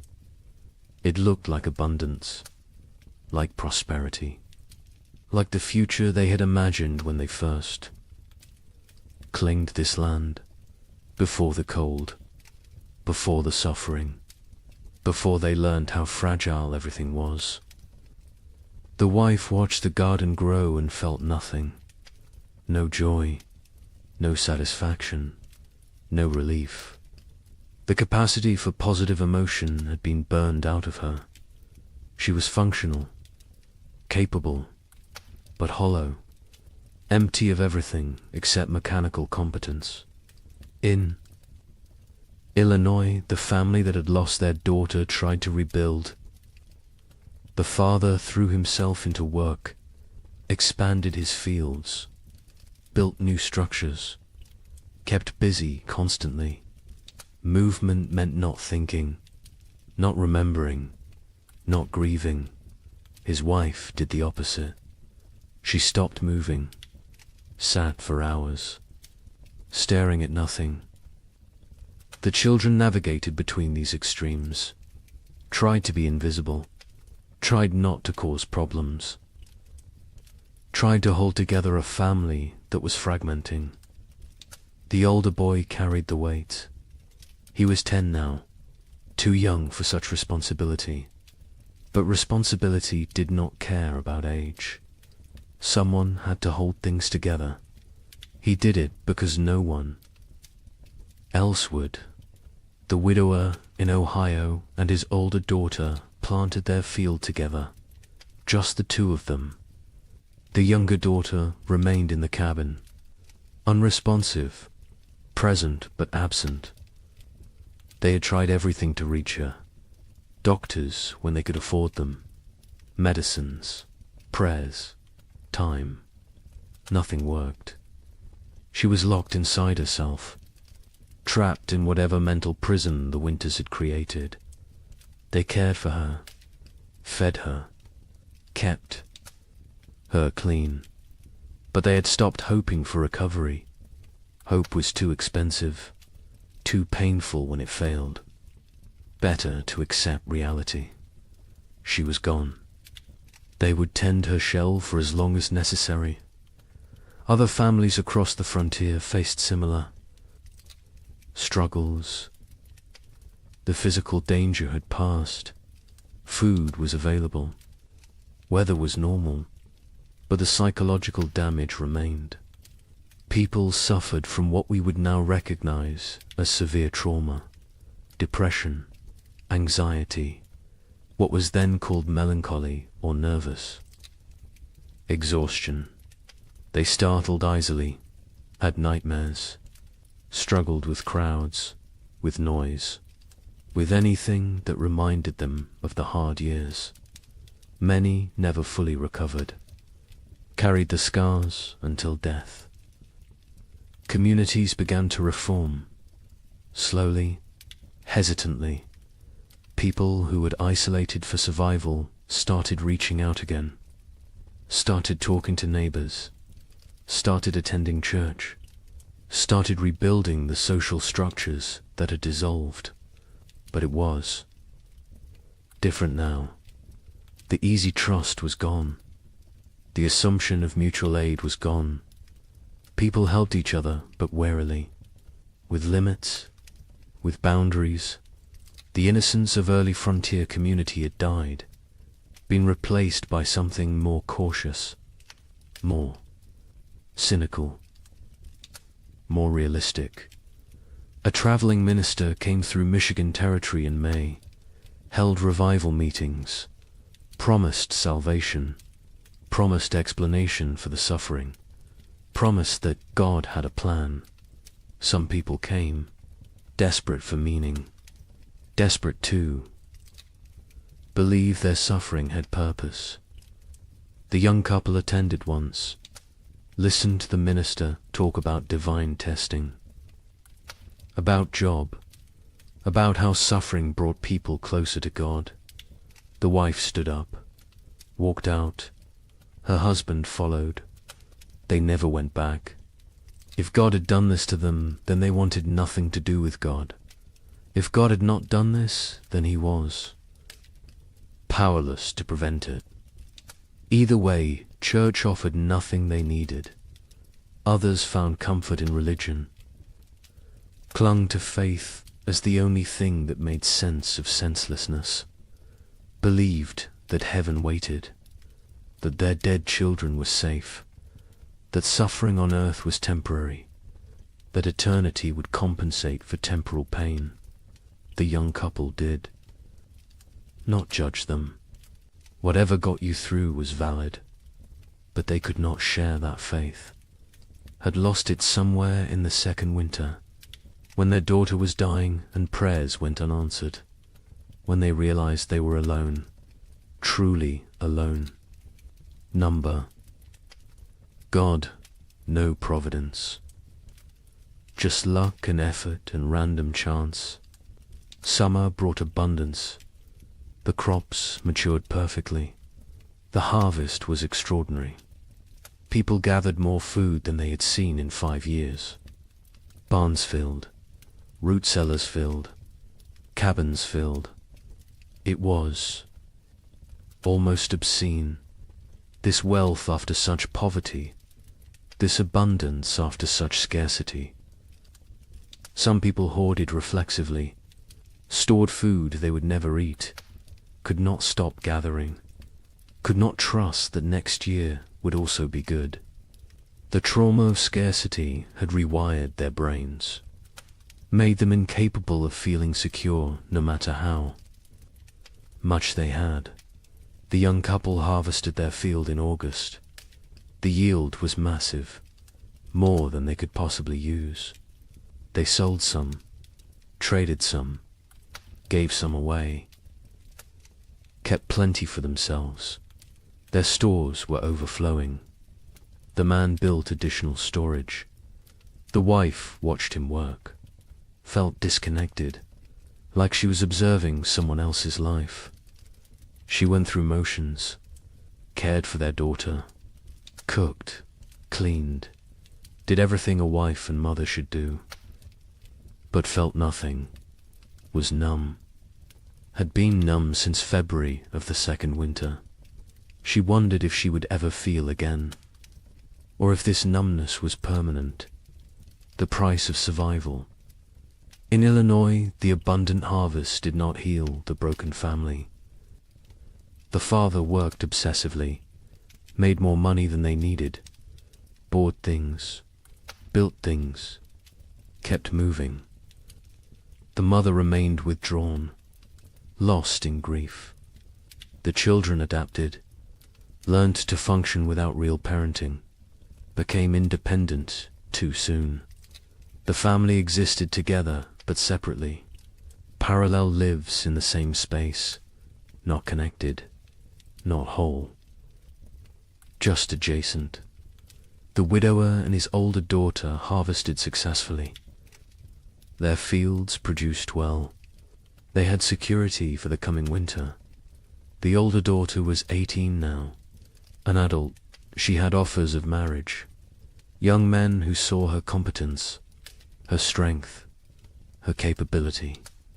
She refused them all, said she could not leave her father, could not leave her sister, could not abandon her responsibilities. Her father told her to go, to live her life. She refused. They both knew why. She had lost too much already, could not risk caring about anyone new, could not risk more loss. Better to stay, to maintain, to exist in the known pain rather than risk unknown happiness that might become pain. New settlers began arriving in late 1838. People from the east who had heard land was cheap, who did not know what had happened, who saw opportunity in the depleted population. The survivors looked at them with mixed feelings, part resentment. These newcomers had not suffered, had not earned their place, part relief. New people meant community could rebuild, meant the frontier would not die completely. Part pitied, because the newcomers were so innocent, so hopeful, so unaware of how quickly everything could collapse. A young family moved in near the young couple in September, fresh from Pennsylvania, full of dreams. The man introduced himself, talked about his plans, about the farm he would build, about the future he saw. The young couple listened politely, said nothing about the previous years. What could they say? How could they explain? The newcomers would learn, or they would not. Either way, it was not the survivors' responsibility to shatter their illusions, let them have their hope, while it lasted. The physical scars were obvious. People were thinner, weaker. Many had lost teeth from malnutrition, had hair that had gone white or fallen out, had skin that showed the effects of vitamin deficiency, scurvy, rickets. Conditions that should have been rare were common. Some people recovered physically, others carried permanent damage, weakened hearts, damaged lungs, bodies that had been pushed beyond sustainable limits and never fully healed. But the psychological scars went deeper. The young wife woke screaming.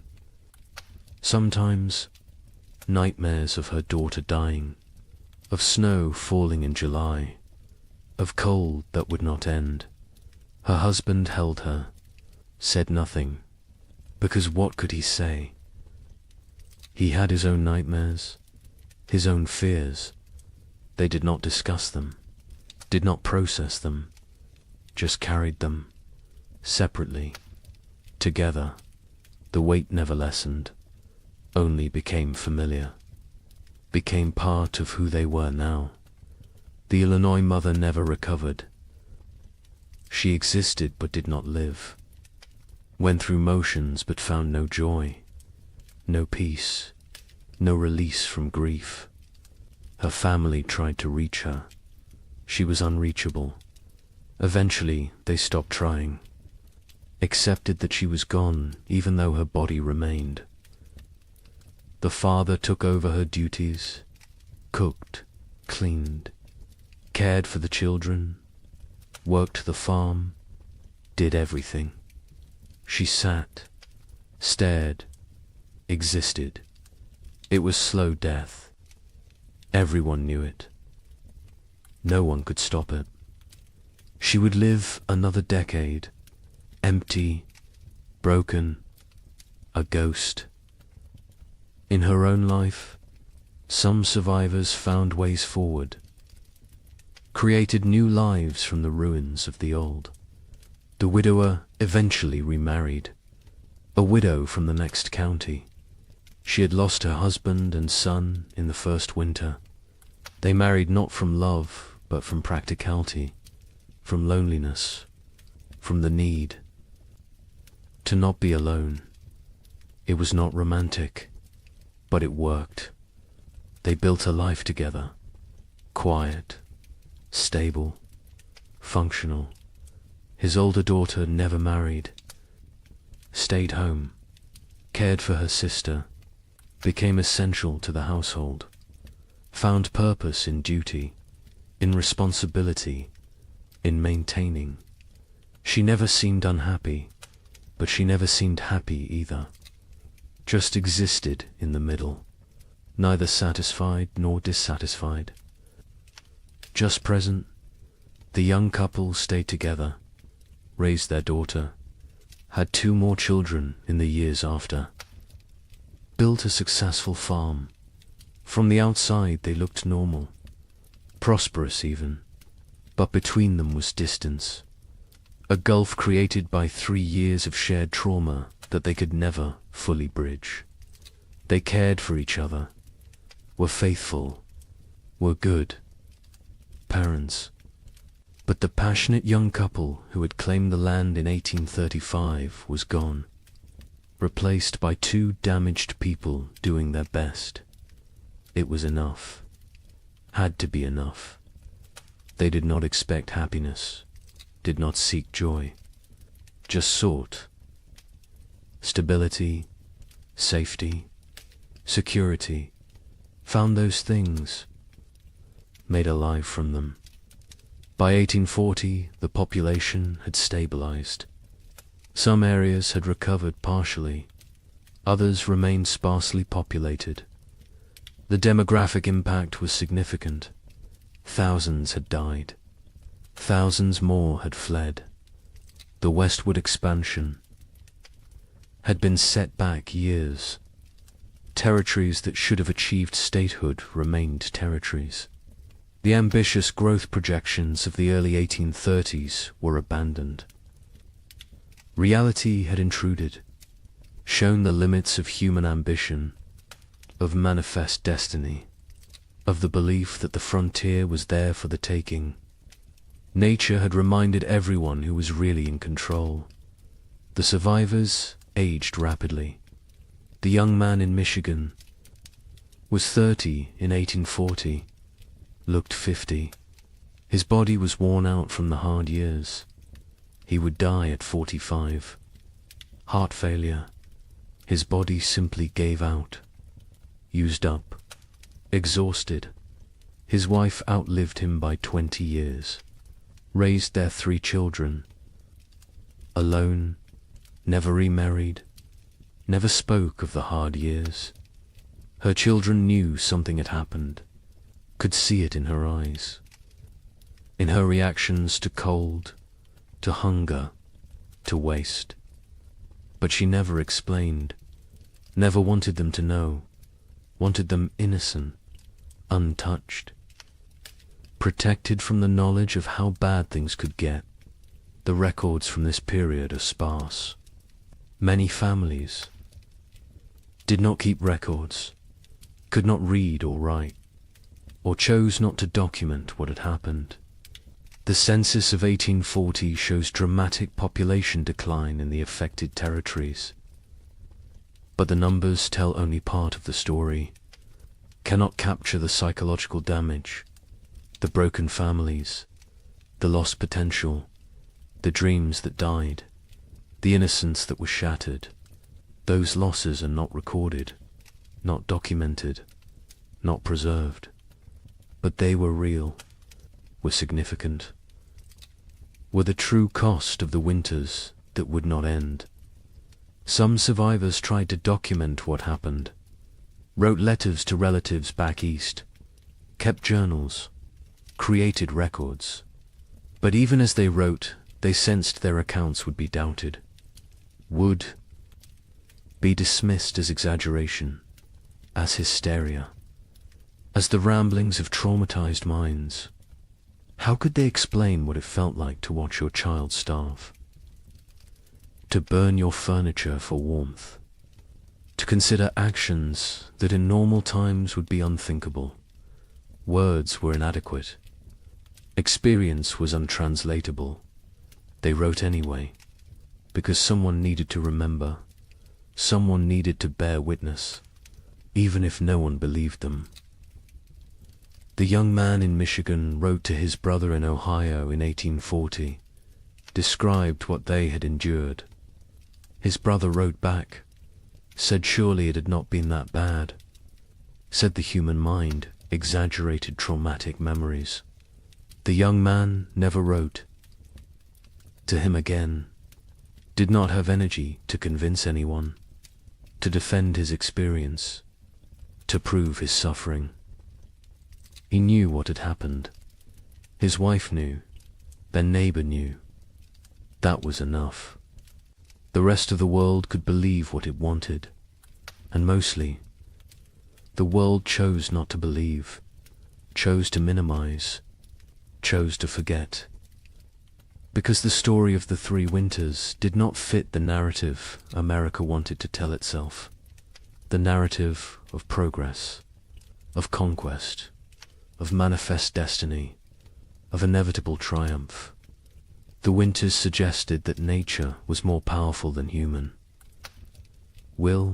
That civilization was fragile, that confidence was dangerous. These were not popular messages, not messages the growing nation wanted to hear. So they were ignored, dismissed, forgotten, buried under more palatable stories of frontier heroism, of triumph over adversity, of the inevitable march of progress. But the survivors remembered, carried the memories until death. Some passed stories to their children. Most did not. Most wanted to protect the next generation, wanted them unburdened. The children sensed something anyway, saw the scars, the fears, the behaviors that made no sense unless you knew what came before. They asked questions, got vague answers, eventually stopped asking. The silence grew. The stories faded. The memories died with those who carried them. Wait until you hear how thoroughly this was erased. The forgetting began almost immediately, even while survivors still lived, even while the scars were fresh. The erasure was not accidental, it was not natural memory decay. It was deliberate, systematic, orchestrated by people who had very good reasons to want these winters forgotten. People with money, with power, with futures that depended on frontier land continuing to seem attractive, continuing to seem profitable, continuing to draw settlers and investment. Land speculators had the most to lose. They had purchased millions of acres across the affected territories, paid pennies per acre, expected to sell for dollars. Their entire business model depended on continued westward migration, on families believing the frontier offered opportunity, prosperity, future. Stories of 3 consecutive winters of mass death were bad for business, very bad. So the speculators acted, quickly, decisively, with coordinated purpose. Eastern newspapers began refusing letters from survivors. Editors received instructions, guidance, sometimes bribes. Do not publish accounts from the territories. Do not run stories about crop failures, about deaths, about settlements failing. Focus on success.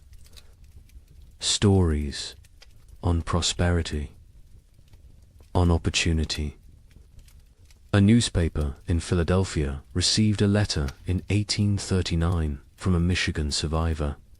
Detailed account of the 3 winters, the suffering, the deaths, the horror.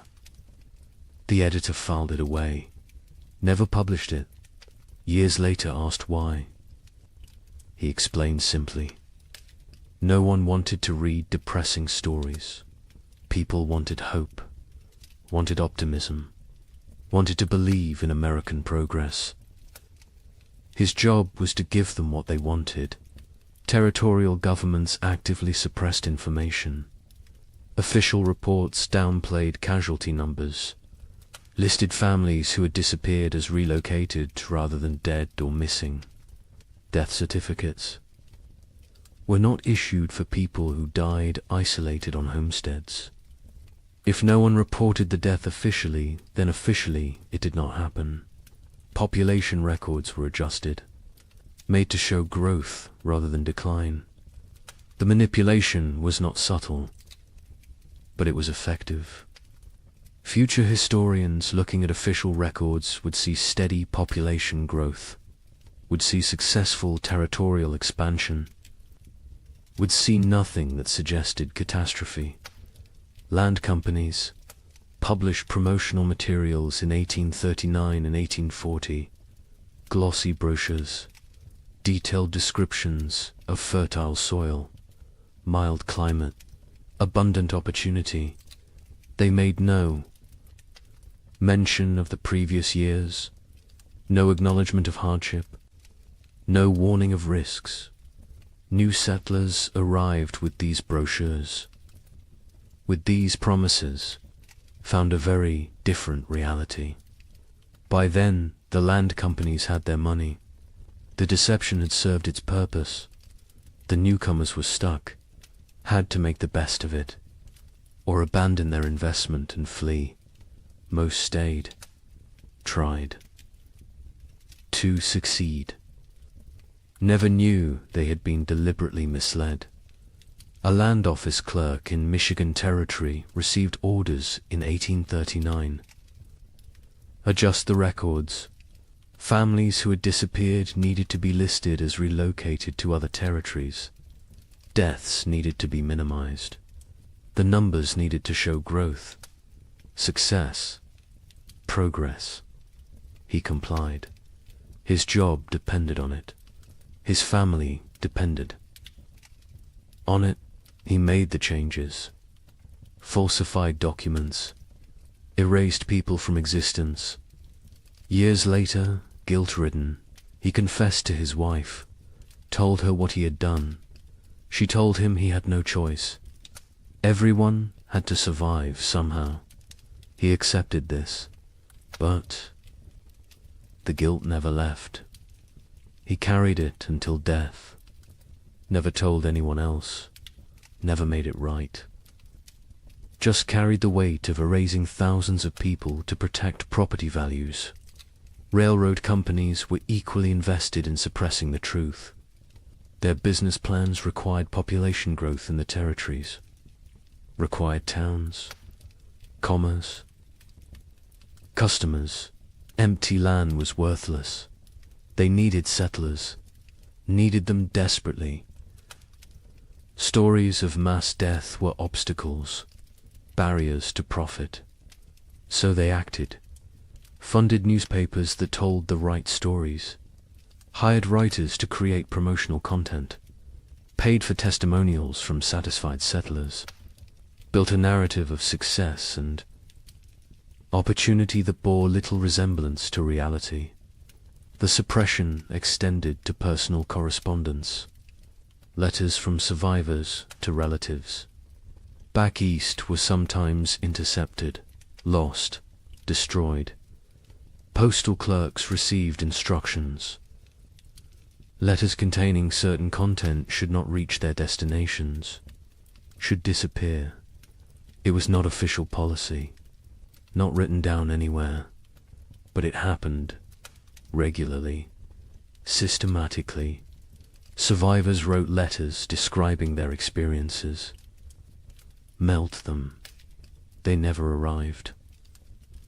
The relatives back east never learned the truth, continued to believe the promotional literature, continued to encourage others to move west. The cycle continued.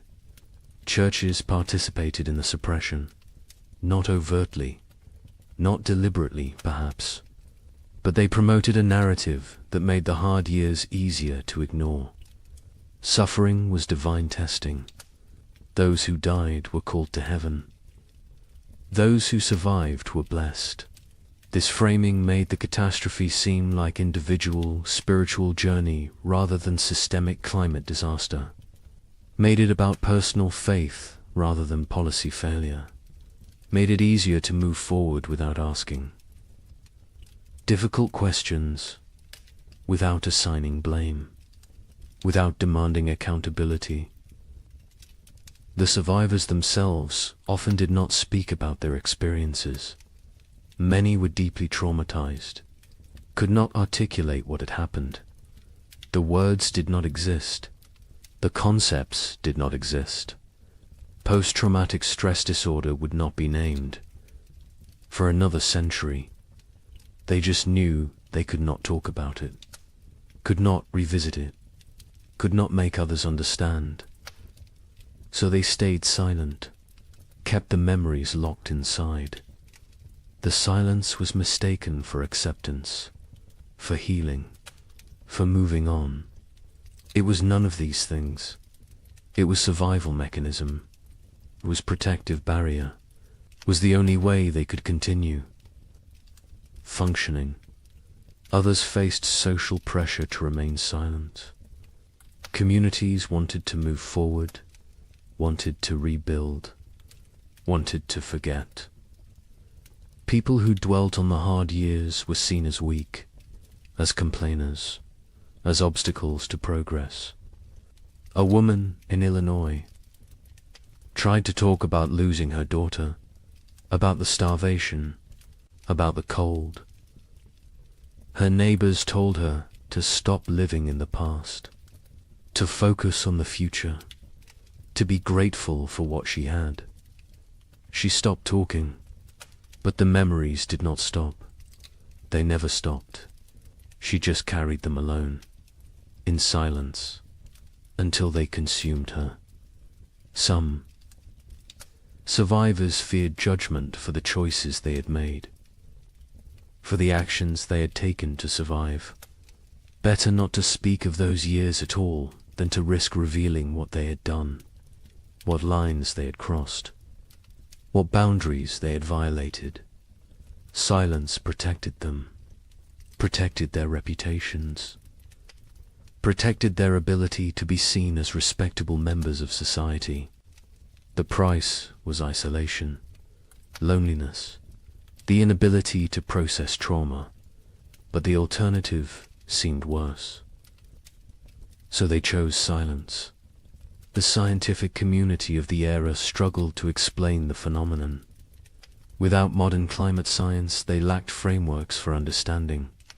Some suggested it was localized, exaggerated, not as severe as reported. Others proposed natural cycles, temporary aberrations, nothing to worry about long term. A few recognized it as significant climate event, but their voices were minority, were drowned out by those who preferred simpler explanations, who preferred not to see pattern, not to acknowledge that this could happen again. Meteorological records from the period are incomplete. Weather stations were sparse. Record keeping was inconsistent.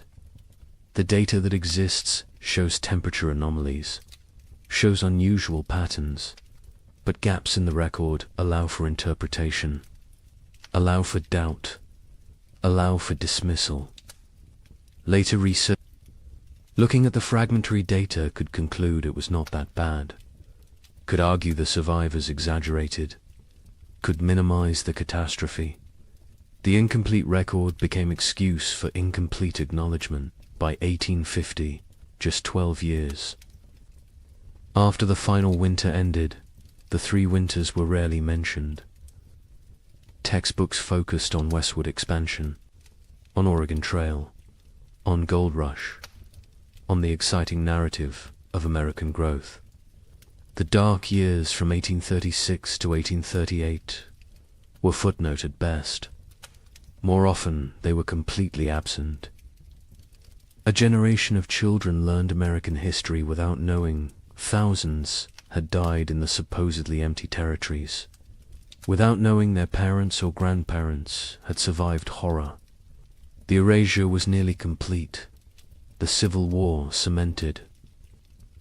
The forgetting.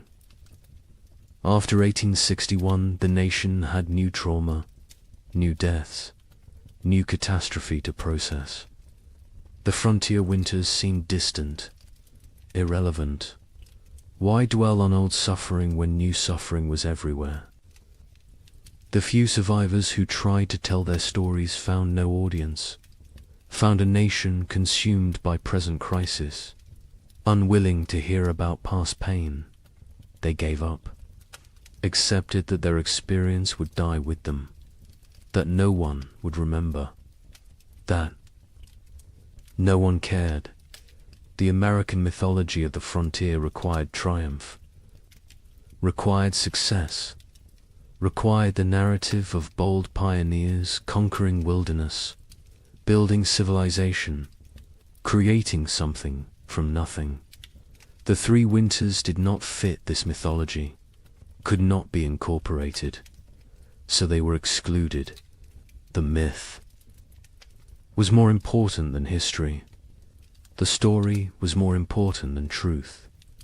America needed heroes, needed victories, needed to believe in manifest destiny, needed to believe that will and work were enough, that nature could be tamed, that progress was inevitable.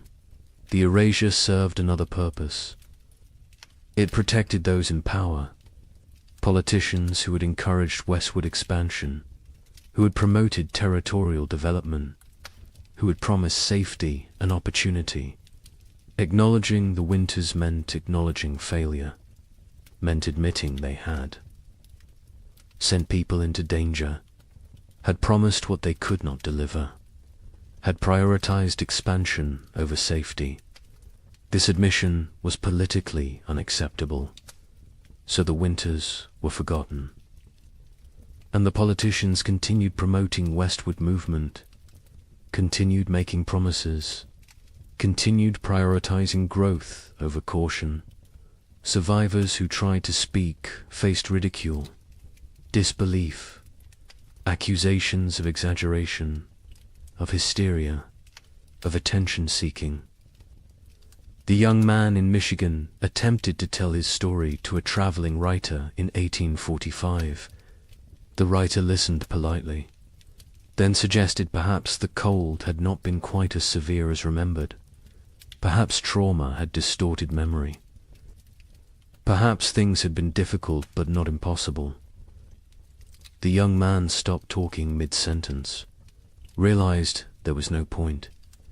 People would believe what they chose to believe. Truth was irrelevant. He never tried to tell his story again. The conspiracy of silence was not organized. No one coordinated. The suppression, no central authority dictated what could be said. But the incentives aligned perfectly. Land speculators needed silence. Railroads needed silence. Governments needed silence. Churches preferred silence. Survivors chose silence. The result was comprehensive, effective, devastating. Within 20 years, the three winters had been nearly erased from collective memory. Within 50 years, they were completely forgotten. A climate catastrophe that killed thousands and destroyed. Hundreds of settlements simply disappeared from history, vanished, as if it never happened. But evidence remained, buried, hidden, waiting, in journals stuffed in attics, in letters preserved by accident, in graveyards with too many children's stones dated 1836 to 1838, In the population records that did not add up, in the archaeological evidence, in the tree rings, in the ice cores, in the gaps in genealogies where entire families simply ended. The evidence was there, scattered, fragmentary, ignored, but there, waiting for someone to look, someone to ask questions, someone to remember. Wait until you hear what we found. Modern science has uncovered what deliberate forgetting tried to erase. The evidence exists, scattered across disciplines, buried in places most people never think to look. But it is there, consistent, compelling, undeniable. The 3 winters happened, were as severe as survivors claimed, perhaps more severe than they could articulate. The truth has emerged slowly, piece by piece, building into a picture that validates everything the survivors tried to tell us. Tree ring analysis provides the most objective evidence. Trees record their growing conditions in their rings. Wide rings mean good growing seasons. Narrow rings mean stress, cold, drought, poor conditions. Researchers examining old-growth trees across the Midwest discovered something remarkable. The rings from 1836 to 1838 are extraordinarily narrow, some of the narrowest in the entire record. These trees were stressed, struggling, barely growing. The pattern is consistent across species, across regions, across thousands of individual trees. The cold was real, was widespread. With severe ice core samples from Greenland tell a similar story. Each layer of ice preserves atmospheric conditions from when the snow fell. Chemical analysis reveals volcanic particulates, sulfur compounds, evidence of major eruptions. The layers from 1835 and 1836 show unusually high concentrations, multiple eruptions.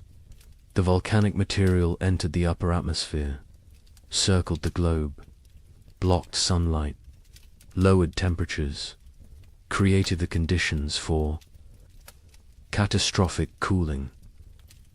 The ice remembers what humans forgot. A volcanic eruption near Japan in late 1835 was particularly significant. Mount Osama, not as famous as Tambora, which caused a year without summer in 1816, but substantial, combined with other eruptions in the Pacific. In Central America, the cumulative effect was devastating. The particulates in the atmosphere created a cascade of cooling, blocked solar radiation, disrupted weather patterns. The effects were most severe in continental interiors, places far from moderating ocean influences, places like the American. Midwest soil analysis from archaeological sites shows frost penetration to unusual depths. In normal years, frost might penetrate 12 to 18 inches. In the affected years, it went deeper, 24 inches, 30 inches. In some locations, the ground never fully thawed. Permafrost conditions in places that should never experience them. The soil remembers, holds evidence of cold that survivors described but scientists initially dismissed as impossible. Mass grave sites have been discovered during modern construction projects. A housing development in Michigan in 1985 uncovered a burial site. 47 bodies, men, women, children, no markers, no records. Carbon dating placed them in the late 1830s. The bones showed signs of extreme malnutrition, scurvy, rickets, starvation. Some showed evidence of violent death. Circumstances no one wants to examine too closely. The site was quietly reburied, a small memorial placed. Most people who drive past have no idea what lies beneath. Cabin sites across the frontier show evidence of desperate measures. Archaeological excavations reveal layers that tell stories. Burned furniture, charred cabin walls, butchered animals that would normally never be eaten. Rats, squirrels. In one site in Indiana, researchers found evidence suggesting the inhabitants had eaten leather. Boot leather, harness leather, anything that might contain nutrition. The desperation is written in the debris, in what people consumed, in what they burned, in how they died. Historical Society archives contain survivor accounts, journals that sat ignored for over a century. A diary from a woman in Illinois was donated in 1923, filed away, not examined until 1998. It documented day-by-day survival through all 3 winters, the declining food stores, the deaths of neighbors, the choices she made to keep her family alive, the guilt she carried. The final entry was in March 1838. It said simply that spring had come, that they had survived, that she did not know if survival was blessing or curse. The journal was published in 2005. 90 academics read it. The general public remained unaware. More journals continued to surface, in estate sales, in attics, in old trunks, in historical societies. Each one adds detail, adds confirmation, adds validation to what survivors tried to tell anyone who would. Listen. A journal from Ohio described November 1836. The cold that went beyond anything imaginable. The wind that never stopped. The children asking when they could go outside again. Being told maybe spring, knowing spring might never come. The journal, as a matter of fact, unemotional, which makes it more powerful. The horror is in what is not said, in the gaps, in the things too terrible to write. Census records show the truth when examined carefully. The 1840 census recorded population in the affected territories. Researchers comparing it to 1830 projections found massive discrepancies. The expected population based on immigration rates and natural growth should have been far higher. Tens of thousands of people were simply missing, not relocated, not accounted for, gone. The census takers noted the discrepancies at the time. Their concerns were dismissed. The records were filed. The questions remained unasked for over a century. Statistical analysis reveals the scope of the catastrophe.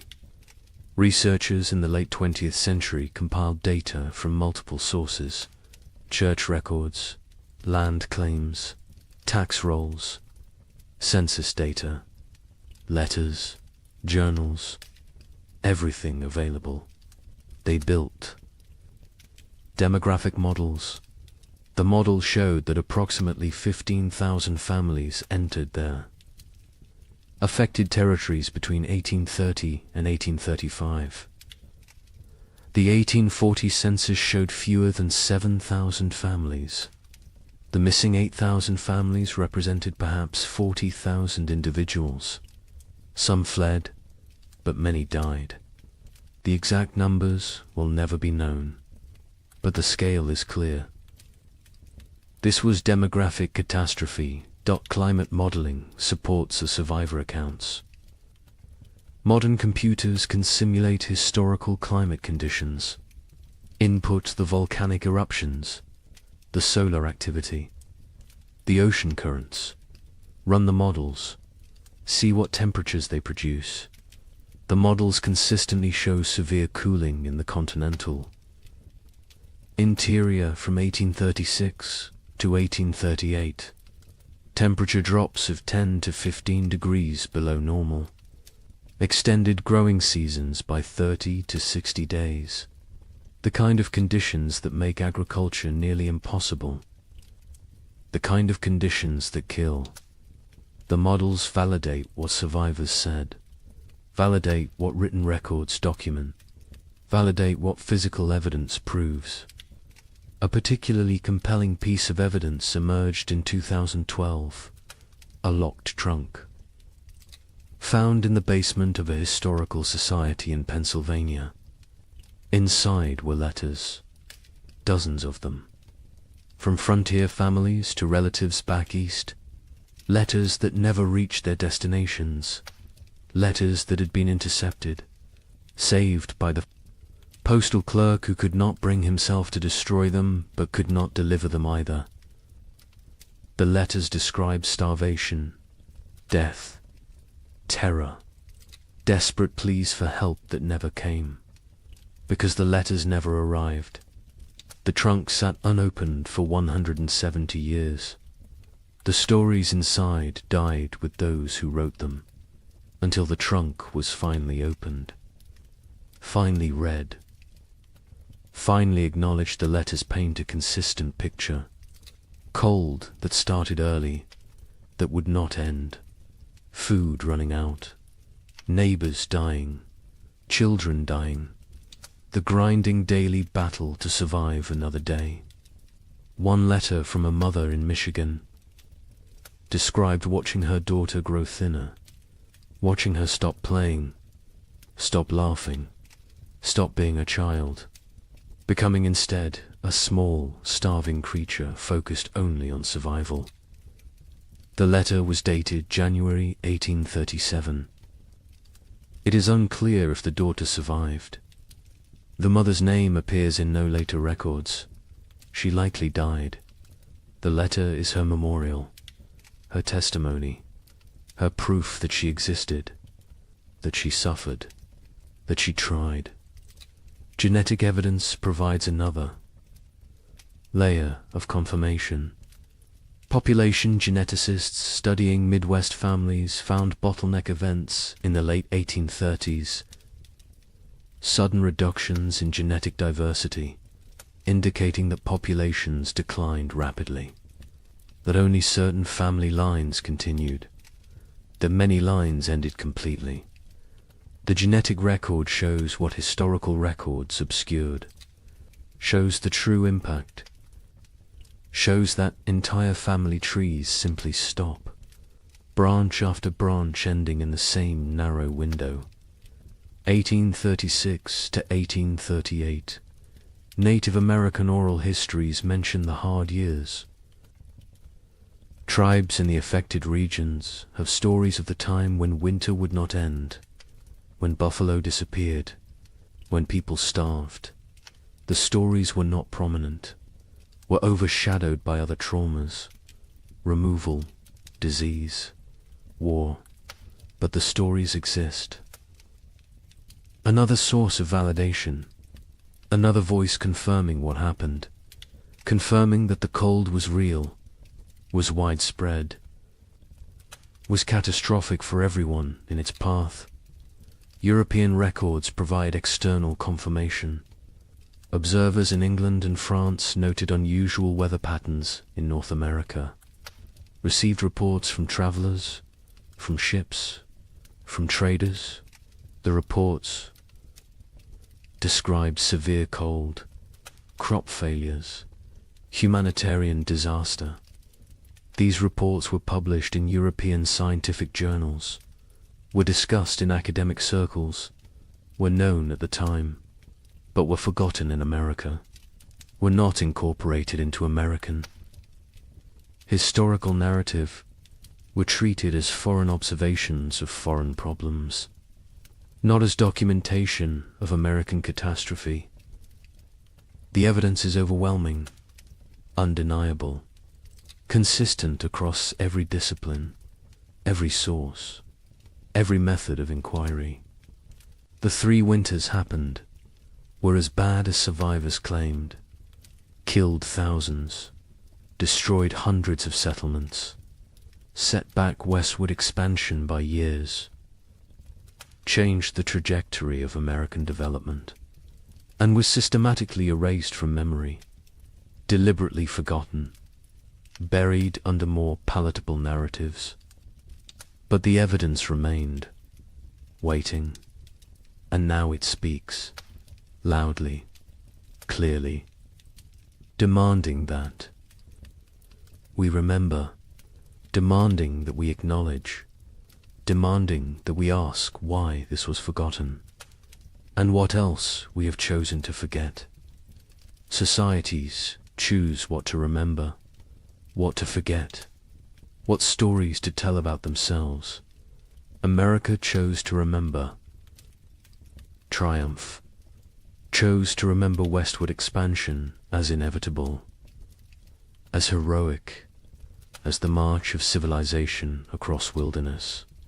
The 3 winters did not fit that story, so they were exploded, erased, forgotten, not through conspiracy exactly, but through collective decision that some truths are inconvenient. Some realities undermine necessary myths. Some histories are better left buried, but forgetting comes with costs. Modern Americans facing climate uncertainty have no cultural memory of how quickly weather can turn catastrophic, how fragile our systems truly are, how thin the line between civilization and survival. We believe we are insulated, protected, that technology and infrastructure make us safe. The pioneers believed they were prepared to. They had survived winters before, had skills, had experience, had confidence. They were wrong. Confidence is not armor. Preparation has limits.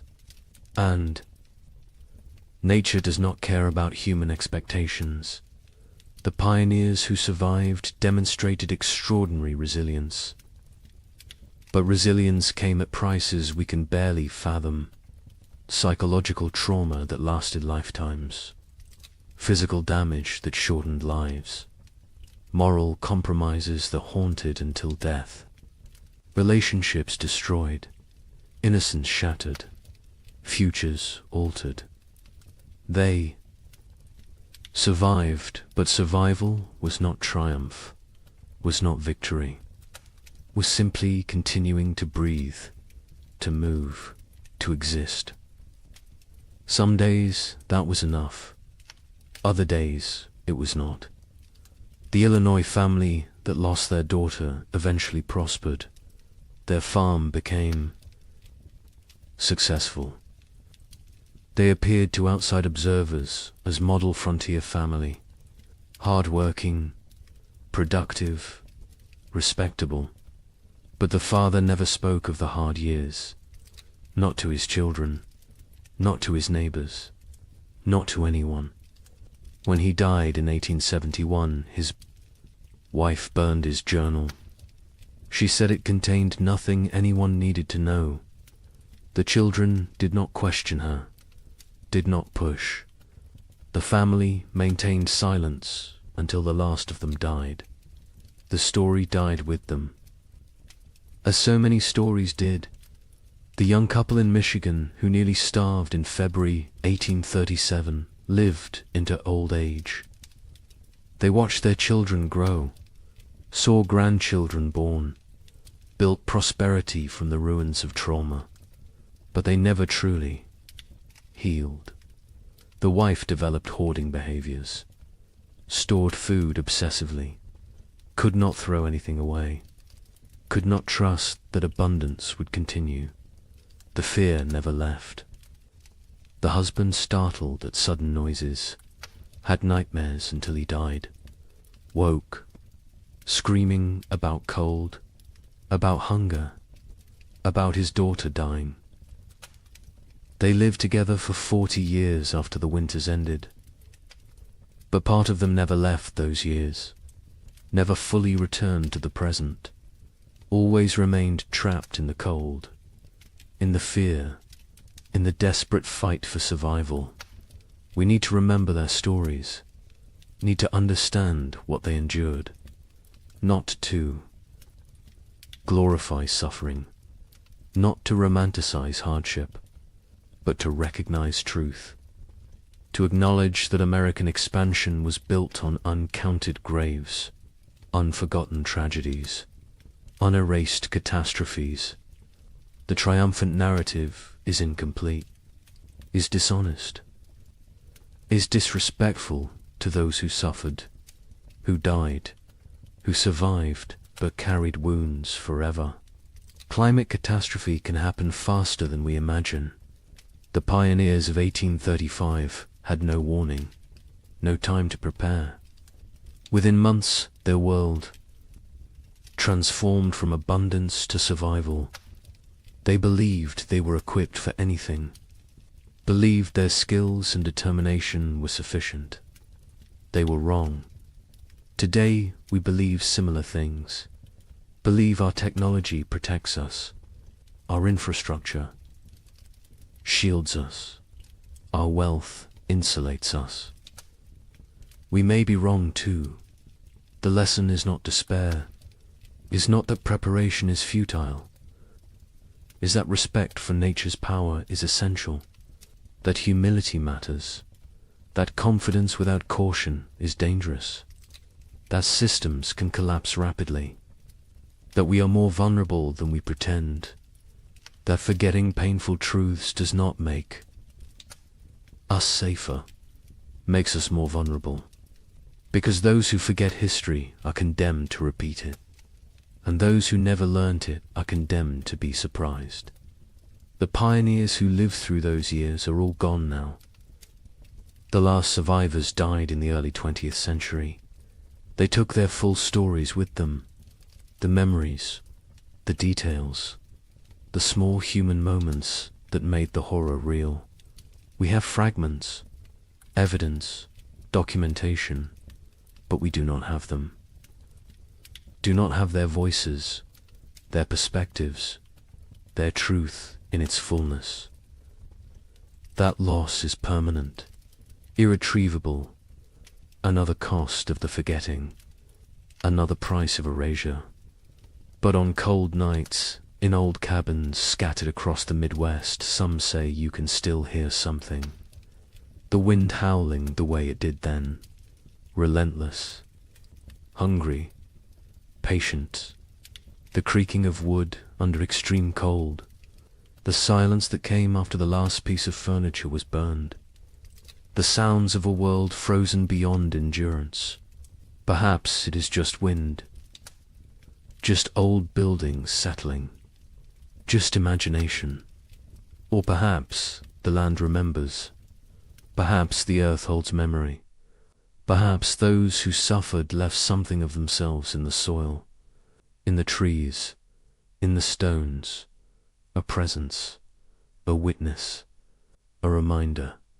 Winter always remembers, even when we choose to forget. The sky changes first. It loses its depth. The blue becomes pale and thin. The sun rises later each morning. It sets earlier each evening. The warmth drains away slowly. Day by day, the world transforms. The tribe notices. They always notice. Their survival depends on reading these signs. An old woman stands at the cave entrance. She watches the horizon. Her skin remembers 50 winters. Her bones ache with the coming cold. She knows what approaches. The birds leave first. Great flocks rise from the marshlands. They circle once, twice, then disappear southward.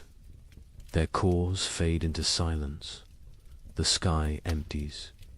Only the crows remain. They perch in dead trees. They watch with black eyes. They know about winter. They know about death. The leaves turn brown. They fall in waves. The forest floor becomes a carpet of decay. The trees stand bare. Their branches reach upwards like skeletal hands. The wind moves through them differently now. It whistles. It moans. It carries the scent of ice from distant mountains. The animals change their behavior. The deer grow thick coats. They move lower into the valleys. The bears eat constantly. They gorge themselves on final berries and roots. They search for caves. They test the depths of hollow trees. Soon they will sleep. Soon they will vanish until spring. The tribe's children play near the cave. They notice the changes too. A young girl finds frost on a stone. She touches it with her finger. The ice melts instantly. She looks up at her mother. Her eyes ask a question. Her mother nods slowly. Yes, it is coming. The hunters return from their scouting. They gather around the central fire. Their news is grim. The herds are moving. The massive beasts that sustained the tribe are leaving.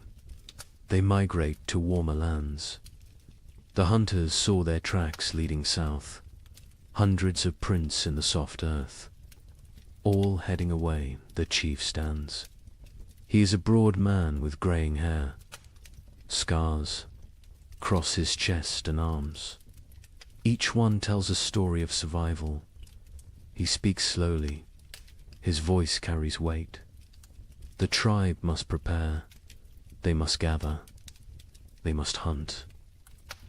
Winter shows no mercy to the unprepared.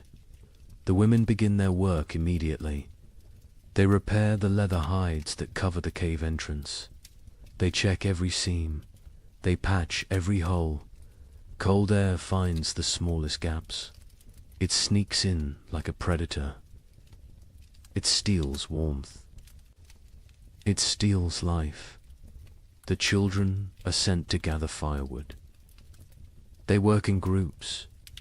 They drag dead branches back to the cave. They pile them high against the rock walls. Never enough.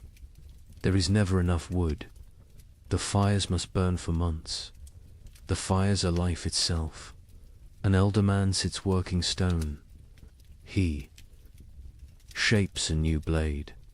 His hands move with practiced skill. The flint chips away in precise flakes.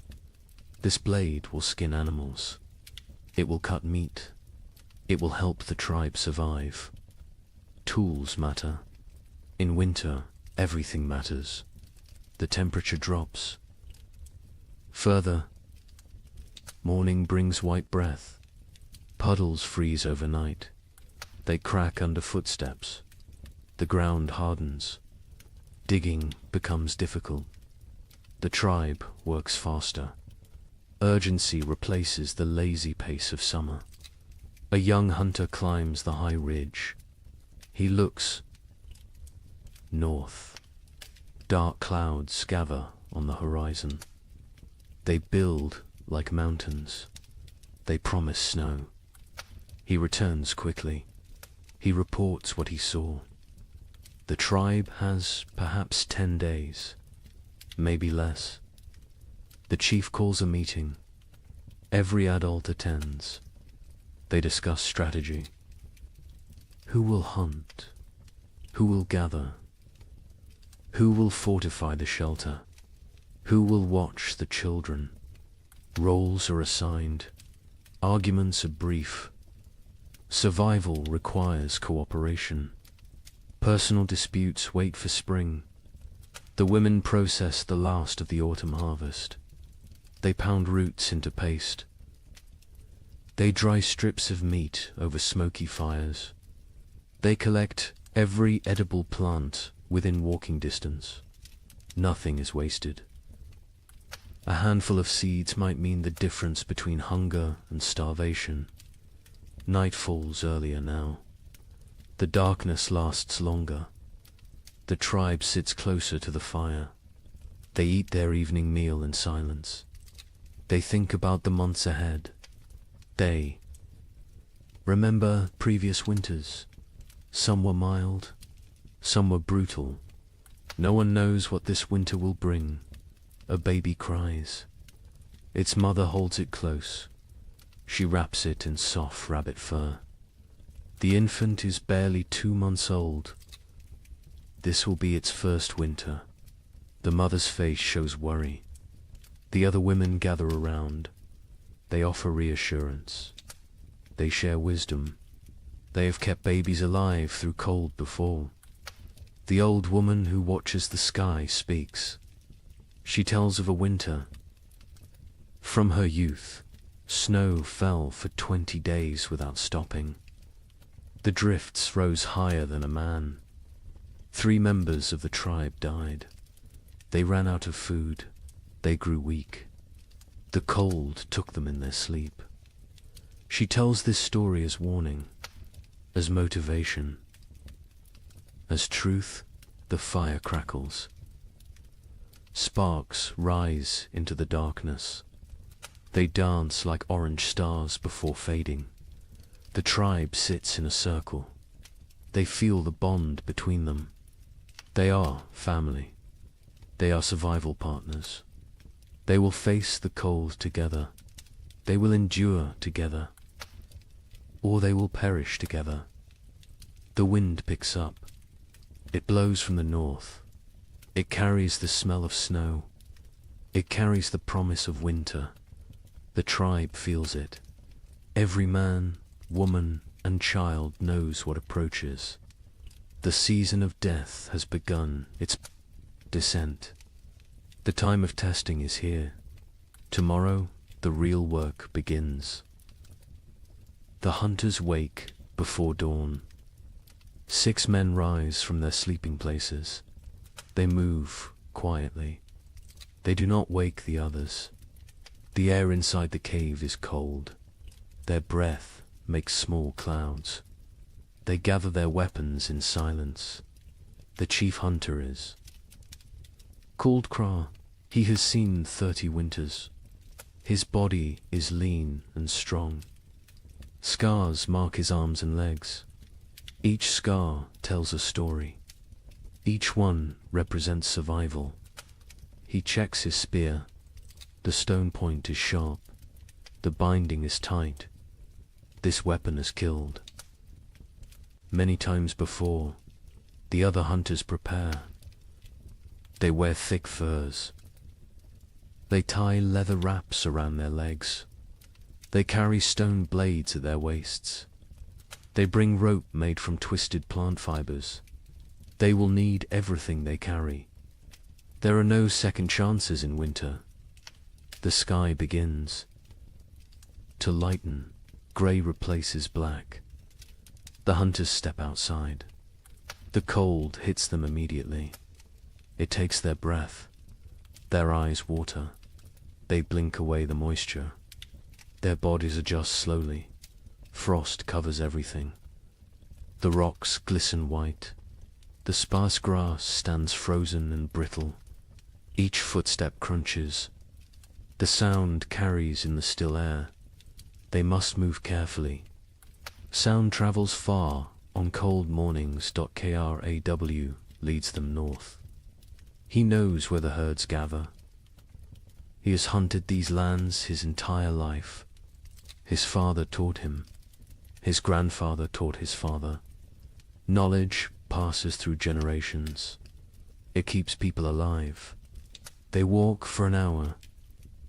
The sun rises behind them. It provides no warmth. It is a pale circle in the grey sky. The light reveals a changed landscape. Winter is transforming their world. Snow patches appear. Small drifts collect in shadows. The ground is harder now.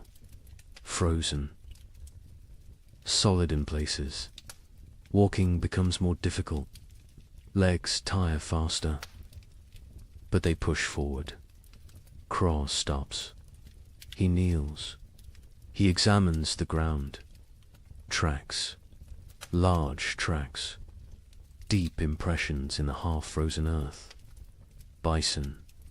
A small herd passed through recently, perhaps during the night. The tracks are fresh. The hunters gather. Around they study the signs.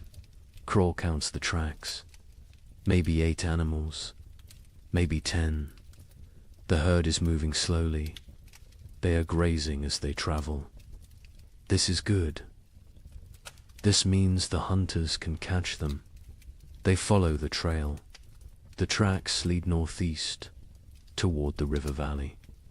Bison often shelter near water. The valley provides protection from wind. There is still grass there, brown and dry, but edible. The wind picks up. It blows from the north. It carries tiny ice crystals. They sting exposed skin. The hunters pull their furs tighter. They lower their heads. They keep moving. Another hunter named Dren speaks quietly. He points to the sky. More.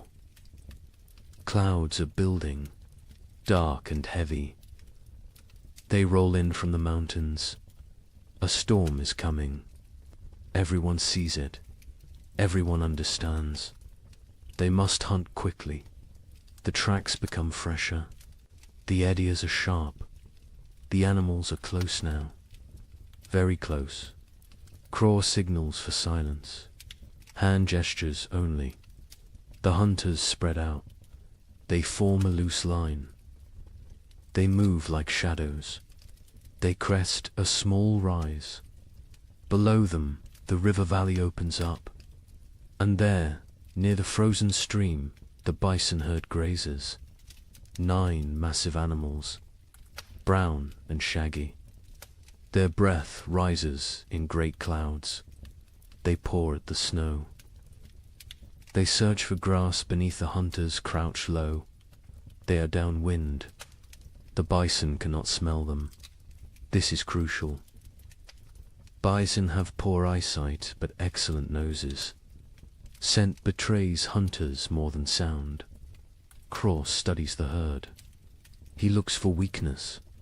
Old animals. Young animals. Injured animals.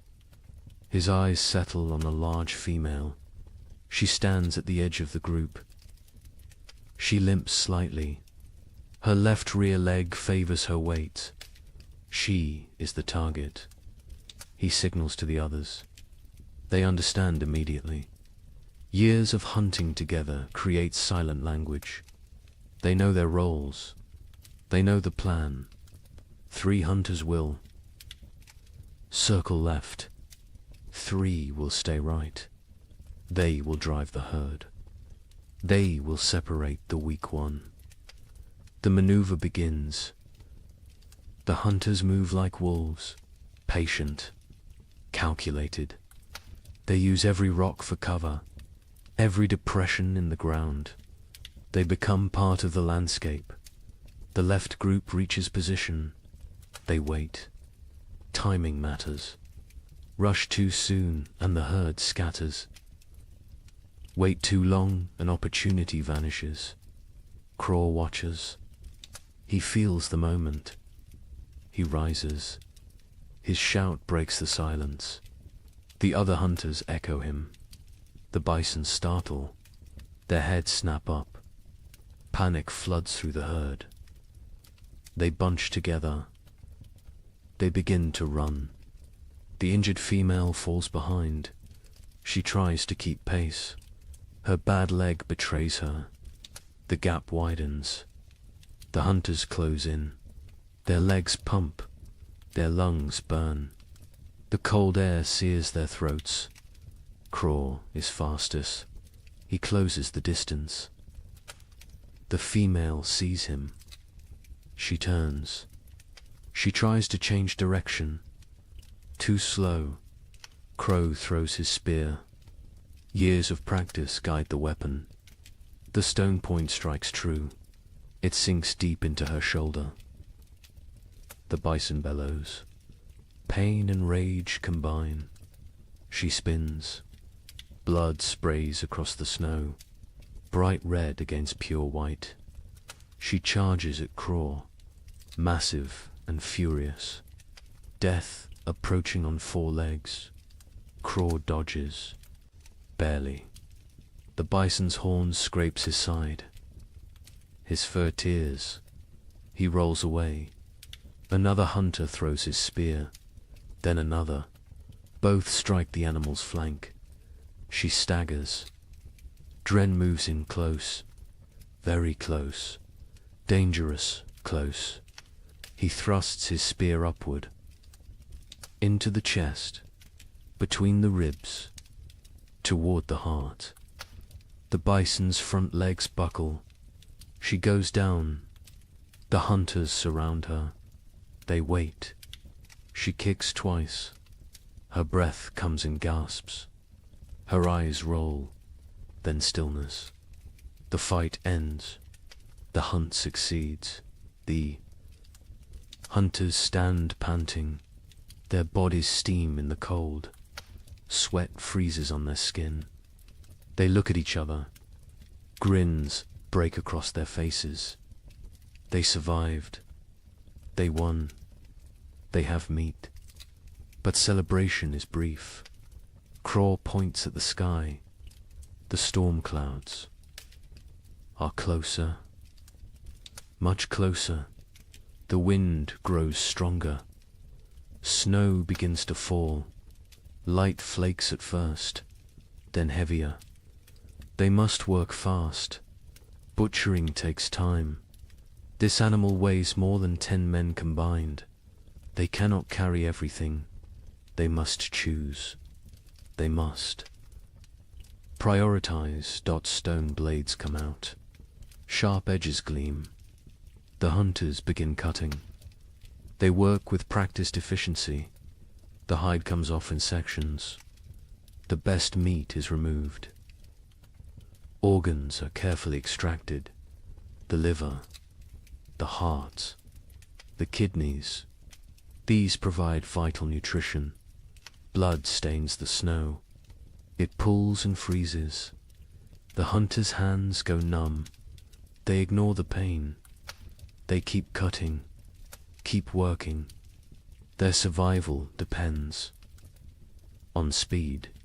They bundle the meat in the animal's own hide. They create packs they can carry. Each hunter takes a load. Heavy loads, impossibly heavy.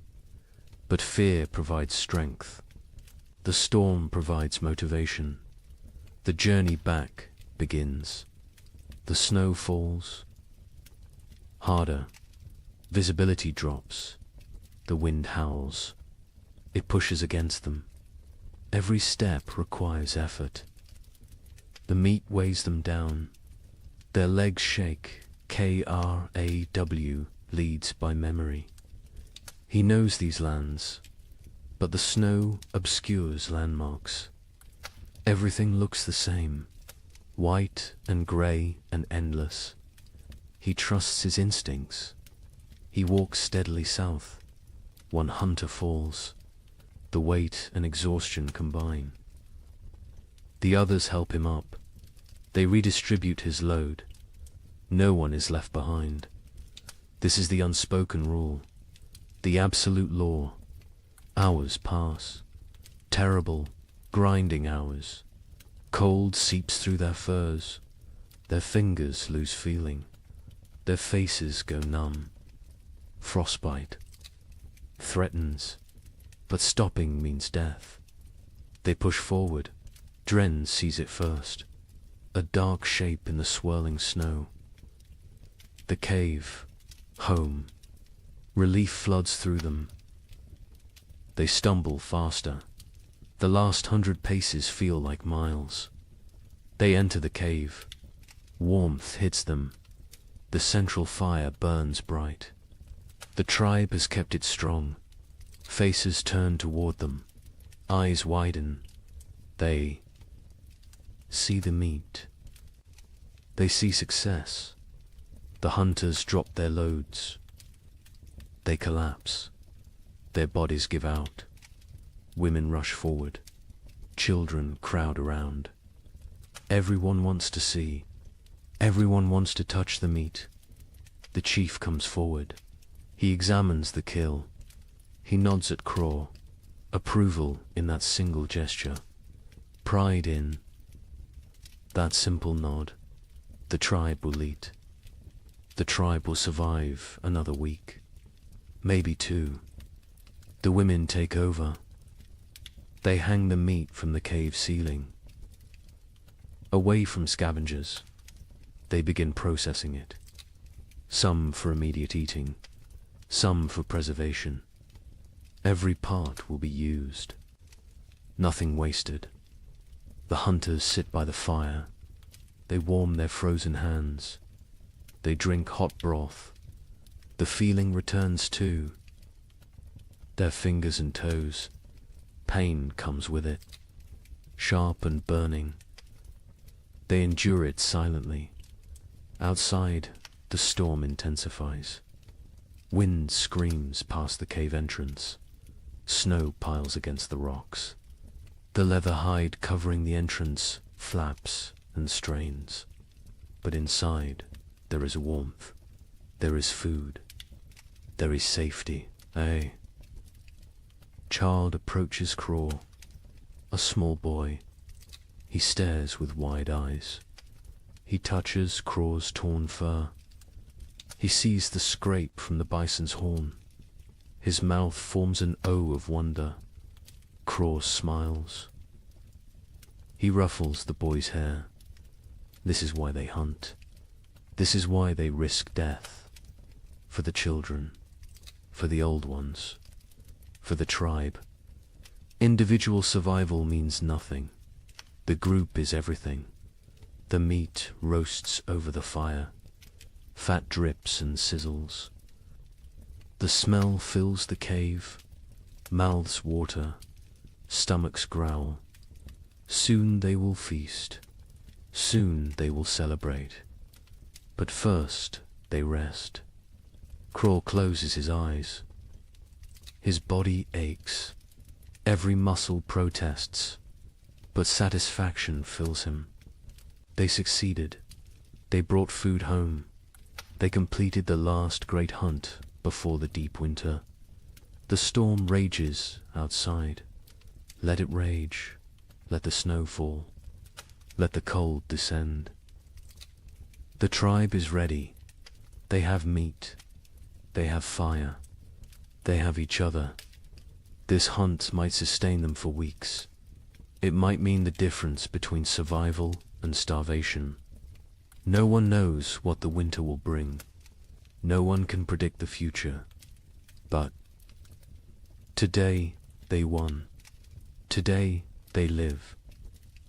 And in the primitive world, today is all that matters. The storm passes after 3 days. The snow stops falling. The wind dies down. The tribe emerges cautiously. They squint against the brightness. Snow covers everything. The world looks different now. Transformed. Dangerous. The work begins immediately. Winter preparation cannot wait. Every day matters. Every hour counts. The tribe divides into groups. Each group has specific tasks. Organization means survival.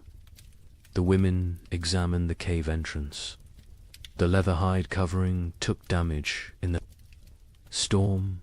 Wind tore several seams. Snow forced its way through gaps. Cold air invaded their shelter. This cannot happen again. An older woman named Mira leads this work. She has repaired shelters for 20 winters. Her hands know the work. Her eyes spot every weakness.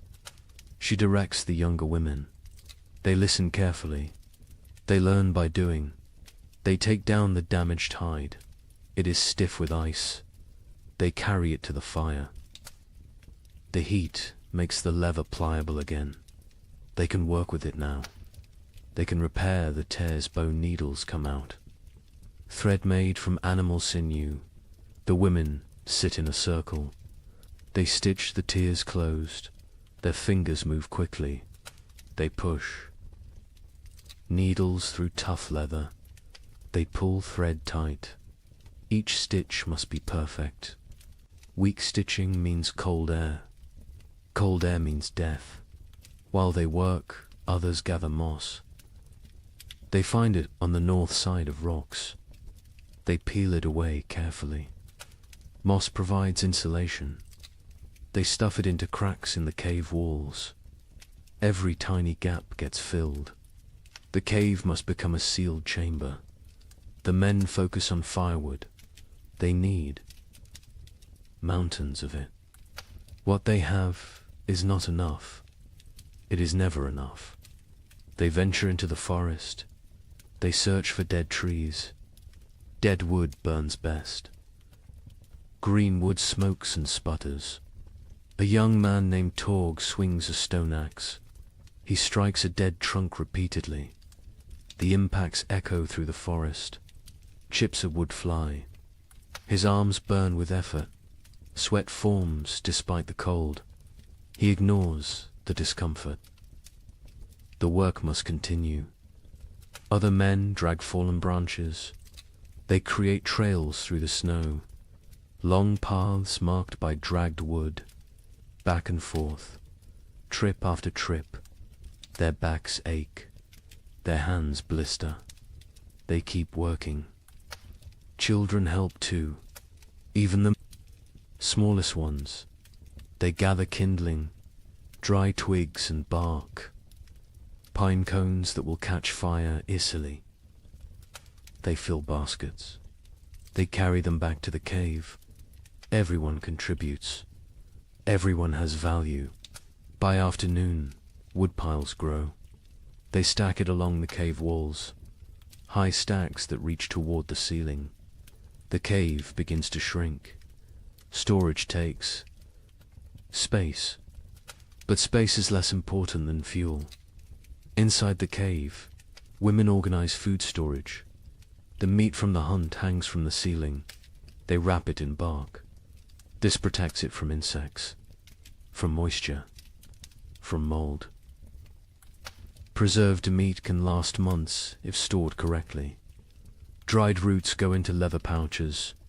They stack these near the back wall, the coldest part of the cave.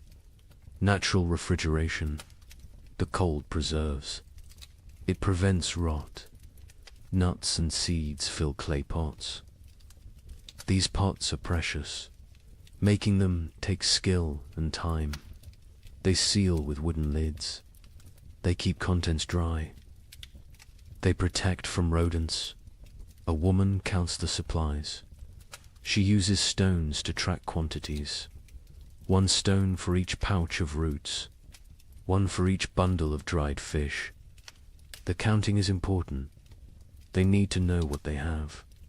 They need to ration carefully. The chief watches this inventory. His face shows concern. They have food, but is it enough? 6 months of winter stretch ahead, maybe 7. No one knows how harsh this winter will be. He makes a decision. Starting tomorrow, 1 meal per day, not 2. Rationing begins now, while they still have surplus. Better to be cautious early. Starvation at winter's end kills many tribes. The sleeping areas need attention. The tribe sleeps in a specific arrangement. This is not random. This is survival strategy. The weakest sleep closest to the fire. Infants and small children. The very old. Those who are sick. Adults sleep in the middle ring. They provide a barrier. Their bodies block drafts. They generate warmth. They protect the vulnerable. The strongest hunters sleep near the entrance. They endure the coldest positions. They wake first if danger approaches. They are the first defense. This hierarchy never changes. Women spread fresh pine boughs on the ground. These create mattresses. They provide insulation from the cold stone floor. They replace old bows that have compressed and lost their cushioning. Furs are distributed. Each family gets a share. Thick bear hides for the children, wolf pelts for the adults, rabbit skins sewn together for extra layers. Everyone must stay warm through the night. The fire pit requires work. It sits in the center of the cave. Stones ring it. These stones were carefully chosen. They hold heat. They radiate warmth long after flames die down. But some stones have cracked. The extreme heat damages them over time. Cracked stones can explode, send sharp fragments flying, cause injuries. The men remove the damaged ones. They bring new stones from the river, smooth and solid. The warning comes at dawn. The air feels wrong, too still, too heavy. The pressure changes. Animals sense it first. Birds that remained through autumn flee. They rise in frantic groups. Their calls sound panicked. Even the crows abandon there. Perches, got KRAW, stands outside the cave. He tastes the air, metal on his tongue, the taste of coming snow. His joints ache. Old injuries throb. His body predicts weather better than his eyes. A massive storm approaches, perhaps the worst of the season. He returns to the cave quickly. He finds the chief. They speak in low tones. The chief's face hardens. He knows what this means. He has survived 40 winters. He recognizes the signs. This storm will trap them inside. For days, maybe a week. The chief raises his voice. Everyone stops. Everyone listens. The blizzard comes. They must secure everything. Now, immediately. No delays. The tribe erupts into controlled chaos. Everyone knows their emergency roles. They have practiced this, prepared for this moment. Speed matters now. Organization matters. Men rush to bring in final wood loads. They grab everything nearby. Dead branches, split logs, even greenwood. Anything that burns. They pile it inside until the cave floor disappears beneath fuel. Women grab the drying meat. Some pieces are not ready, still moist, still vulnerable to spoilage. But leaving them outside means losing them. Animals will steal them. Snow will ruin them. Everything comes inside. Children are sent to fill water containers. They run to the stream. They use hollowed gourds, clay pots, animal bladders, anything that holds liquid. Once the storm hits, leaving the cave becomes impossible. They need water for days. The wind begins gentle at first, a whisper through the trees. Then stronger, a moan, a howl. It builds like a living thing, like a predator circling. Temperature plummets. The drop is sudden, shocking. Breath becomes visible fog. Exposed skin stings. Fingers go numb within minutes. The cold announces the storm's arrival. The first snowflakes fall, large and soft. They drift lazily, almost peaceful, but more follow than more. Within minutes the air fills with white. Visibility shrinks. The forest disappears. The world becomes a swirling void. The tribe retreats inside. The hunters enter last. They pull the leather hides tight. They secure every fastening. They add the extra layer. The interior darkness deepens. Only firelight remains. The storm intensifies. Wind screams past the cave mouth. It sounds almost human. Anguished wails and shrieks. The leather hide strains against its bindings. It flaps and snaps. The noise is constant, overwhelming. Snow drives. Horizontally, it finds every tiny gap. Fine powder forces through the leather weaving. It dusts the cave floor near the entrance, creates small drifts. The tribe watches with concern. They cannot stop this invasion. The fire becomes their universe. They feed it constantly. Wood disappears at an alarming rate. The cold outside is so intense it steals heat from the cave. The flames must fight harder, burn hotter, consume more fuel. Smoke becomes a problem. The usual draw through the ceiling hole weakens. The storm disrupts normal airflow. Smoke gathers in the cave's upper reaches. Eyes water. Throats burn. They cough.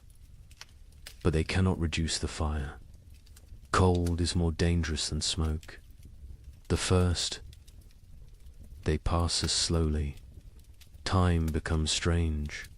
Without sun, without normal rhythms, hours blend together. The tribe sits in their designated areas. They wait.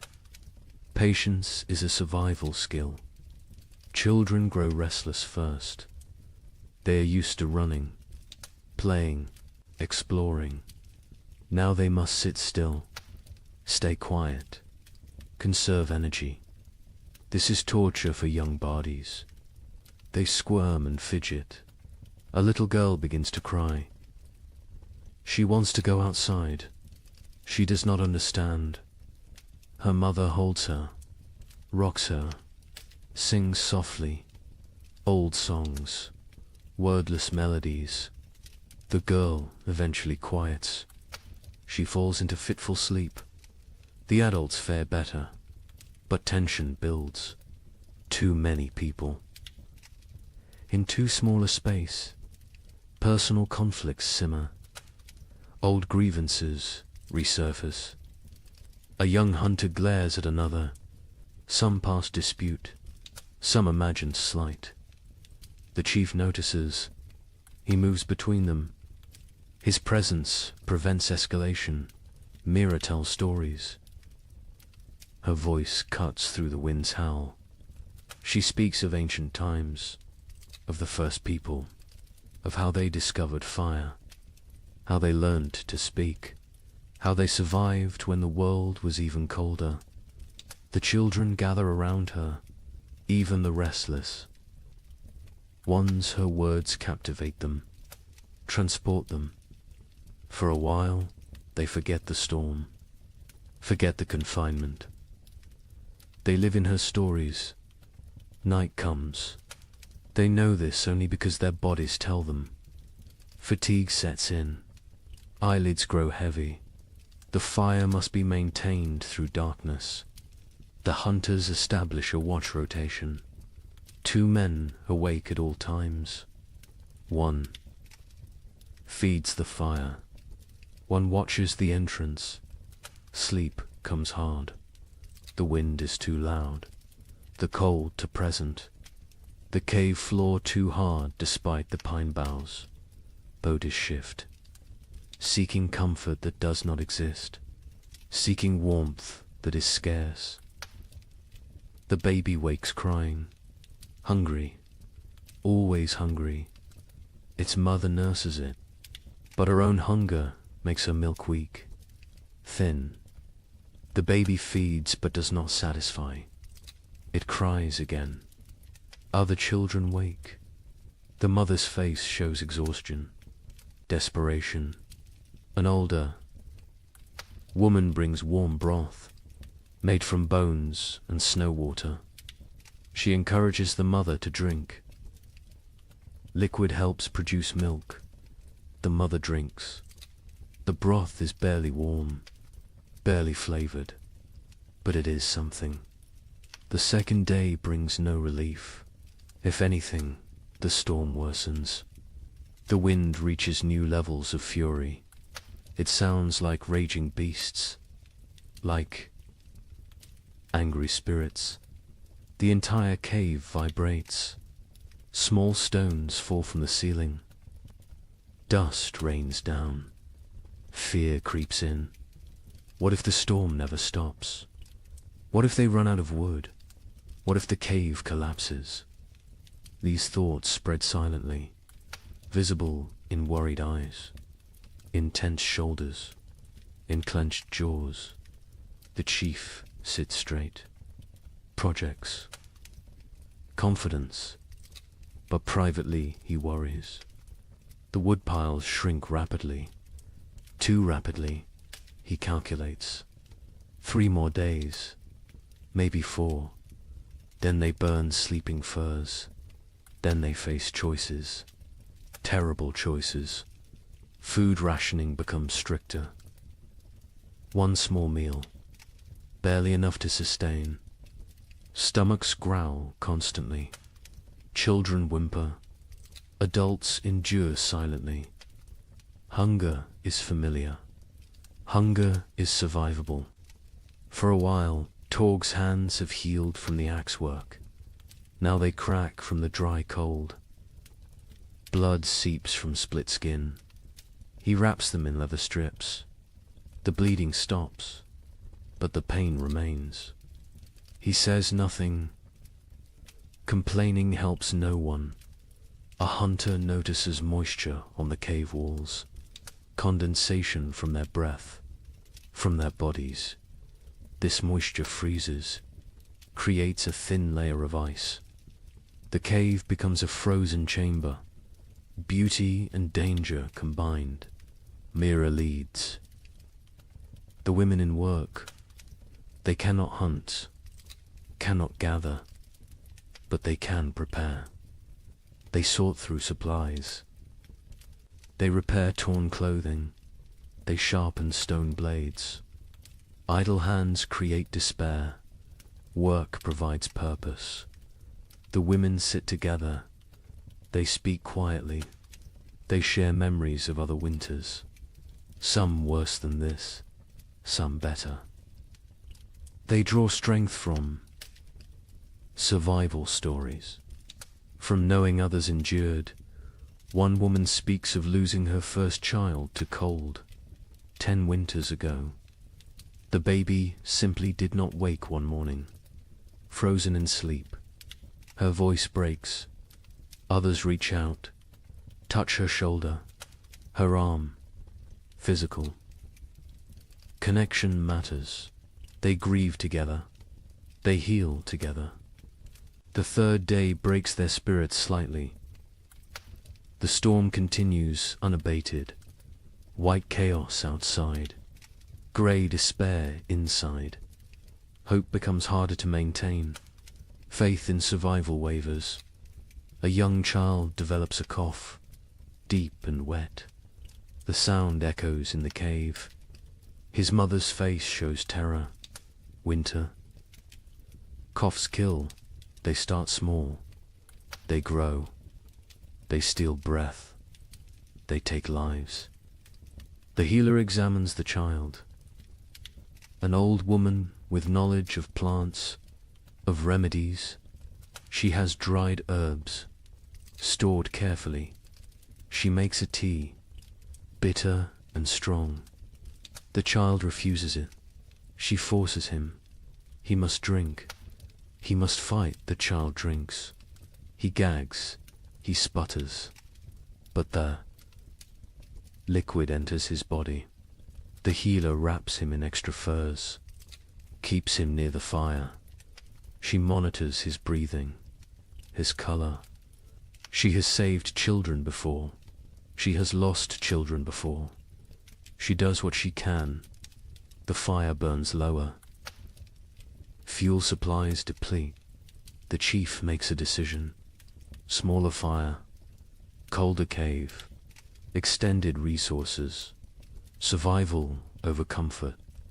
The tribe huddles closer. They share body heat. They become one organism, one survival unit. Stories continue, but energy for telling wanes. Voices grow hoarse. Throats hurt from smoke and dryness. Still they persist. Stories are medicine. Stories are hope. Stories are memory. Kraw dreams fitfully. He dreams of the hunt, of running through snow, of warm blood on cold ground, of meat and plenty. He wakes to cold and hunger. Reality disappoints. But reality is what they have. The fourth day brings a subtle change. The wind decreases slightly. Not much, but enough to notice. Enough to spark hope. Ears strain, listening for further improvement. Praying for silence. By afternoon, the wind drops to a steady roar instead of a scream. The leather hide stops its violent flapping. Stillness seems possible, seems real. The tribe exchanges glances. Cautious optimism. The chief crawls to the entrance. He carefully lifts the hide edge. A tiny gap. Snow immediately blows in, but he can see outside. Barely. The world is still white, still falling, but less violent, less deadly. He drops the hide. He turns to face the tribe. His expression gives them their answer before he speaks. The storm weakens, not over, but weakening. They will survive. They will see the end. Relief flows through the cave, visible, tangible. Shoulders relax. Faces soften. Tears form in some eyes. The trial continues, but the worst has passed. That evening, the coughing child breathes easier. The healer's tea worked, or luck worked, or sheer will worked. The reason does not matter. The child will live. This small victory lifts everyone. The tribe eats their meager ration with less complaint. The end approaches. They can endure. They can last. The wood will suffice. The food will suffice. They are strong enough. The fifth morning brings silence.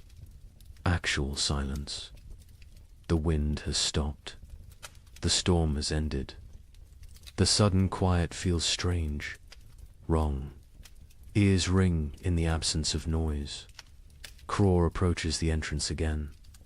This time he fully opens the hide. Daylight floods in, blinding and beautiful. The tribe shields their eyes, adjusts slowly. The world outside has transformed. Snow everywhere. Drifts higher than a man. The landscape is unrecognizable. Every familiar feature buried, erased. They look upon an alien world, white and pristine and deadly. But the sky shows blue, clear blue. The storm has truly passed. The tribe survived. Every member, every child, every elder. They made it through together. They do not celebrate loudly.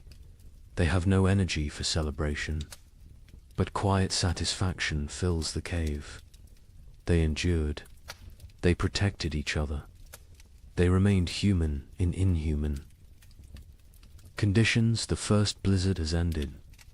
Many more will come, but this one is done, and they are alive. Cold, hungry, exhausted, but alive. That is enough. That is everything. The days after the blizzard bring cruel clarity. The tribe emerges to assess their world. Snow covers everything in impossible depths. Walking is exhausting. Each step sinks to the knee, sometimes to the waist. Movement becomes a brutal task. The hunters try to venture out. They search for game, for any sign of life. But the animals have vanished, gone deep into dens, hibernating, or dead, or fled to distant warmer lands. The forest stands empty, silent as a grave. They check their trap. Lines, the snares they set before winter. Snow has buried them all, invisible, useless. Days of work erased by one storm. They dig frantically. They find 3 traps, all empty, all sprung by falling snow. The tribe returns to the cave. Their faces tell the story. No food, no prospects, only what they stored, only what hangs from the ceiling, only what sits in clay pots. They must make it last. They must ration carefully. The chief counts the supplies again. He uses his stones. He moves them slowly. His count confirms his fears. Not enough. Even with strict rationing, even with 1 meal per day, they will run out before spring arrives. Weeks before, he does not share this calculation. Not yet. Fear helps no one. Panic kills faster than hunger. He will wait. He will hope. Perhaps another opportunity will come. Perhaps luck will shift. The moon rises full and bright. It illuminates the frozen landscape. Everything glows silver, beautiful and deadly. This moon marks the deepest part of winter. The coldest nights, the longest darkness. The tribe calls it the moon of hunger. Every winter it appears. Every winter it tests them. Food becomes an obsession. Stomachs growl constantly. Sleep brings dreams of feasting, of plenty, of meat dripping fat.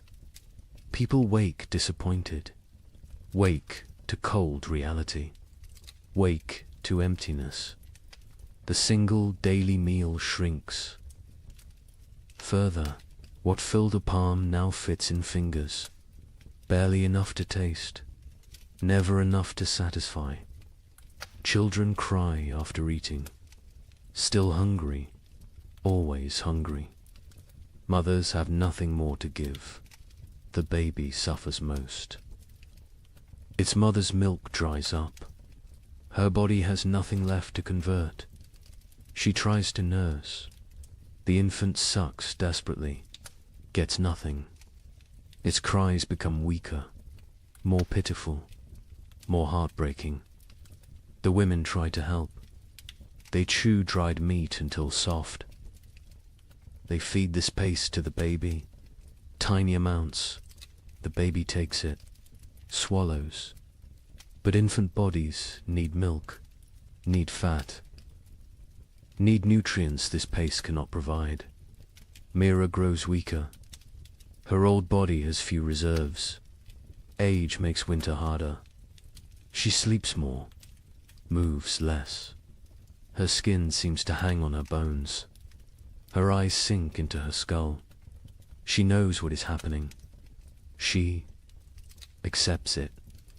This is the way of things, but she still tells stories. Her voice is thin now, barely audible. The children lean close to hear.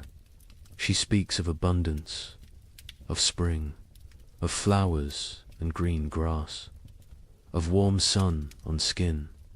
She gives them hope. She gives them something beyond hunger.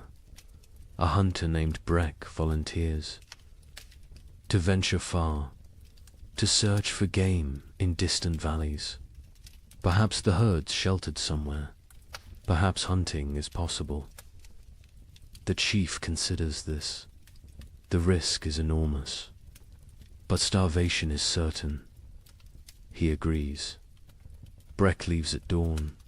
He carries a spear, a stone blade, nothing else. Weight would slow him.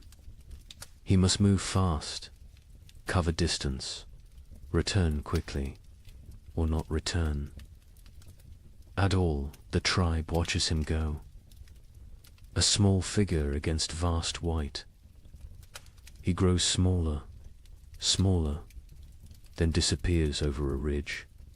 They pray to spirits, to ancestors, to anything that might listen. Bring him back with food. Days pass. Breck does not return. Hope fades. The tribe assumes the worst. The cold took him, or hunger, or predators, or simple bad luck. They mourn silently. They cannot waste energy on elaborate grief. The fire burns lower, with supplies critical now. They cannot gather more easily. The snow is too deep, the cold too intense. They burn less. The cave grows colder. Ice forms on interior walls. Breath becomes visible even inside. People huddle together constantly. Sharing warmth is survival. Personal space disappears. Bodies press against bodies, creating human walls against cold, creating collective heat. It helps. Barely, but barely is enough. Torgs. Mother develops a fever. Her body shakes. Her teeth chatter. She cannot get warm despite the furs, despite the proximity to fire. The fever burns from within, consumes her remaining strength, consumes her remaining fat. The healer examines her. She recognizes the signs. Starvation, fever, the body eating itself, trying to generate heat, trying to survive. But without food, the body destroys itself. Muscles become fuel. Organs become fuel. Death approaches. The healer makes another tea. Her herbs are nearly gone. Only a few precious leaves remain. She must choose. Who gets treatment? Who goes without? These choices haunt her, but she must make them. She gives the tea to Torg's mother. A chance. A small chance. The woman drinks. The liquid burns her throat. She coughs violently, but she keeps it down. She wraps herself tighter. She closes her eyes. She fights. Her body fights. Time will tell if fighting is enough. The children stop playing. They lack energy for play. They sit quietly, stare at nothing. Childhood vitality drains away. They become small, old people, serious, silent, waiting. One boy asks his father when they will eat more. The father has no answer. He pulls his son. Close, he says, spring will come. Spring always comes. The boy asks when. The father says soon. He lies. Spring is months away, but the lie is kindness. The tribe begins eating leather. They take old, worn pieces. They boil them. The leather softens slightly, becomes chewable. It provides almost no nutrition, but it fills the stomach, tricks the body temporarily, delays the inevitable. They scrape hide scraps, collect tiny bits of dried meat, particles that fell, that were missed. They gathered these with desperate care. Every crumb matters. Every fragment could mean another day. The chief notices people eyeing the stored seed. Small amounts save for spring planting. Eating that seed means no crops next year. Means starvation then instead of now. But now is very real, very present, very tempting. He moves the seed, hides it in a far corner, tells only 2 trusted hunters. They will guard it. Die before allowing it to be eaten. Future survival demands this sacrifice. Present suffering must be endured. On the 7th day of the moon of hunger, the baby dies. It simply stops breathing during the night. Its mother wakes to cold stillness. She does not scream. She has no energy for screaming. She holds the small body, rocks it, as if warmth could return life. The women come. They gently take the infant. They wrap it in soft rabbit fur. They place it near the cave entrance. The frozen section, it will keep there. When the ground thaws, they will bury it properly. For now, this is all they can do. The mother sits empty. Her arms feel wrong without the weight. Her chest aches with useless milk that finally came. Too late, always too late. Other women sit beside her. No words exist for this loss. Presence is enough. Mira's breathing becomes labored, wet and rattling. She lies on her furs. She does not complain, does not demand attention. She simply fades. Life seeping away like water into sand. The tribe knows. They have seen this before. Young. Ones are brought to her, one by one. She touches their faces, whispers blessings, passes final wisdom. Her hand trembles with the effort, but she completes this duty, this last gift to the future. That night, Mira stops breathing, peacefully, in sleep. Her face relaxes, tension disappears. She looks younger suddenly.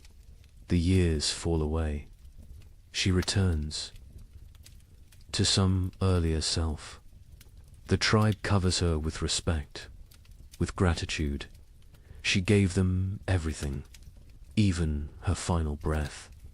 2 deaths in one day. The tribe feels the weight. They are fewer now, weaker now, more vulnerable now. But they must continue, must endure, must survive for those who did not. The 8th day brings a miracle. A shout from outside. The hunters rush to the entrance. They peer out. A figure approaches, limping, struggling, but alive. Breck has returned. He collapses at the cave entrance. His lips are blue, his face is white. Frostbite blackens his fingers, his toes, but he smiles. He gestures weakly behind him. There, in the snow, a shape. The hunters rush out. They find his kill, a mountain goat, not large, but fresh, real, actual meat. Breck tracked it for days, followed it to high cliffs, killed it with a desperate throw, then dragged it back.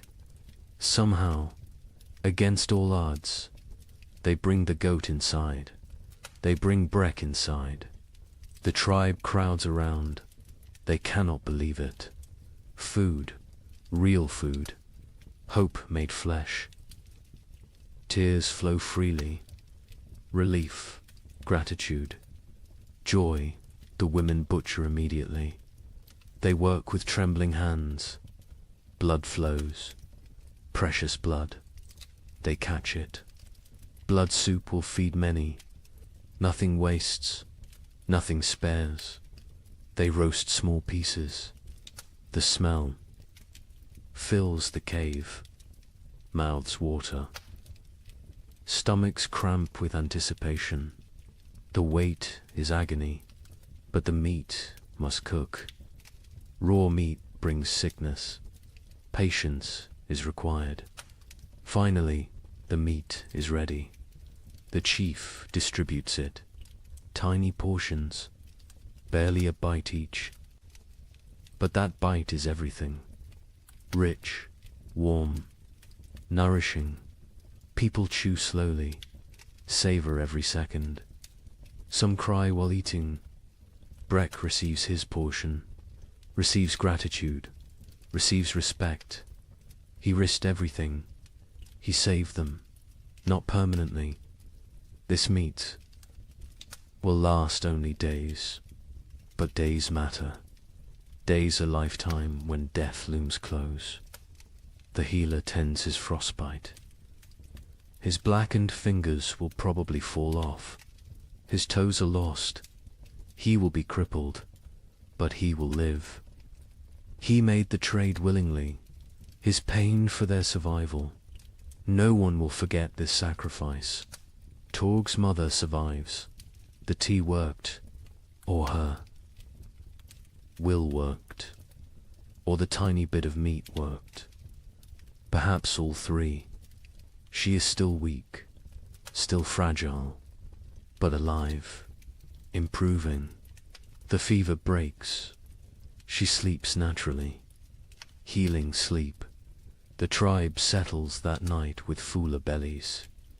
Not full, but fuller. The difference is profound. Mood lifts.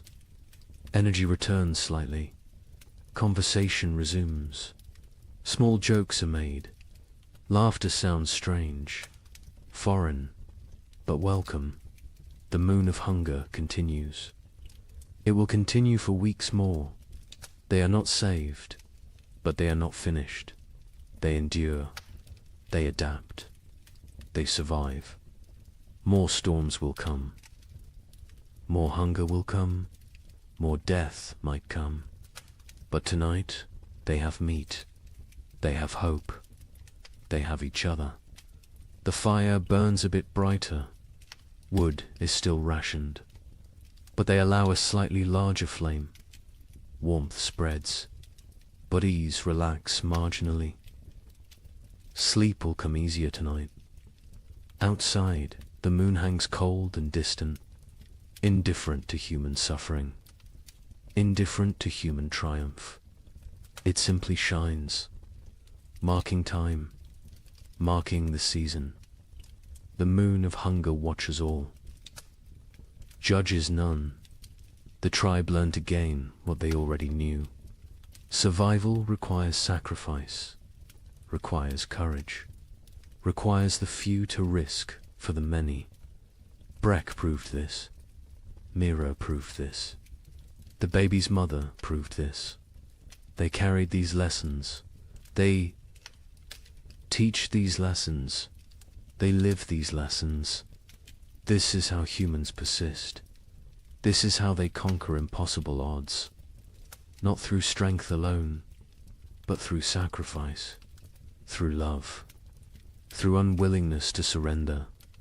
The moon of hunger is not over, but they will face it together. They will face it standing.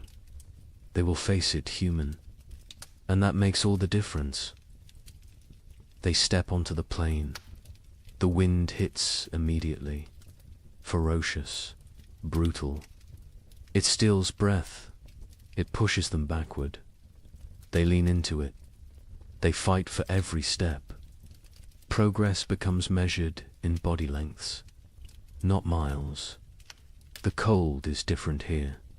Worse. It penetrates every layer, finds every gap in clothing, numbs exposed skin within seconds. Their eyes water. The tears freeze on their cheeks. Ice crystals form on their wrappings. They walk in a tight group, close together, sharing body heat, creating a mobile shelter. the strongest on the outside, taking the worst of the wind, rotating positions regularly, sharing the burden, sharing the pain. Hours pass. Time loses meaning. There is only the next step, the next breath, the next moment of survival. Nothing beyond that, nothing behind that. Just the eternal present of suffering. Sira stumbles. She catches herself. But barely. Her legs shake. Exhaustion shows. Others are the same. Everyone reaches their limits, but limits must be exceeded, must be pushed beyond reason. Survival demands the impossible. They come to a frozen river. Ice covers it completely. Thick. Ice. Strong ice. Probably safe. Probably. But ice is treacherous. Currents flow underneath. Weak spots form. One wrong step means freezing water, means death. Crawl tests the edge. He stamps hard. The ice holds.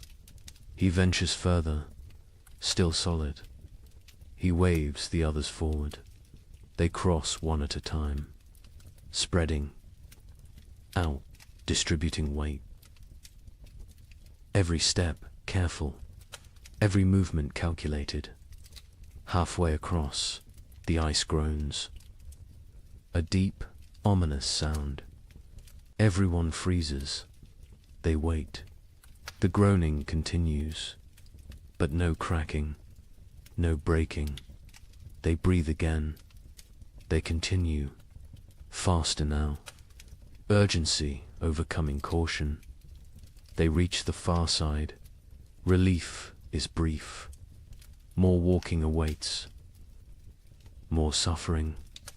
The plane continues endlessly. Horizon meets horizon in white emptiness. No landmarks, no reference points. Only Craw's memory guides them. Only faith in his knowledge. Afternoon brings no warmth. The sun is visible but distant, cold. Its light provides no comfort, no heat, just illumination of their misery. Of the vast emptiness surrounding them, Ren falls. He does not get up immediately. Others stop. They help him, pull him upright. His face is white, his lips blue. Hypothermia begins. They force him to walk. Movement generates heat. Stopping means dying. He walks, stumbling, barely conscious. But walking, they find a small depression, a slight dip in the endless plain. It blocks some wind, not much, but some, enough. They stop briefly. They need rest, need water, need to check their bodies. They huddle together. They share warmth. They drink from water skins. The water is partially frozen. They break ice with their teeth. The cold liquid burns going down. But hydration matters. Dehydration kills in cold. Silently, quickly, Sura checks everyone's extremities. Fingers, toes, noses, ears. Looking for white patches, for frozen flesh. She finds some on Ren. His fingers are too pale. She rubs them vigorously, trying to restore circulation, trying to save his digits. Pain shoots through Ren's hands as feeling returns. He gasps, bites down. The pain is good. Pain means life, means the tissue still functions. He flexes his fingers. They move, stiff but mobile. He survives this test. They rest for half an hour, no longer. Their bodies cool quickly without movement. Already the cold seeps deeper. They must continue. Must reach the valley before nightfall. Darkness on the plain means death. Certain death. The afternoon trek is harder. Fatigue accumulates. Muscles refuse commands. Minds grow foggy. This is dangerous. Clear thinking preserves life. Confusion kills. They focus on simple goals. Next 100 steps. Then next 100. Then next, they see shapes ahead. Dark forms against white. Rocks. Trees. Hope. Surges, but distance deceives. The shapes are far. So far. What looked like minutes away takes hours to reach. The plain plays tricks, tests sanity. Finally, they arrive. Not trees, just large boulders, but boulders provide shelter. Wind breaks around them, creates calm pockets. They can rest here. They can survive the night here. Relief is overwhelming. They collapse against the rocks. Their bodies give out. They have nothing left. They walked for 14 hours, maybe 15, through impossible conditions. They should be proud, but they are too tired for pride, too exhausted for emotion. They must make fire, must create warmth, but they have no wood. The plain offers nothing, just snow and rock and ice. Craw searches desperately. He finds dried grass, small amounts poking through snow. He gathers every strand, every piece. They pile the grass. They work their firestones, striking, sparking, again and again. Their frozen fingers fumble, drop the stones, retrieve them, try again. Finally, a spark catches. Tiny flame, fragile, growing dot, they feed it carefully. Grass burns fast, too fast. The flame provides momentary warmth, psychological comfort more than physical heat, but it helps. It reminds them they are human. They can create. They can fight nature. The fire dies within minutes. No fuel remains. Darkness settles completely. Cold intensifies. Night on the plain is brutal beyond measure. They huddle together, all 10 bodies pressed close, creating a human ball. Preserving core warmth, sleep comes in fragments, minutes at a time. Someone must stay awake, must watch, must ensure everyone breathes, must prevent the final sleep that never wakes. They rotate this duty, share this burden. The night lasts forever. Time becomes meaningless. There is only cold, only suffering, only the desperate clinging to life. Some pray to spirits, some think of family, some think nothing. Just exist, just breathe, just survive. Dawn arrives, grey and grudging. They survived. All 10, frozen, hurting, but alive. They check each other. Frostbite has spread. Fingers are white. Faces are damaged. But they can walk. They can continue. They eat tiny portions of dried meat. The food is frozen solid. They soften it in their mouths. It provides minimal energy, but enough. Enough for another day. Enough for more walking. The valley must be close. Croft feels it. He cannot explain how, but he knows. A few more hours, maybe half a day, they can make it. They must make it. They walk again, Bodhi's screaming protest. Every joint aches, every muscle tears. They walk anyway. They walk because stopping is death, because the tribe needs them, because they are human and humans endure. The terrain begins to change, subtle at first, a slight slope, a gentle descent, then more pronounced. Hills appear, the valley approaches, energy returns, hope fuels them. They increase pace. By midday, they see it.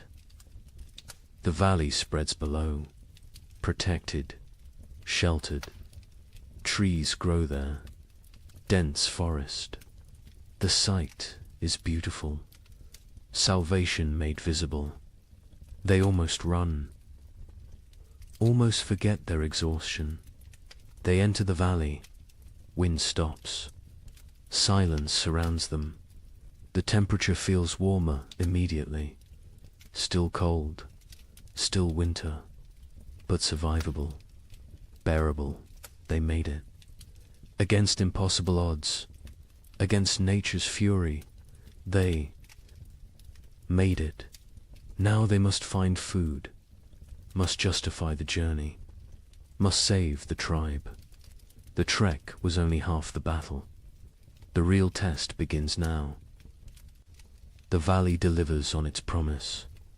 The hunters find game within hours, deer sheltering in thick forest. A small herd, 5 animals, healthy and fat. They have survived winter well, protected by the valley's embrace. The hunt is successful. 2 deer fall, 2 coordinated spears. The hunters work efficiently. They butcher, they preserve, they prepare for the return journey. Success tastes sweet, sweeter than the meat itself. They saved the tribe. They accomplished the impossible. The journey back takes 4 days. They carry heavy loads, meat wrapped in hide, dragging it through snow. The weight slows them, but spirits are high, high enough to overcome exhaustion, high enough to push through pain. The tribe spots them from a distance, 10 figures approaching, all walking, all alive, and carrying something, carrying hope. The cave erupts in celebration, crying, shouting, relief pours out. They feast that night, controlled feasting, rationed celebration, but feast nonetheless. Meat fills bellies, strength returns to limbs, color returns to faces. The tribe steps back from death's edge, not far, but enough days pass into weeks. The meat lasts longer than expected. Careful rationing, careful preservation. The tribe survives, continues, endures. Then something changes, subtle at first, easy to miss, but Craw notices. He always notices. The air feels different, less sharp, less cutting. The quality of cold has shifted. He mentions it to the chief. The chief feels it too. Something is coming, something changing. They watch, they wait, they observe. The days grow longer, minutes at a time, barely noticeable, but cumulative. Dawn arrives earlier. Dusk comes later. Light increases, darkness retreats. The balance shifts. The sun rises higher in the sky. Its arc changes. It climbs further before descending. Its light hits at different angles, penetrates deeper into the cave. These are signs. Ancient signs, remembered signs. One morning, water drips. A single drop from the cave roof, then another. Ice is melting, slightly, temporarily, but melting. This has not happened in months, not since autumn. The tribe gathers to watch, to witness this miracle. Liquid water, life returning. The dripping stops when temperatures drop again. But the message was sent. Winter weakens. Its grip loosens. Imperceptibly, gradually, but definitely. Birds return. Not many, just a few scouts. Ravens first. Always ravens. They circle overhead. They call to each other. Their voices break the silence of months. The sound is jarring, almost forgotten, but welcome. So welcome. The snow begins to change. Its texture alters. Morning crust forms. The surface freezes hard overnight. Supports weight. Walking becomes easier. No more sinking to the thighs. Progress quickens. Movement improves, but afternoons bring different snow. Soft, wet, heavy. The snow absorbs sunlight, converts it to water. Slowly, drop by drop, the snow level decreases. Patches of ground appear, brown and dead, but ground, actual earth. The hunters venture out more frequently. They find tracks, fresh tracks. Animals emerge from dens, from hibernation, from wherever they sheltered. Life stirs again, cautiously, tentatively, but undeniably. A child sees something green, a tiny shoot, pushing through melting snow. Green, the color is shocking. Alien after months of white and brown and grey. The child calls others.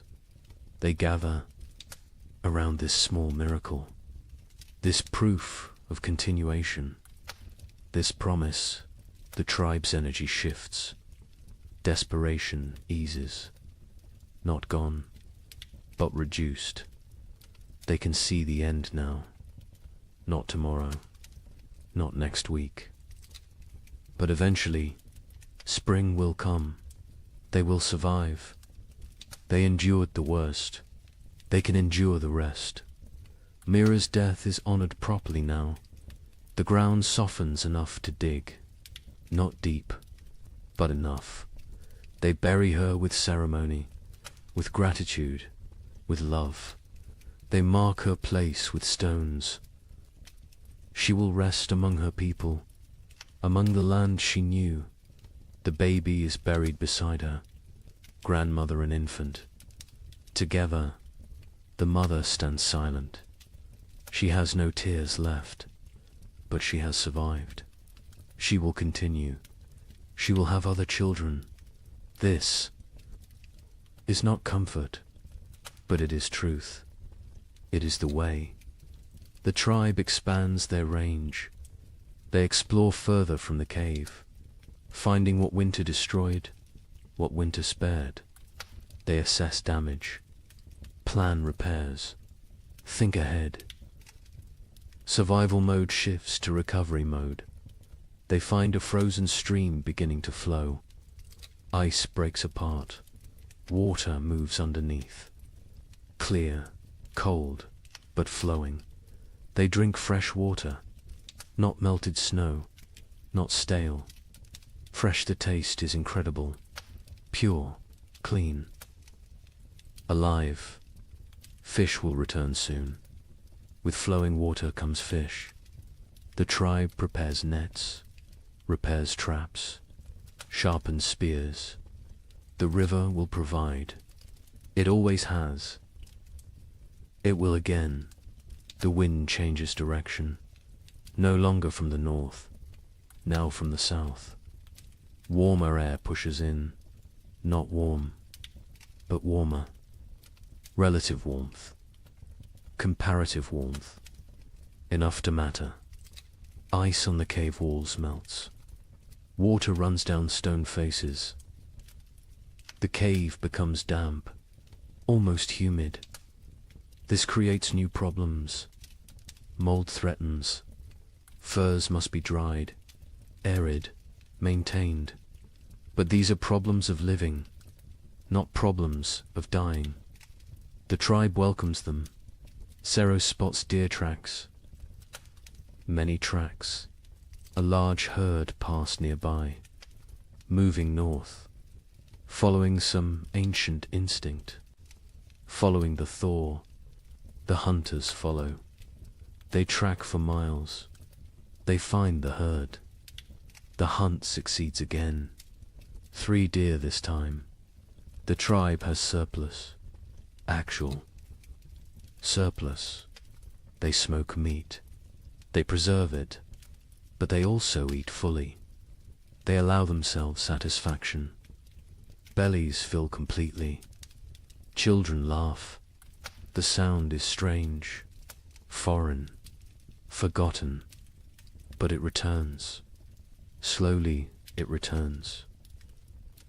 Young ones play outside again, running, shouting, burning energy stored through winter.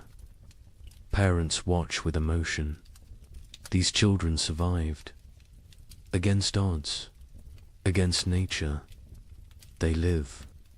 They thrive. They play. Breck's frostbite healed as well as possible. He lost 3 fingers, 2 toes. He walks with a limp. His hands cannot grip spear properly. But he lives. He survived his sacrifice. The tribe honors him daily, through respect, through care. Through memory, he teaches young hunters. Passes knowledge, cannot hunt himself, but can create hunters. This is valuable. This is contribution. This is purpose. He has worth beyond physical ability. The tribe ensures he knows this. Torg's mother recovered fully. The fever broke. Strength returned. She works alongside other women. She processes new hides. She gathers early plants. She lives. Her son watches her with gratitude, with relief, with love. The nights grow shorter. Darkness retreats further.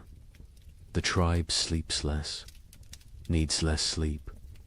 Energy returns with light, with warmth, with hope. They begin projects, repairs, improvements, planning for next winter. Learning from this one, they discuss what worked, what failed, how to improve. Knowledge is survival. Experience is wisdom. They will not forget this winter, will not forget its lessons, will not forget its cost. 2 died, Mira and the baby. 2 out of many. This is success. Grim success. But success nonetheless. Other winters killed more, much more. This winter was survived. This winter was conquered. The chief ageth visibly. The stress wore him. Carved lines deeper. Grayed his hair further. But he stands straight. He led well. He made hard choices. He saved the tribe. Leadership exacted its price. He paid willingly. Cross joins ache more. The trek damaged him. Pushed. His aging body beyond limits. He knows his hunting days near their end. Soon he will teach only. Lead only. hunt vicariously through younger men. This is natural. This is right. This is the cycle, but not yet. This spring he will hunt. This summer he will provide. He has a few good seasons left. He will use them fully, will extract every last contribution. This is his way. This has always been his way. The tribe ventures to high ground. They look north, the direction of the killing cold, the direction of death. Snow still covers distant mountains. Ice still gleams on peaks. Winter remains there, will remain for months. But here, in the valley, in their home, spring approaches, green spreads, slowly, gradually, but visibly. Grass emerges, leaves bud, flowers prepare to bloom. Color returns to the world. The monochrome existence ends. Life reasserts itself. Birds return in waves, small ones first, then larger. They sing, they call, they mate, they build nests. They choose to live here, choose to raise young here. The tribe takes this as blessing, as approval, as sin. Children collect eggs, carefully, leaving some, taking some. The birds can spare them. The birds will lay more. This is balance. This is sustainable. This is how it works. A bear emerges, thin, hungry, dangerous. It approaches the cave. The hunters drive it away. They cannot kill it. Too dangerous, too large. But they make their presence known, establish dominance, protect their territory. The bear leaves, seeks easier prey. The tribe remains vigilant. More bears will come, more predators. Spring brings life, but also competition, also danger, different danger than winter, but real. They prepare defenses, reinforce barriers, sharpen weapons. Spring is not safety. Spring is different challenge. Different tests, but they survived winter. They can handle spring. The elderly who remained in the cave through the trek are recovering. They endured. They kept fire burning. They maintained hope. They held the center. Their contribution was essential, unrecognized during the crisis, acknowledged now. The tribe holds council. All adults attend.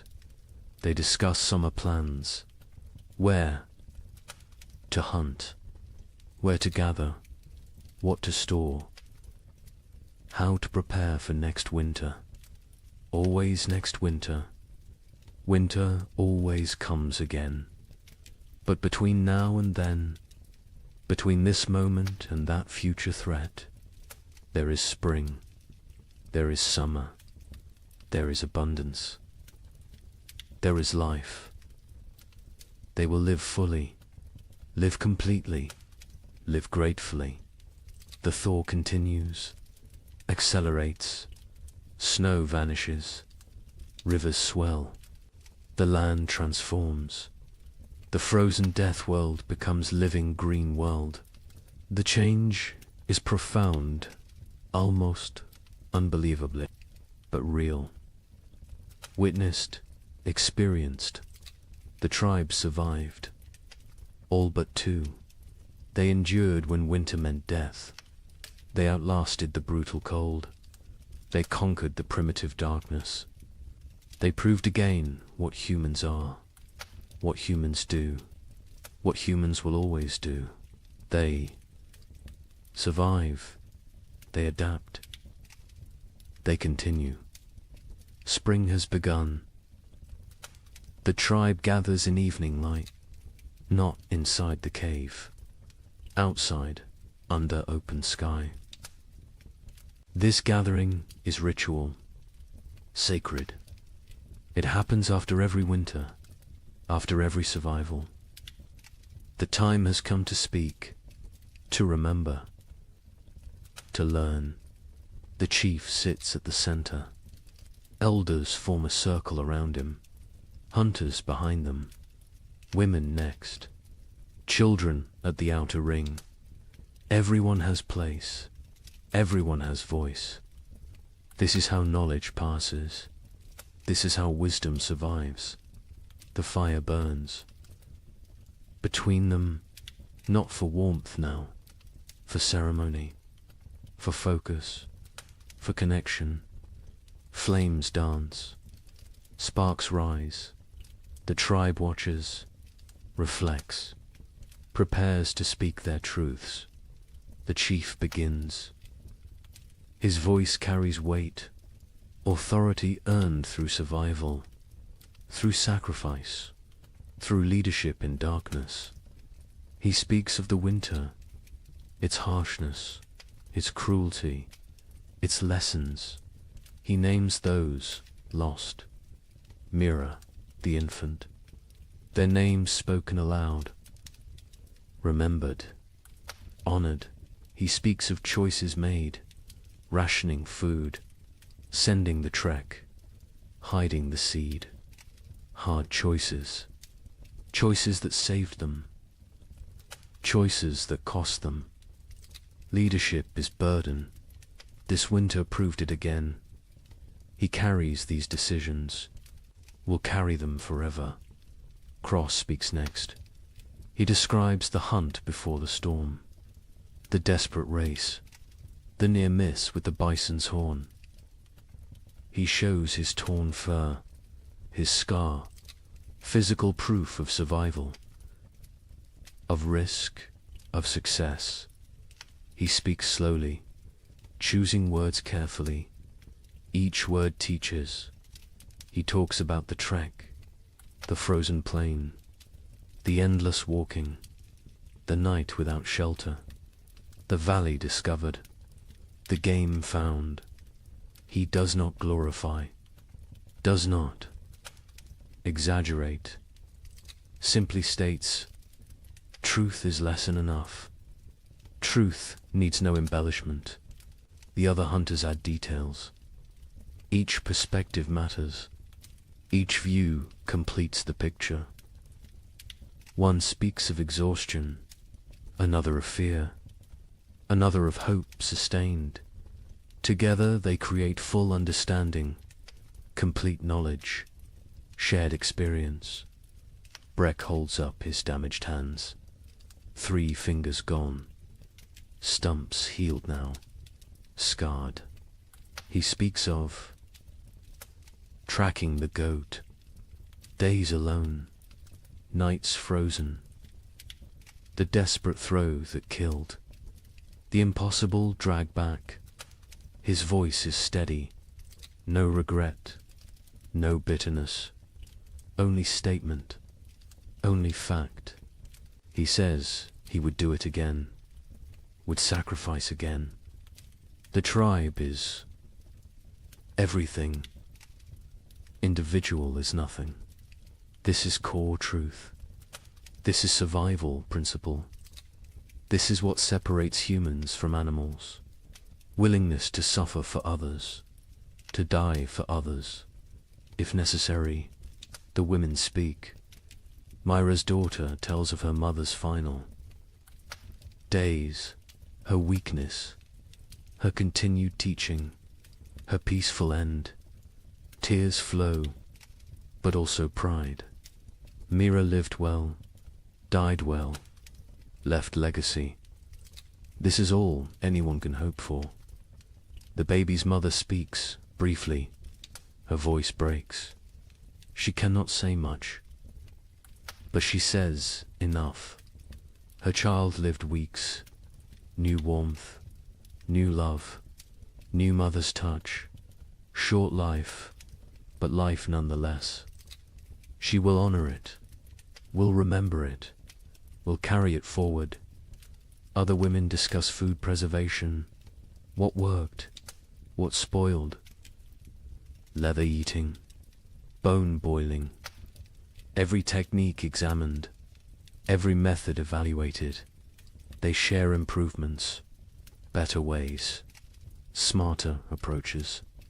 Next winter, they will do better. This is the point. Always improve. Always learn. Ciro speaks of navigation, of reading snow, of finding signs, of keeping group together. She describes the river crossing, the groaning ice, the careful steps. She explains her fears, her doubts, but also her determination.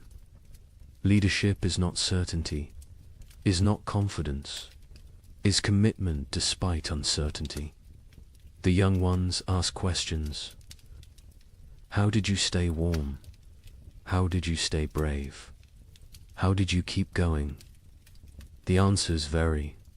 Honesty prevails. Sometimes we did not stay warm. Sometimes we were not brave. Sometimes we kept going because stopping meant death. Simple answers, true answers. Torg speaks for the first time in gathering. His voice cracks. He is becoming man, growing, changing.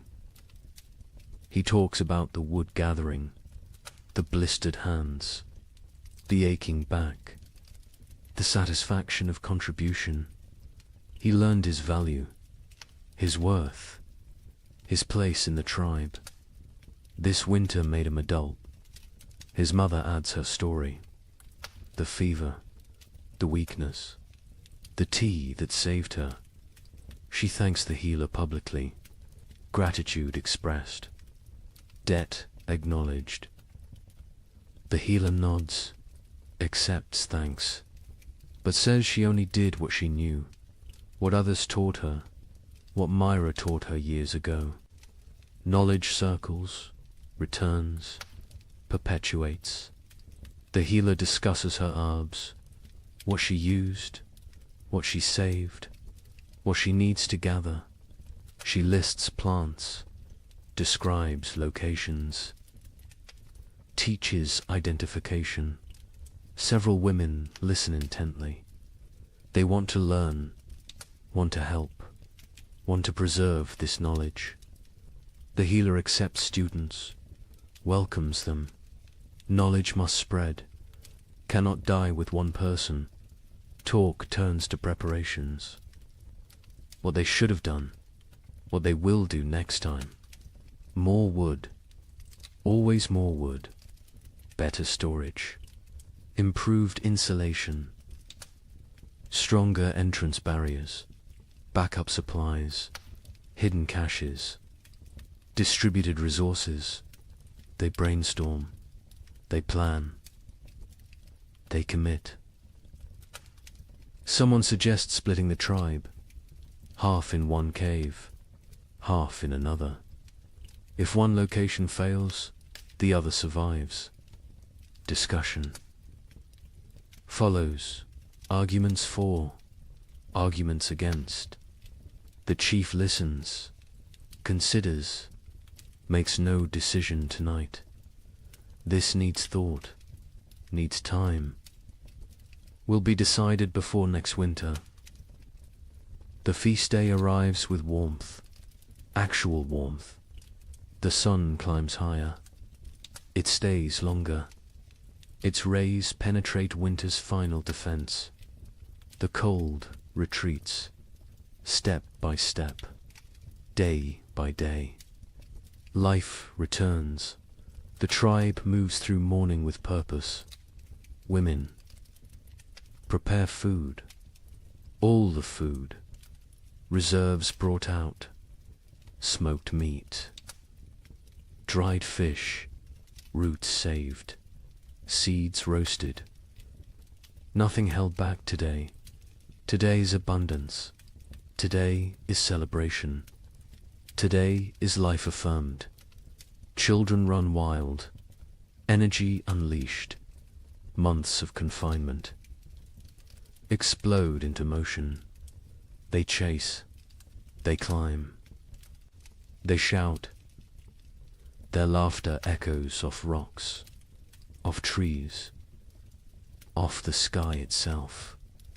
Parents watch with full hearts. This sound, this joy, this is why they fought, why they suffered, why they survived. The hunters bring fresh game, killed this morning, deer and rabbits. Prepared quickly, cooking now. The smell fills the valley, rich, savory, irresistible. Mouths water, anticipation builds. The feast approaches. By midday, everything is ready. Food covers flat rocks, arranged, displayed. More food than seen in months, more than anyone remembers.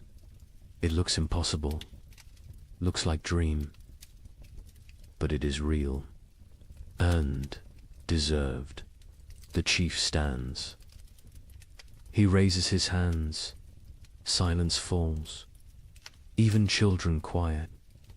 He speaks briefly. Thanks the spirits. Thanks the ancestors. Thanks the tribe. Each person contributed. Each person matters. Each person survives because all survived. This is truth. This is their way. Then he gestures. Begin, eat, celebrate, live. The tribe descends on food with controlled urgency, not greed, not desperation, but hunger, real hunger. Months of deprivation cannot be ignored. They fill their hands, fill their mouths, fill their bellies. The taste is incredible. After bland rations, after leather, after nothing. This food is ecstasy, simple food, basic food. But to them it is feast worthy of gods. They eat slowly, savoring, appreciating, grateful for every bite. Children eat until they cannot move, then play, then eat more. Their bodies demand fuel, demand rebuilding, demand growth delayed by winter. Parents smile, let them eat, let them grow, let them live. Adults pace themselves. Years teach moderation, but they eat fully, satisfied fully, for the first time in forever. Bellies are tight, bodies are warm, hearts are full. This moment is perfect. This moment is earned. This moment is theirs. As afternoon settles, the tribe relaxes into contentment. Some sleep, some talk, some simply exist, peacefully, completely, without fear, without hunger, without cold. Present moment contains everything needed. Stories begin again. Different stories now, lighter stories, funny memories, embarrassing moments, gentle teasing. Laughter comes easily. Naturally, the tribe remembers how to be happy, how to be human beyond survival, how to live rather than merely exist. Brexits. With young hunters, he demonstrates techniques despite damaged hands, shows them tracking signs, explains animal behavior, shares decades of knowledge. His hunting days may be over, but his contribution continues. Different form, same value, same importance. The healer sits with her new students. They examine plants, learn properties, memorize uses. She teaches patiently, thoroughly.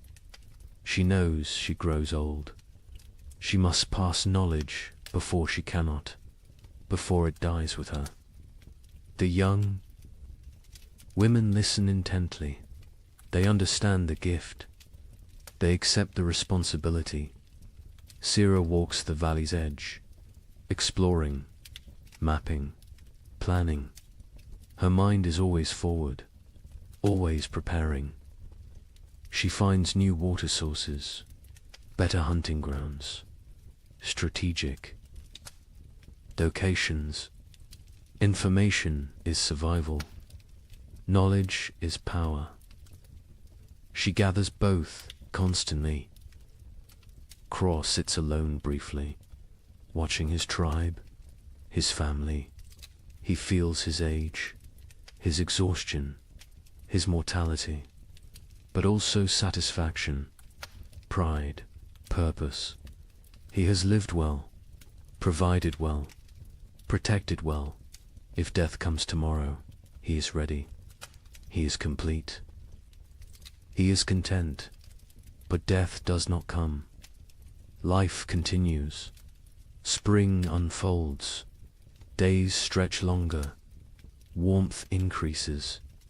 Green spreads across the land like water, flowing, growing, transforming everything it touches. Other tribes exist. Other peoples, scattered across the vast lands. Each endured their own winter. Each fought their own battles. Each lost their own members. Each survived through strength and sacrifice and will to the north. Coastal peoples weathered storms. Ocean. Winds brought different cold. Wet cold. Penetrating cold. They huddled in driftwood shelters. Ate fish when they could. Kelp when they must. They survived. Barely, but survived to the south. Dozen peoples faced different trial. Cold nights, scorching days, extreme swings, no middle ground. They sheltered in caves, conserved water, endured. They know survival has many faces. Cold is only one. Each environment tests differently. Each demands different strengths. Mountain peoples lived with the snow, always. Surrounded, buried, isolated. They knew winter intimately, understood its moods, its dangers, its rare gifts. They moved with the seasons, migrated, adapted, survived through flexibility. Through knowledge, through respect for nature's power, plains peoples tracked the herds, followed them south, followed them to survival. They lived nomadic, always moving, always hunting, always one step ahead of starvation. Their winter was journey, was constant motion, was different struggle, same stakes. All these peoples, all these tribes, all these humans, connected by nothing except species, except determination, except refusal to surrender. They do not know each other, will never meet, will never share stories, but they share experience, share struggle, share humanity. Winter tested all, cold respected none. It killed without preference, without mercy, without meaning. It simply was nature being nature, indifferent, eternal, unstoppable, but humans stopped it anyway. Not the winter itself, but its victory, its completeness, its total dominion. Humans survived through intelligence, through cooperation, through sheer stubborn will, They survive because they are human, because that is what humans do. The sun sets slowly, painting the sky orange, pink, purple, gold, colors absent all winter, colors forgotten, colors that seem unreal. The tribe watches silent, appreciative. Beauty matters, even to primitive peoples, especially to them. Beauty is life beyond survival. Beauty is hope made visible. The fire is lit, not necessity now. Tradition, comfort, connection. They gather around it. Not for warmth, for ritual, for togetherness, for continuation. Fire was life in winter. Fire is still center, still heart, still home. The night is gentle, soft, a caress rather than assault. Stars emerge, countless, brilliant, the same stars that watched their suffering, that witnessed their triumph, that will observe their continuation. Forever stars, eternal witnesses, silent companions. Children sleep quickly, exhausted from play, from food, from life fully lived. They sleep peacefully, deeply, no crying, no fear, no cold. Just rest, just dreams, just childhood reclaimed. Adults linger, quiet conversation, comfortable silence. They need no entertainment, no stimulation. Simply being together is enough. Simply surviving is enough. Simply existing in this moment is everything. One by one they drift to sleep, bodies relaxed, minds peaceful. The tribe sleeps well, under stars, under sky, under the protection of their own strength, their own unity, their own humanity. The night deepens, the fire burns low, embers glow, red, orange, fading. The valley is silent, peaceful, safe. Life sleeps, life rests. Life prepares for tomorrow, somewhere. In the darkness, a wolf howls, distant, lonely, calling to pack, calling to family, calling for connection. The sound carries, echoes, fades. The tribe does not wake, does not fear. Wolves are neighbors, not enemies. All creatures struggle. All creatures survive. All creatures seek pack, seek family, seek belonging. The echo continues. Not just wolf, but all sounds, all voices, all stories. They echo through time, through generations, through eternity. This tribe will fade. These people will die. But their echo continues. Their legacy persists. Their survival matters. Because they are not the end. They are the beginning, the foundation, the root.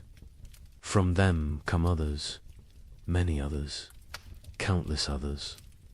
Every human alive carries their echo, their determination, their refusal to quit. These primitive peoples, these ancient survivors, these frozen warriors, they are ancestors to everyone, to all of humanity. Their winter is our winter. Their struggle is our struggle. Their survival is why we exist. The night holds all of this, all of history, all of future. all of possibility. It holds the sleeping tribe, the dying fire, the silent stars. It holds everything that was, everything that is, everything that will be.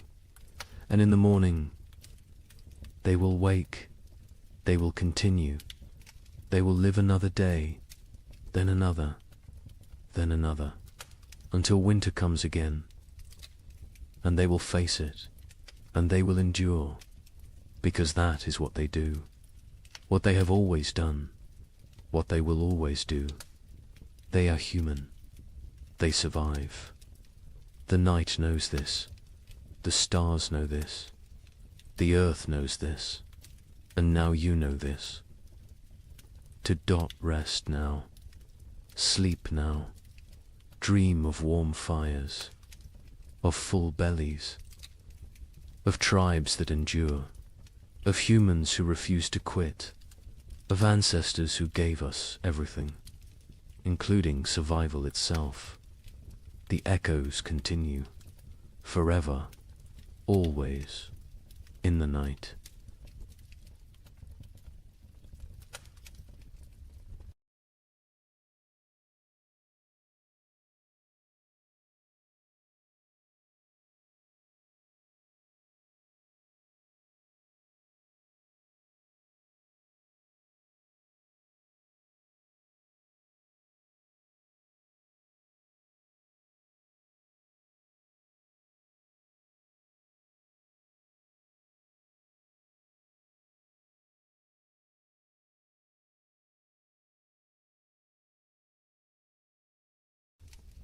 Good evening and welcome back, friends.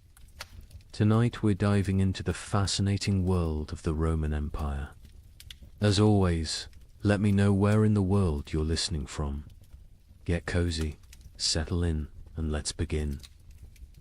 The torches burned low against the marble walls of the Colosseum, their flames bending and snapping in the night wind. Smoke curled upward, painting the corridors in shifting shadows that seemed alive. Somewhere deep within those walls, cages rattled. The guttural growl of a lion broke the silence, followed by the shrill cry of a panther pacing its enclosure. The air was thick with the scent of straw, iron, and blood.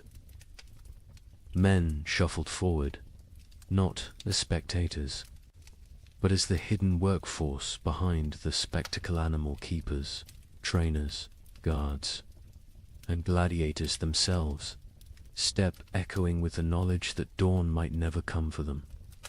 Imagine it, the roar of 50,000 Romans thundering like a storm overhead. Yet before the games even began, death was already at work in the corridors below. Lions lunged against their bars, their claws scraping sparks across iron. Elephants, chained and restless, shifted their massive weight, shaking the earth beneath the workers' feet. A single slip of a chain, a missed strike of the trainers. Staff and the arena would claim another victim before the audience ever saw the sand-stained red. Now, ask yourself, what would it feel like to wake each morning knowing that your job itself, the task you were paid or forced to perform, was a gamble with death? Not a soldier in battle, not a rebel hunted by Rome, but a worker, a laborer, a craftsman whose daily duties carried a sentence no law had to write. Would you sleep at night? Or would your dreams be haunted by the growls from the cages, the weight of the stones above your head, or the smell of lead dust clinging to your breath? History books love to tell us about emperors, senators, and generals. They speak of triumphs, victories, and architectural marvels, but rarely do they dwell on the hands that bled to build those monuments, or the men and women whose very survival depended on risking their lives in silence. The invisible workforce of Rome lived not in marble villas, but in shadows, where the price of error was not a demotion or dismissal, but death itself. And here lies the heart of the story. Beneath the grandeur of Rome, beneath its arches, its mosaics, its golden halls were professions so perilous that to call them jobs is almost an insult. These were death sentences disguised as livelihoods. Jobs where poison lingered in the very air, where the swing of a sword was part of your morning routine, and where the applause of the crowd was sometimes the last sound you ever heard. Over the next hours, you will hear the untold accounts of these deadly professions, some spectacular, some hidden in the grime of Rome's underbelly, and others so strange they seem pulled from nightmares.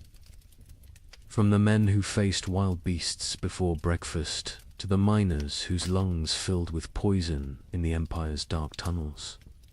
We will walk step by step into the shadows Rome tried to leave behind. But let this question guide you as we begin. If your job demanded your life as payment, would you accept the risk for glory, for survival, or simply because you had no choice? When most people picture ancient Rome, they imagine the shimmering surfaces of marble temples, the echo of sandals across polished floors, and the thunder of cenotes debating in the forum. They think of emperors draped in purple robes, feasts piled high with roasted boar and honey cakes, and gladiators striding into the arena beneath the roar of 50,000 voices. Rome has always been remembered for its grandeur, its victories, and the magnificence of its architecture. But what history books often gloss over is that the empire wasn't built on marble, it was built on blood, sweat, and the fragile bodies of millions of workers whose daily lives were defined by danger. Rome was not just emperors and generals. Behind every golden banquet, behind every aqueduct arching across the countryside, behind every amphitheater filled with spectacle, there were invisible laborers who risked everything to keep the empire alive. For every senator reclining in luxury, there were hundreds of slaves and freedmen hauling water, shaping stone, smelting iron, cleaning streets, or fighting beasts. Their names were rarely recorded. Their stories were rarely told. Yet without them, Rome's glittering facade would have crumbled into dust. Imagine the contrast. On one side, wealthy Romans lounged on couches, sipping wine sweetened with lead. Syrup, their servants, fanning them with peacock feathers while musicians played. On the other side, just beyond the villa walls, workers baked under the Mediterranean sun on dangerous scaffolds, hauling blocks of stone that could crush them in an instant. Inside, the laughter of banquets rang against walls lined with mosaics. Outside, miners descended into narrow shafts where air was poised with dust and metal fumes.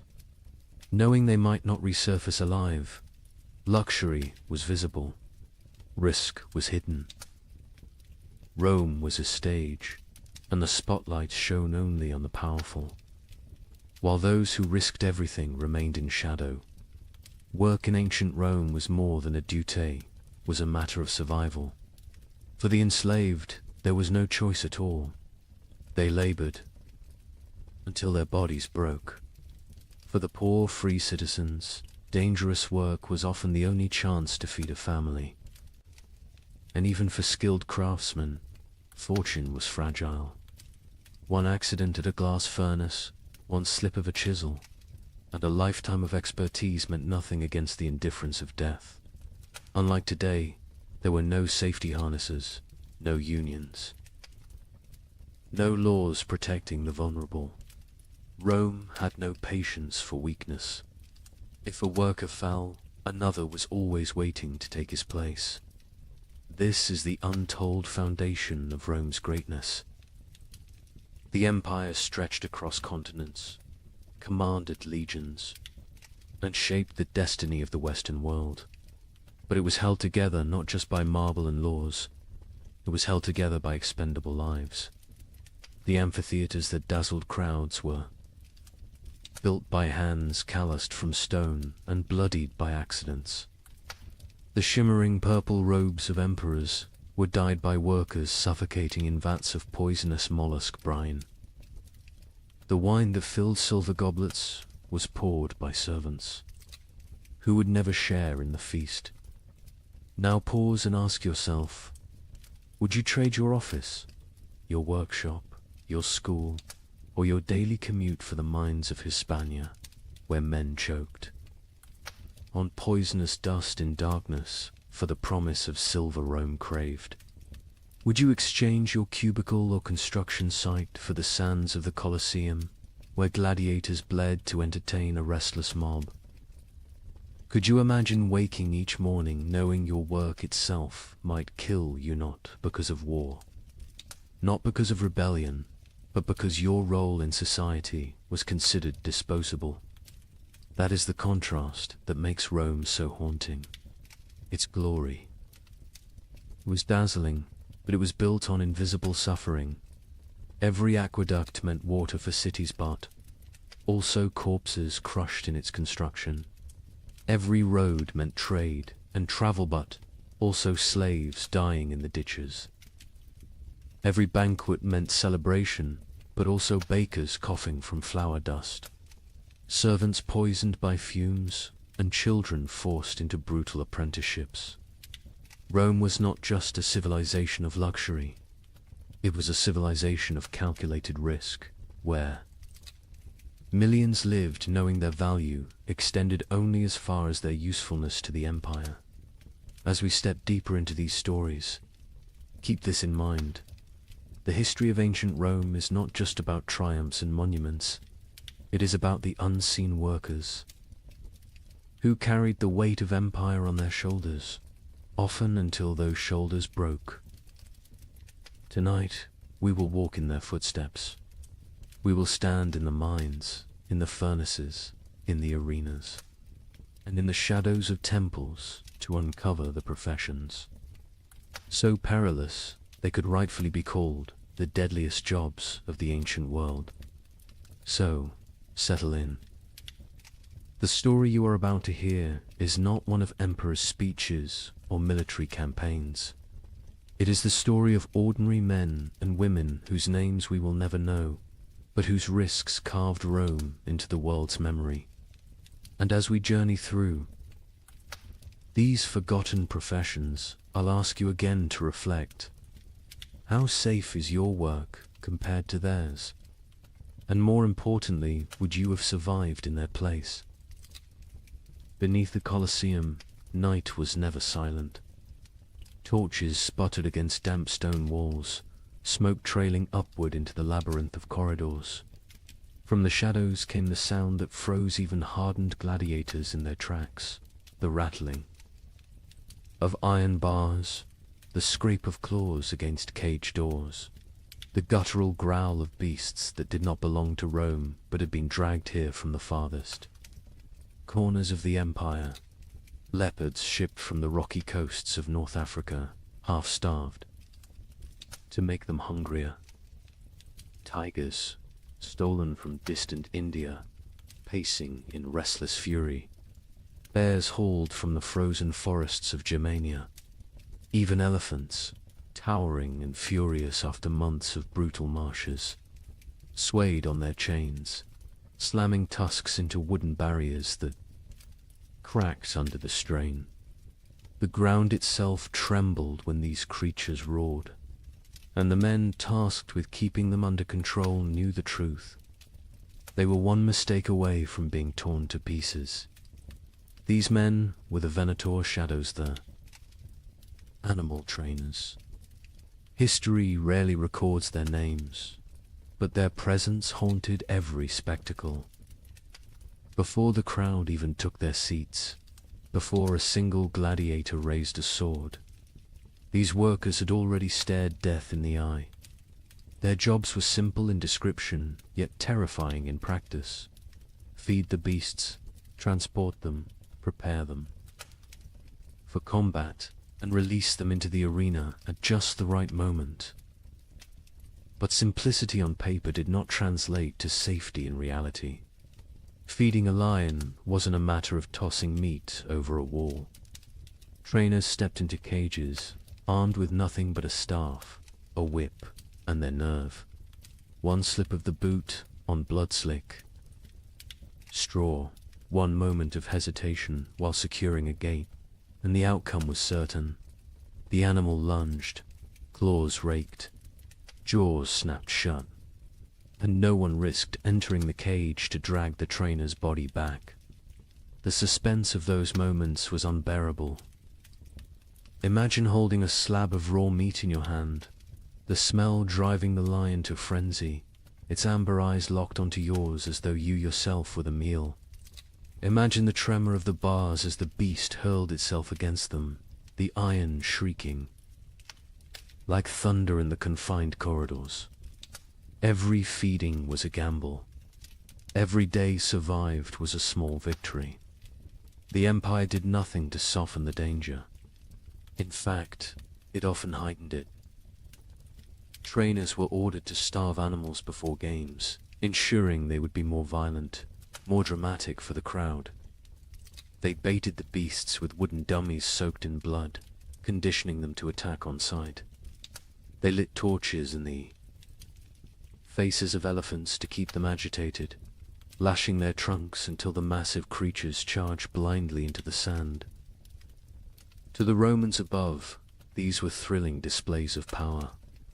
To the men below, they were acts of survival. The fallout of this profession was as bloody as the games themselves. There are accounts of trainers being dragged into cages, shredded within seconds by the very animals they sought to control. Some were mauled in the holding chambers before the beasts ever saw the light of the arena. Ships carrying exotic predators sometimes became floating prisons of chaos, with handlers torn apart mid-voyage. And when things went wrong during the games, it was often the trainers who were sacrificed first, thrown into the sand alongside the beasts to buy time while soldiers rallied. Picture this. The gates rise, and a tiger bursts into the sunlight, its muscles coiled with hunger. The crowd roars with excitement, but backstage, panic has already erupted. A handler failed to secure the second chain. The tiger lashes back toward the holding corridor, tearing into the men behind the scenes. For the audience, the spectacle remains seamless. They see only the drama in the arena. But behind the curtain, death is quiet, fast, and unacknowledged. Ask yourself, would you take that job? Would you trade your office, your tools, or your classroom for a torch and a whip, walking daily into the jaws of lions? These trainers did not choose their fate freely. Many were enslaved, others condemned prisoners. Some were criminals whose punishment was not execution but servitude in the cages. Yet a handful were free men spatialists who took on the role for pay, prestige, or the faint hope of avoiding poverty. Their skill with animals might buy them survival, but it also chained them to constant peril. And here lies the chilling truth. Rome didn't care if they lived or died. The empire had endless replacements, slaves, captives, debtors. If a trainer was mauled, his death wasn't a tragedy, it was a footnote. The games continued, the crowd cheered, and the emperor smiled. The expendable lives of these men fueled the endless appetite of spectacle.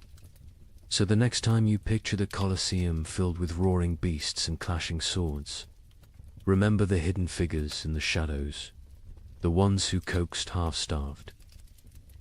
Predators from their cages, who held their breath each time an iron gate groaned open. Who knew that at any moment the sand might drink their blood instead of the gladiators. Their work was not honored. Their names were not recorded.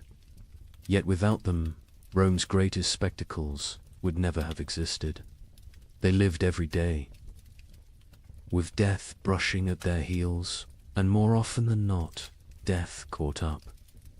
And as terrible as this sounds, these animal trainers were only the first link in the Colosseum's deadly chain of professions. Others stood in workshops, hammering weapons that decided life or death.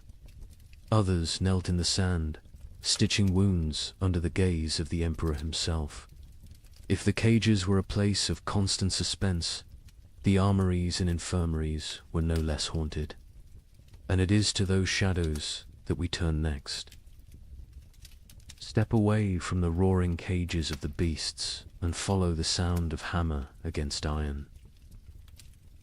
Deep within the Colosseum's hidden chambers lay another world entirely, one that smelled not of blood and straw, but of smoke, oil, and molten metal. This was the domain of the weapons masters, the unseen craftsmen whose work shaped the fate of every gladiator who walked onto the sand. Picture it, a forge glowing in the half-dark, the air heavy with heat, sparks flying like fireflies as iron is struck again and again on the anvil.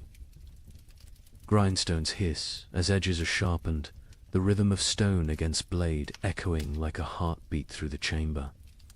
The tension here was no less suffocating than in the animal pens above, for in this place, the smallest error did not simply ruin a weapon, it ruined a man's life. Every sword, every dagger, every spear carried into combat bore the silent touch of these craftsmen. Their responsibility was immense. A blade had to be balanced to the hand, sharp enough to slice in an instant, strong enough to withstand the crushing force of an opponent's strike. A dull edge could mean a wound that failed to stop an enemy. A brittle spine could snap on impact, leaving its wielder defenseless in front of 50,000 roaring spectators. For the gladiator, trust in his weapon was trust in his survival, and that trust lay entirely in the hands of someone working in the shadows. This was not artistry for beauty's sake.